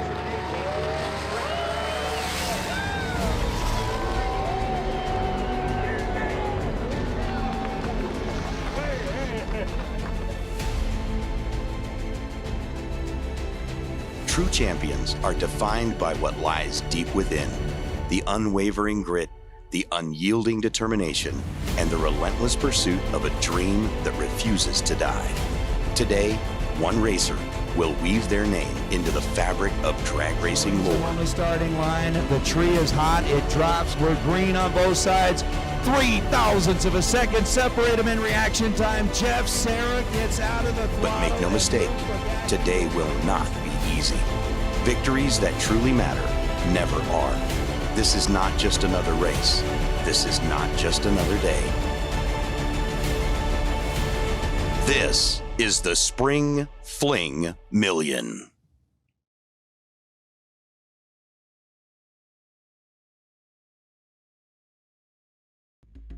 Racers, welcome to the ultimate battlefield, the Spring Fling Million, the correct way. We would like to thank the good Lord above for the opportunity. Las Vegas. This is the stage where triumphs echo through time. The unwavering grit, the unyielding determination, and the relentless pursuit of a dream that refuses to die. The strip at Las Vegas Motor Speedway is more than just a track. It's the place where champions are forged, where the margin between glory and defeat is less than a heartbeat. This is not just another race. This is not just another day. This is the Spring Fling Million. They'll both do wheelies. It should get interesting on the far end. 000 on his first hit goes 663 at 103. This is 8 Mile bracket racing at its best. So the pre-stage bulbs are lit. Our first winner of the Spring Fling Million is about to be crowned. Red light start. Bradley Johnson and Gage Birch is going to park the Achieva in front of the banner alongside of the racetrack. Welded together on the starting line. This is a tight one. Both of them have a window full of the other. Gets it done. 11 and 19th thou above on the stop. The lights are ready to drop, the world is watching, and the moment is now. Let the battle begin. 0.003 of a second, the difference in reaction time. Scoreboard lights up for Cooper Chun. Cooper, 18. Take 5 thou at the finish line to be 13 thou above. Josh Pickett was 15-3. At that point, you know, with the split the way it worked out, we're already both getting 6 figures. And so from that point on, it turns into a, you know, I'm trying to win this to be etched into history of winning a Spring Fling Million more or less than money-wise, because that means more to me than money ever will, is being part of those 9 drivers, because Luke's done it twice. But that definitely, it means more than money will ever. So the dial-ins are up on the scoreboards, the burnouts are complete, and the final pair of this year's event pulls to the line. 465 the dial for Justin Hoff, 446 the dial for Corey Gallitti. And here comes Justin. Man, this one's going to be emotional. Justin Hoff, everybody, your 60K combined winner here on Saturday. That wraps us up here for the Spring Fling Million, the Mosier Spring Fling Million. Peter and I just appreciate everyone's support and awesome sportsmanship over the years, and we've seen just some really great things, and we're so happy to be involved with all of you guys. Thank you.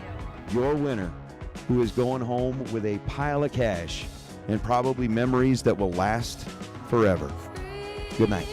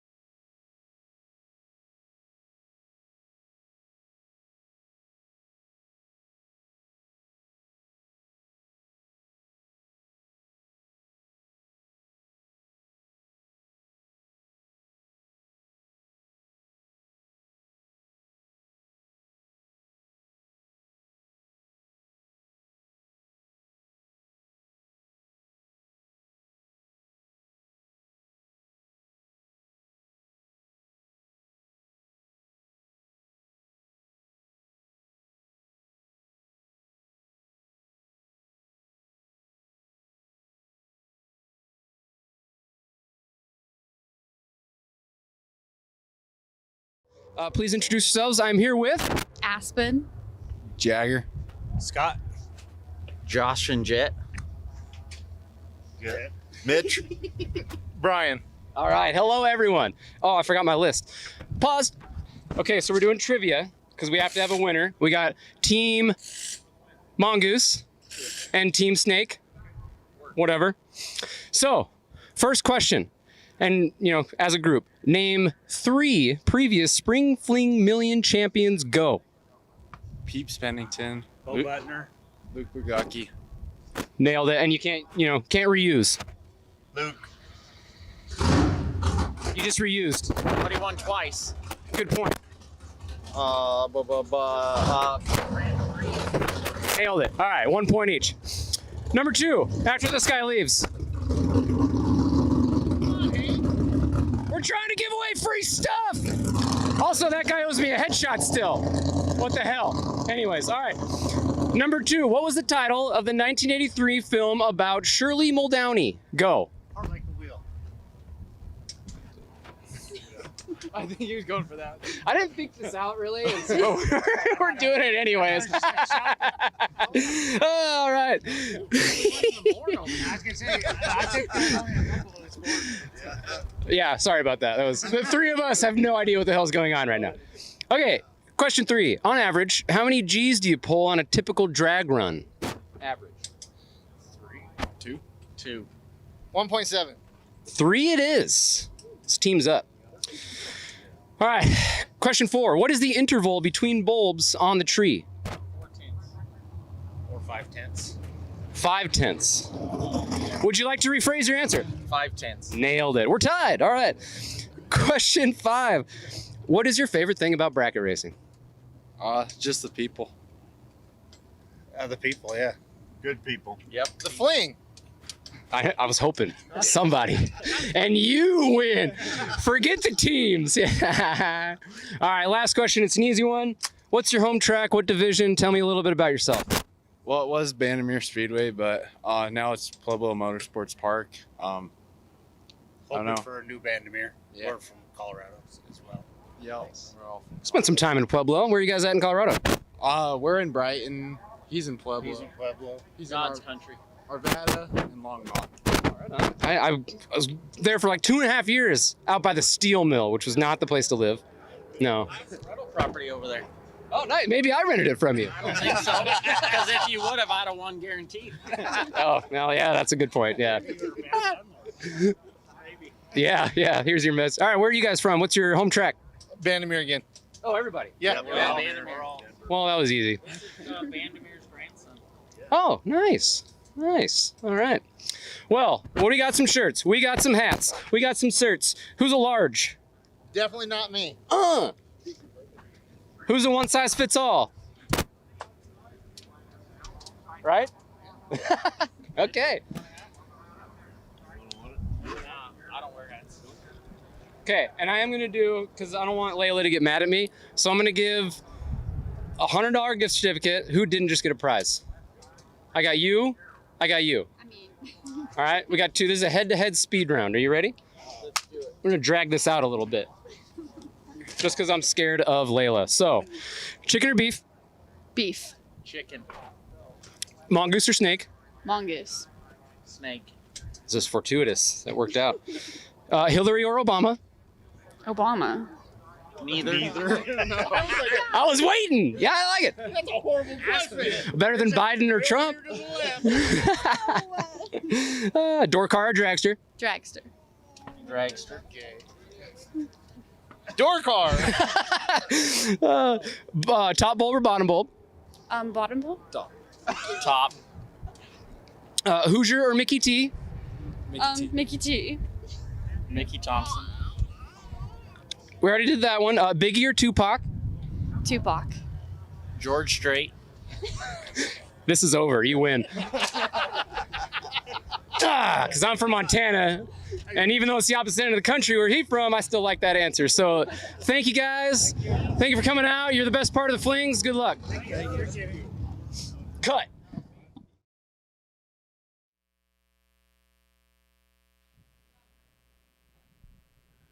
Well, just to give everybody a little bit of an update, and that goes for those of you that are here still in competition and those of you that are watching the live feed, and Warren's been keeping you entertained with whatever he's got over there in the toolbox. We're making progress. The race track itself is actually in pretty good shape. The shutdown area is still kind of damp, and it takes longer to dry the shutdown area simply because, well, it's asphalt and it's not sealed, so the water has a tendency to seep into it. Anybody that's been to drag race over the years where it's rained knows that the shutdown area always takes longer. The target right now is 6 p.m. to be back on track, which is just a little over 50 minutes away, 5-0. That is when we would like to be able to resume, and obviously we're not going to do so until we can safely do so. And yes, I know we're running 8th mile, and most of the speed is scrubbed off by the time you get to the scoreboards, and really, what difference does it make when you get down to the shutdown area? Well, the answer is it doesn't make any difference until it does. And that one time that it does, or that 2 times that it does, it is imperative that we have a dry, safe stopping surface down there on the track. So as soon as that determination is made that the shutdown area is dry enough, the racetrack itself will be in pretty good shape. And racers, if you're still in competition, we'll give you a shout when it's time to come back. We're going to pick up basically where we left off. We're in the middle of round 2, and then we'll see how far we get. There will come a time this evening, there's no question about it, that it'll become either too cold or the dew point and the temperature will go sideways, that we probably will not get completed tonight, but the more we can get done, the better. So that's when that determination will be made. Stick with us. We'll see what Warren has got up his sleeve coming up next. But as soon as we know we can safely put cars on the racetrack, we will. And our hope is to be able to do that starting at 6 p.m. Eastern Standard Time 5:00, 50 minutes-ish from now. Bear with us.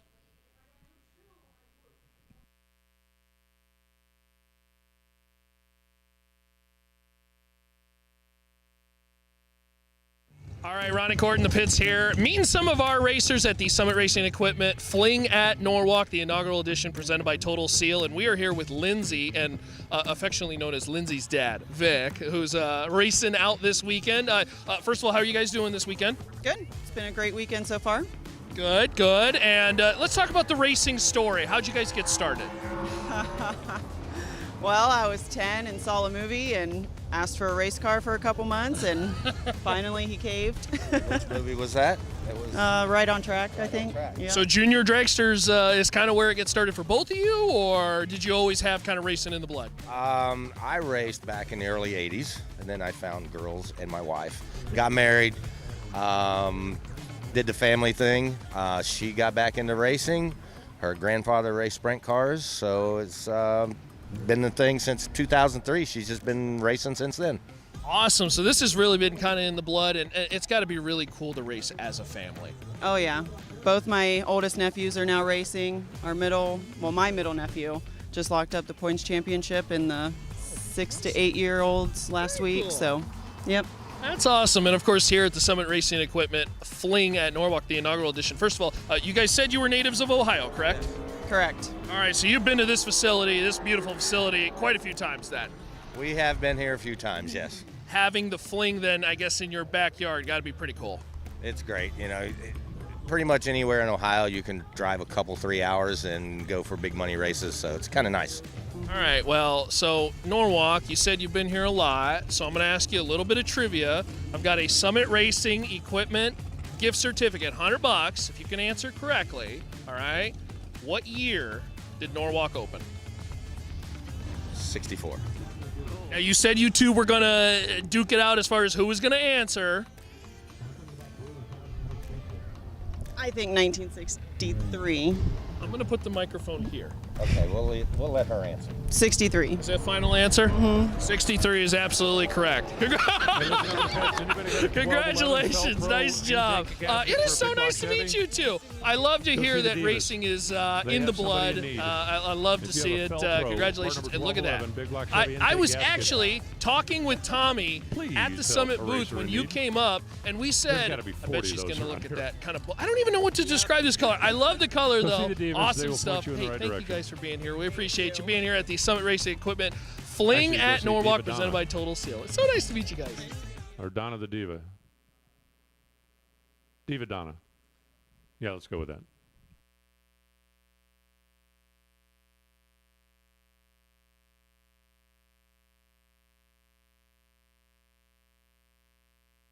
We are here in the pit area with a very special vehicle and a very special story at the Summit Racing Equipment Fling at Norwalk, the inaugural edition. It's all presented by Total Seal. I am here with Jerry Holcomb and a very, very cool car. Jerry, first of all, this is your first Fling, is that correct? Yep, this is my first Fling. This is actually my first time actually ever being at Norwalk as well. Yep. Very cool. And you brought a vehicle with an unbelievable story. Tell us about the Chevy. Well, the car is a 1949 Chevy Fleetline Fastback. The car was actually originally built by a friend of mine in 2001. Actually, the car got started being built in 2001, was finished in 2003. My friend Gary Laird, very close friend, very dear friend that passed away from cancer in 2016, built the car, finished the car, started racing the car in 2004. That's actually when I met Gary at the local racetrack. Met him and his good friend Frank, who actually did this wonderful paint job and all the body work on the car. Unfortunately, like I said, we lost him to cancer in 2016, and very, very near and dear friend. And the car had a lot of sentimental value to me. Round the car a lot. Frank and Gary, great guys, two peas in a pod, best of friends. And when Gary passed away, Frank was the executor of Gary's will and of his estate. And when Gary passed away, he had two cars. He had a 63 Corvette Roadster and the 49 Chevy. And another local friend ended up getting the Roadster. And then I asked Frank, I said, look, I hate to pick away at Gary's estate like a vulture. But about a month later, I said, who's getting the 49 Chevy? And he said, I am. And I said, well, that makes a lot of sense. I said, because, you are the one that, did all the body work, did all the paint work. And I said, this was literally the car that brought you guys together as friends. And I said, the one thing that I ask is, I said, if you ever decide to sell the car, please let me be the first person to know. Yeah. So, and he said, yep, I would definitely do that. And fast forward to April of 2020, the beginning of COVID. Unfortunately, Frank lost his storage that he had for the car. I think he kind of had his back up against the wall a little bit. And he had asked one guy that was local to us if he knew of anybody that could store the car.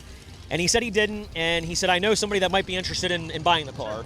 And so he hooked him up with that individual, and the car ended up being sold. It ended up being sold about the middle of April. And again, I had no idea that the transaction had happened, didn't know anything that was going on at the time. And about 6 weeks later, I find out that the car was actually sold. And how I ended up finding out about that situation was the gentleman that bought the car from Frank only held on to it for like 2 to 3 weeks max, turned around, flipped it, and sold it. And I found out, again, maybe about a month after that gentleman flipped it and sold it, and the car actually was gone from my life for almost 5 years. Sure. Always wondered where the car was. It was just a unique car, and it was a part of, a good friend and a part of my life that I felt like was kind of missing. Sure. Fast forward to May 15th of this year. It was Thursday morning. I go and I visit Gary's graveside every year just to pay my respects. And later that morning, I ended up having to make a quick stop back to my race shop to grab something. And when I came back to go out to leave, as weird as this sounds, some people say that butterflies and dragonflies and cardinals are symbols of a loved one. I'm walking towards my work truck, and there's a red cardinal, literally right by my left rear tire. I walk out, I get about 5 feet to it, and it doesn't even take off. Sure. So I said, Gary, if this is you, I see it, I notice you, and I just went about my day. And literally the next day, Friday, May 16th, around 12:30, I was on my Facebook on my phone and was going down my Facebook wall, my feed, and the car actually happened to come up for sale. Literally less than 48 hours after the 9th anniversary of Gary's passing. And thankfully the guy, Brent, out in Lee Summit, Missouri, actually had his phone number. Within 5 minutes I was on the phone with him. I made a deal, struck up a deal with him on the phone. Ended up going out July 9th to pick the car up, so I've literally only had the car back in my possession for 7.5 weeks or so. Sure. And when I bought it back, the car came back to me as a roller. No engine, no transmission, no torque converter. It didn't even have any electronics in it, no shifter. Last 7.5 weeks, there have been a lot of people that helped me with this thing. When I bought it back, I made it my goal to bring the car here. Again, my first Fling race. First time at Norwalk, and I will be honest with you, it was a lot of work, a lot of late nights in the shop. The people that helped me with this car, they were all hands on deck. I mean, they gave up time with their family and parts of their lives to help me get this car here. And last Saturday, fast forward last Saturday, I go to Maple Grove. Maple Grove Raceway in Reading is my home track. I go to a test session there, and the car, the results just were not good. The car couldn't get out of its own way. And at the end of the test session, I basically said, I guess I'm going to be bringing one of my dragsters here. I have 6 cars. I have a bracket dragster, and I was going to bring it. And I got to be honest with you, after I made that decision, I told my wife about it. And I wouldn't say my wife was unhappy with it, but my wife was like, you had all these people help you with it. And my wife is very supportive. I mean, I don't know a lot of guys that have 6 race cars that are married. And my wife is very supportive. I couldn't do it without her. She helps me. She's like, maybe you can get it fixed. And I thought I had it fixed, and I decided to bring the car out this weekend. Again, completely untested. I rolled in here yesterday at 4:15 in the afternoon. I got 2 hits, and the car was doing the exact same thing. And this is just an example of how awesome the racing community is. Chris Bear's pitted over here. Chris is an awesome individual. I deal with Chris at APD all the time when I deal with them. And him and his dad came over here at like 9 o'clock last night. It's pitch dark out. And those guys are like, hey, there's something going on with this car. sounds electrical. We're going to figure it out. And we found out something. It was a little bit of an oversight, but we had a couple wires that were attached together that were causing some electromagnetic frequency issues. I actually ended up removing the alternator from the car because the alternator wire was actually what was causing the problem. So I took the alternator completely out of the car to eliminate it, and I went up this morning completely, blind. I threw a dial in on the car not knowing what it would run. Sure. And I rolled in the water box, and the car came up clean, and I let off the button, and the car, I didn't have enough rear tire pressure in it, which, again, the car's new to me. I've never driven the car, so I held on. The car launched, it turned the tire, it went towards the center line. I was in the left lane. I steered it back in, made it A to B. It was good. Fortunately, didn't turn a wind light on. Bought back in, made a little bit of an adjustment. Car went A to B. Still have a few things, quirks to work out, but it's a good piece, and I'm just really glad to have it back in my life. Well, I'd say for 6 weeks ago, not having any driveline or anything, pretty awesome job and a lot of work. I love to hear the racers helping you out and the story behind this car, because we were up in the tower, we were trying to identify what it was, because it was like, it kind of looks like a Henry J, but it looked too big to be a Henry J. So a 49 Chevy, beautiful. Now I tell you what, you got a lot of parts probably still to buy. You may need a new alternator or some wiring. So I have a Summit Racing gift certificate that I want to give you, but you got to earn it. Okay. Now, of course, this is your first time at a Fling. All right. So I'm going to have you this year. All right. Answer one trivia question about the Fling. Okay. And you can walk away with this. Name me a driver who has won a Fling event this year. And I'm going to give you a spicy hint, because we were talking about this car and some of the things that were going on and what you were doing. He has worked on this car. He has worked on this car. He has worked on this car. Would it be Chris Bear? No, would not be Chris Bear. Okay. I'm going to say Jeff Serra. Jeff Serra is exactly right. Jeff Serra is exactly right. Congratulations. Thank you. Very good. Thank you. We love to hear the story about your vehicles. Thank you so much. Thanks for bringing this out. And thanks for being here, because you said you had some motorhome issues trying to come in here, and you almost didn't make it. Yeah, yesterday morning, before I actually worked yesterday, I had 4 jobs to do in the morning, and I went to my race shop to fire up the motorhome. I was just at New Media 3 weeks ago for the NHRA double divisional there, and we made it back home fine. It's about a 2-hour trip. Came back, everything was fine. Dumped the tanks, filled it up with fuel, put it away. I go to fire it up at 5:30 yesterday morning to pull it out of my race shop, and the low water light comes on and the buzzer's going off, and I'm like, you've got to be kidding me. I'm guessing while it was sitting, it developed a coolant leak, and I was like, you know what? Maybe this just isn't meant for me to come out here. I was just going to scrap the whole thing. And literally at 5:45 in the morning, I'm back at my house, and I wake my wife up, and I told her, I said, I gave it my all. I said, but I think I'm going to have to scrap the Fling. And she's like, what? And I said, well, I said, I just went up to the shop. I said, tried to pull the motorhome out, and I said, we got a coolant leak. And I said, there's no way. I said, I'm going to be able to try to fix this and or patch it. Worried about it breaking down on the way out here, and worried about tow bill. And my wife looks at me. We have no children. It's just my wife. We have 3 dogs. And she says to me, she says, go. I said, what do you mean? And she says, just go. She says, take your truck, hook it to your trailer, and go. She's like, it's not the first time you've raced without me, and it won't be the last time. She's like, just keep me updated. And she's been watching from home, and she's been texting me. And again, that's the support of a good woman. I mean, she really does. She supports me in everything. What is her name? Her name is April. Yeah. April, you're an awesome one. You, my sir, good sir. Terrific. I love the story. I love the vehicle. Thanks for being here at the Summit Racing Equipment Fling at Norwalk, presented by Total Seal. It's so nice to meet you, and what a beautiful car. Oh my gosh. Appreciate it. Thank you, guys.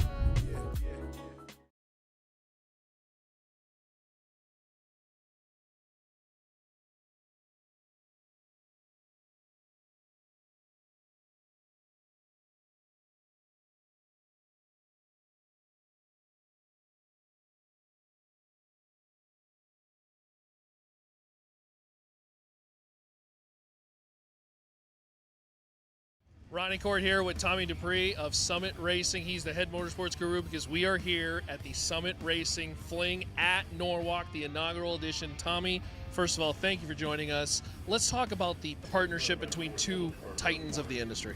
Oh, absolutely, man. Peter and Emily do a fantastic job. We've kind of watched this in the background.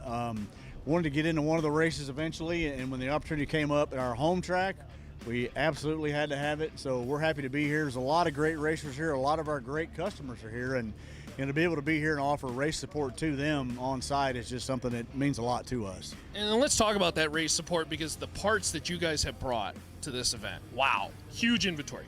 Yeah, we have this, something we developed about 2 years ago. This is our second truck. This truck has over 1,000 different pieces on it, so chances are I can help you out with pretty much whatever you have happen at the track.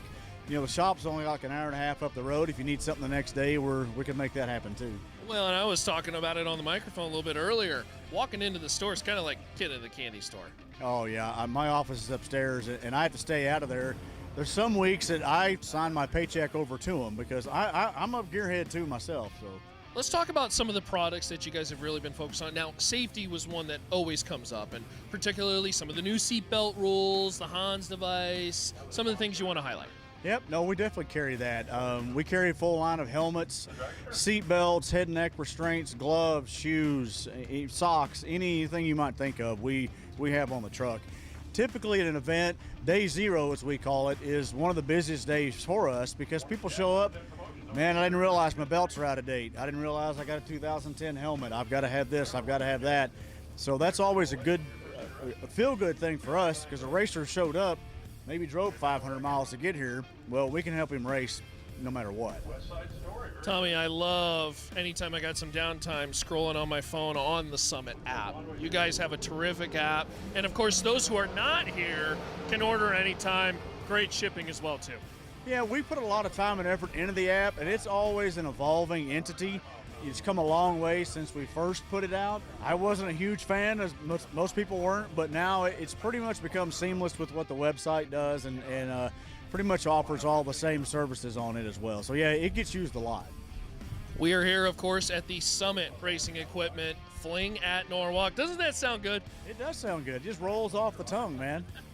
We appreciate you so much for joining us. Tommy Dupree, thank you, my friend. Yes, sir. We appreciate your partnership. Thank you.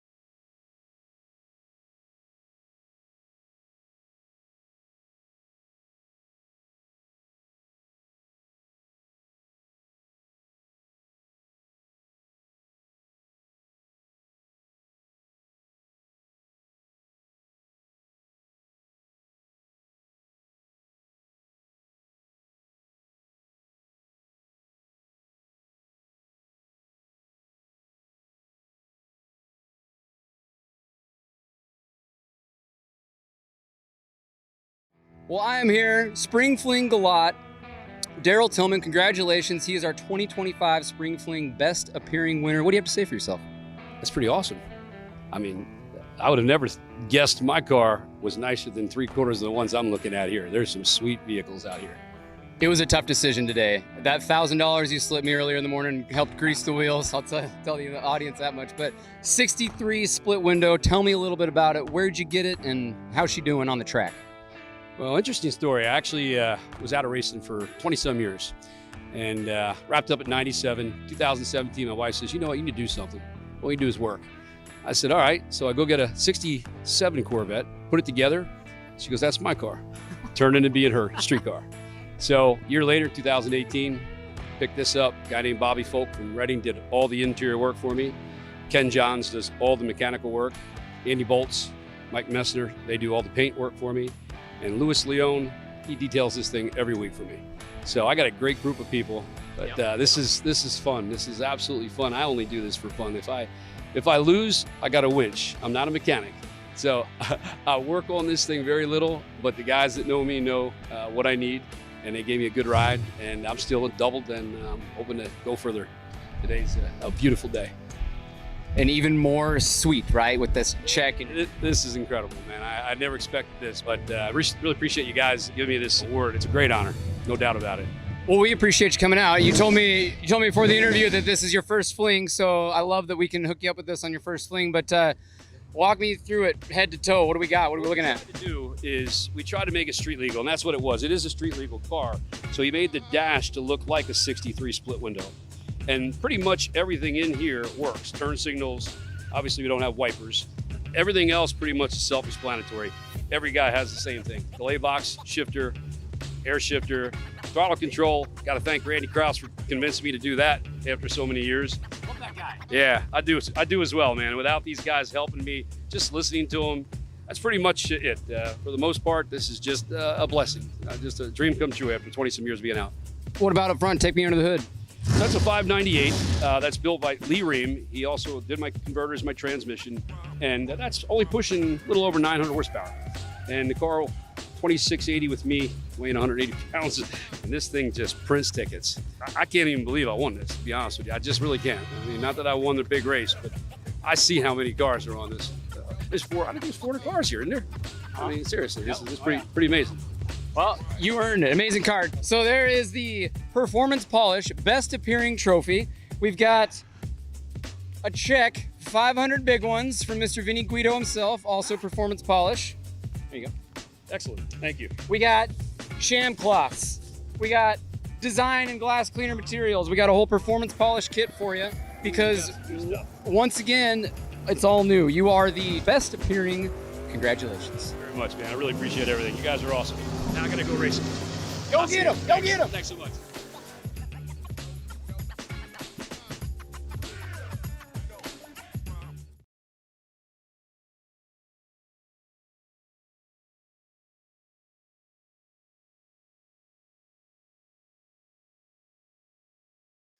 All right, I'm here at the Strange Spring Fling presented by Optima Batteries, and we are here to present the Glenn Development Spring Fling Galat MVP Award to Jeffrey Dobbins II.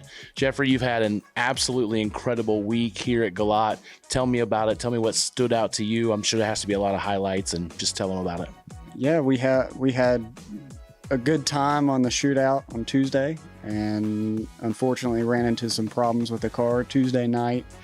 Didn't really find it until Wednesday night, and I went and took over my dad's Nova. Ended up getting my car fixed, and Friday came out, made a couple rounds, ended up winning the thing, and then today it felt pretty good. So yeah, we had some problems but overcame them, and shout out to Kellen Farmer for helping out from Race Tech. And yeah, it's incredible to be in a $50,000 final, turn on the final win light. Then today you're rolling, you're down to late rounds once again, round 7.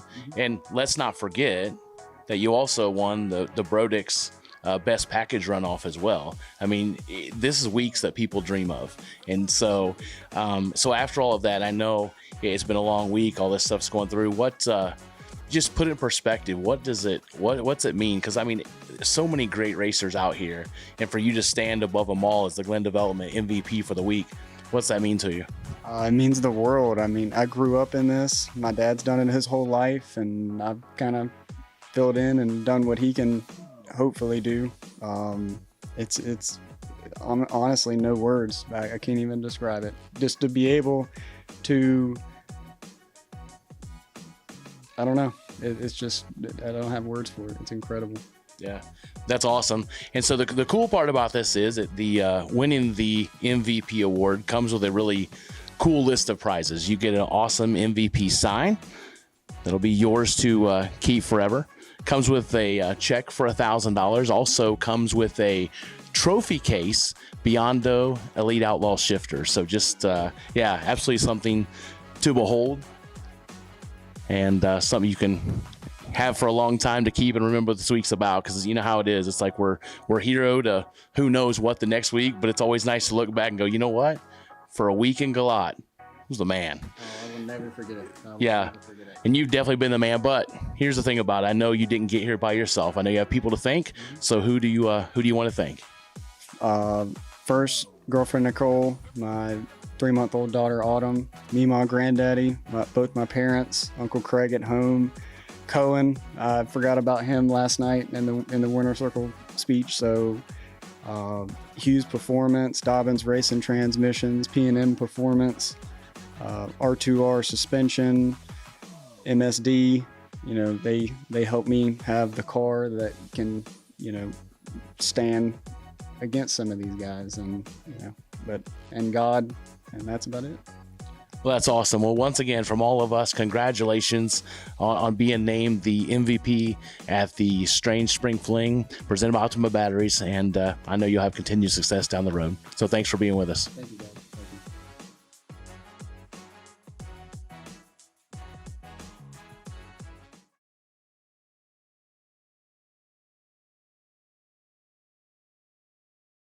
Welcome again to another edition of Fling's Merch Giveaways. We haven't decided an official name, but it's good enough for now. So I'm here with the Witherow clan. Please introduce yourselves for me. Steve Witherow. Dylan Witherow. Love it. And for those who don't know, 100 grander winner from the 15th anniversary event. Yeah, great day, great event, cool week. Good to see you guys again. You too. So, father, son, civil war, Witherow on Witherow crime. You have chosen the Racing in the South question list.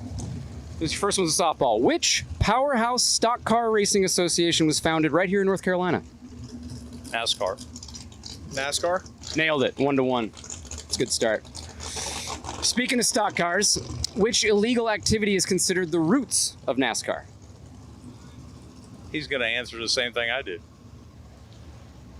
That is a technique. Running moonshine. Running moonshine. Yes! Tied it too. Wrong age group. Here's one that I was hopeless on this one too. So here you go, Steve. Here's one just for you. Name the Motorsports Hall of Famer born in Burlington, North Carolina. And if you don't have it right off the bat, I have 3 hints for you. What's the question again? Name the Motorsports Hall of Famer. He was a drag racer. Born in Burlington, North Carolina. He was the most winningest pro stock driver in the 1970 to 72 4-speed era. Yeah, you want to pick it off? That's wrong time frame. I don't know. Yeah, I don't know pro stock back then. Bobby Labonte. No, I'm joking. It was Ronnie Sox, who I hadn't heard of. Apparently he's famous. Yeah. He was also, he's a 5-time NHRA champion. But I didn't follow it then. I wasn't alive. Neither was I. All right. All right, I think we're still tied at 2, but right? We'll go with it. Yep. We'll go with it. Oh yeah, because you cheated. That's right. I didn't cheat. I knew him. Okay, what Midwestern city is home to the Studebaker?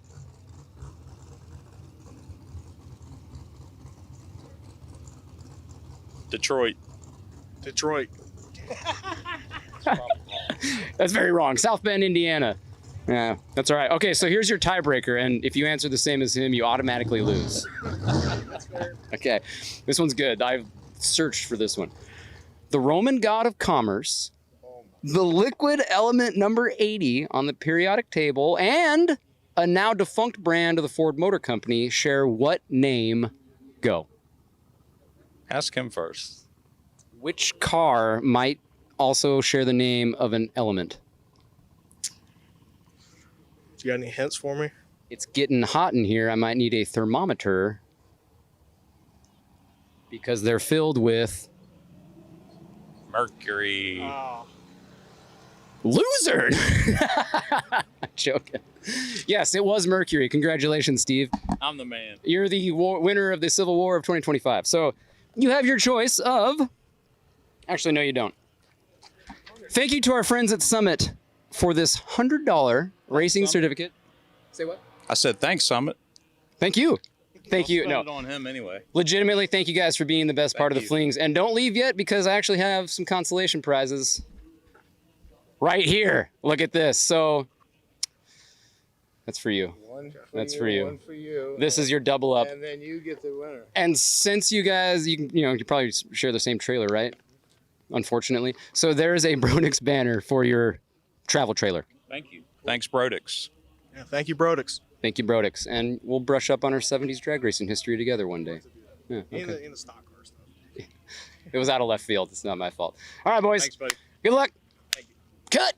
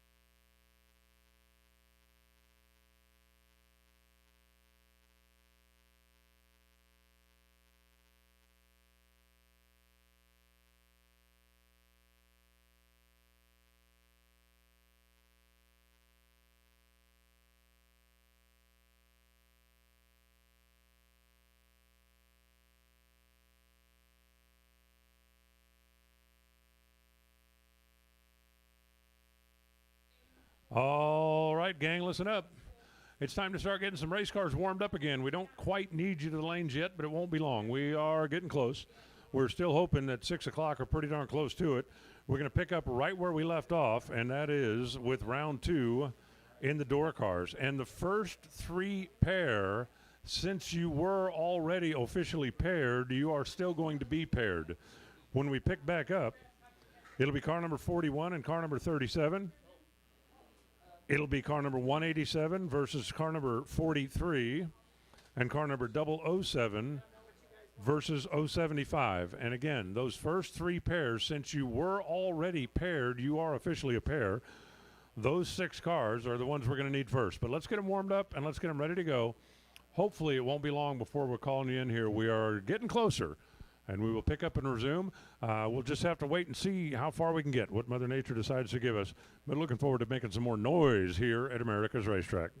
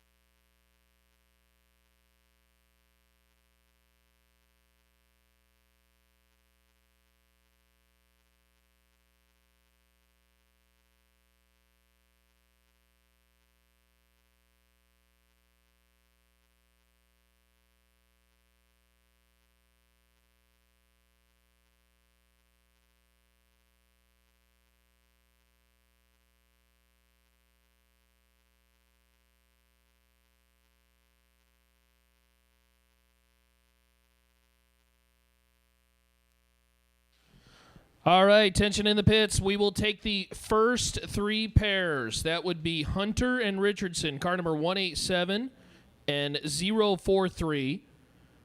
Car number 037 and 041, that'd be Turner and Bose. And then car number 075 as well as 007, that's Deshawn and Catamore. We'll take the first 3 pairs in our round 2 of door cars, and we will also take the remaining door cars for round number 2. Hey, friendly reminder, if you got any sort of shoe polish or numbers that were written on the car that for whatever the reason you need to make sure that that is all cleaned off and rewritten. But if you do have moisture on your vehicle, please make sure that that's all dried off.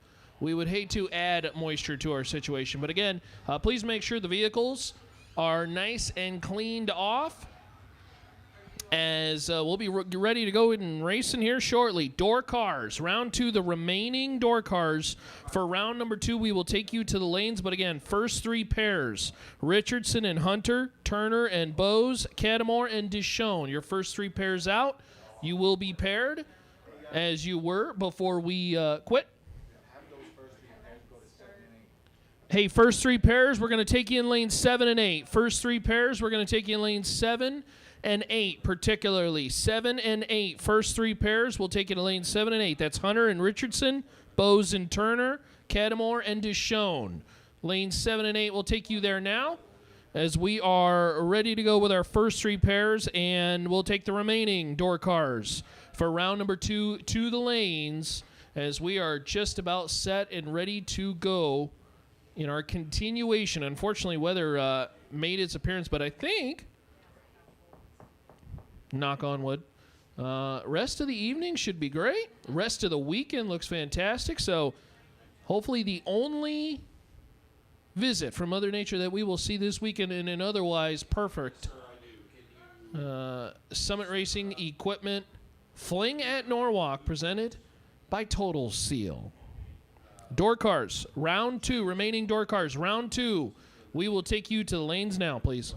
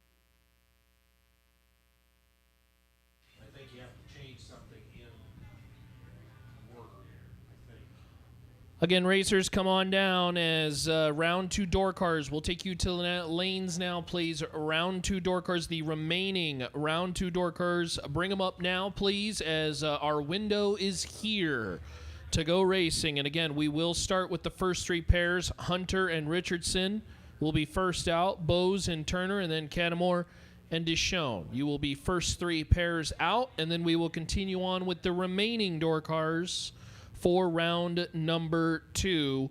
And again, for the first 3 pairs, we will take you in lanes 7 and 8. I saw a couple of you start to come on back, but those that are not here in our first 3 pairs, we would like you there now, as the sticky spray is going on the racetrack now. So our round 2 remaining door cars, we will take you to the lanes, please.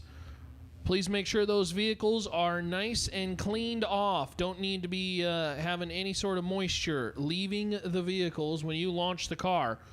So please wipe those cars down. Wheel wells and everything, I mean, please make sure they are dry so that when they hit the racetrack, we have no stoppages, as we've been stopped enough from racing already today. Hopefully the final visit of Mother Nature for the rest of the weekend. Otherwise, looks pretty darn good. Want to say thank you to the Norwalk team here at Summit Motorsports Park. They did an excellent job drying things off, got the jet dryer out, and we are just about ready to go. So again, round 2 door cars. Bring them up now, please. The remaining round 2 door cars. We will take you to the lanes, please.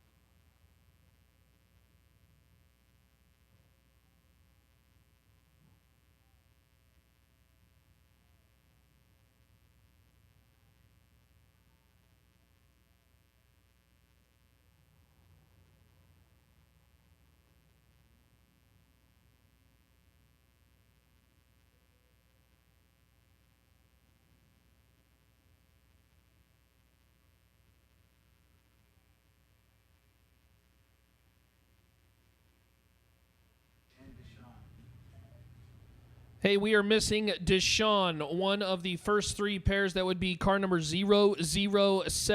Deshaun, we need you to lanes 7 and 8 now, please, as you are one of the first 3 pairs. If you were paired up, as we saw Mother Nature embrace the racetrack. We did keep those pairs. So, Deshaun, we need you to the lanes 7 and 8 now. You are 007 on the car number.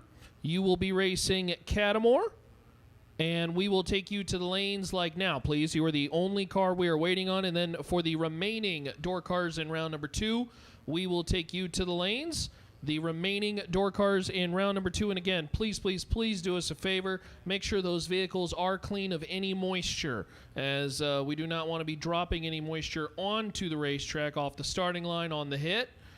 Please make sure they are nice and dried off. And again, if there's any pertinent numbers, obviously make sure that those are nice and clear and legible for our staff to read, as we're going to be going back to racing here in just a second. The stream kind of kept you entertained for a majority of the delay.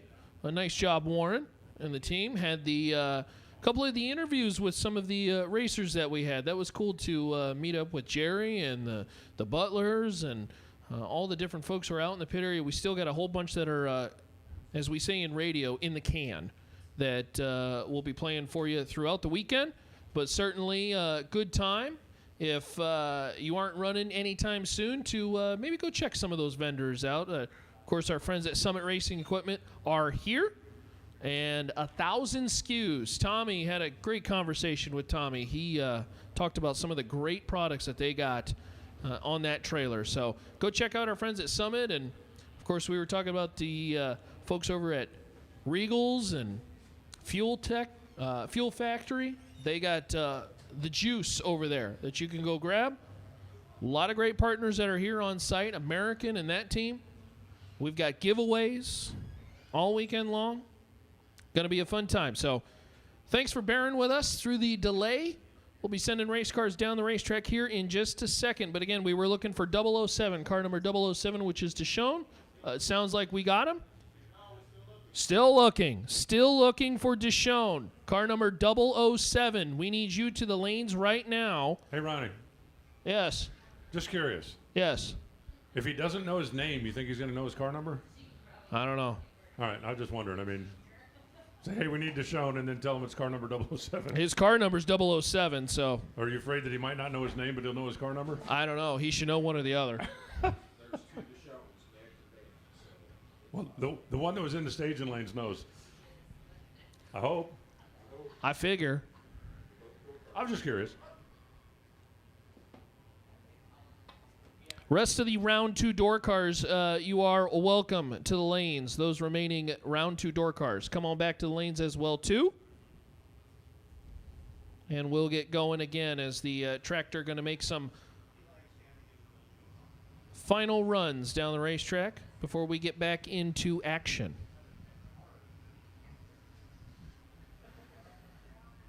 Welcome, welcome, our friends on the live stream. Thanks for joining us. We got 600 watching. 600 kind of stayed through the delay. That's pretty cool, isn't it? They just threw it up on the garage or in the home and just minimized, and you're free to maximize your screen now, as we'll be going back to racing again. Thank you to Mosier Engineering and the team out there helping out with the stream event coverage, courtesy of Mosier Engineering. Also, thanks to our friends at Summit Racing Equipment and Total Seal Piston Rings, the Summit Racing Equipment Fling at Norwalk, inaugural edition, presented by Total Seal.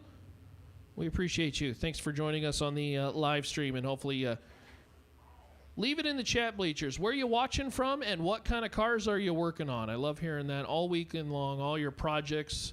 Maybe it's a race car to bring to this facility in the future, or maybe a future Fling event. I hear there's a cool one coming up in October. I know a lot of folks working on the door cars lately. Or maybe they're shooting for Vegas next year. Who knows? Maybe they want to run for the big money. Either way, we appreciate you tuning in, and thanks for joining us on that live stream. Nicely done today on the APD $20,000 to win Thursday, as we'll be running cars here in just a second. Has car number 007 reported? Yes, perfect. Love to hear it. I believe we have our first 3 pairs.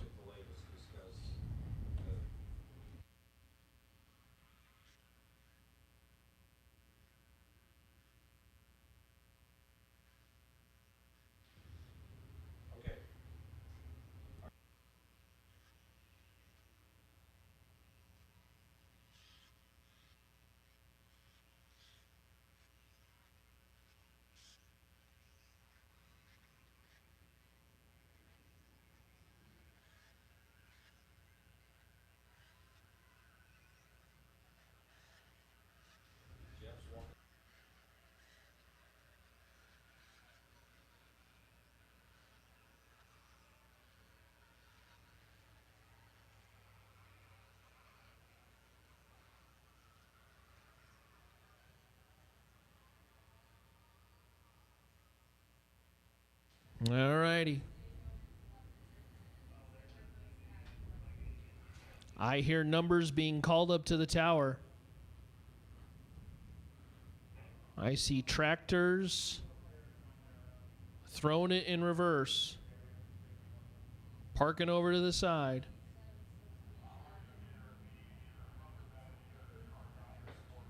I think it's about that time to go racing again.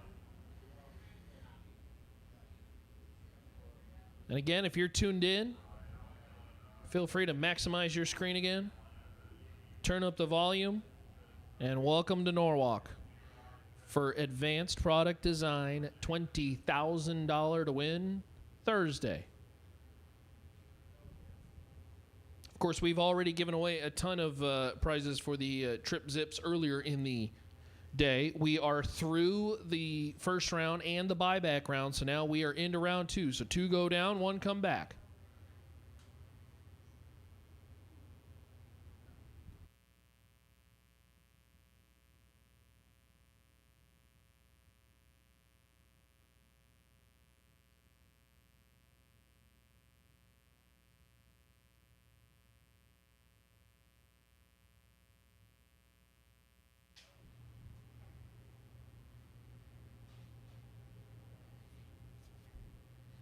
Should be interesting to see how the drivers approach the change in weather. The wind really has not changed just about all day long. It's really just continually blown from the south to the north.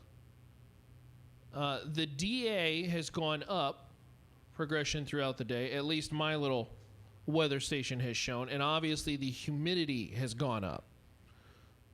So we'll see how drivers approach things. It is an 8th mile race, so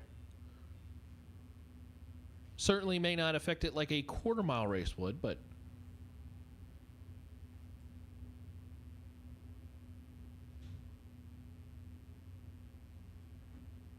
about ready to go as they fire up alongside the grandstands and tower here at Norwalk.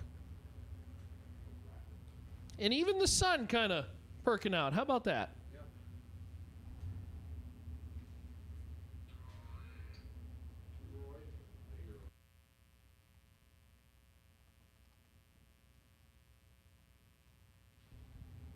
Final call for our round 2 door cars. Round 2 door cars, this is your final call, and Dragster even numbers. You are on standby for round 2. Dragster even numbers, you are on standby for round number 2. Get us started with Mark Tarleton and Dean Turner.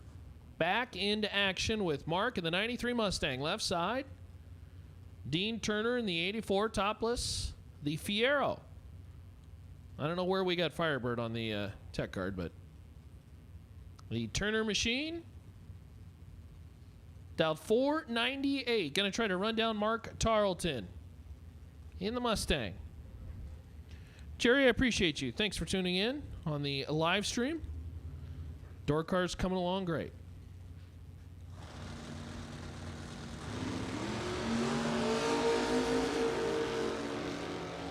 Freebie off the starting line as Dean Turner will win the round. 38 on the tree and 501 on the 498. Tarleton was red by 38. And unfortunately, his day will come to an end. Dean Turner to round number 2. Pair number 2 is Matt Cattamore and Dan Deshone. Dan in the 27 Roadster, 527 the dial in right side. And Matt Cattamore out of Cleveland, Ohio.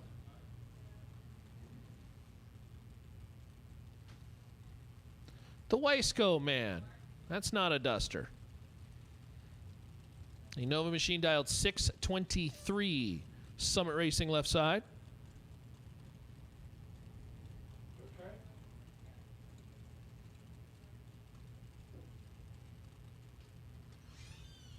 Cattamore will leave first, and then about a second later, Dan Deshone will try to run down the Chevy.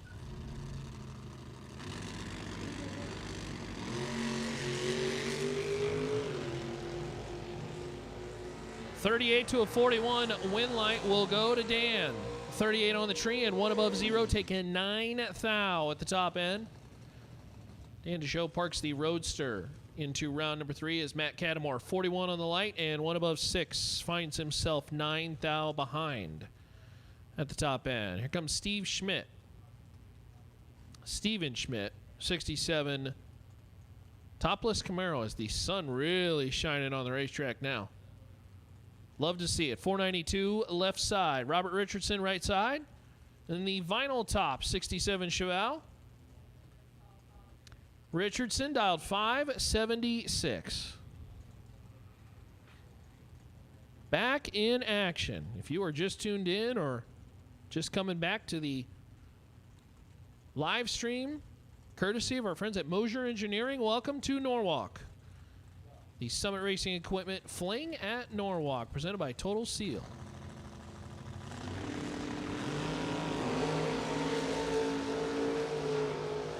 Pretty good up front. Windlight top end on a double breakout. Steve Schmidt, 13 on the tree and 5 thou under, taking nothing. Robert Richardson is 6 thou under, and last time I checked, 6 is more than 5. Double breakout goes to Steven, and he will move on in the Roadster machine as a solo hit here. Tim McGuire, 608 the dial in right side. Out of Ohio, 67. Camaro leaves the starting line.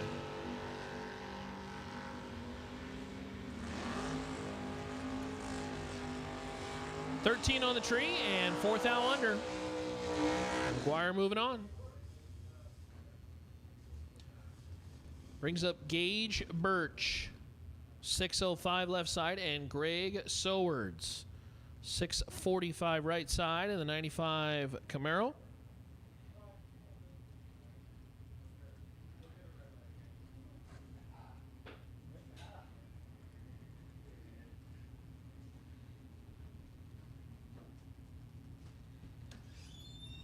Greg's going to leave about a bulb ahead, just shy of that. And Gage will try to run down Greg. Gage, if I remember correctly, had to get back into play through the buyback round. On a TBM brakes, Mickey Thompson tires, start machinery. See how long we can take this entry. In this sold out Fling at Norwalk. 415 top bulbers, 32 no boxers. All duking it out for the big money. Of course, $20,000 on this APD Thursday.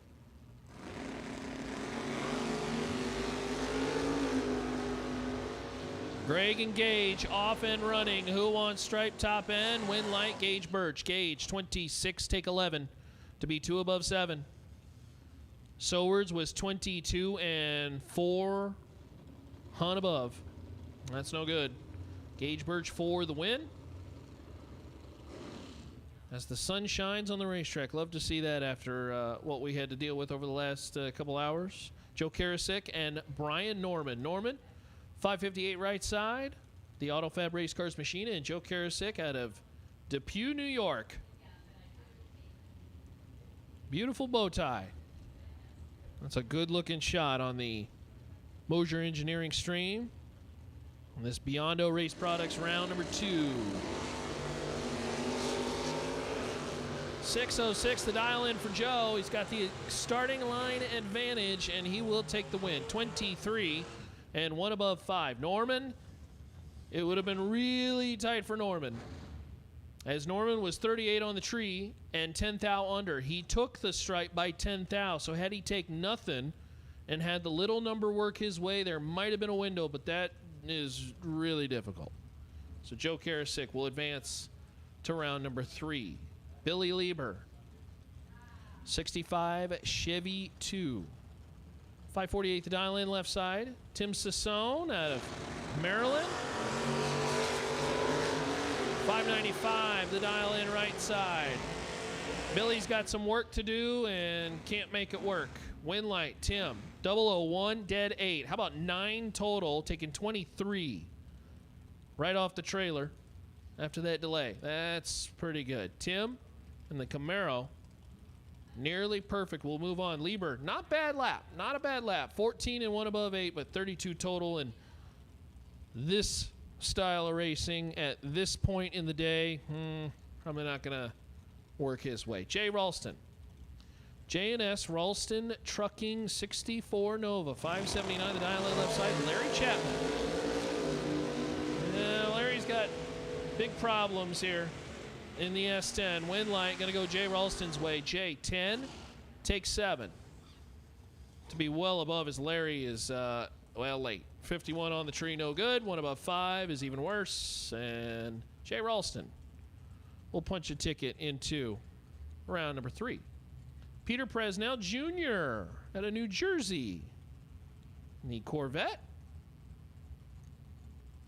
Boy, those clouds really disappeared quick. Love to see that. Hopefully we get the sun shining on the racetrack for a majority of the evening. That would be awesome. 643 left side Summit Racing Equipment left lane. And Joe Raleigh in the Ohio Cat right lane. Mount Morris, New York runner. Camaro dialed 578.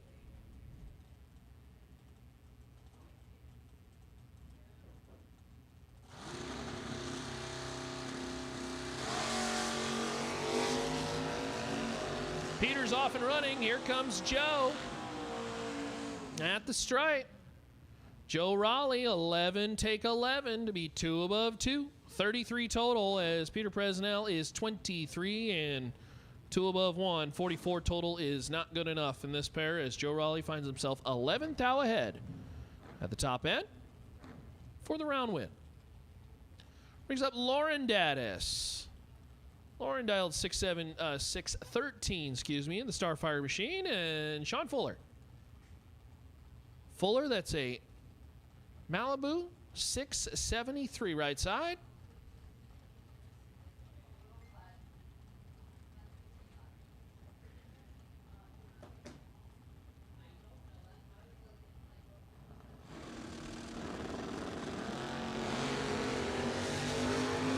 Wheels up on the Starfire, back down. Can Lauren run down Sean? Wind light top end. Lauren, 21, take 18 to be 2 above 0. Nicely done as Sean Fuller is 15 on the tree, but, well, 4 above 4 is not good. Lauren Daddis punches a ticket to the next round. Brings up Clinton Patton and Scott Hessler. Hessler, nitrous assisted, Columbus, Ohio. Camaro machine dialed 519 for a place called Rude Dog Barn Grill. Clint Patton, it's nearly heads up. 518 in the Summit Racing left side. Not quite heads up, but as close as you can get. 95 Monte Carlo.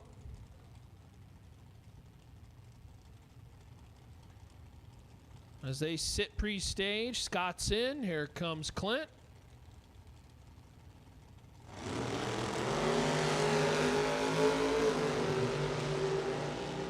And glued at the hip all the way down. Wind light top end, Clint Patton. Clint 14, takes 6 to be 1 above 7. That's 31 total. Scott Hessler is 26 on the light.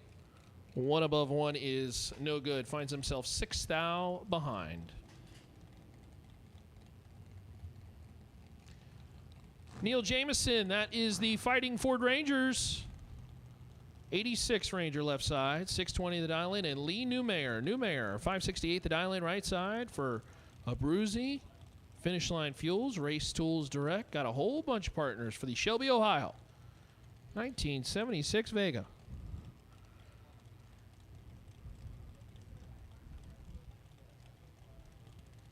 Newmayer will try to run down Jameson in the Ford Ranger.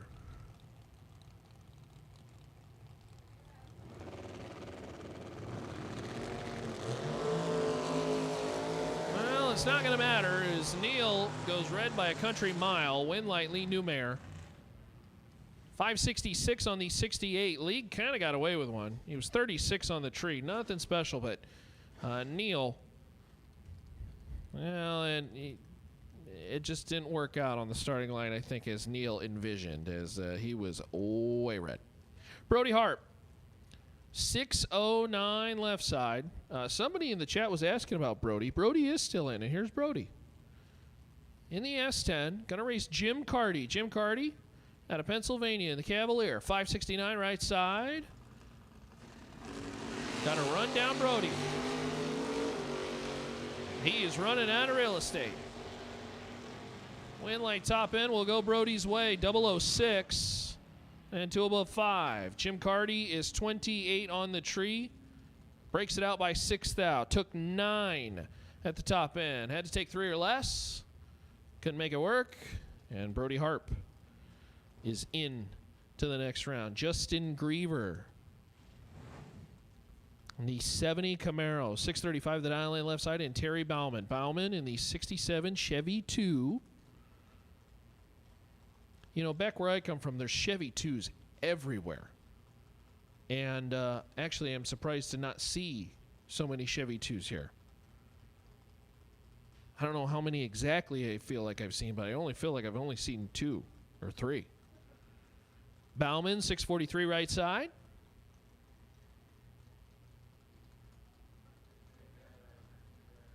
In the battle of the bow ties. Patiently stay, just kind of staring at each other. Justin's in. And here comes Terry.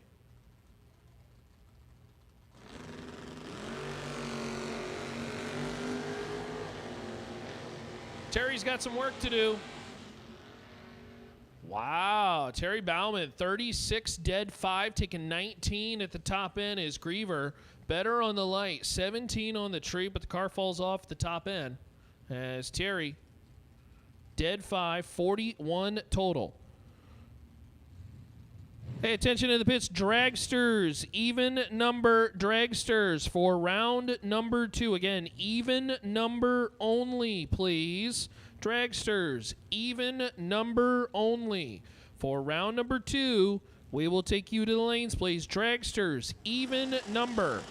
For round number 2, we will take you to the lanes, please. As Steve Height and Joe Urbino making the way down the racetrack. Urbino takes 21 and had to take 19 or less. Broke it out 2 thou. Steve Height for the win, 20 and 2 above 8. 48 total for the win. As Joe gonna be kicking himself. 21's in this world, quite a bit. Chad Duke and Matt Morton. Morton, 574 the dial in right side. That's a slick duster, vinyl top car.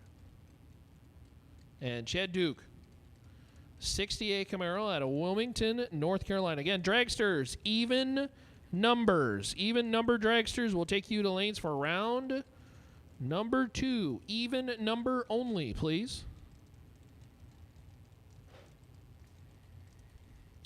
Duke and Morton just going to sit on the pre-stage. Nobody's moving. Who would like to stage first? It is Chad. All right, here comes Matt.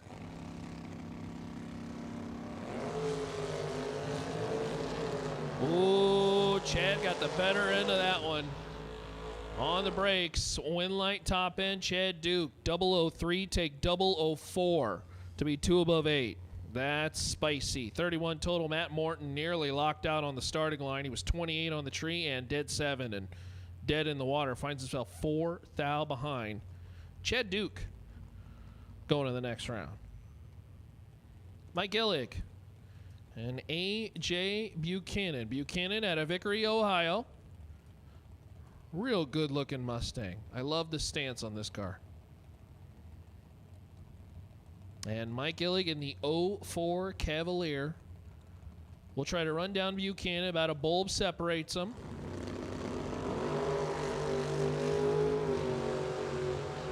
Illig got a lot of work to do and running out of real estate. Win like top end Buchanan. Buchanan is 4, take 31 to be dead 5. 9 total from A.J. Buchanan. As Mike Illig is 32 on the tree, dead 8, dead late, locked out. As Buchanan executes an excellent round 2 win.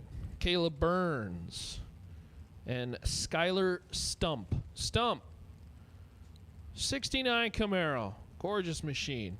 And really well cleaned up. That car is shining. As we got a couple of the red machines. The red bow ties sitting on the starting line would be a nice little pair. They'll have to do a little bit of mopping on Caleb's side. And again, this may be just a good segue friendly reminder. Please make sure that those vehicles are wiped off, particularly those wheel wells or towards the rear, the trunk area. Please make sure they're wiped off as far as moisture goes. I know some of those sat outside, and we certainly wouldn't want to drop any of that on the racetrack. Caleb Burns, Skylar Stump. Couple of red bow ties. Gonna go down the racetrack.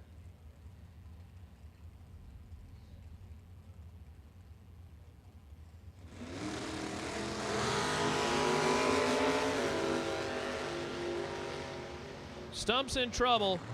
Win like Caleb Burns. How about 6 and dead 4? 10 total, taking 23 at the top end. Skylar Stump is 22 on the tree and locked out. Mathematically ineligible. 1 above 1 is, well, I guess injury to insult in the pair as Caleb Burns just dropping the nasty in round number 2. Rocky Van Note. There's that cool little 71 Vega wagon for Mosier Engineering out of Indiana. 561 the dial lane left side. And Austin Lenz. Austin in the Regal. 587 the dial lane right side. Coming up on 1,000 folks watching on our live stream. Hey, thanks for joining us on the Mosier Engineering Summit Racing Equipment Total Seal Piston Rings live stream, of course, on this APD. $20,000 to win. It's the Biondo Racing Products round number 2 here at the Fling at Norwalk. Lenz, Van Note, Winlight. Great little lap of pair. How about Austin Lenz? 4, takes 17 to be dead 1. 5 total. Rocky Van Note is 10 on the tree and mathematically ineligible in the round. 10 and 1 above 2. That's a fine lap from Rocky, and absolutely positively blown out the water by Austin Lenz. That's pretty good off the delay. Mark Cooper and Mark Price. One of these Marks is in big trouble. That Mark would be Cooper. Price for the win. 006 take 20. And 564 on the 563. Going to be 22 total out the right side. Cooper late. Broke out. Didn't get to the finish line first. That was a whole lot of yuck. And Mark Price will move on. Again, Dragster's even number. Dragster's even number. We will take you to lanes, please, for round number 2. Dragster's even number. We will take you to the lanes, please. Again, please make sure when you're coming to the racetrack to run in the lanes, make sure those cars are wiped off. We do not want moisture anywhere near our starting line. As Josh Kessler and Chris Bear. Hey, I got to give a shout out to Chris Bear. We talked to Jerry Holcomb in the 49 Chevy, and Jerry talked about how Chris Bear basically came over about 9 o'clock at night and said, dude, we need to help you with your race car. Jerry was struggling a little bit, and Chris Bear came over and said, we got to get this thing going. It's something about a wiring deal, and Chris helped him out, and so love to see that. So thanks, Chris. Thanks for being a good sport and helping out other racers. 583 the dial in right side, and the Ohio Cat right side, and Josh Kessler. Kessler, Summit Racing left side. Kessler out of Peebles, Ohio.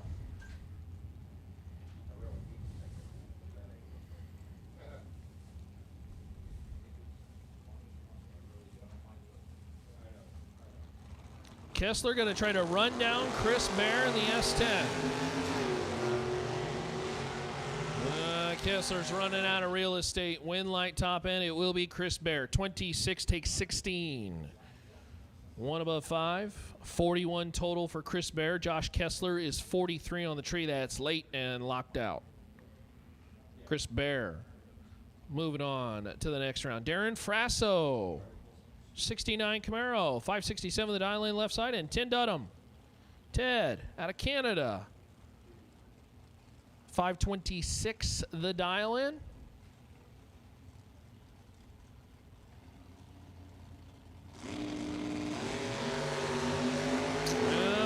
Ted turned it red by a whole bunch, too. So Frasso gets a freebie. 004 and 2 above 6. 30 total. Well done, Darren Frasso out of Canada. 69 Camaro going around number 3. Tyler Haleen out of Niagara Falls, New York. This is a really cool Maverick. The car they call Die Hard. Can't miss this machine. Gonna line up alongside Becky Gochia. Gochia also out of Canada, the 05 Cavalier, 618 the dial in. Will leave the starting line first. And then the Maverick will go give chase.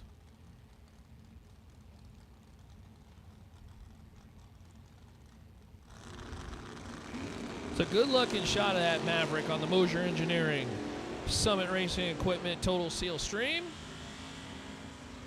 Winlight top end is going Becky's way. Becky, 21 and dead 7. 28 total, taking 13 at the back end. Nice job from Becky. Gochia is moving on. Brings up Daniel Comer and John Burkle. Burkle, 67 Cheval. That's the beautiful blue machine in the right lane. That's the Ohio Cat right side. 607 the dial in. What's that say on that stripe taker? I couldn't read it, yeah. Daniel Comer in the Maverick. 591 the dial in. I was trying to read the stripe taker and I couldn't quite read it.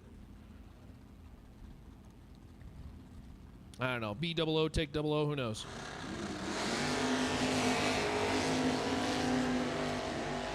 Comer is red by a thou. And John Burkle for the win. 10 and 1 above 9. That's 29 total. So John Burkle getting a freebie into round number next. Dragsters even number. We'll take you to lanes for round number 2. Again, Dragsters even number. You should already be there. Dragsters even number. Should already be there for round number 2. Jeremy Popple. Cool little vinyl top. The Monty Machine out of New York. 573 the dial in left side. And Ken Ernst. Could be Ernest too. The 94 Ranger. Oh no. Ken turned it red to thou. Not gonna like that time slip. Jeremy for the win. 10 on the tree and well above. At the top end of the racetrack. So the New York native, Jeremy moving on as TJ Mendola moves towards the starting line. TJ gonna line up alongside Ed Bigley. Bigley in the BTE 02 Firebird machine out of New Jersey. Bigley, 557 the dial in right side. So TJ's gonna leave considerably sooner than Ed. By a bulb and a half. Ed's going to try to run down TJ. And remember, this is round 2. We're done with the buybacks. 2 go down and 1 comes back.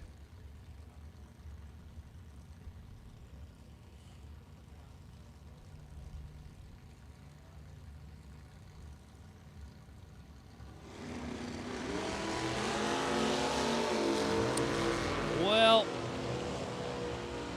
Ed Bigley just flat missed it. He's not going to like that time slip. Hide the sharp objects in Bigley's pit. TJ Mendola, 005 and 2 above 8, taking a 10th. As he was out of it. Bigley, dead 3, but when the light starts with a 1, man, that's just no good. Mark Prather. Prather out of Michigan. 536 the dial in for the left side. The Race Truck Dakota. Straight out of Pro Stock, except this one's got a cowl on it. I missed that category. I'd really love one of these vehicles. Oh, somebody brought it up on the Somebody wooded it for a short second there. That might have been Andy Miller. In the Camaro, right side. Miller, 633 the dial in, 003 on the tree, and for the win. Taking 40 at the top end is 2 above 9. 32 total, Andy Miller. Light steel electricity. Mark Prather is 49. That is late in the pair and no good.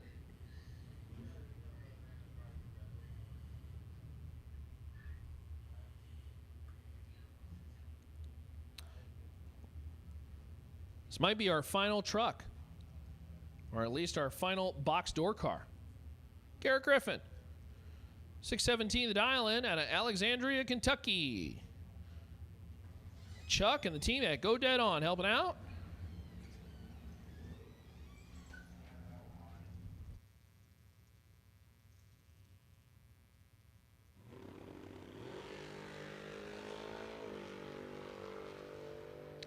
Garrett Griffin, 13 on the tree, and the electricity's flowing already as he's heading down the racetrack on a solo. 2 above 8. Garrett Griffin moving on to the round of number 3. As the tractors, we'll do a little bit of prep on the racetrack, and then we'll be back at it. I believe we have a bunch of dragsters back there ready to go. I think there's for only round 6. number 2. Only 6? I think so, yeah, wait. Okay, 6 plus well, lanes. There might be more than 6. More than 6? Yeah. All right. Dragsters even. Dragsters even. If you are not in the lanes for round number 2, you are late. Dragsters even. Need to be in the lanes now. Well, see, that's why I said 6. I was going to say 7, but that wouldn't be even. Good call. Good call. Actually, it's only 3. Oh, no. There's.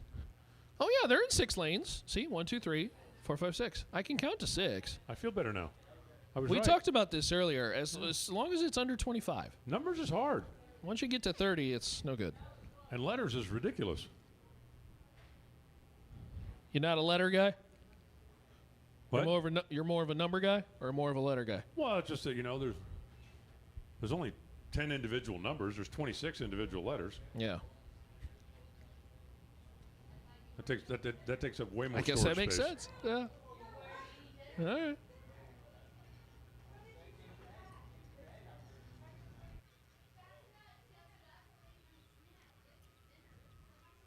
All right. Either way, Tractor's going to finish up. We appreciate everybody joining us on the live stream. Again, feel free to check in on the live stream in the chat bleachers. Where are you tuned in from? And what kind of car are you working on? How did the whether or not Alan got cheated vote go? I don't know. Oh. I don't think, I don't know. I don't think it went your way, Alan. We could go back and check. We'll go back and check for you as the tractors finish up. Alan Reinhart going to take over on the microphone. Thank you very much, Ronnie Court. Pleasure sharing the announce booth with you here this weekend. As we roll on through the legitimate, real round number 2.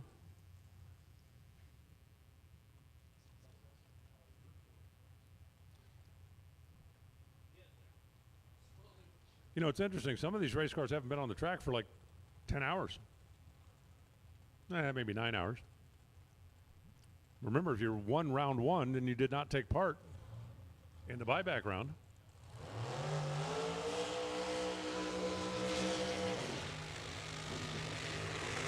And so this is only your second swing at the racetrack as we are climbing towards 7 o'clock here in the Eastern time zone.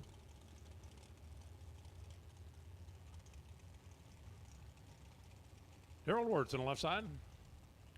The Allegiant Powder Coating Team and A.J. Kosenka in the Spider Web.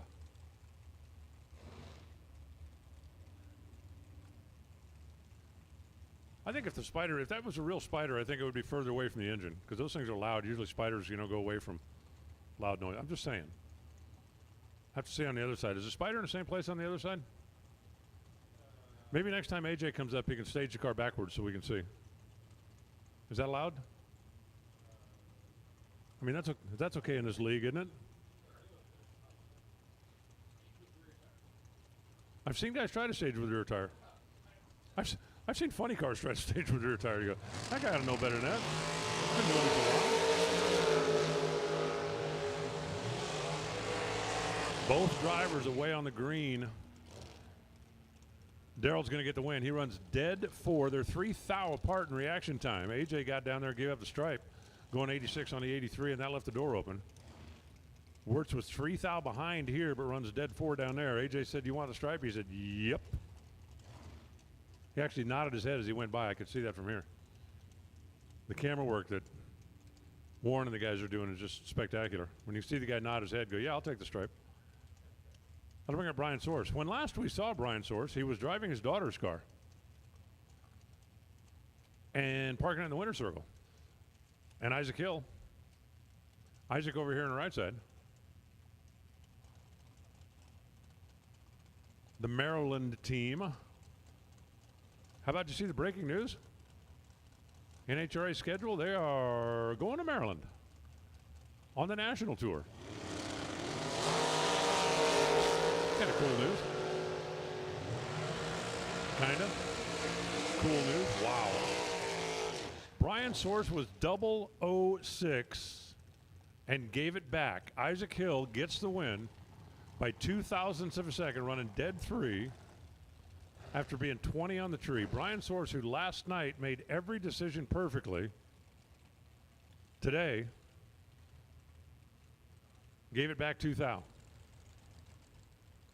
But Brian does have a brand new dragster to go home with. Saw Tim Kelly do the nitrous purge. Oh, he ain't going home yet. No. We got 50 tomorrow and 50 the next day and 30 the next day. You know, that dragster needs a couple accessories. Braden Bowden over here on the right side. Out of APD Manhattan Collision. Really appreciate APD. They are our title sponsor here today. And they have been big supporters of the Fling series over the years. Looking at the dial, left lane's going to leave first, but not by much. That was first, and that was not much. And the win light's going to come on for Braden. Tim Kelly, 34 on the tree. Couldn't get there. Broke out trying. Braden goes 002. Takes 003 and stayed on the plus side. And there you have it. 300 in the bank, take 3 thou. That's going to win you every single race.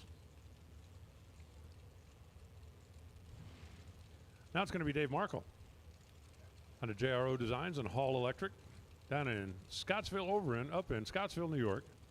And Rich Corey out of Pennsylvania. So we got a guy from New York and a guy from Pennsylvania that decided to meet halfway in the middle and somehow ended up in Norwalk. I'm just trying to listen to their GPS, you know, recalculating route. I told you to turn back there, you dummy.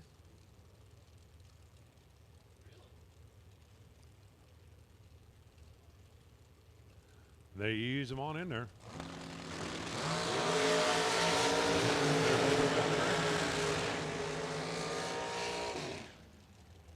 The scoreboard tells me that that's going to be Dave's race. Both drivers run dead 9. You know what that means? The difference at start, the difference at the finish. 11 thou advantage for Davey at the start. 11,000 advantage Davey at the finish is dead on 9 beats dead on 9. When you're identical indexically speaking, the reaction timer becomes so much more important because that's the tiebreaker.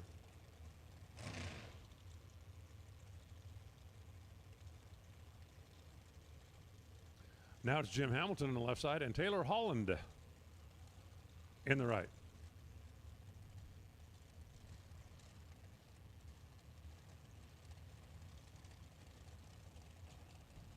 Holland Automotive and Racing out of Lexington.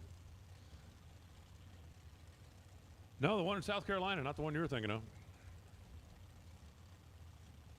Power. Nobody wants to stage. Taylor goes in. Handicap is 11. Red light is 20. Taylor turned loose 200 too soon. Too bad. 444 for Jim Hamilton. He's 10 on the tree. All he had to do was wait for the green. He did. So that's a winner. He'll be back. Now it's going to be Tanya Pruitt. Tanya, part of that kick booty team. And Lindsey Butler. Lindsay out of Galena. Over here on the left side.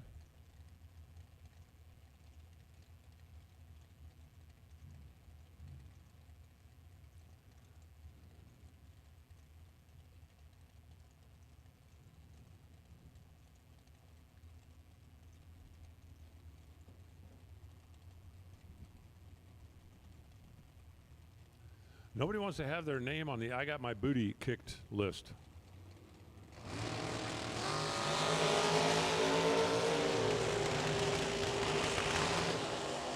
And guess what? Lindsay avoided that. 001 leaving the starting line. Tanya's 18. Lindsay gets down there, goes 84 on an 83, and that was enough. Tanya goes dead on 6, could not overcome the fact she was 17th out behind at the starting line.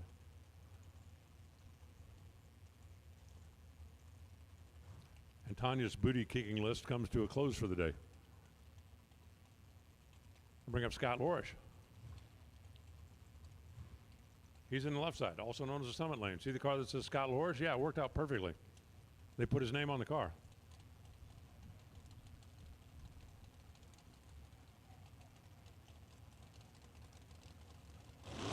How about Lorish actually has a small block? Small block power plant. Hey, who needs 900 inches to go to the 8th mile? Yeah, maybe you could have used a couple more there.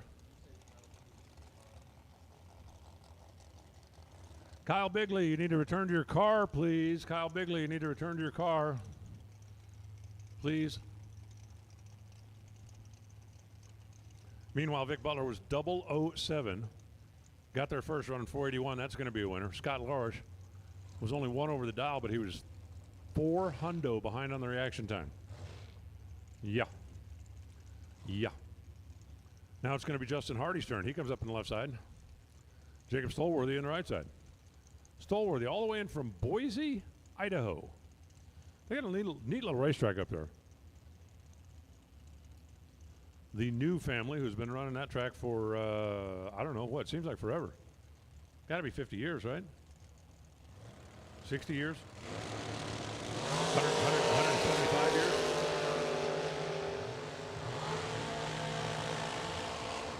Fun little race. 1 thou separates them at this end of the racetrack, 17 at that end, and Jake, wow. Jake Stolworthy had a 1 thou advantage at this end of the racetrack. He got there first and broke out by 1/1000th of a second. Justin Hardy was giving him room, but he got there first by 17, and that was 1 thou too much. Ugh. Timmy Markaloo on the left side, Mark McKay in the right.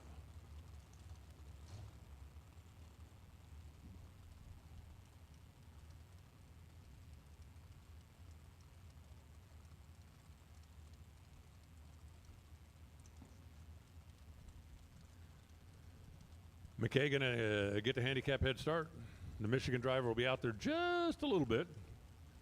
His back tires will be about at the starting line when Mark makes the move. 438 on the 436. Winner for Tim. 55 on a 54 for Mark McKay. Better on reaction, Tim Markaloo by 16 thou. Taking a stripe, Markaloo by 2 thou. That's the winning margin. McKay closer to the dial, but slower on the let go. As Larry Piper and Joe Masulo come up now. Piper, wing. I don't need no stinking wing. Joe decided he wanted to add one. Well, you got to admit they look cool, whether you think you need one or not.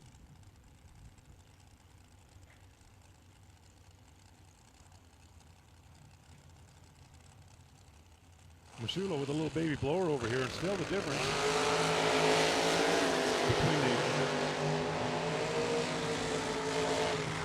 between the blower car and the non-blower car was only 2 hundo in dial-in.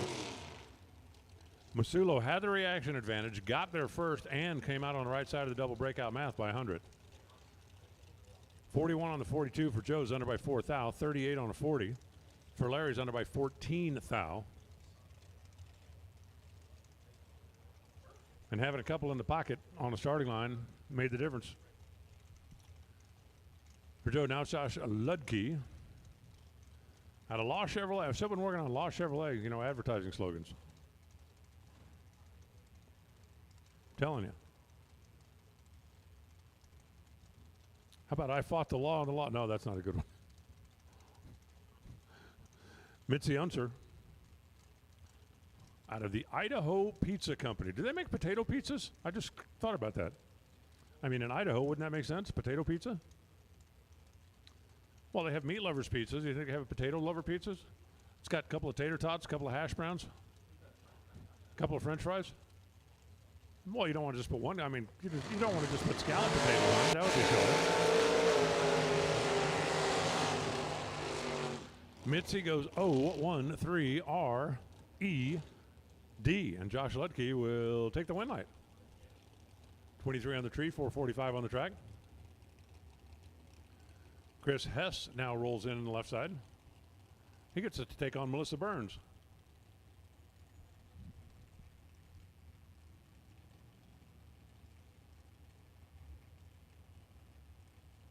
How about Chris Hess, another one of those Dodge-powered cars. Got the Indy cylinder head wedge going on over there. I'm seriously considering a big Indy Hemi for my Barracuda. Seriously considering. Of course, I've been struggling with that decision, so we'll see.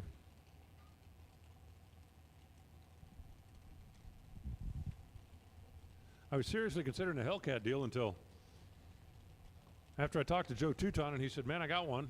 I said, awesome.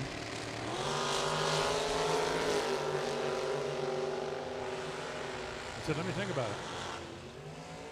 I called him back. I said, you still got that? And he said, yep. I said, it's still for sale? He said, nope. I went, oh, man. He said, hey, I called you first. You didn't jump. Yeah, he was right about that. 502 on the 502. That's a winner. Chris Hess. Dead on, taking 1,000th of a second. Melissa had the better reaction time, didn't run the number. She got down there, goes 89 on an 87, left the door open. Chris takes 001. Chris takes the WIN. Here's Don Stayer. Little shorty dragster on the left side. That thing's got a Hemi in it. And Rick Harbaugh. Call him Pops. All right, here comes Pops.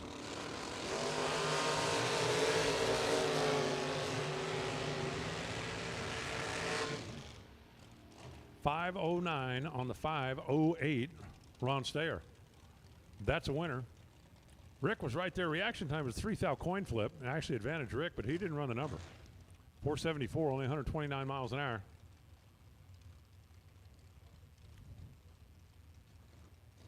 And let Ron have the room. I need room. Give me room.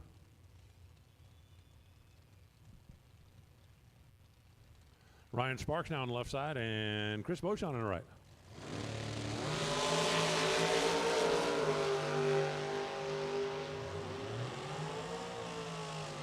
Difference in reaction time, 0.06 of a second. Difference in the stripe, less than 1,000, and Ryan Sparks is going to get the win. Again, the difference at the start was the difference at the finish. Ryan is closer to the dial. Had the bulb. Actually, I lied to you. Chris Beauchamp is closer to the dial, but Ryan had the bulb, and he holds on by less than 1,000. 0.0008. Brittany Ulmer now. And Chris Wallen.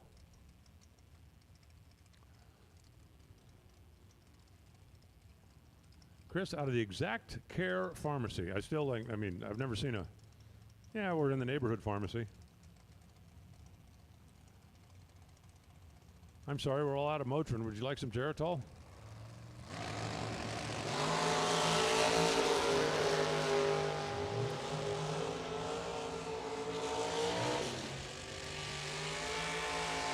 Reaction times 002 to a 002. The problem for Brittany is hers was 002 red. And that nullified her dead too. Chris Wallen was 002 green. And that advanced his 3,000 breakout. Driving the stripe just for funsies, they were 001 apart. Not that that really made a whole lot of difference. But for Brittany, 002, dead 2, painful. Painful. When it's like, man, I was right there, but the little numbers just went the wrong way. Bruce Holland now on the left side and Juno Gerber in the right.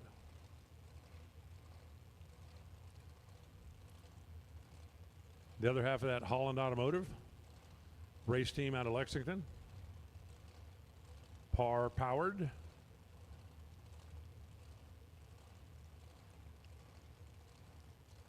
Juno out of Ohio.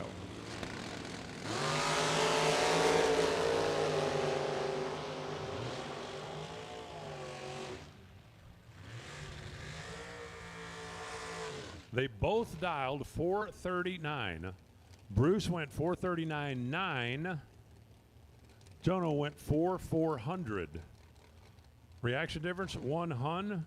Elapsed time difference, 1 thou. Margin of the stripe, a hun and a thou. That's 0.11.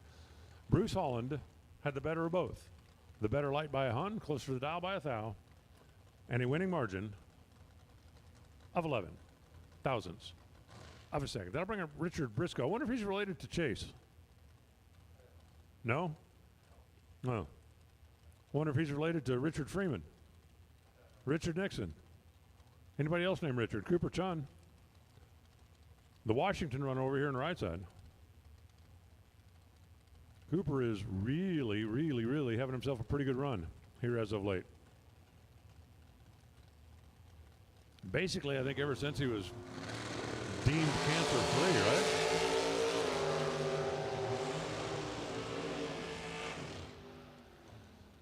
Difference at the start is 5 thou advantage Cooper. He got there first by 3 thou, and that's going to be a winner.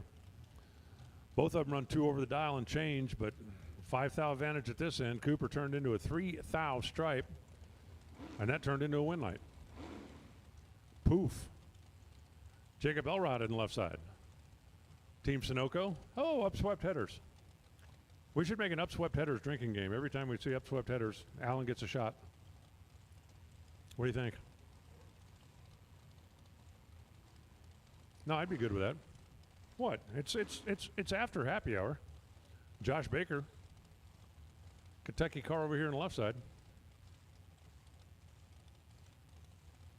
Difference in dial is 0.03 of a second. A very small head start. Going to go to Elrod. Very small.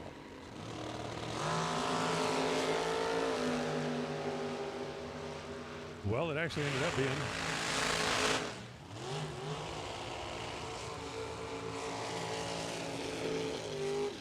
up being larger than advertised because he's 003 to 20 on the tree. And stretch that out into a win. Elrod will return. Randy Schuer. That's that blaster car over there. Randy looked like he was really wanting to make sure a little heat in the racetrack out there. If that wasn't the longest burnout of the round, it was close. And here comes the quickest car. Courtney Grisez dialed in 4:15. Quickest car in the category.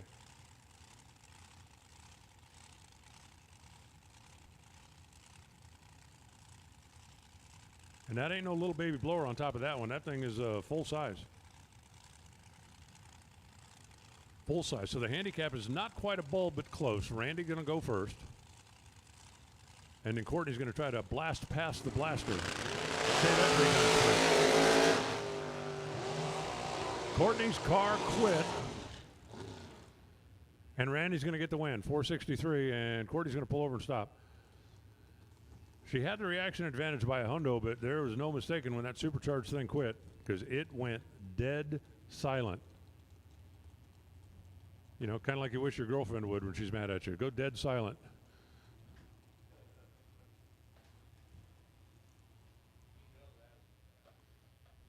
I didn't say it would happen. I just said you wish. It's like, no, honey, I understand. Yes, honey, you're right. I was wrong. You can quit yelling at me now. We'll go down and give Court a boost, and then we'll continue on. Hopefully, remember, we still got 50K tomorrow, 50K Sunday, or 50K tomorrow, 50K Saturday, and 30K Sunday to give away. There's a lot more opportunities to win money. I just hope whatever happens, I hope it's something simple. I mean, you hate to see anybody with a broken race car, but if it's like a blower belt, okay, yeah, we can fix that. We'll be ready to race tomorrow.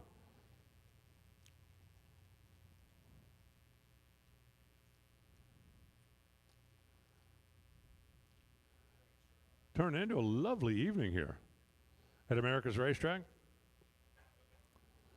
Summit Racing Equipment Motorsports Park. I know we got quite a few first-time flingers here because it's the first time we've been in this part of the country. If you like what you're seeing, check out online. Check out the schedule. Come join us again sometime. A lot of fun, a lot of serious competition, and a lot of cash to be had in the Fling Series. It's an APD Thursday, and we're glad to have you all along for the ride. As soon as we get the all clear from the top end of the racetrack, we will bring on the next couple.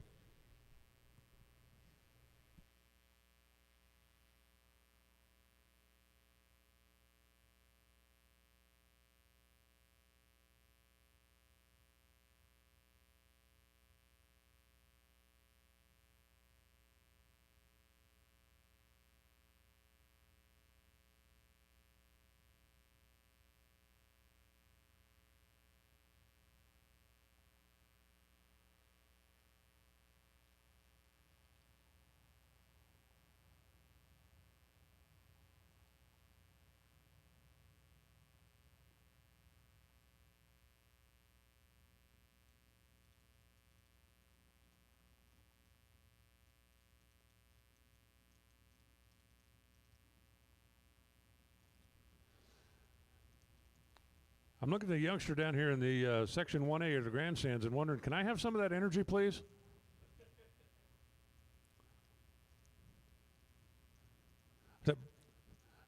Bring him up here, let us trade.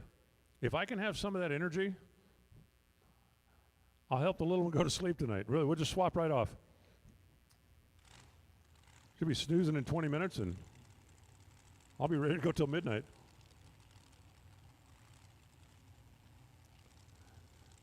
All right, we got race cars again. That's all there was one. It's like, I want more race cars.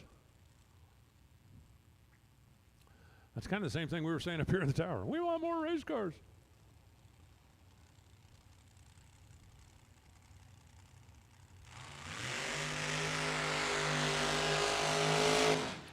That is Connor Grisez. And I guarantee you, he's wondering the same thing we're all wondering. What happened to his team car in front of him? Wow, Connor's actually dialed 413. Is this the first time Connor's had the quickest dial? I think it is. Reasonably certain, almost positive. All right, odd number dragsters. Oh, attention in the pits. Odd number dragsters, come on down for round number 2. We're ready for you. That means all of the dragsters have been called for round number 2. Handicap goes to Dennis Rock out of Rocco Machine. Oh, that's a great name.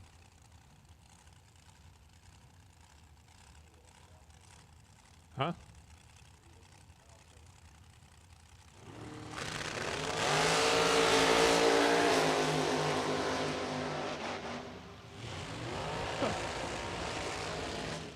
Connor had himself some room down there. You heard a womp womp. When he was 300 better in reaction time, got down there, caught Dennis quick, paced him across to take the win. 4:15 at only 158 miles an hour. He scrubbed about 10 miles an hour. Stayed on the plus side. Taking 100.5 at the stripe. So the Grizzlies' team has still got one in. We ain't done yet. That'll bring up McKenna Brown for the familiar yellow and black of Jegs and Howard Michael. Howard out of Newport, Michigan, over here on the right side of the racetrack.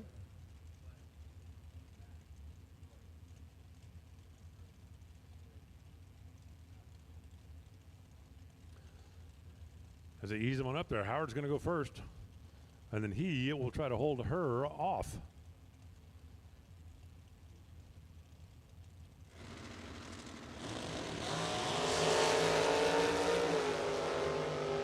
Both drivers get away. McKenna pulling up.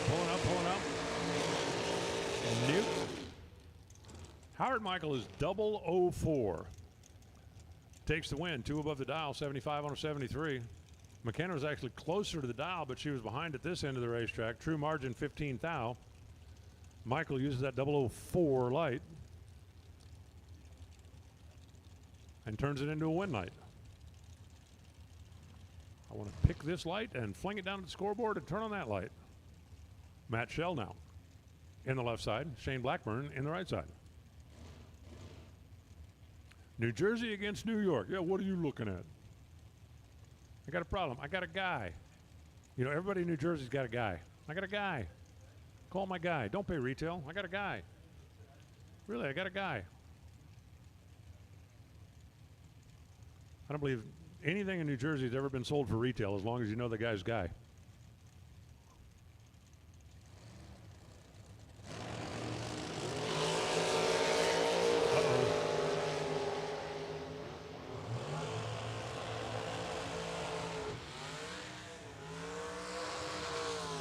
Yeah, you can kind of see that coming. Matt Shell, 19 on the tree. Shane, 77. Wasn't going to be able to make that work no matter what happened. So Matt eases on down the boulevard. Foot off the throttle, staying on the safe side and taking care of business. Todd Comer now on the left side. And Ben Priester in the right. Ben Priester, 512, the number that he has put. Up for a prediction. That's kind of an interesting camouflage. In what natural habitat would that become invisible? What? Asphalt? I can see it, and it's on the asphalt. There must be something.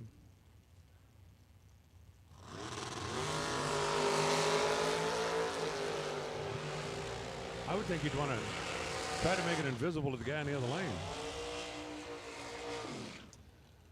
Unfortunately for Ben, he was 1 Hun behind letting go. Todd goes 008 on the tree and gets the win. 2,000th at the stripe and his 83 on an 81.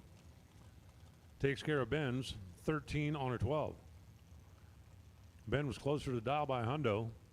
Could not overcome the hundo he was behind on the starting line. 008, or 002, excuse me, 002, the true margin.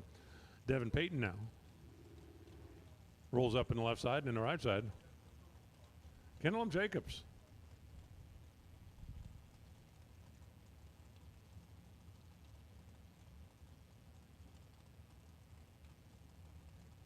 Pro-Built Construction.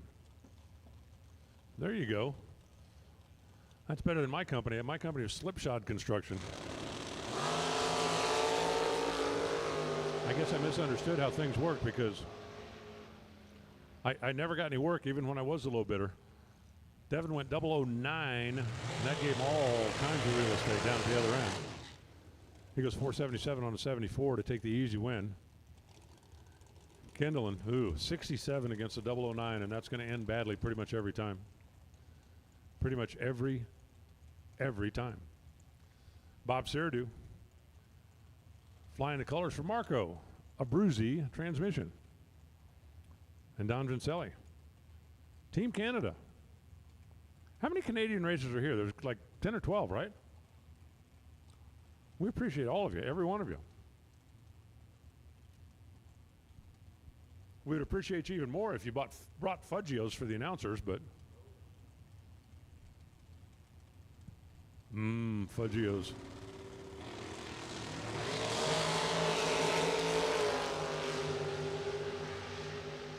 Difference at this end, 1 Hun. Difference at that end, 007. Don Vincelli wins it. Bob Seridu goes 16 on the tree and then 92 on a 91. Not bad, not enough. Vincelli was also 1 above. He was holding a Hun, taking 007. I did find out, maybe I shouldn't say this, but I did find out when I went to Mission earlier this year that apparently it's not contraband to stuff your suitcase with Canadian items that you can't buy in the States. Now, I mean, I'm talking snacks. I'm not talking, because I'm going through customs thinking, what are they going to do if why do you have 47 bags of cheesies? It's like, have you tried those? And I'm sure the guy at customs will go, well, yeah, I live in Canada, you dummy. But those things are really cheesy, which is, kind of in the name. I did not, however, have any fudge. The store that I went to didn't have any Fudgios. I couldn't believe it. Like, empty spot on the shelf. I guess I should probably talk about race cars instead of Fudgios, huh? Nah. Nick and Corey on the left side. John Parks on the right.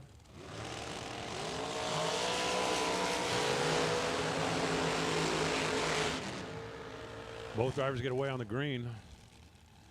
Nick gets away 005 after the green, and that put him in the driver's seat for the win. 492 on the 491. Parks was closer. He was dead 9, but he was 14 thou behind on reaction. 009 at the finish line stripe.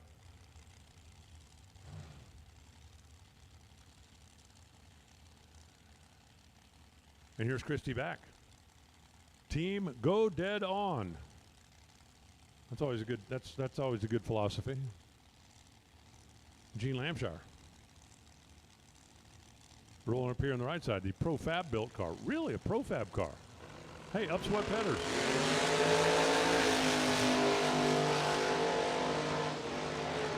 Now to be fair, Christy has Zoomy headers, but Zoomies are always upswept, so that's only a 1 drinker, not a 2. Lampshire goes 013, then goes 512. 13 and 12 add up to a win by a couple of hundredths. Christie's 022 wasn't bad, but her 434 left quite a bit of room down there. Donovan Williams now. Out of Florida. Donovan, 472. Isn't that what he put on the car last night in the final? 472? Wow, you think there's moisture in the air? Look how long that nitrous plume was. The more humidity there is, the longer those plumes are. And there's a lot of humidity out there. So Donovan last night, if I'm not mistaken, put a 472 on for the final and then came up and whomped the throttle 3.5 times to throw an egg on the board.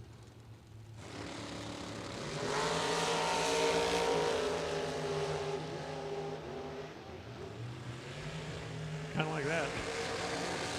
I mean, it wasn't an egg on the board this time, but he was 006. Gets there first by 007. 473 for the win. 438 on the 438 Ferguson. Dead 9. 15 on the tree and dead 9. Nope. Ain't going to work. Crazy. Crazy. Right place, right time. Hey, odd dragsters, if you're not here, you need to be rolling. This is going to be your final call. Attention in the pits. Odd dragsters. Come on down.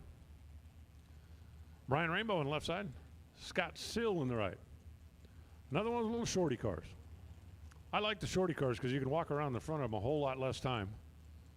And if you watch me walking up and down the stairs for the last couple of days, you know that the shorter the walk is better for me. By the way, there's 98 stairs. I don't care what anybody says.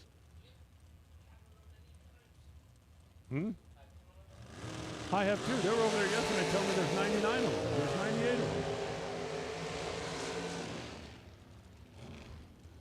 Scott Sill gets the win. 457 on the 457. 16 on the tree. Dead 5. Brian Rainbow's 21 on the tree. You know what that means, right? You know what that means. Dead 0 for the tie. He got there second by 009 and ran dead 9. Dead 0 for the tie. That's what he needed. Didn't get it. No Rambo. Rambo on the left side. Wrapped in the flag. And Kyle Bigley. The text card machine out of New Jersey.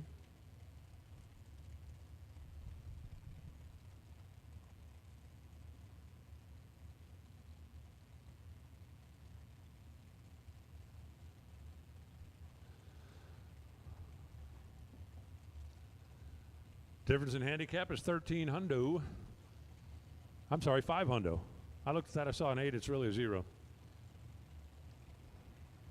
My LASIK is wearing off. Oh, no, you're gonna yell at me? I can't see that, what to say. One moment, please. Kyle Bigley Wow, Kyle Bigley 003 and breaks it out. Noah gets the win, 17 on the tree and dead 2. Kyle got there first by 200ths, broke out by 5,000ths of a second. Noah's coming back. Tim Markaloo needs an intake rocker T&D. Steel if you got it. He'll take aluminum, whatever you got, for a 9 degree. If you have a big block Chevy rocker T&D for a 9 degree, Timmy Markaloo needs one.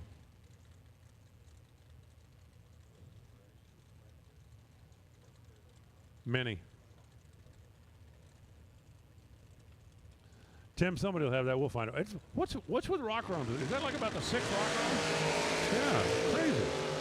Crazy, I tell you, crazy. Bob Payton goes perfect and home. McCory goes 006, taking 2 thou. That's a winner. Bob Payton perfect on the reaction timer, and then 441 on the 439. And McCory goes, thank you, by 2,000ths of a second. Perfect and home. Welcome to the Fling. Perfect and home. Art Reed rolling in here now, part of that OEM combustion team. We appreciate everything they've done for us this week, being yesterday's title sponsor, Ryan Ernest, out of the Total Garage Store.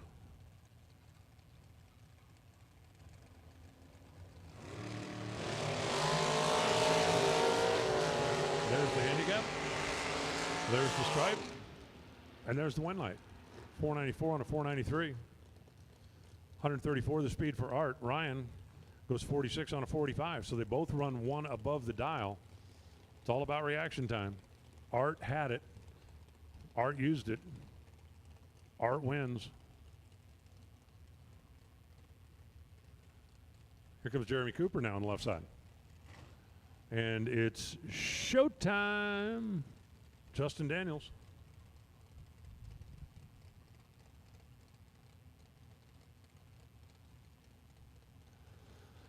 Cooper, another one of the big block Dodge Indy cylinder head style machines.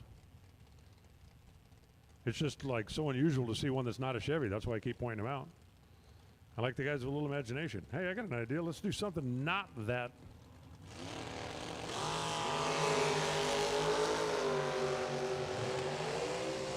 Got the Dodge in the left lane, got the Chevy in the right lane, got the wind light in the right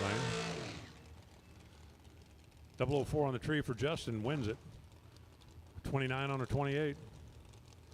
17 for Cooper, then 87 on an 85. Cooper 13 thou behind on the reaction time, and then another 9 further behind the index. Adds up to 22 thousandths, the margin of victory. And here comes Steve Law, the other half of that Law Chevrolet team.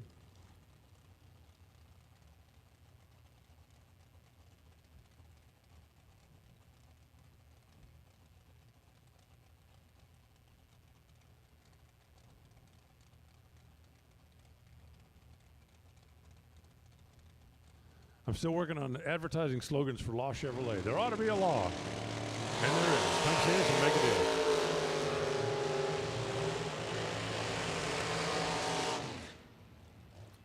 Chase going to get the win here. He goes 004. Steve Law was 55. Ugh. Ugh. That's going to be tough to overcome, and Steve couldn't. 42 on a 38 for Chase, and had lots of room down there. And now it's going to be Kurt Vateman. That Diamond built race car on the left side, and Don Butkowitz over here on the right.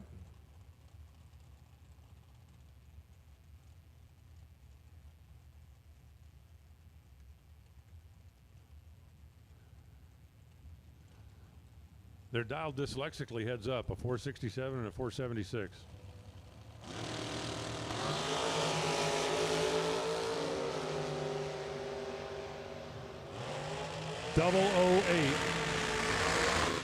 .008 left last, but got there first and got the win.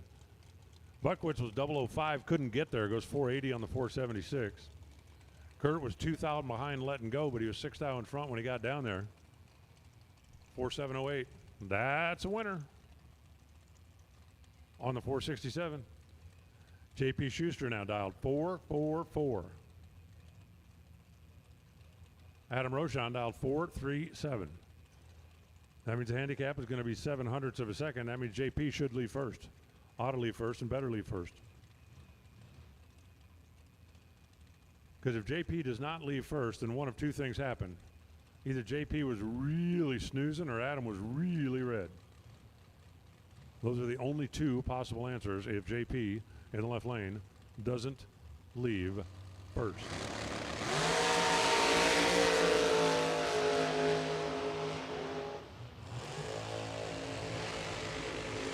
Well, JP did leave first via the head start, but didn't get there. Adam, 437.0 on the 437. 11 on the tree, holding 4th thou, and then threw an egg on the scoreboard. Got a pretty good chunk of stripe, but he's going to take the win. JP was 0-15. Kind of tough to get inside 11 total when you're 0-15. Like they say, the math just ain't mathin'. Up next on the left side is going to be Brandon Butler, and the right side is going to be Jessica Bennett. Yes, Jessica, what do you want to put on the side of your car? She said, I want everybody to know it's me.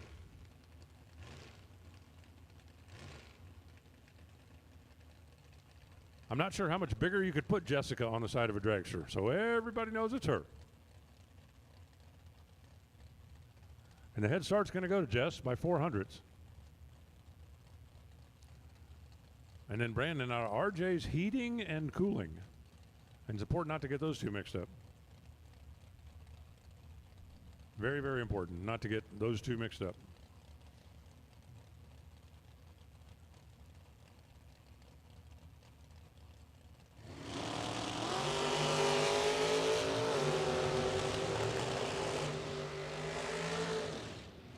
One thou red and dead 6 for Jessica. Brandon was 005. He was ready to go. And then he goes down there and runs 5 thou too quick, but it didn't matter once the red light came on. 1 thou red and dead 6. Ugh. What could have been, what might have been, what was not.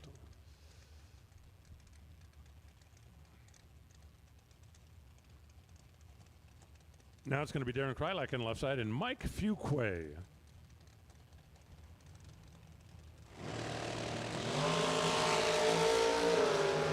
Both drivers off on the green. And the wind light's going to come on for Darren. They're 5 thou apart in reaction time.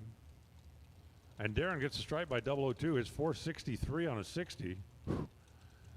Reaction time was a 20, runs 3 above, and that's a win. That would not have won a lot of these races. Fuqua goes 442 on a 439, and even 5 thou out in front on reaction time wasn't going to save the day there. Greg Brown and Chet Dragon. I do love the little Dragon altered. Small block, dialed 634. Certainly not the fastest car on the property by any means. But you don't have to be the fastest, as long as it'll do the same thing. Like Cindy Lauper said, time after time. I hope you don't get that song stuck in your head. You'll be yelling at me. Tonight when you're trying to go to sleep, you're going, Reinhardt. 483 for the win for Greg Brown, 005. Chet Dragon was not bad. He was 11 on the tree. That'll keep you in the game most of the time. But he was 3 back of the dial, door open. Greg Brown for the win. Russ Sparks in the left side, Christopher Garrett in the right. We got NY versus KY. Sparks out of New York, Garrett out of Kentucky. 43 to a 32, that's going to be the dial split with a handicap head start going to the left lane. Ooh, I mean, we're not out yet, but we're making progress. Progress is good.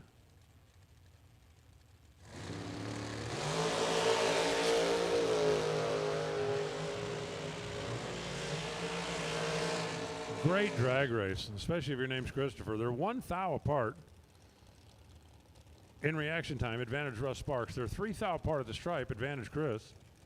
33 on a 32 for the win. 44 on a 43 for the not win. That's just a good race. And Chris Garrett came out on the right side of the mat.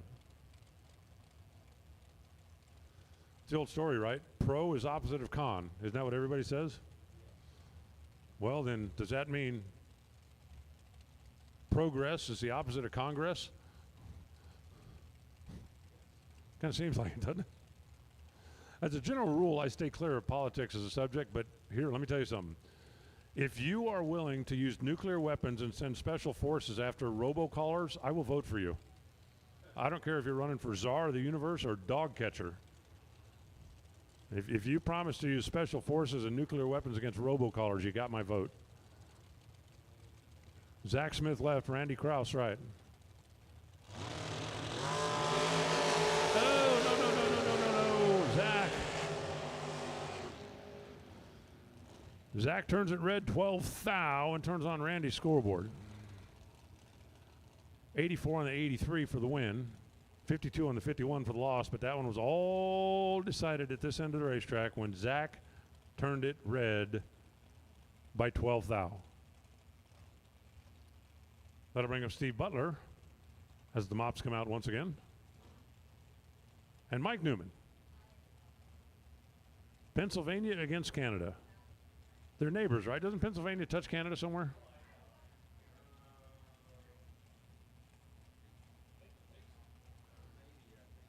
You know, when I was going train hunting, I learned something interesting. I learned, A, you can go across the border from New Hampshire to Maine, drive 6 hours north and still be in Maine. I also found out that when you get up in northern Maine, you're surrounded by Canada on 3 sides. You can be in Maine and drive east to Canada. How crazy is that? I actually did, because when I stopped one time, I asked the guy.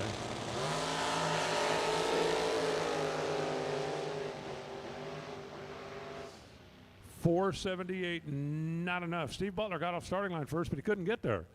Mike Newman got off starting line second and did get there by 9 thousandths of a second. 80 on a 77 for the win for Mike. Butler had 200 reaction time, but he just couldn't get there.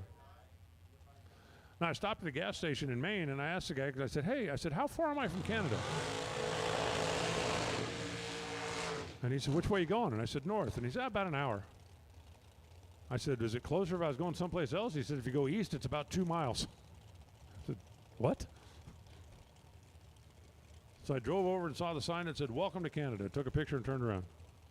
I figured it'd be just my luck, right? Like the old, you just want to stick your toe in the water and then like a shark bites you. I figured it'd be just my luck. I just want to tell everybody, yeah, I went to Canada while I was here. So I'd drive across the border into Canada, and while I was making a U-turn, I'd get T-boned. And the rental car people would go, what the heck were you doing in Canada? Well, I got lost. And I said, you didn't see that big stupid sign that said you're coming to Canada?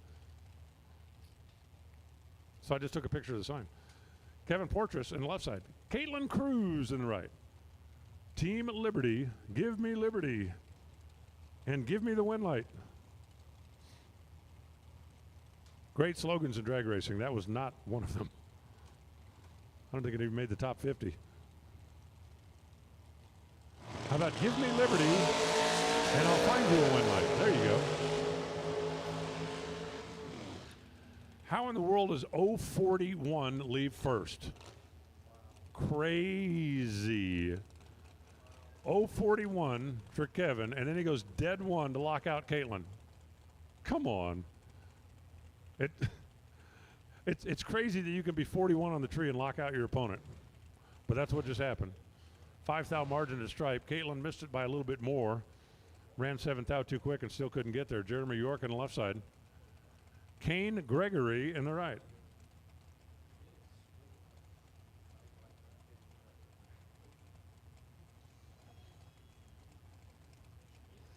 Jeremy York, another one of them dialed 444. That's the pink taco over in the left lane.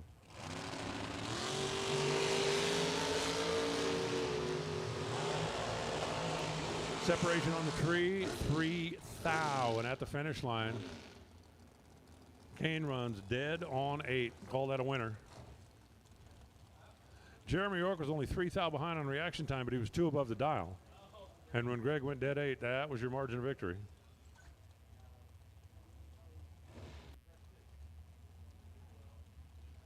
Jack Ostrowski now on the left side, and Nick Warren in the right. This ought to be fun. The difference on this end is only 0.05 of a second in the dial-in between Jack on the left side and Nick in the right. They're in their set.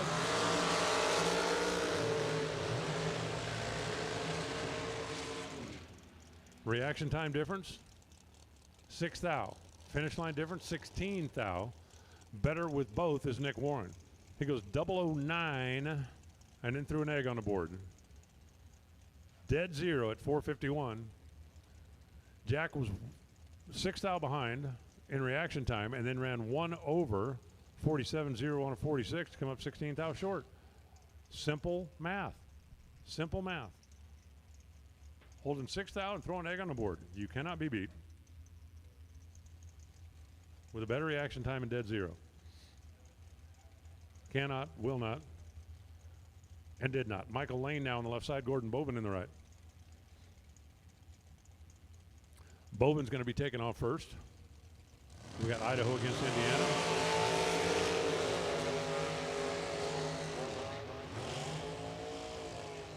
It's going to be a 4:38 on a 4:37 for the win with a 007 reaction time. Gordon Bovin was also 100th over the dial, or 100th over the dial. I get it. Hey, numbers is hard. 4:53 on the 4:52. But he's a couple hung back in reaction time, and that was most of the margin of victory. Mike Lane for the win by 19 thou. Here comes Mike Rogers left and Blake Fuquay. All right, Blake, it's going to be up to you. If you guys are going to take home some cash today, it is up to you.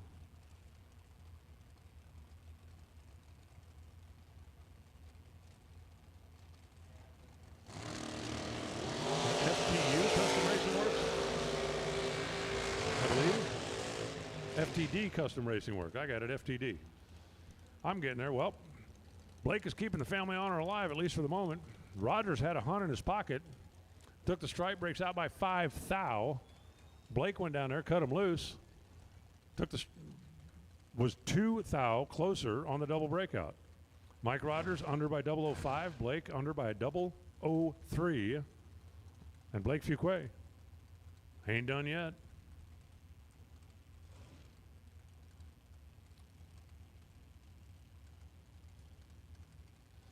Here comes Dom Ciano Sorelli. Another one of Team Canada over there on the left side, and Clayton Roberts here on the right side. 444 all of a sudden is a very popular number. There's been about 5 cars that came up here dialed 444.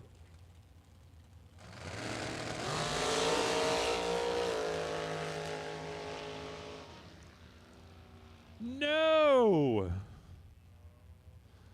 Clayton Roberts takes the stripe by a mile and breaks out after Dom was broke. I mean, dead in the water, broke. You remember the rule, right?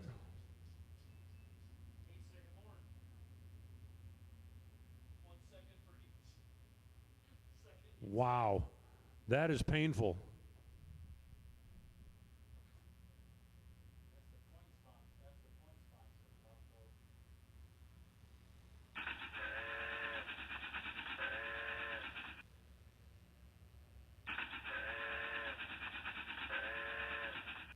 I'd actually put that away because I didn't think I was going to need it anymore today. Ouch. I mean, super ouch. Taking a look down on the racetrack before we continue on.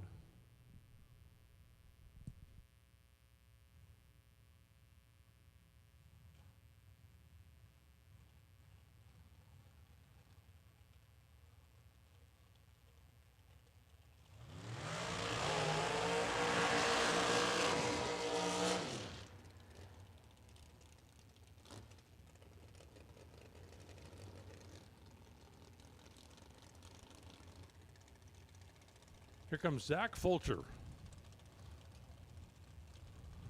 The Mr. Cool machine. For the Fuel Factory, Mosier Engineering, and he's going about 100 miles an hour slower than he was last week. Now, Max Mosier in the other side. Max is part of that Mosier Engineering family, and Mosier sponsors Zach. So, Zach, here's the question. Will your sponsor be more impressed if you show him your skill?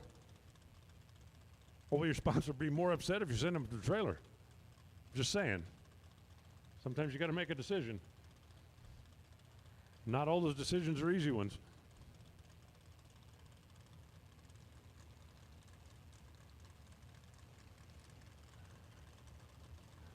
No box, no box. Round 3, I need your lanes, please. No box, round 3.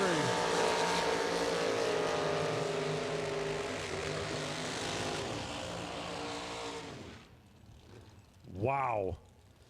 Well, if you're hoping to impress your sponsor by showing him your skills, 005 taking 0002.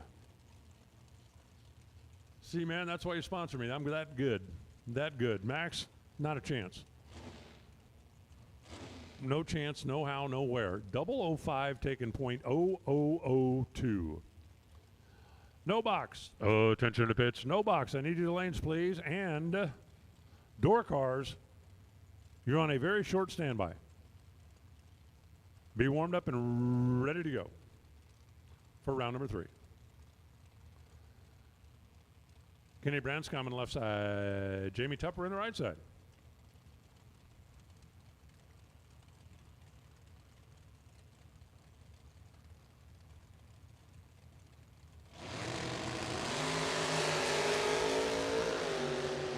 Both drivers away on the green. Branson's going to get the win. 003, and then threw an egg at him. A 3-pack. I believe that's the tightest one we've seen all round.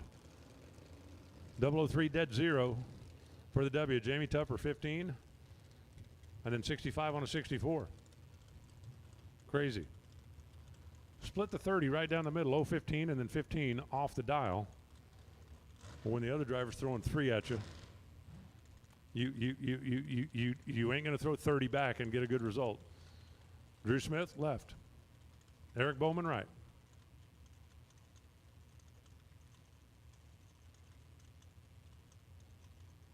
Bumping on up in.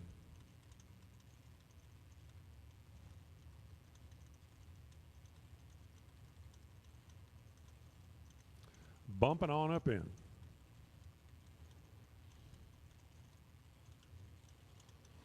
Almost an entire bulb going to the left lane.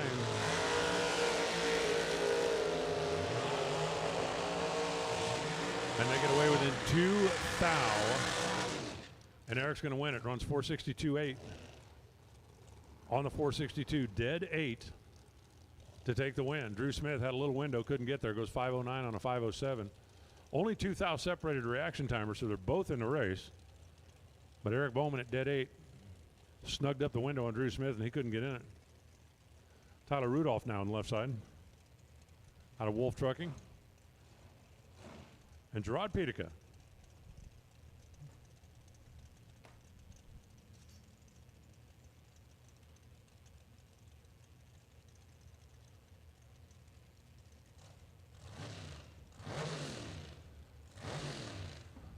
So we got the bottled oxygen coming at you in the right lane. We got the little baby blower coming at you in the left lane. We have a slight, not very big, little handicap head start. It's going to Gerard. I mean, we're talking 100.5. Minus a tick.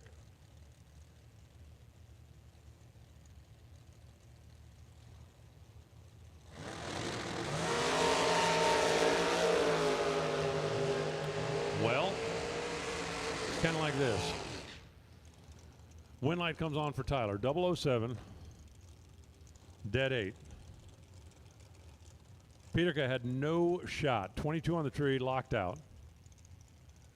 Got there first by 8 thou and broke out by more than that. Brutal. The handicap head start was 14. And Tyler Rudolph left first on the reaction time by 15.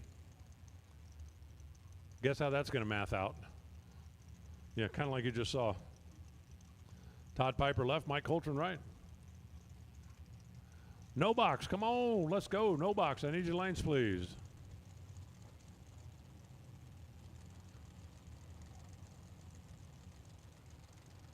Todd left, Mike right, 007, the difference. Here we go again.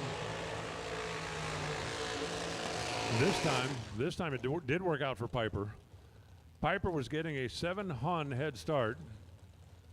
Gave up 7 thou in reaction time, but Coltrane got down there first and took too much.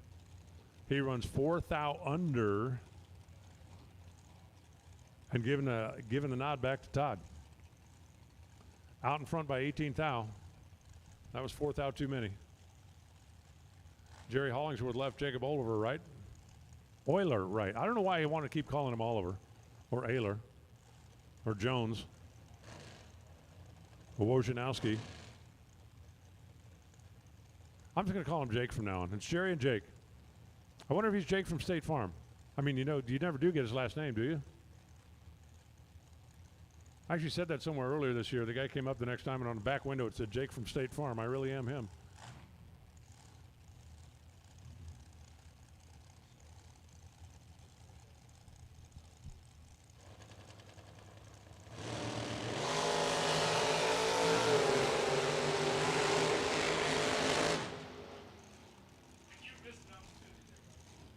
Double 09 to 13. Both drivers solid up here.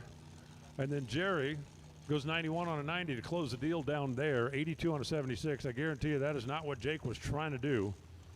But his car didn't run the number he was hoping for. A little lazy on the move up at this end of the racetrack and left a lot of room for Jerry. A lot of room for Jerry. Now it's Billy back in the left side. Charles back in the right side. Really? Oh, you guys didn't do a very good job pulling into staging lanes.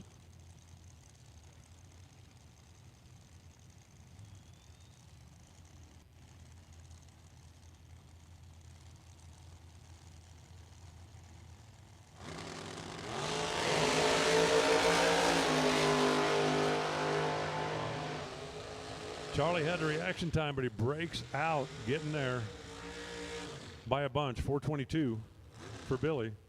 He was 1 behind at this end, runs dead 4 down there, and that's going to be enough to win if Charles breaks out. All right, listen up in the pits. No box. Larice, no box. I need you for round number 3. And box door cars, I'll take all of you. Odd and even. All box door cars. Come on down. So if you got a door slammer, you should be rolling this way, whether you are box or no box.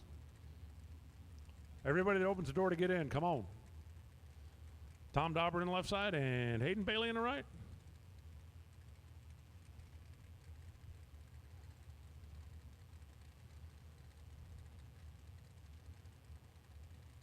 As they ever so gently roll in. And they ever so gently roll in the second bulb. And they ever so violently rip them up on the converter. And away they go. Separation at this end, 1 thou advantage Tom. Separation at that end, 3 thou advantage Hayden. 52-2, call that dead 2 for the win. Tom was 1 thou better on reaction time, runs dead 6, and it was not enough to slam the door. 003 at the finish line stripe. Hayden going to get her done. That's another classic case, just right place, wrong time. A solid run against a better run. Jamie Bridge now on the left side and Ron Burkle in the right.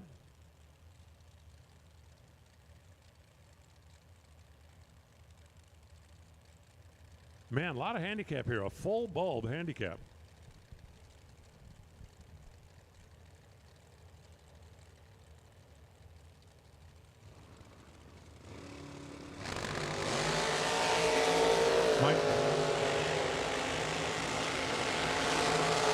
That full bulb handicap might have something to do with the blower on Ron Burkle's car. He dialed 424, he went 424. I think those numbers will make him happy. The fact that he was 022 on the tree, I don't think that's going to make him that happy. But it was enough to get the win. Jamie was 15, better on the tree, but off the dial a couple of hundred. Ends up being 12 at the finish line stripe. and the blower car taking care of business. Now it's Kaylee May on the left side, and Adam Bizanis in the right. St. Herbert, Canada for Adam, who has the most unique scoop on top of that supercharger. And the scoop is actually on top of 2 carburetors. It's not like an injector on top of the supercharger.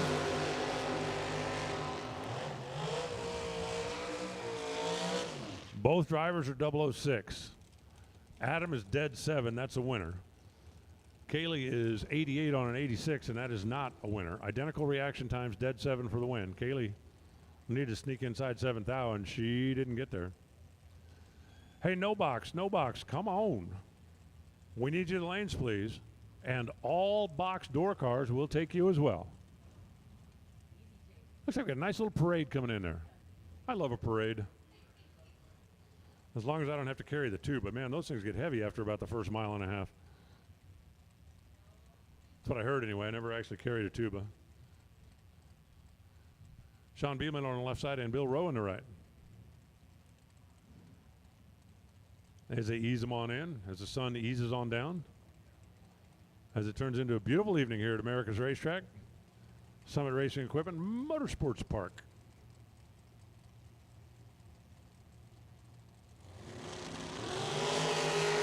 Red, no man.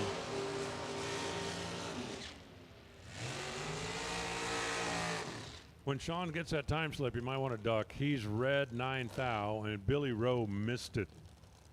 A wide open window, and Sean went 9 thou red. Billy Rowe got away with one there. You know, they'll tell you, everybody will tell you, oh, well, you know, you need a lucky round if you're going to win one of these things. I would call being 066 on the tree while your opponent is a couple thou red. I would call that a lucky round.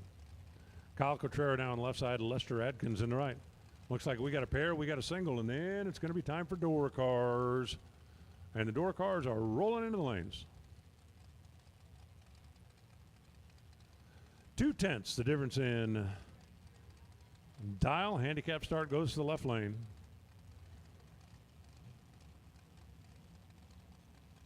Kyle Cotrera easing on up.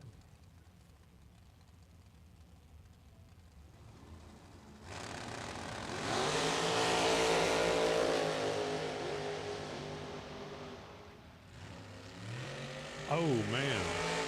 Lester Adkins, 009. He's going to get the win. Running dead on 8. Kyle was 20.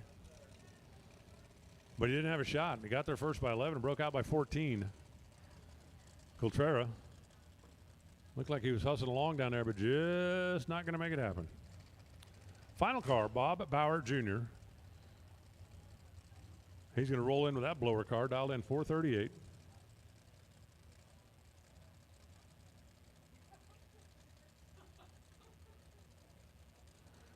The runner out of the Galaxy Auto Place up in Elma, New York.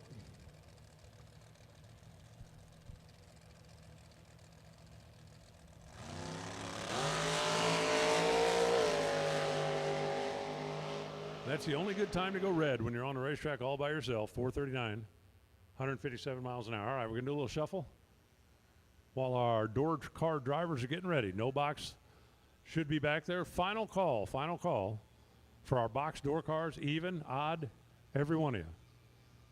All door cars, box and no box, should be in the staging lane, should be ready to go. Do a quick little shuffle out there, and Ronnie Court's going to come back in here and talk a little door car. Round number 8? Something like that. Feels like it's been a long day.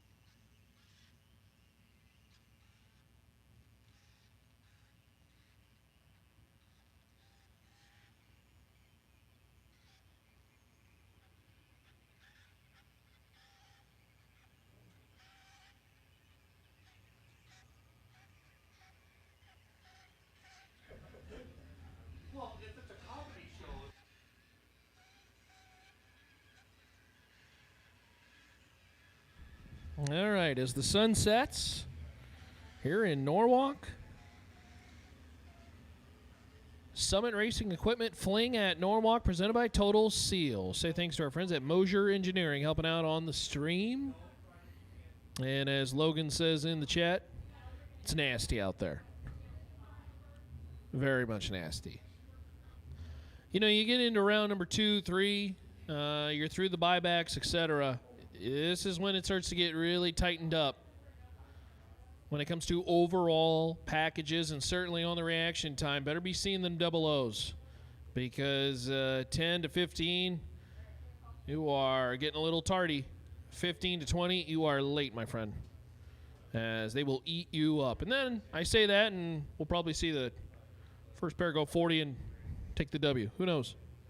But it definitely starts to tighten up from here, as $20,000 on the line on this APD $20,000 Thursday. Of course, remember, you know, 20 grand's up for grabs. I mean, this is the appetizer to the weekend. Of course, tomorrow, Strange Engineering. Friday, $50K. ATI Performance Products, Saturday, $50K. And then, of course, our Function Enterprises Sunday finishes us off for $30,000. So, big weekend ahead. Lots of racing that's already happened, but $20,000 up for grabs. And say thanks to our friends at APD. I've been wanting one of them carburetors for a long time.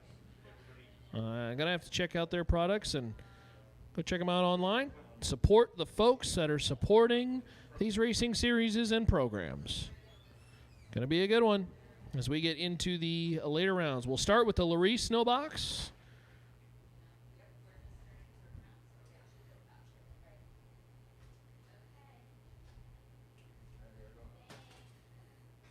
And round number 3 is when it starts to get good.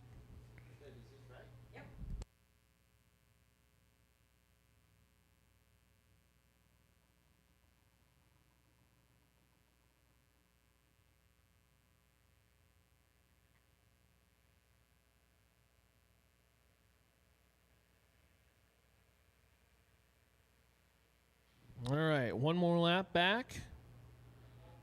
Spraying the sticky stuff and should be good to go. We appreciate you all tuning in. We got 1,000+ who've been listening on our Mosier Engineering Summit Racing Equipment Total Seal stream on this APD Thursday. Thanks for tuning in, y'all. Thanks for joining us on the chat bleachers and interacting with us. Love to see what y'all are up to, where you're listening from. And hopefully you hit that like and subscribe. Make sure to take the link, share the link with friends, as, you know what, share your passion with your friends so that we can get the sport of drag racing more love. And, hey, you can support free streaming drag racing. Sounds good to me.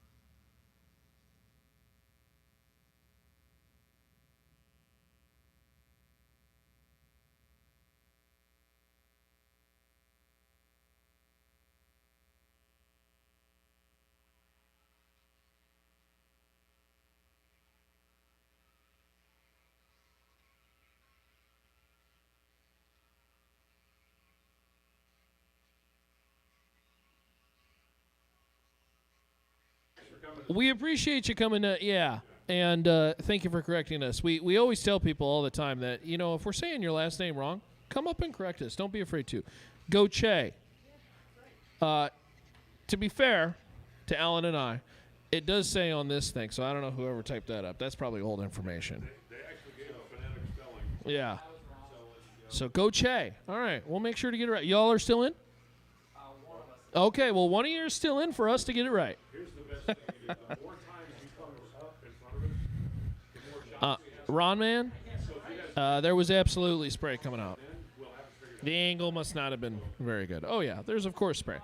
No sense to send it down the racetrack and back if it wasn't spraying anything. Vaughn, we appreciate you joining us from Kentucky, or at least watching from Kentucky. Yeah, we want to make sure we get it right for you guys. There's many of you, too, so we got to make sure we get it right. Go Che. And, I don't know. I'd tell you if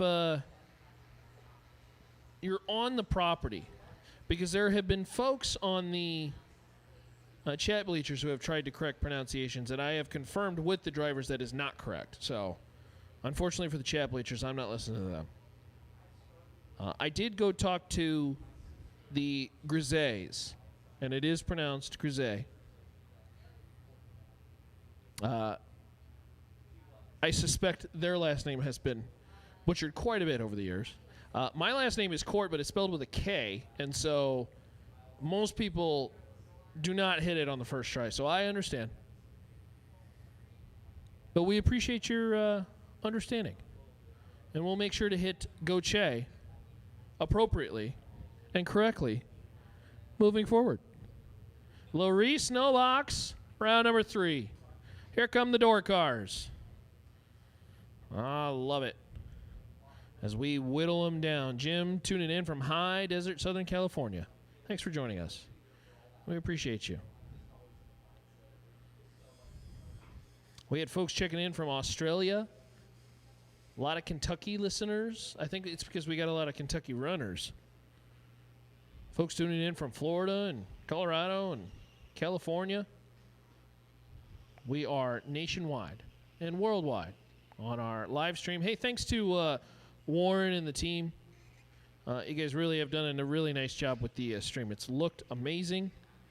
We've had the starting line cam. We got the pan cam. We, of course, have the roamer that's been going throughout the rounds, and it's been a really quality and hopefully a good sounding stream. Although very debatable once I grab the microphone. All right, I think we're just about done with the tractors.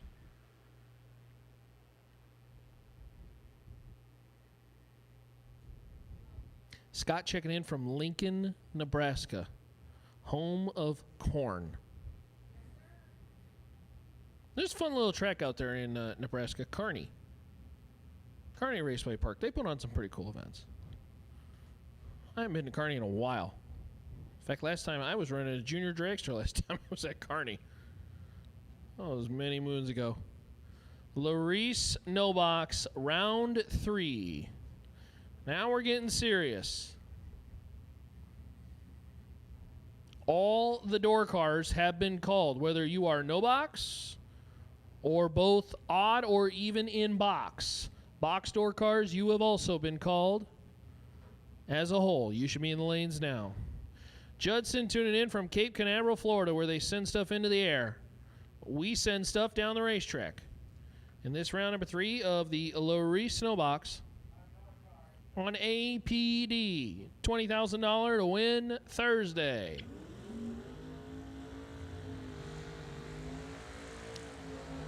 Craig Marilees gets us started out of Windsor, California. The Camaro, dialed 620. Summit Racing Equipment, left side. Gonna line up alongside Peter Presnell. Presnell on the Ohio Cat right side. 552 the dial-in out of Eatontown, New Jersey. The little Brogy Roadster. We'll line them up.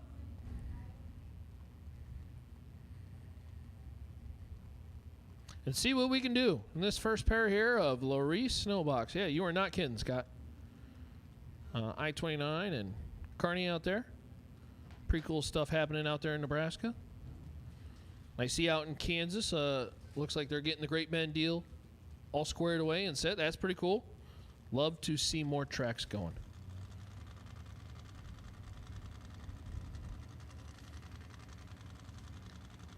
Presnell and Marilees, first pair. In Larice Snowbox. 16 to a 38, it favors the Roadster. Peter Presnell for the win. How about 16 and taking 38 at the back end?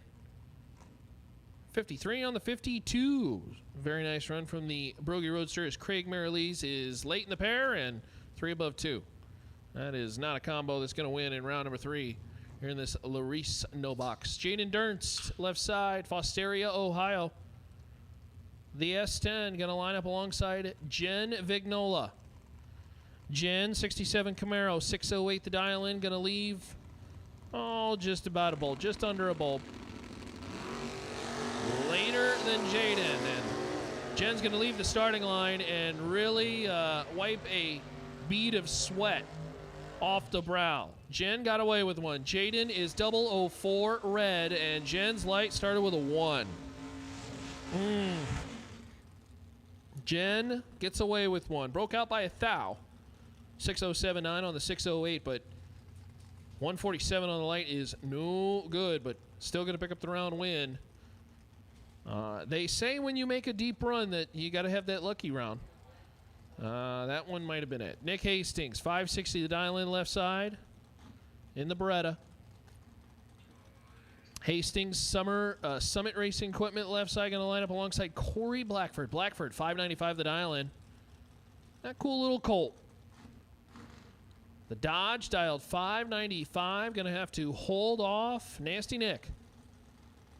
For TFC Transportation and Goodyear and Nationwide Auto Works.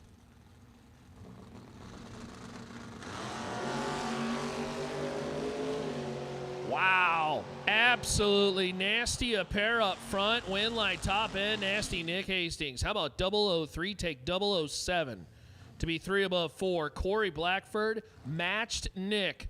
003 but 4 above 1. The Colt don't run the number. Finds itself 7 thou behind. And Nasty Nick moving on to the next round of competition. Stephen Davenport out of Parma, Ohio, the Cutlass machine. 684 the dial in. Gonna have to hold off Jim Culp. Jim in the Monte Carlo.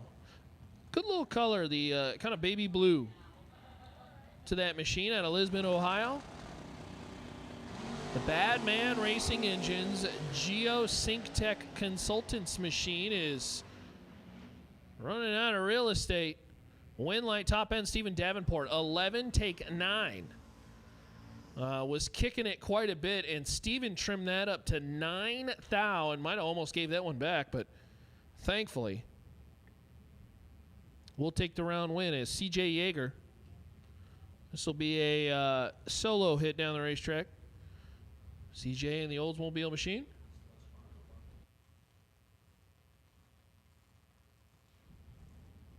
Yeah, you are not kidding, Ron, man. Round 4, really round 3. You better be lone teen or better on the light, if not 00.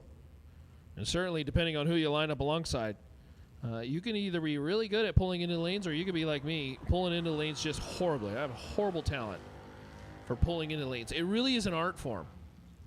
And I'm not very good at it at all. CJ Yeager on the freebie. Out of the throttle early, 763. 005 red. The 4-door machine.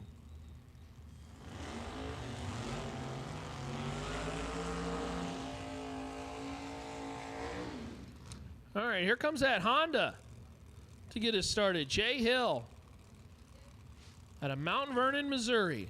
This is one of the more unique vehicles on the property. 97 Prelude out of Hills Automotive. 517 dialed. Ohio Cat right lane in. Nick Shade, 617. Dialed 70 Camaro. 78 Camaro with the beautiful silver paint job. I like to paint my car that kind of silver. That looks great with the sunset reflecting off. Will leave a second earlier than Jay Hill. Again, box door cars, all box door cars. You should be in the lanes now. All box door cars should be in the lanes now.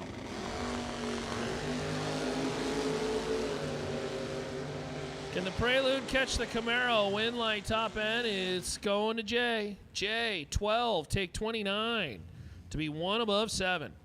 How about 29 total from Jay Hill? Almost locks out Nick Shade. Nick Shade was 23 on the light and 3 above.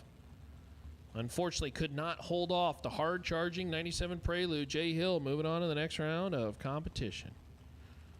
Brings up Darren Frasso and Rick Laportre. Laportre out of Laportre Racing.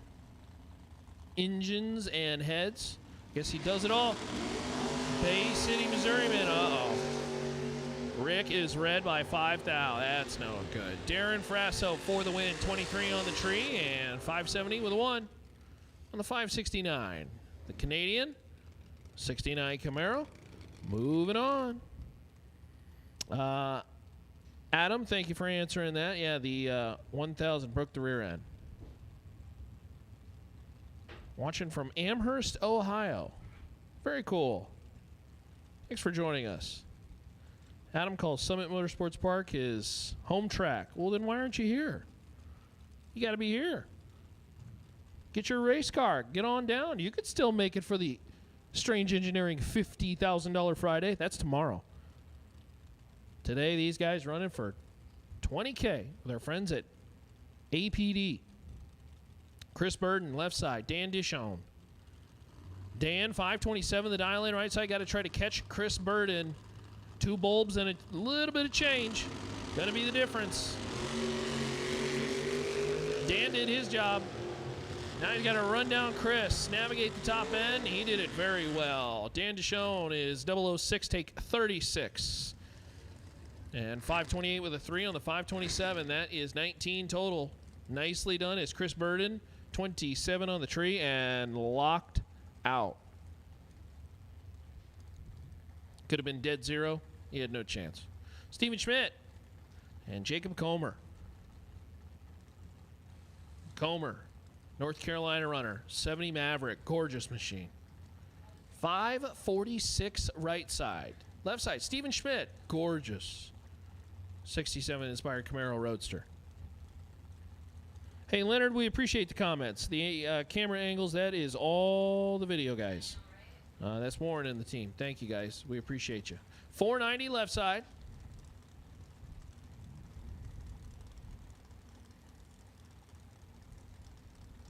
Adam says he's looking for a rent-a-ride. If anybody's got a rent-a-ride for Adam Workman, he'll take it and he'll come race this weekend and add to the bonus.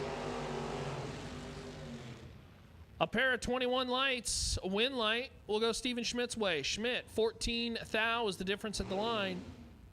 And 492 on the 490. Job well done. Steven, Jacob leave identical.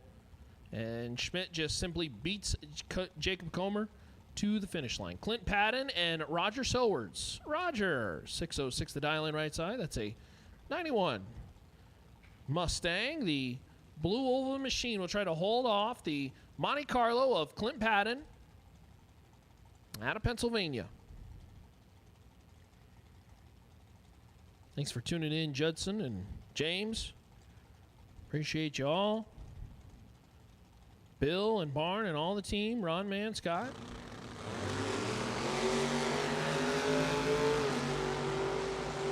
Roger out in front, got a little bit in the bag, and at the top end, win light, Roger Sowards. 10. Take 10 to be 3 above 2 for the win. 42 total, almost locks out Clint Patton. Clint was 39 on the light and 1 above change, and that's not going to work. Adam says he's not picky whatsoever. It's got to have 4 wheels, and it's got to be consistent. I see.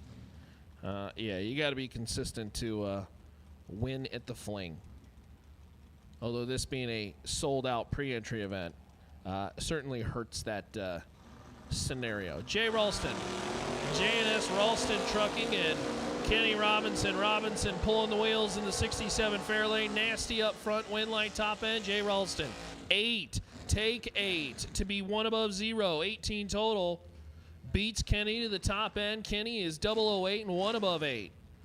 Whole lot of 8s. Crazy 8 is the difference. Jay Ralston by 8,000 wins around and beats Kenny to the top end. That was a nice lap from both, but unfortunately 2 got to go down and 1's got to come back.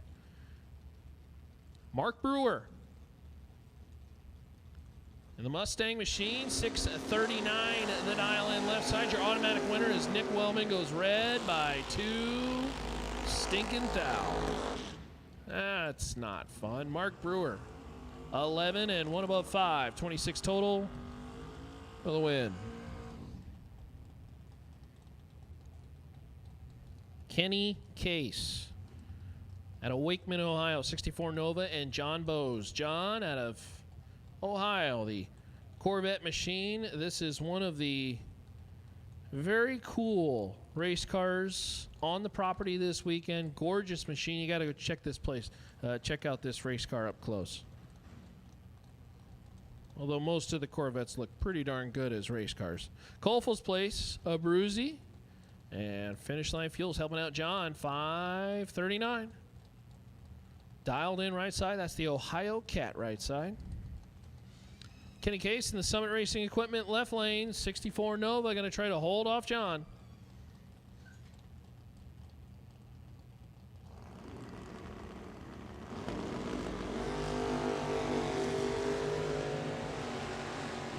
Kenny and John. John's in trouble. Wind light top end. Wow, John makes it work. 20, take 1 thou to be 1 above 2. 32 total beats 33 total. As Kenny Case is 004, had the light, but 2 above 3. 2 above 9 to be 33 total. Finds himself 1 thou behind. John Bowes for the win. Brings up Mitchell Hinton and Tim Sansone. Tim, 595 the dial in right side.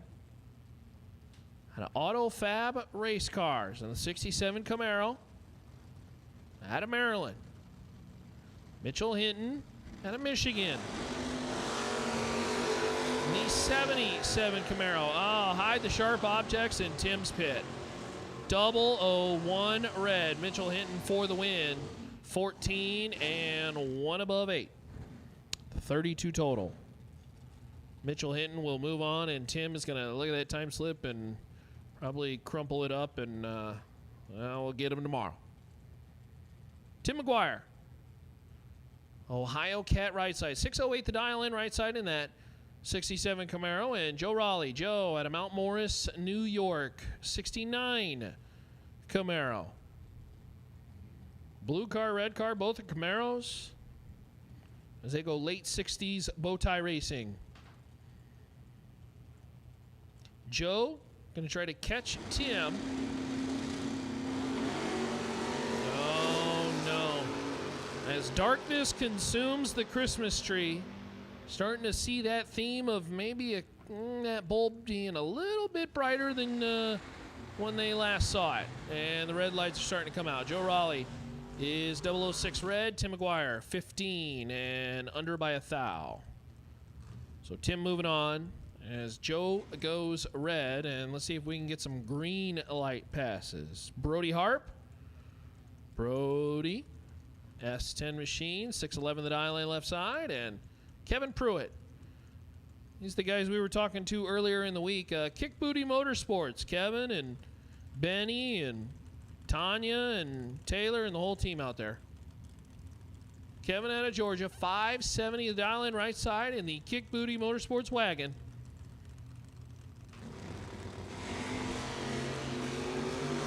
We got green lights. To the stripe they go. Who wants it? Wind light top end. It's going to be Brody Harp. 14, take 4 thou to be 1 above 1. 25 total.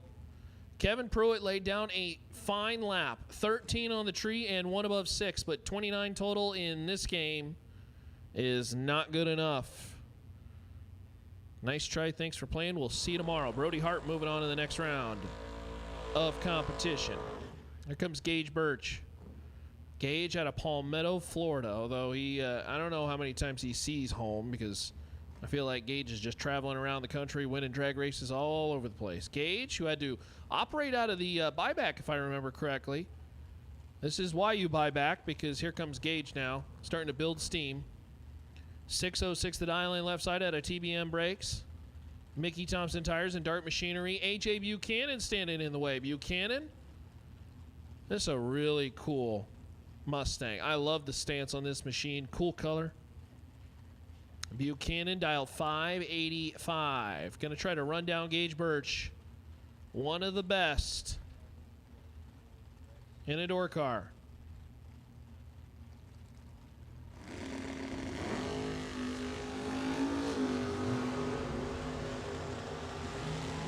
Well, this one's going to Gage Birch. Gage, 12 on the tree as Buchanan read by a whole bunch, and that was just not the lap he was looking for.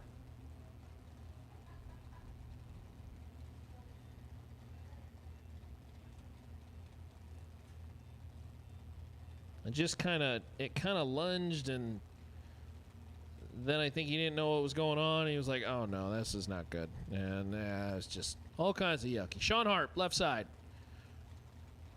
Real gorgeous 57 Chevy out of Pennsylvania. 522 the dial lane left side. Jeremy Popple. Popple 575 right side out of New York.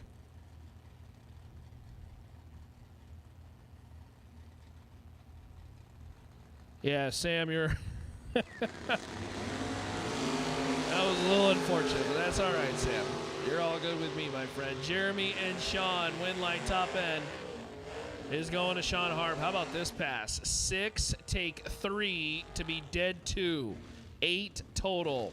Jeremy Popple is 17 and doubled up, locked out. That is gross. 17 on the tree and had absolutely no chance. He broke out trying to get to the stripe by 6th out to boot. Caleb Burns, left side. 604 the dial-in. And Victor Ellinger. Victor out of Cleveland. In the Volvo. 590 the dial-in right side. The only Volvo on the property this weekend. At least that's on the racetrack. Cool looking car. I was taking a look at this one earlier today. Nifty machine. I love to see the unique vehicles that are out and about this weekend. Caleb Burns for the win. 15. Take 5 thou. And 2 above 0. 35 total. Victor Ellinger was right there. 13 on the tree, but 2 above 7 and finds himself 5 thou behind. And Caleb Burns for Jobis Electric, Bazell, APD, Edwards Sheet Metal, and Flinger Transmissions going to the next round.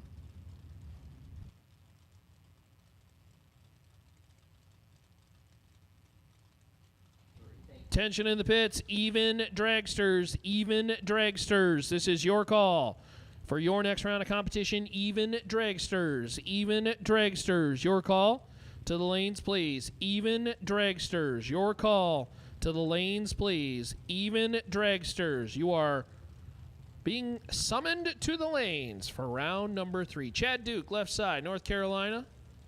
68 Camaro, good-looking race car, and David Lanning. Lanning, 653 the dial-in the S10. Level performance, Lanning Electric, and Flinger Transmissions. Pretty nasty up front. A pair of 009s. Womp at the end. Chad Duke, how about 009? Take 002 to be 1 above 9. That's 28, 28 total. I mathed that correctly. 28 beats 30 to the top end of the racetrack. And Chad Duke, well executed for the round win.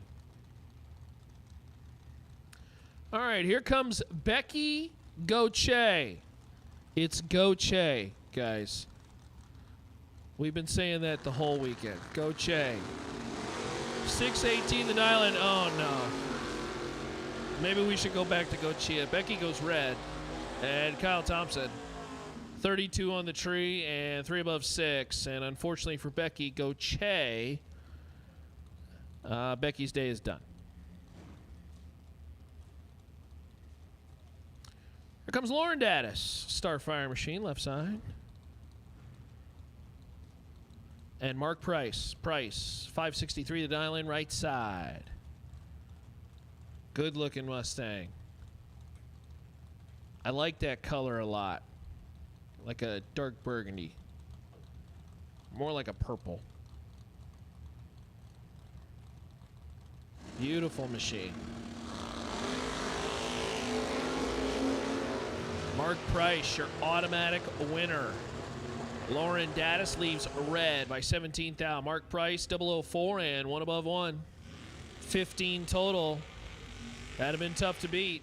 Daddis was dead one, but red on the starting line. No good. Again, even dragsters. Even dragsters. This is your call to lanes, please. Even dragsters. Even dragsters for round number 3. Take you to lanes, please. Brings up Carl Baker. Carl in the Ford Probe. 496 the dial in. One of the faster door cars on the property. Summit Racing left side. Ryan Butler right side. Team Butler. 638 the dial in. Oh boy. Ryan has a bunch in the bag. Win light. It's going to go to Butler. Butler, 643 on the 638. 005 on the tree, taking 2 tenths. But Ryan saw very much that Carl did not leave the starting line exactly clean, as Carl Baker is dead 4 and his light started with a 2. Not ideal.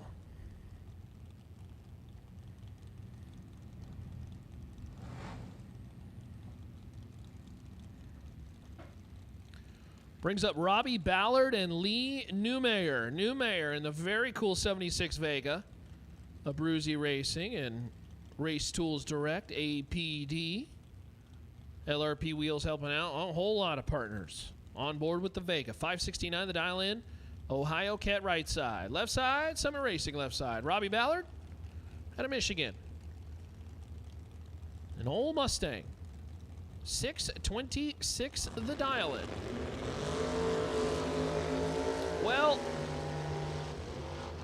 yeah, Lee's kicking it at about 300 feet, and he's going to win the round. 576 on the 569.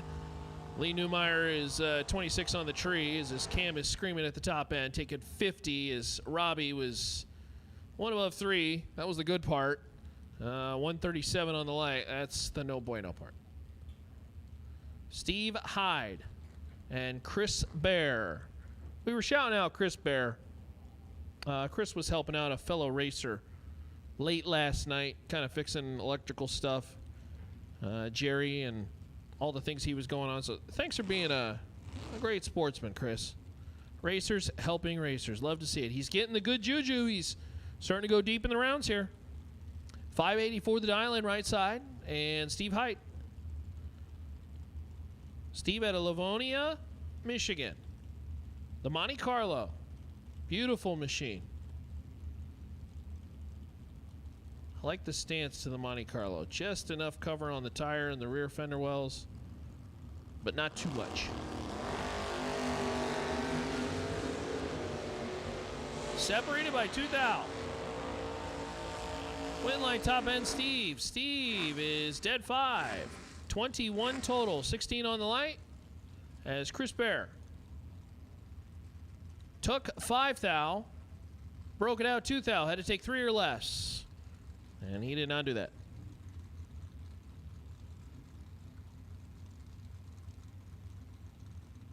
Jared Engel, 91 S10 left side. And Mark Truskowski, 594 the dial in right side.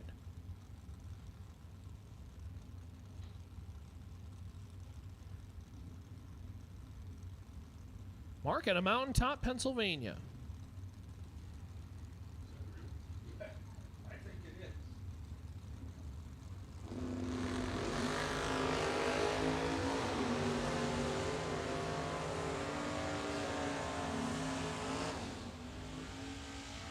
Wow, Jared Engel, 3. Take 24 for the win, 1 above 2. That's 15 total. Mark Truskowski is 10, but 2 above 9. And no good. Aaron Dissinger and Austin Lenz. Lenz in the Regal. 587 the dial in right side. Aaron Dissinger out of Monticello, Indiana. 579 left side.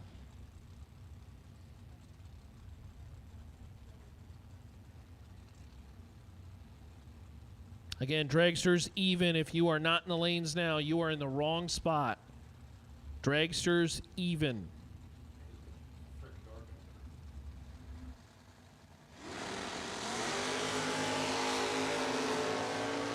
Austin Lenz is red by 3 thou. And his day is done. Dissinger 30 and dead 4. That's pretty good. We're going to have to tighten up the light. 30 gets away with it on the red light, but upcoming rounds, not going to get it done. This will be an interesting race. Garrett Griffin, Kentucky runner, and his team. Go Dead On and Chuck Griffin. 624 the dial in left side, and Vito Gambino. Vito 594 the dial in right side.